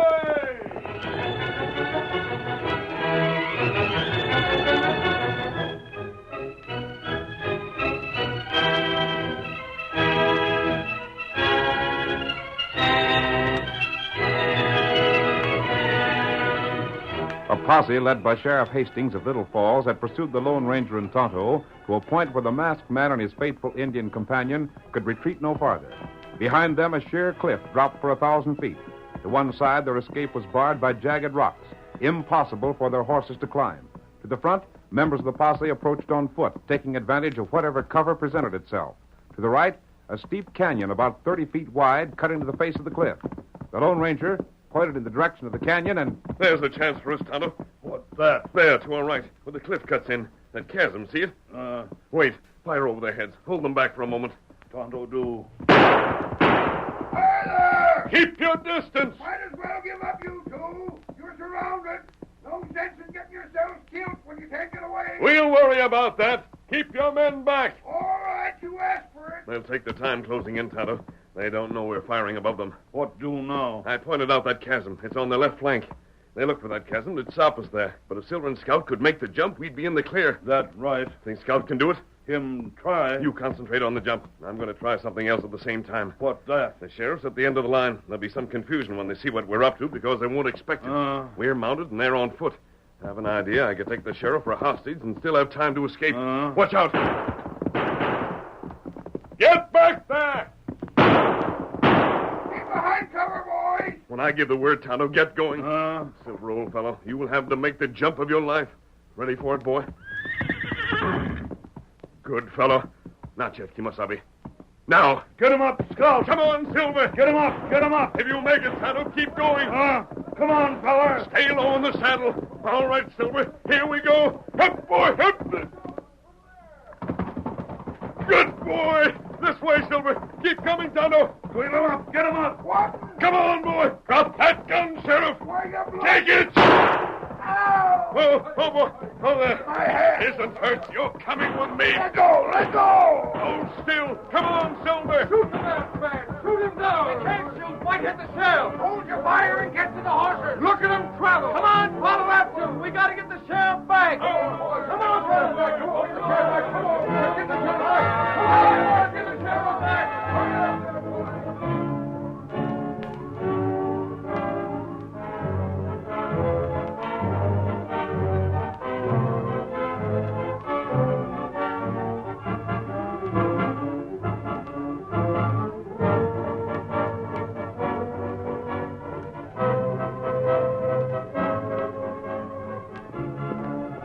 Now dodging and cutting back to confuse the trail, now putting on a burst of speed when open country offered the opportunity, the Lone Ranger gradually outdistanced the posse. He carried Sheriff Hastings across the saddle. Tonto had rejoined him, and they finally reined in when the masked man found a spot that seemed to promise security. We camp here, Tonto. Oh, Silver. Oh, boy. Oh, Scout. You fellers ain't done yourselves a bit of good by this. After this stunt, I don't know if the boys will even take time for a trial before they hang you. Unsaddle, then make a small fire, Kimosabe. Come on, Silver. Come, Scout. Did you hear what I said? I just said you fellas have got yourself in deeper than you was afore. I heard you. But what did you expect us to do? Stay where your men had us trapped while you shot us down? You might as well give yourselves up sooner as later. As long as I have a choice, I'll make it later. And in the meantime, you're going to be useful. You think Tonto and I held up the express office and killed the agent? I know doggone well you did. Murder for $7,000. We neither murdered the agent nor got the money. As long as we can hold you for a hostage, we have a chance to prove we didn't. Who you gonna frame? We'll frame no one. But You were so anxious to pin the guilt on us, you overlooked the one obvious suspect. The one man who not only had to get money somewhere, but who could have persuaded the agent to open up his office during the night. Who's that? You should know even better than I do. Harvey Black, the manager of the bank. Well, you're loco. Am I? How about the report that there's a shortage in the bank funds? How about the fact that a man's on his way to Little Falls right now to examine his books? What? If there's a shortage, the money stolen from the express office would probably have covered it. And the agent would open the office for the bank manager anytime. You expect me to swallow all that when you and your pard were seen riding from the direction of the office just when them shots was fired? We'd gone to town for supplies. We didn't hear the shots. Tell that to somebody else. I don't expect you to take my unsupported word. Shows you got some sense. But before I'm through, Sheriff, you'll not only admit my innocence, but see the guilty man in jail. Big talk. But how are you going to set about doing all this? You'll learn before the night's out. Yeah? We'll be riding to town when it's dark, and that's where you'll come in handy. Oh. It's likely your deputies will be on the watch. Possibly we'll be discovered there. And if you are, it's your finish. Not necessarily. We may be seen, Sheriff, but with you along, your deputies will think twice before they act. Tonto, break out our supplies. We're riding in an hour.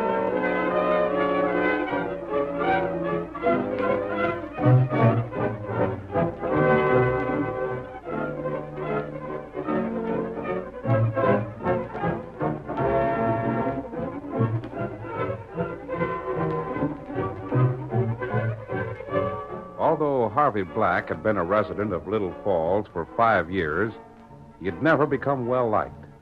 Tall and lean, with close-set eyes sunk deep in his head, his reserved manner had discouraged attempts at friendship. On the night after the robbery, he worked in his living room until quite late, but finally, noticing the time, he prepared to go to bed. Almost 12. Didn't realize it was that late. Had to get up early tomorrow. What's that? Don't move. Mask. Walk over to that window. Draw the blinds so we can't be seen in here. Then we'll talk. I don't know what you're... Hurry.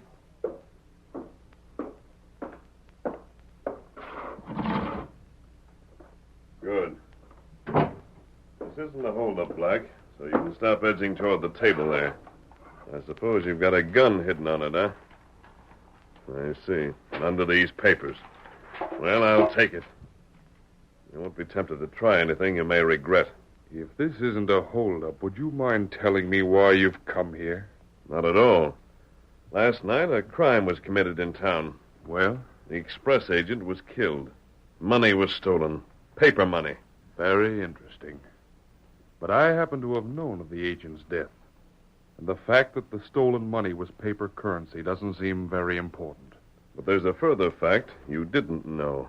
A fact you will find important. Yes? That money was sent here by express for delivery to Tom Ridgely. An Eastern syndicate bought his ranch, and that was the purchase money. You're right. I hadn't known that. But I still fail to see what's important about it. Tom Ridgely's a careful man. It pays. He knows that holdups aren't uncommon. He didn't propose to have that money stolen with no opportunity to get it back or trace the thieves. Go on.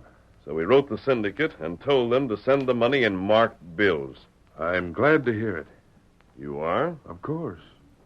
Should make it easier for the law to catch the crook who killed the agent and made off with the money. It will. I thought you'd be grateful for the warning. I'd be grateful. Just a moment. Are you hinting that I stole that money? That I killed that agent? You know what you did better than I. Why, There's been a rumor in the district for some time, Black, that your bank isn't in the best of shape. In fact, it's been openly stated that investigation would reveal a shortage in your funds. And it's known that a man sent by your employers is on his way here right now to check your books. I wonder what that check will disclose. All right, stranger. Now I'll tell you something. Yes? I probably heard those rumors before you did. And it was me who asked that someone be sent here to make an investigation. I didn't ask it. I demanded it. I insisted upon having my name cleared.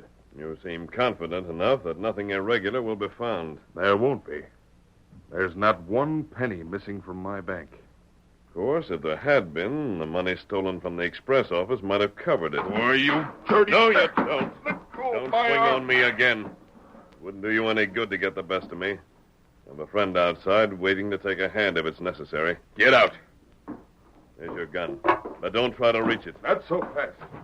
Well? Why are you so interested in that robbery?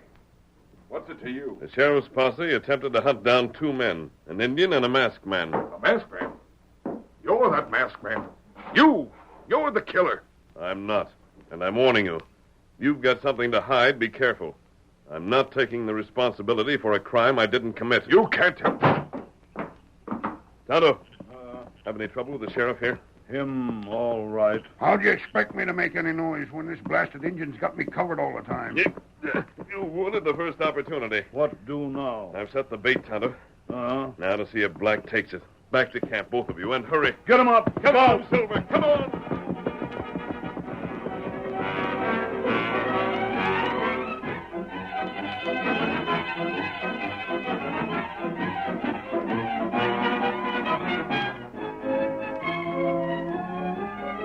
On their return to camp, Tonto helped the Lone Ranger disguise himself by the light of their small campfire. The disguise look all right, Tonto? Them not know you. The light's bad, and the stain may not be evenly applied, but that's something I'll have to risk.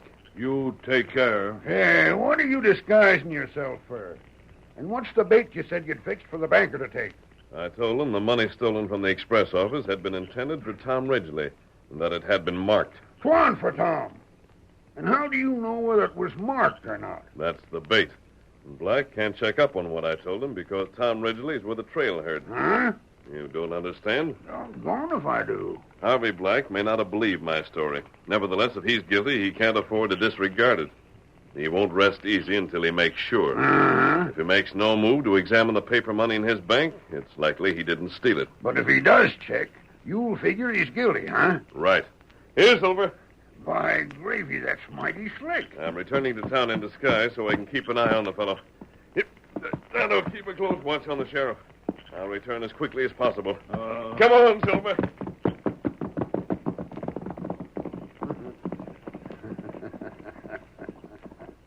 All right, Injun. Up with him. What? No noise or I'll blast you. Didn't see me slip this shooting iron out of your saddlebag, did you? What you do? You and me'll follow your pard to town. I ain't swallowed none of this stuff I've been hearing about you and him having nothing to do with the holdup. It's true. You sure'd like to have me think it was, and that's a fact. But if it is, you'll have a chance to prove it in court. You and your pard both. Now climb aboard that paint horse of yours peaceable, or I'll let you have it.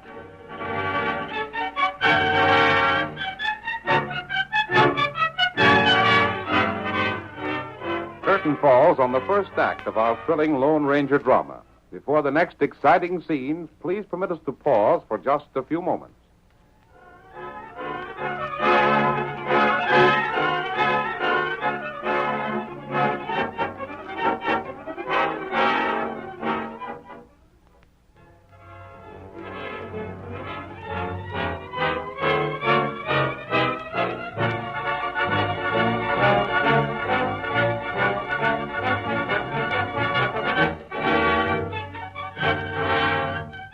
Now to continue our story. The Lone Ranger, riding to Little Falls, did not know that in his absence the situation had changed, and Tonto was now the sheriff's prisoner. He left Silver outside of town and took up a position on the porch of the cafe, where he had a clear view of the bank's interior. But it was early morning, and the cafe had just opened for business when Harvey Black approached. Morning, stranger. Good morning. A fine... What's the matter? For a moment, I thought... Yes? It seemed like I should know you. But I guess I'm mistaken. We haven't met, have we? You'd probably remember it if we had. Yes. Well, if you'll excuse me. Of course.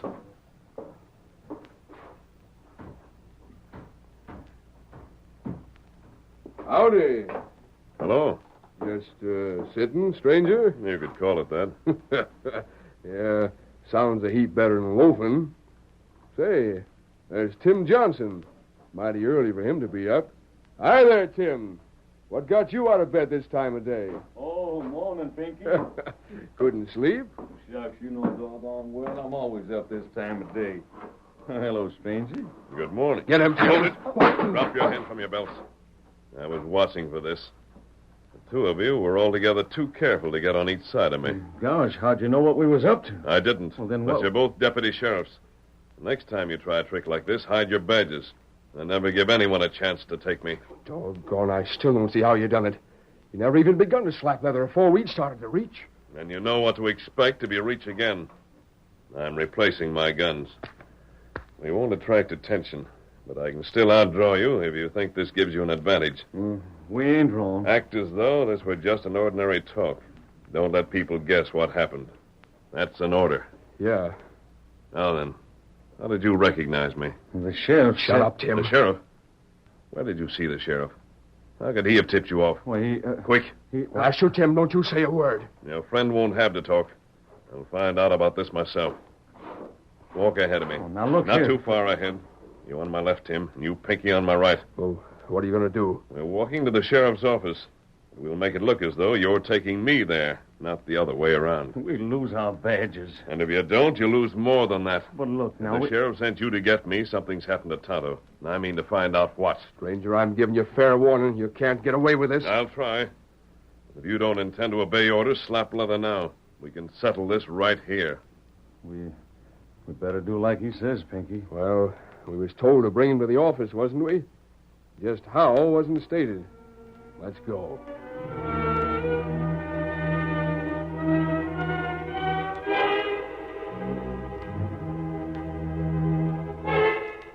The citizens of Little Falls, who noticed the three men walking down the dusty street towards the office of the sheriff, saw nothing to arouse their suspicions.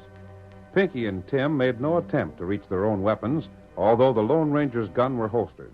Meanwhile, as the sheriff waited for the return of his deputies, he questioned Tonto. No use denying you're guilty, Injun. Won't do you no good. You ain't going to get out from behind them bars. And just as soon as my deputies get back, your sidekick's going to join you. You'll make heap big mistakes. Yeah, I'll just bet I have. Well, don't talk if you don't want to. Your friend likely will. And if he don't, well, there's ways of getting the truth out of hombres like you. Maybe they ain't strictly according to the law, but who's to know the difference? That's likely them now. Got him, huh? Well, we'll lock him up and... jumping at conclusions, Sheriff. What? I'm not a prisoner. Pinky, you and Tim stand beside the sheriff. Now listen, why, you addle-headed idiots? You let him get the best of you. You had everything on your side, but still you had to go and mess it up. But he had the... I'd like to knock your fool heads together. Unlock that cell. You- Unlock it.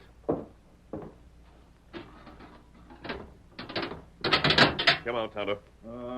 Don't step between us. Stand over here. How far do you fellas expect to get when you leave here? You're sure piling up trouble for yourself, fella. We'll meet it when it comes. How did the sheriff take you prisoner, Tonto? Him find gun in saddlebag. I see. Well, Sheriff, it's clear that you still plan to pin the guilt on us. You'll hang yet. Maybe. In the meantime, you'll answer some questions. Ask away. I can't stop you. Once before, I mentioned the rumors about a shortage at the bank. Well? You know where the bank manager was the night of the killing? Home sleeping, I suppose. You didn't question him? How could I when I was chasing you most of the time since? And why should I when it's plain to me that you were the killer? You don't think, then, that if certain bank funds really are missing, it would have been sufficient motive for Black to rob the express office? He ain't no crook. And besides, he ain't no fool. Even if he needed cash, he wouldn't be aged enough to kill when he couldn't know how much to gain by it. Why wouldn't he know? Because we couldn't even find out. All the records at the office showed was the cash was missing that shouldn't have been there. How much, the records didn't say. That's right. We've written to their main office to see if they could tell us. But haven't had a reply yet, huh? How could we this soon? Look, stranger. Yes?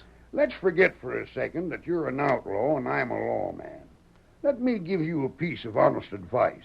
Go on. Now, I'll admit you've got me almighty mad and I've made some tall threats about hanging and such. But the fact is, there ain't such a heap of evidence again you. Nobody actually seen you or the Injun leaving the express office. So? So why don't you give yourself up and face it out? Likely at the worst you wouldn't get but a year or so. But if you stay on the dodge, you won't be able to light no place and feel safe for more than a day or so at a time. And sooner or later, the law will get you. It always does. Sorry, Sheriff. Now, wait. Your offer sounds fair, but I'm not taking it. Come, Tonto. Believe me, mister, this is just going to add to the score again, yeah? I'll pay what I owe in full, Sheriff, and I'll pay it soon. Don't try to follow us. Into the saddle, Tonto. Scout will have to carry double. I'll have Silver outside town. Get going. Get him up, Scout. Where's Silver? Never mind that. Right past the bank. I couldn't watch the trap. I set for the bank, Tonto. That's bad. But it wasn't necessary. When we reach the bank, I'm dropping off while you ride on. Where meet you? At the old bridge east of town. Hurry. Get him up. Get him up, Scout. Get him up.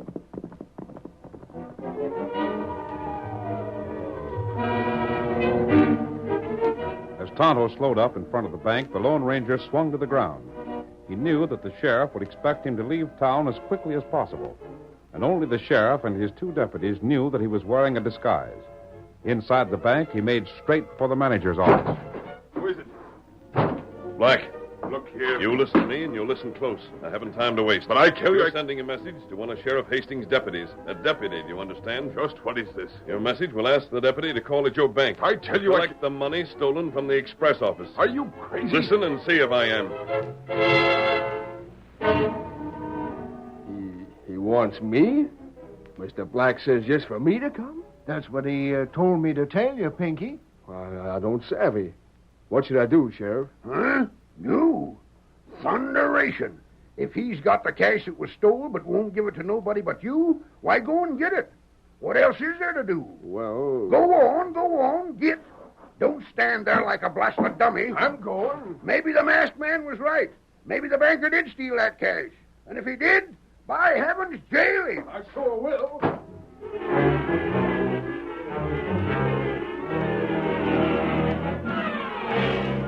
2 hours later, the Lone Ranger led a small group of riders in the direction of the cliff where he and Tonto had almost been captured by the posse. They rode at a trot and kept to the hollows that concealed them from anyone at a distance. Then suddenly the Lone Ranger raised a hand in a signal to halt. Silver. Stranger, what'd you see? One moment.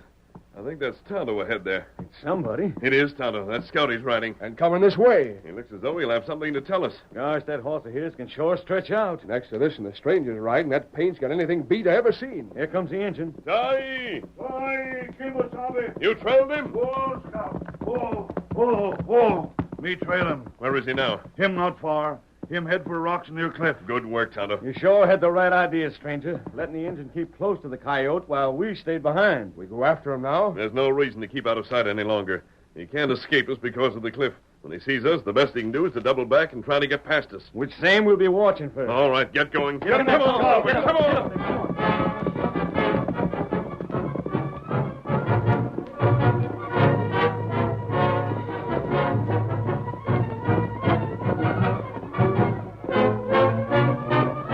The Lone Ranger and his companions urged their mounts toward the cliff.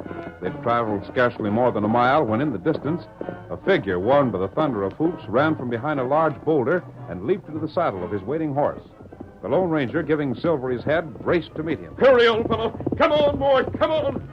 Pull up. Rein in. You can't get past us. Stay clear. Get blasted from the saddle. Stretch out, old fellow. Stay clear, Blaster. Come on, boy. All right, you ask for it. Miss. You dirty. Rein in.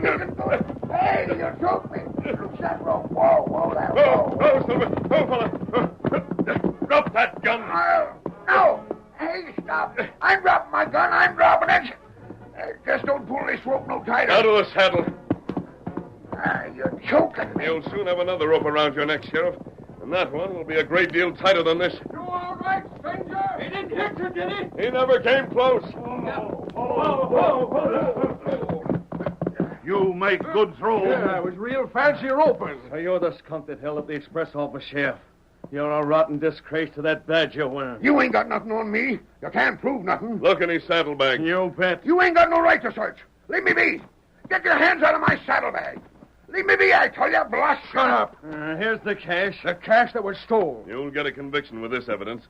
He took all of it from its hiding place. You should find just about $7,000 there. You dirty... Sheriff, don't blame us for your capture. You caught yourself. You told me you were guilty. What? When I first spoke with you, Sheriff, you said $7,000 had been stolen from the express office when the agent was killed. Later it developed that no one knew just how much cash had been taken. Therefore, the only possible way you could have known the amount was if you had stolen it yourself. But you said that the banker... The banker helped us trap you, Sheriff. He done what the stranger told him. He fixed it for you to hear the stolen cash had been found, knowing you'd make tracks to where you hid it to see if it was so or not. And doing that same, you led us right to the cash and proved yourself guilty. And as for them rumors going around about cash being missing from the bank, Sheriff, I wonder if it wasn't you that started them. Figuring it'd point to the banker after the holdup. I never blamed the banker. I never said he done it. But the stranger and the engine come in handier to take the blame. But, Sheriff, that was your real mistake. Hi-yo, Silver! Away!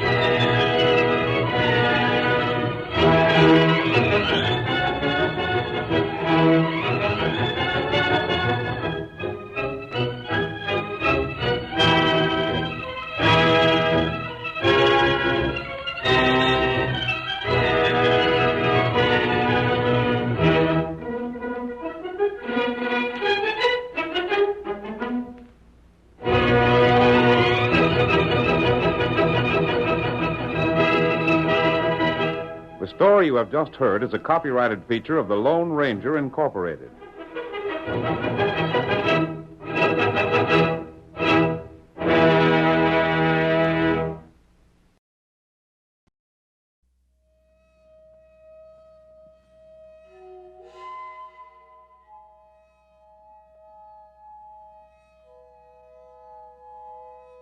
Why do you think they might think that? Don't make a bit of sense to me.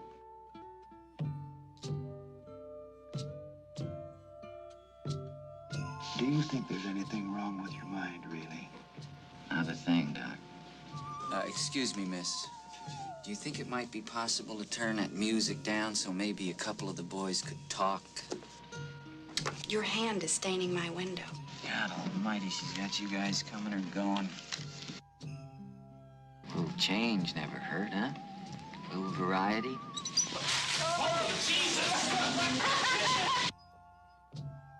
Oh, come on. You're not gonna say that now. You're not gonna say that now. You're gonna pull that henhouse shit now. When the vote, the chief just voted, it was 10-9. Now, I want that television set turned on right now! I don't think he's overly psychotic. No, I want something! I think he's dangerous. Jesus, I mean, you guys do nothing but complain about how you can't stand it in this place here, and then you haven't got the guts just to walk out? I mean, what do you think you are, for Christ's sake, crazy or something? Well, you're not. Hey, wait a minute. Hold it! See how easy it is?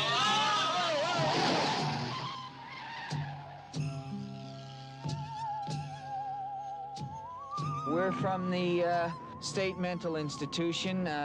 This is Dr. Cheswick, Dr. Tabor, Dr. Scanlon. I'm Dr. McMurphy. Hey, Magee! What? All right, take him over! Get on over here! Get up, Tate! How about it, you creeps, you lunatics, mental defectives?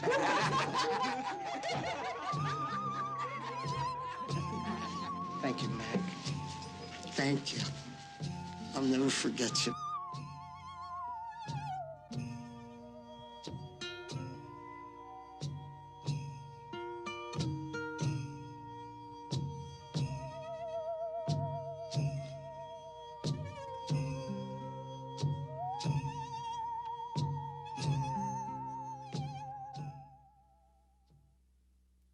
check what's coming in the mail at Box 13 next.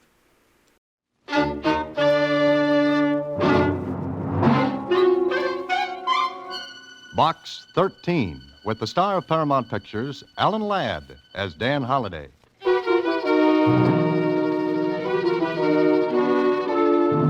Box 13, care of Star Times. Please meet me at 2 o'clock tomorrow afternoon in front of the Mercantile Building. You can do me a tremendous favor, perhaps change the whole course of my life. I shall be wearing a brown gabardine suit, and I'll be carrying a forest green suede hat. I'll be carrying a forest green suede handbag. That was all. No name, no initials. Just the letter. Well, it didn't sound like much of an adventure. Brother, but how I could have used a crystal ball in good working order.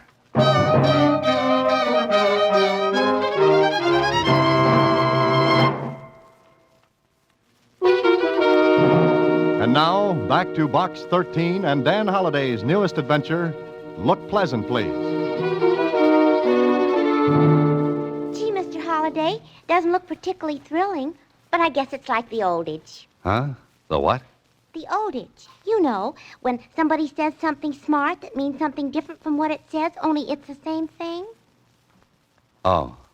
On your next trip around the office, fix that one up, Susie. What? Never mind. Just save up for your adage. Okay? Okay. Hey, I can just make it to the Mercantile Building by 2 o'clock. So long, Susie. There were lots of people standing in front of the building, but only one girl in a brown gabardine suit, green hat, and handbag. I didn't walk up to her right away because, well, I wanted to take a good look. And what I saw was good. Maybe about 24, slender, lots and lots of brown hair that fell down from that cute hat in a nice wave.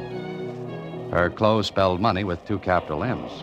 Well, I walked over to her. Good afternoon. Oh. I'm the man from Box 13. Oh, thank you. Look, I know this sounds terribly foolish and silly, but I do want your help. Mr. Holliday. Dan Holliday. Oh, all right, Mr. Holliday. Do you have half an hour to spare? Well, the afternoon's young, and I can wear it away to an old age. That answer your question? Yes, it does. Do you photograph well, Mr. Holliday? Huh? Well, my baby pictures always turned out pretty good. Of course, that was a little while ago, and Look, I want you to have your photograph taken with me. Oh, is that all? Yes, that's all. Of course, I'll pay you for your time and trouble. Oh, no. My time's my own, and what trouble I get into is usually my own fault. All right, Mr. Holliday. There's a photographer in this building. He's ready for us. Oh, by the way, what's your name? Jones. Mary Jones. Oh.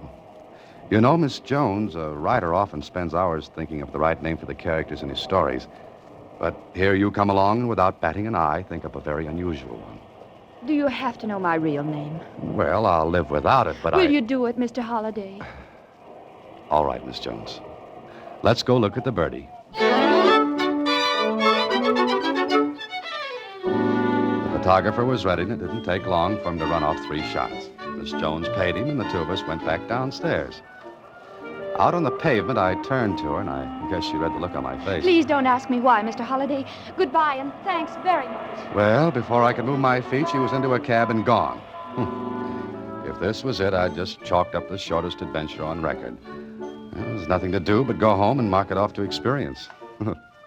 Yeah, that's where it should have stopped. The next morning, I walked into my office as usual and... Hey, what is this, Susie? You could have told me. Told you what? I quit. You didn't trust me. Oh, Susie, will you stop? Oh, and the phone's been ringing all morning. Everybody wants to know about it. About what? Just answer the phone and find out. You... Careful, Susie, careful. Hello. Good morning, lover boy. Oh, Kling. Well, how's the police department? It's bright and early. It's not good to hear your voice. I called for information. Yeah, what kind? What about? Well, shall I wear my organdy hat and crepe de chine badge? What are you talking about? What is the matter with everyone? Well, nothing, Angel Face. All's well with the world. And about 15 million bucks. Everybody's crazy. Yeah, everybody but you. Oh, nice going, Holiday, nice going. Am I invited, or don't you want cops?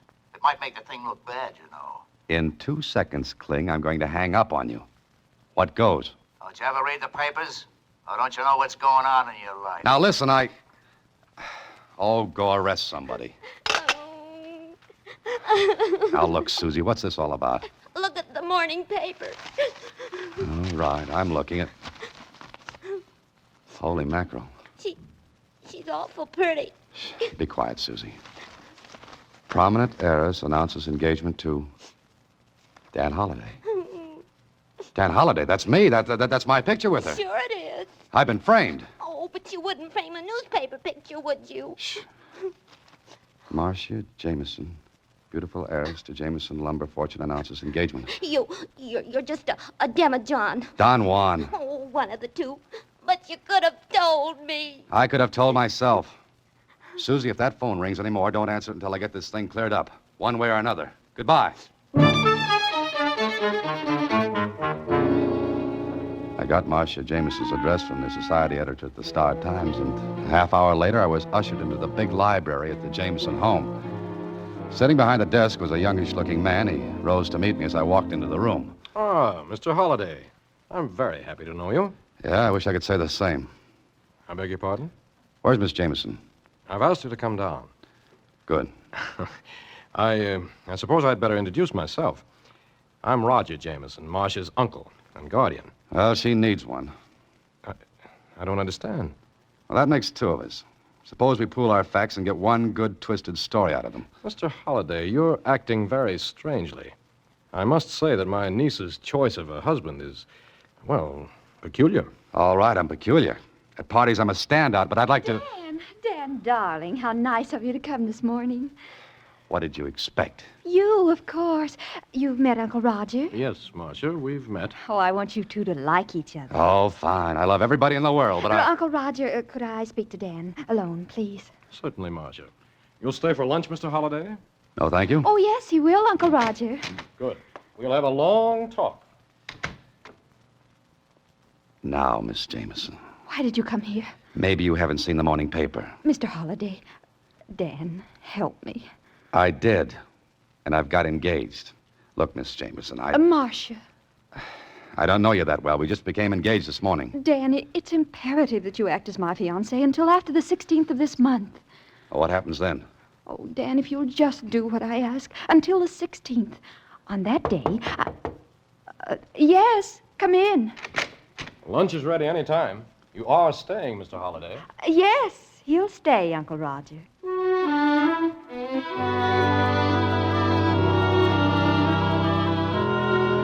One more lunch like that, and I'd have had indigestion for the rest of my life. Uncle Roger was very curious about me. He asked a lot of questions, which Marcia answered.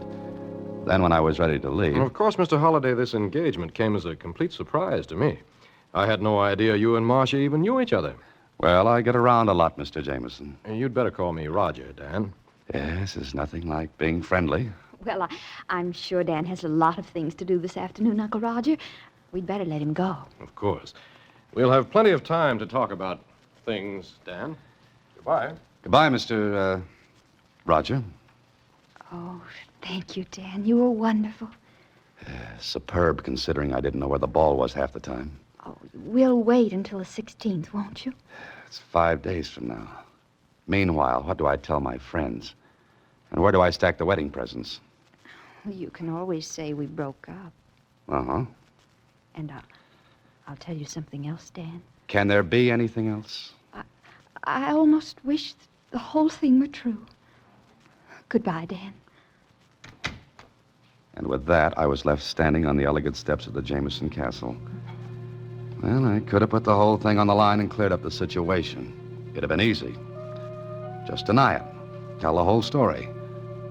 Or I could stay in the play and see what the score was. I walked down the stairs, then glanced back and looked up at a window and right into Uncle Roger's eyes. Before I could smile, he let the curtains fall back in place. Okay, that made up my mind. Curiosity killed a cat, they say. All right. Meow.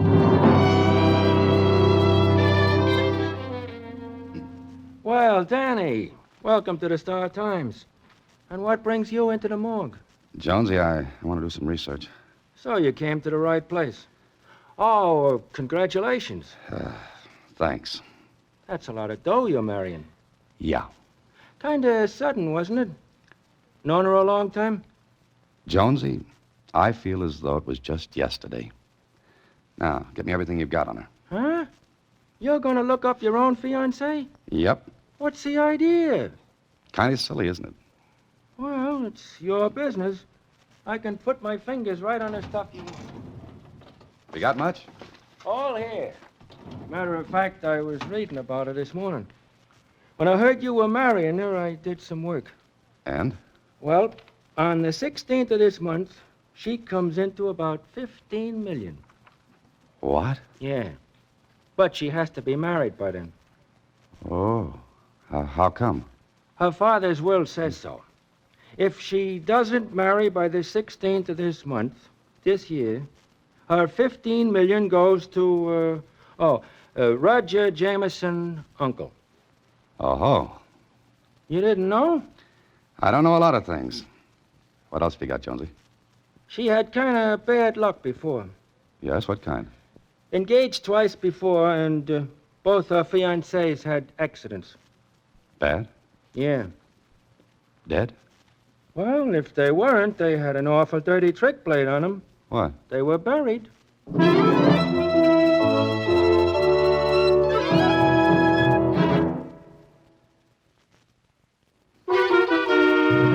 And now, back to Look Pleasant, Please. Another Box 13 adventure with Alan Ladd as Dan Holliday. Well, there I was, all wide-eyed and innocent, engaged to marry a girl whose last two fiancés had lots of bad luck. For myself, I wasn't anxious to inherit any of that. But I had to find out a little more. So I went back to the Jameson place. The butler recognized me and let me in without announcing me. I walked down the hall and heard voices in the library. Ordinarily, keyhole listening would have been out, but, well, I heard my name. The door was open, so... I tell you, Dan, we'll go through with it. Oh, Dan, first name already, huh? Oh, don't be silly, Charles. I've got to convince everyone he is my fiancé. Well, what if he backs out before the 16th? He won't. What makes you so sure? I know. Oh? Oh, don't be stupid, Charles. I'm not stupid. I'm just careful. Darling, you know better. Well, All right, Marcia. Now, you'd really better go, Charles. After all, you know... As they say in Alice in Wonderland, curiouser and curiouser. I was wondering about it when Charles came toward the door. I backed away and ducked into another room. Well, where is Dan now? I don't know, Charles, but you'd better get back to the office or Uncle Roger will miss you. All right, darling. Bye. Oh, I'll tell you when and where we can meet again, sweetheart. Uh-huh. You know, I'm fussy about these things. Who the devil is... The name's Holiday, Charlie. I'm engaged to Marcia. How did you get in? The front door. It works. You ought to be ashamed of yourself, Charles, kissing another man's betrothed. Well, Now, look, Dan, I... Oh, you go on, Charles. Dan, I want to explain something. They could stand it. Now, look, Holiday, Go on, Charles. Oh, very well. I'll see you. Will you come into the library, Dan? But I've got a book. Oh, please, I owe you an explanation. Okay. All right, go ahead. Well, Charles is... Charles is the man you love. That the line you're hunting for? Yes. All right, that's the first olive out of the bottle. The rest should be easy. But it isn't. You see, Dan, your life's in danger. Yes, I gathered that from the things I read a while ago. You read? Yes, the newspaper files. Oh, Dan, if you want to, you can back out. Uh-huh, I know. But maybe I'm more than a little curious. But you know about my two fiancés. Extinct. Uncle Roger killed them, or had them killed. And Uncle Roger knows nothing about Charles? No. The aforementioned uncle thinks I'm fiancé number 3 in order of appearance. Uncle tries to put a block on me while Charles goes for a touchdown, right? Oh, you make it sound so brutal, heartless. Got any other words for it? You and Charles live happily ever after. I don't. All right, you can do as you please. I was going to ask you to go through with it, but I can't. So before I left, I promised Marcia I'd stick it out another day. Okay, I'm a sucker. But if Uncle Roger was going to toss a curve, I'd at least be waiting for it. But before I went any further, I called on Lieutenant Kling, told him what was up. He was very sympathetic. Oh, what a story. Ha, ha, ha, ha. Strikes you funny, huh? Yeah. All I want to know is, was there anything that might have tied the uncle in with the deaths of Marcia's fiancés? No. You're sure? Sure I am. When I read about your engagement, I remembered her name. And? Those deaths were accidents. And the uncle? Clean. Look, Kling, maybe he's smart. Yeah, could be. There are lots of smart people in the world. Oh, but I'm not one of them. Is that it? Look, Holliday, I warned you that someday your Box 13 routine would land you in a slippery spot. Okay, it's up to you to keep your footing. Kling, just suppose I lead with my chin, and Uncle Roger takes a poke at it. Would that open up the other two cases? Sure. All right, maybe I'll do it. Holliday. What? Look, take it easy. Why, Lieutenant, you sound concerned for me. I'd miss having to hold your hand every once in a while. Well, what are you going to do now? Call on Uncle Roger and make like a sucker.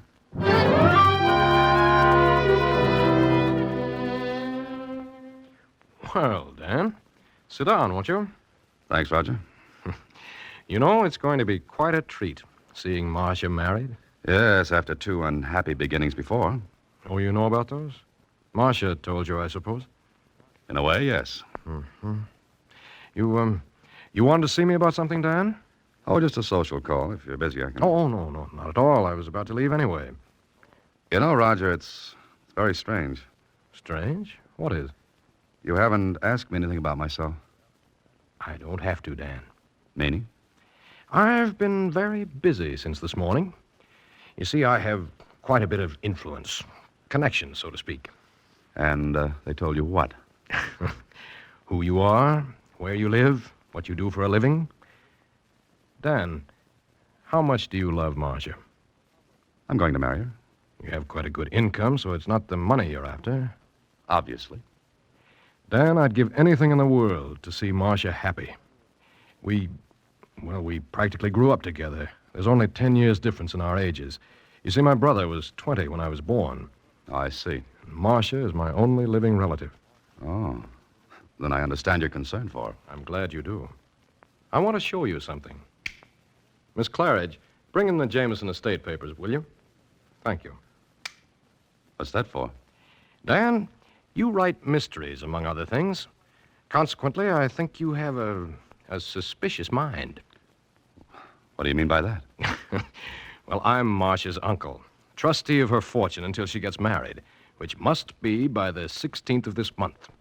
Now, surely in one of your stories you must have written about a guardian who misappropriates funds, embezzles. No, I never have. Well, it doesn't really matter. You see, The estate papers, Mr. Jameson. I thought I asked Miss Claridge to bring them in. Oh, well, she was busy, and I was on my way past anyway. All right, Charles. Thank you. Oh, Charles, this is Dan Holliday, Marcia's fiancé. Dan, this is Charles Crane. How are you? Fine. Congratulations. Thanks. Is that all, Mr. Jameson? Yes, that's all. Thank you. All right. Here are the papers. I think you'll find every penny accounted for. Everything in order, Dan? It looks like it. We're going to get along, Dan. Get along beautifully. I wonder for how long. If Uncle Roger was planning on making me number 3 on his hit parade, he was playing it smart. Oh, he was smooth. Mm-hmm. So smooth that I stayed at a hotel that night. If Uncle Roger knew where I lived, I might have visitors. And, of course, I didn't sleep much. There was a lot of thinking to do. And it added up to something funny. The next day was Saturday, and it came in handy because Uncle Roger's office was closed. And I wanted to see something there. I called on Marcia and told her. Maybe she was a little surprised. Why do you want to go through the files, Dan? I've got a hunch, Marcia. Maybe Uncle Roger didn't show me the right papers. For the estate? Yeah, that's it. Have you got a key to the office? I can get one, and one to the files. Get them for me, will you? Say, where's Uncle Roger today? Oh, on the yacht, anchored outside the harbor. You're to go there tomorrow night. Why? He's arranged an engagement party. Dan, if you don't want to go, if you want to back out now... Nothing doing. I'm beginning to like this. All right, Marcia, give me the keys.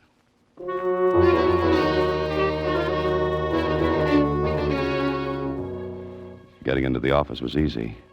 I went to the files marked Jameson. Yeah, the papers were there all right. But not the set Uncle Roger had shown me. These were different. What little I knew about finance showed me some fancy juggling had been going on. I was checking them carefully when a neat round hole appeared in the file case alongside my head. I ducked behind the cases and peeked around just in time to see the outer door to the office close. Somebody with a silenced gun played clay pigeon with me. So Uncle Roger was on the yacht, was he?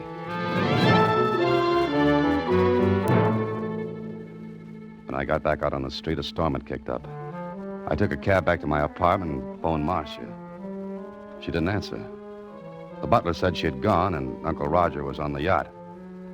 Late in the evening, I received a note from Marcia. Dan, I'm terribly frightened. Uncle Roger insisted that I come to the yacht tonight. I'm writing this note from my cabin now. I know something dreadful will happen, so please, if you can, come at once. There are speedboats at the dock to take you out. But be careful, Dan. Be careful. It could have been a trap, but I compared the writing on this note with her first letter to Box 13. Oh, it was hers all right. Careful, neat, precise. Okay, if this was a showdown, might as well get it over with.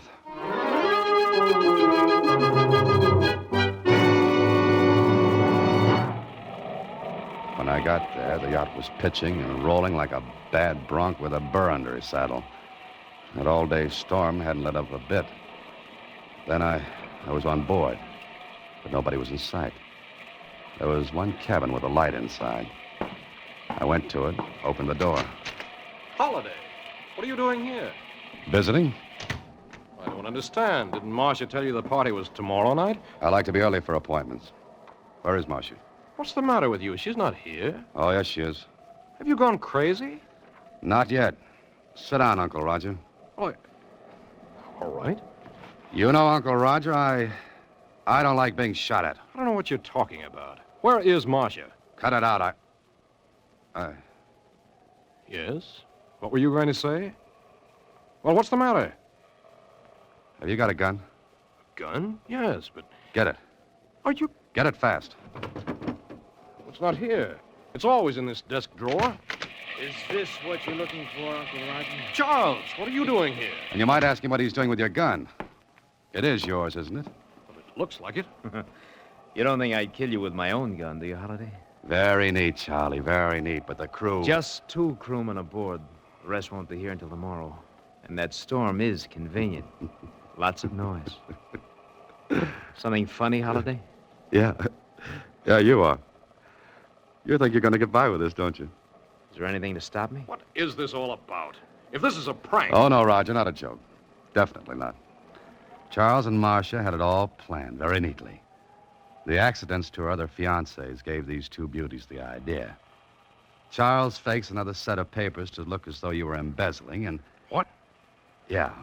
They make it look as though you can't afford to have her married by the 16th, because if she doesn't marry, then the estate goes to you.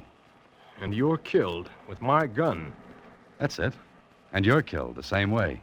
Charles muscles up this cabin to make it look as though there were a struggle, and... All right, Holiday, second guessing. Oh, no, Charlie, I'm not so dumb. You see, I called the police before I came aboard. You see, I guess... You're a liar. You couldn't know. Oh, but I could. Marcia's note gave it away. Marcia's note? Uh-huh. The note she was supposed to have written aboard this yacht. You see, her handwriting was neat, precise, careful. Charlie, ever try to write a neat hand on a pitching, rolling yacht? Can't be done. So I knew she wasn't aboard. And there was only one reason she'd want to get me here. To work this frame. And... Oh, hello, Lieutenant Kling. Lieutenant... Oh! Grab that gun. Holiday, is he... Yeah, Charlie's gone bye-bye for a little while. Call the police in here, Dan. Where are they? Are you kidding? Lieutenant Kling is probably saving his Betty by.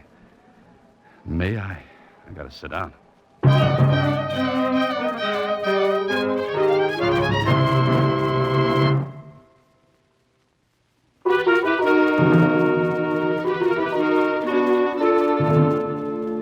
You see, Susie, they weren't satisfied with $15 million. They wanted Uncle Roger's money, too. Which they would have had if that frame had worked. Uh-huh. Hey, what are you doing? What do you got there? A new camera. It's got a wonderful gadget on it that lets me get in the picture. All I do is press this button and... Oh, here, I'll show you. We'll both stand the light, see, like this. And then... Oh, no. Not again. Good night, Susie. Next week, same time, Alan Ladd stars as Dan Holliday in Box 13.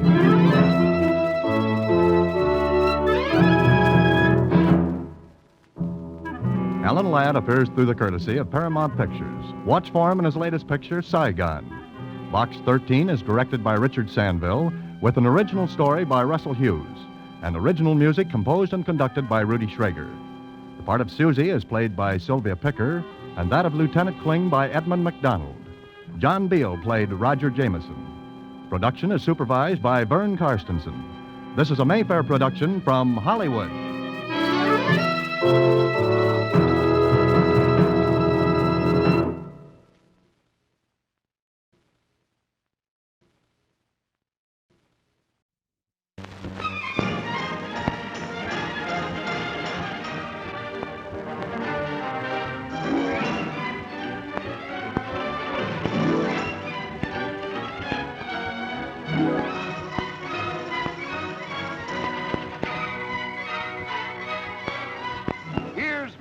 And fun for you, and riotous romance in a comedy frothy as champagne, potent as moonlight. Lavishly produced, One Night in the Tropics brings you sparkling entertainment by 9 top talent stars. Alan Jones, Nancy Kelly, radio's prize nitwits in their first screen appearance, Bud Abbott and Lou Costello. I'm a bad boy. Robert Cummings, comedians Mary Boland, Leo Carrillo, William Frawley, and pretty Peggy Moran in a musical gay with melody, maids, and merriment. It's wonderful how you hold your drinks. Oh, liquor never affects me. 5 minutes of 4. Where is that guy? Maybe he's over my hotel suit. Not your suit, your suite. You're cute too, Abbott. I like you. Hey, there, Mom. You know how it is when a woman reaches 40. 40? I'll bet you 50 she'll never see 60 again. Is that so? Stop smoking. No smoking in here. Who's smoking? You are. What makes you think I'm smoking? You have a cigar in your mouth? I got my shoes on, but I'm not walking. Oh. If you marry anybody, it'll be me, because if you don't marry me, you have too many broken legs to marry anybody else. Shall we commence? No, Senor Escobar. I'm sorry to have caused you all this trouble, but the wedding is off. You see, I've just made the very interesting discovery that both the groom and the best man are a couple of first-class heels.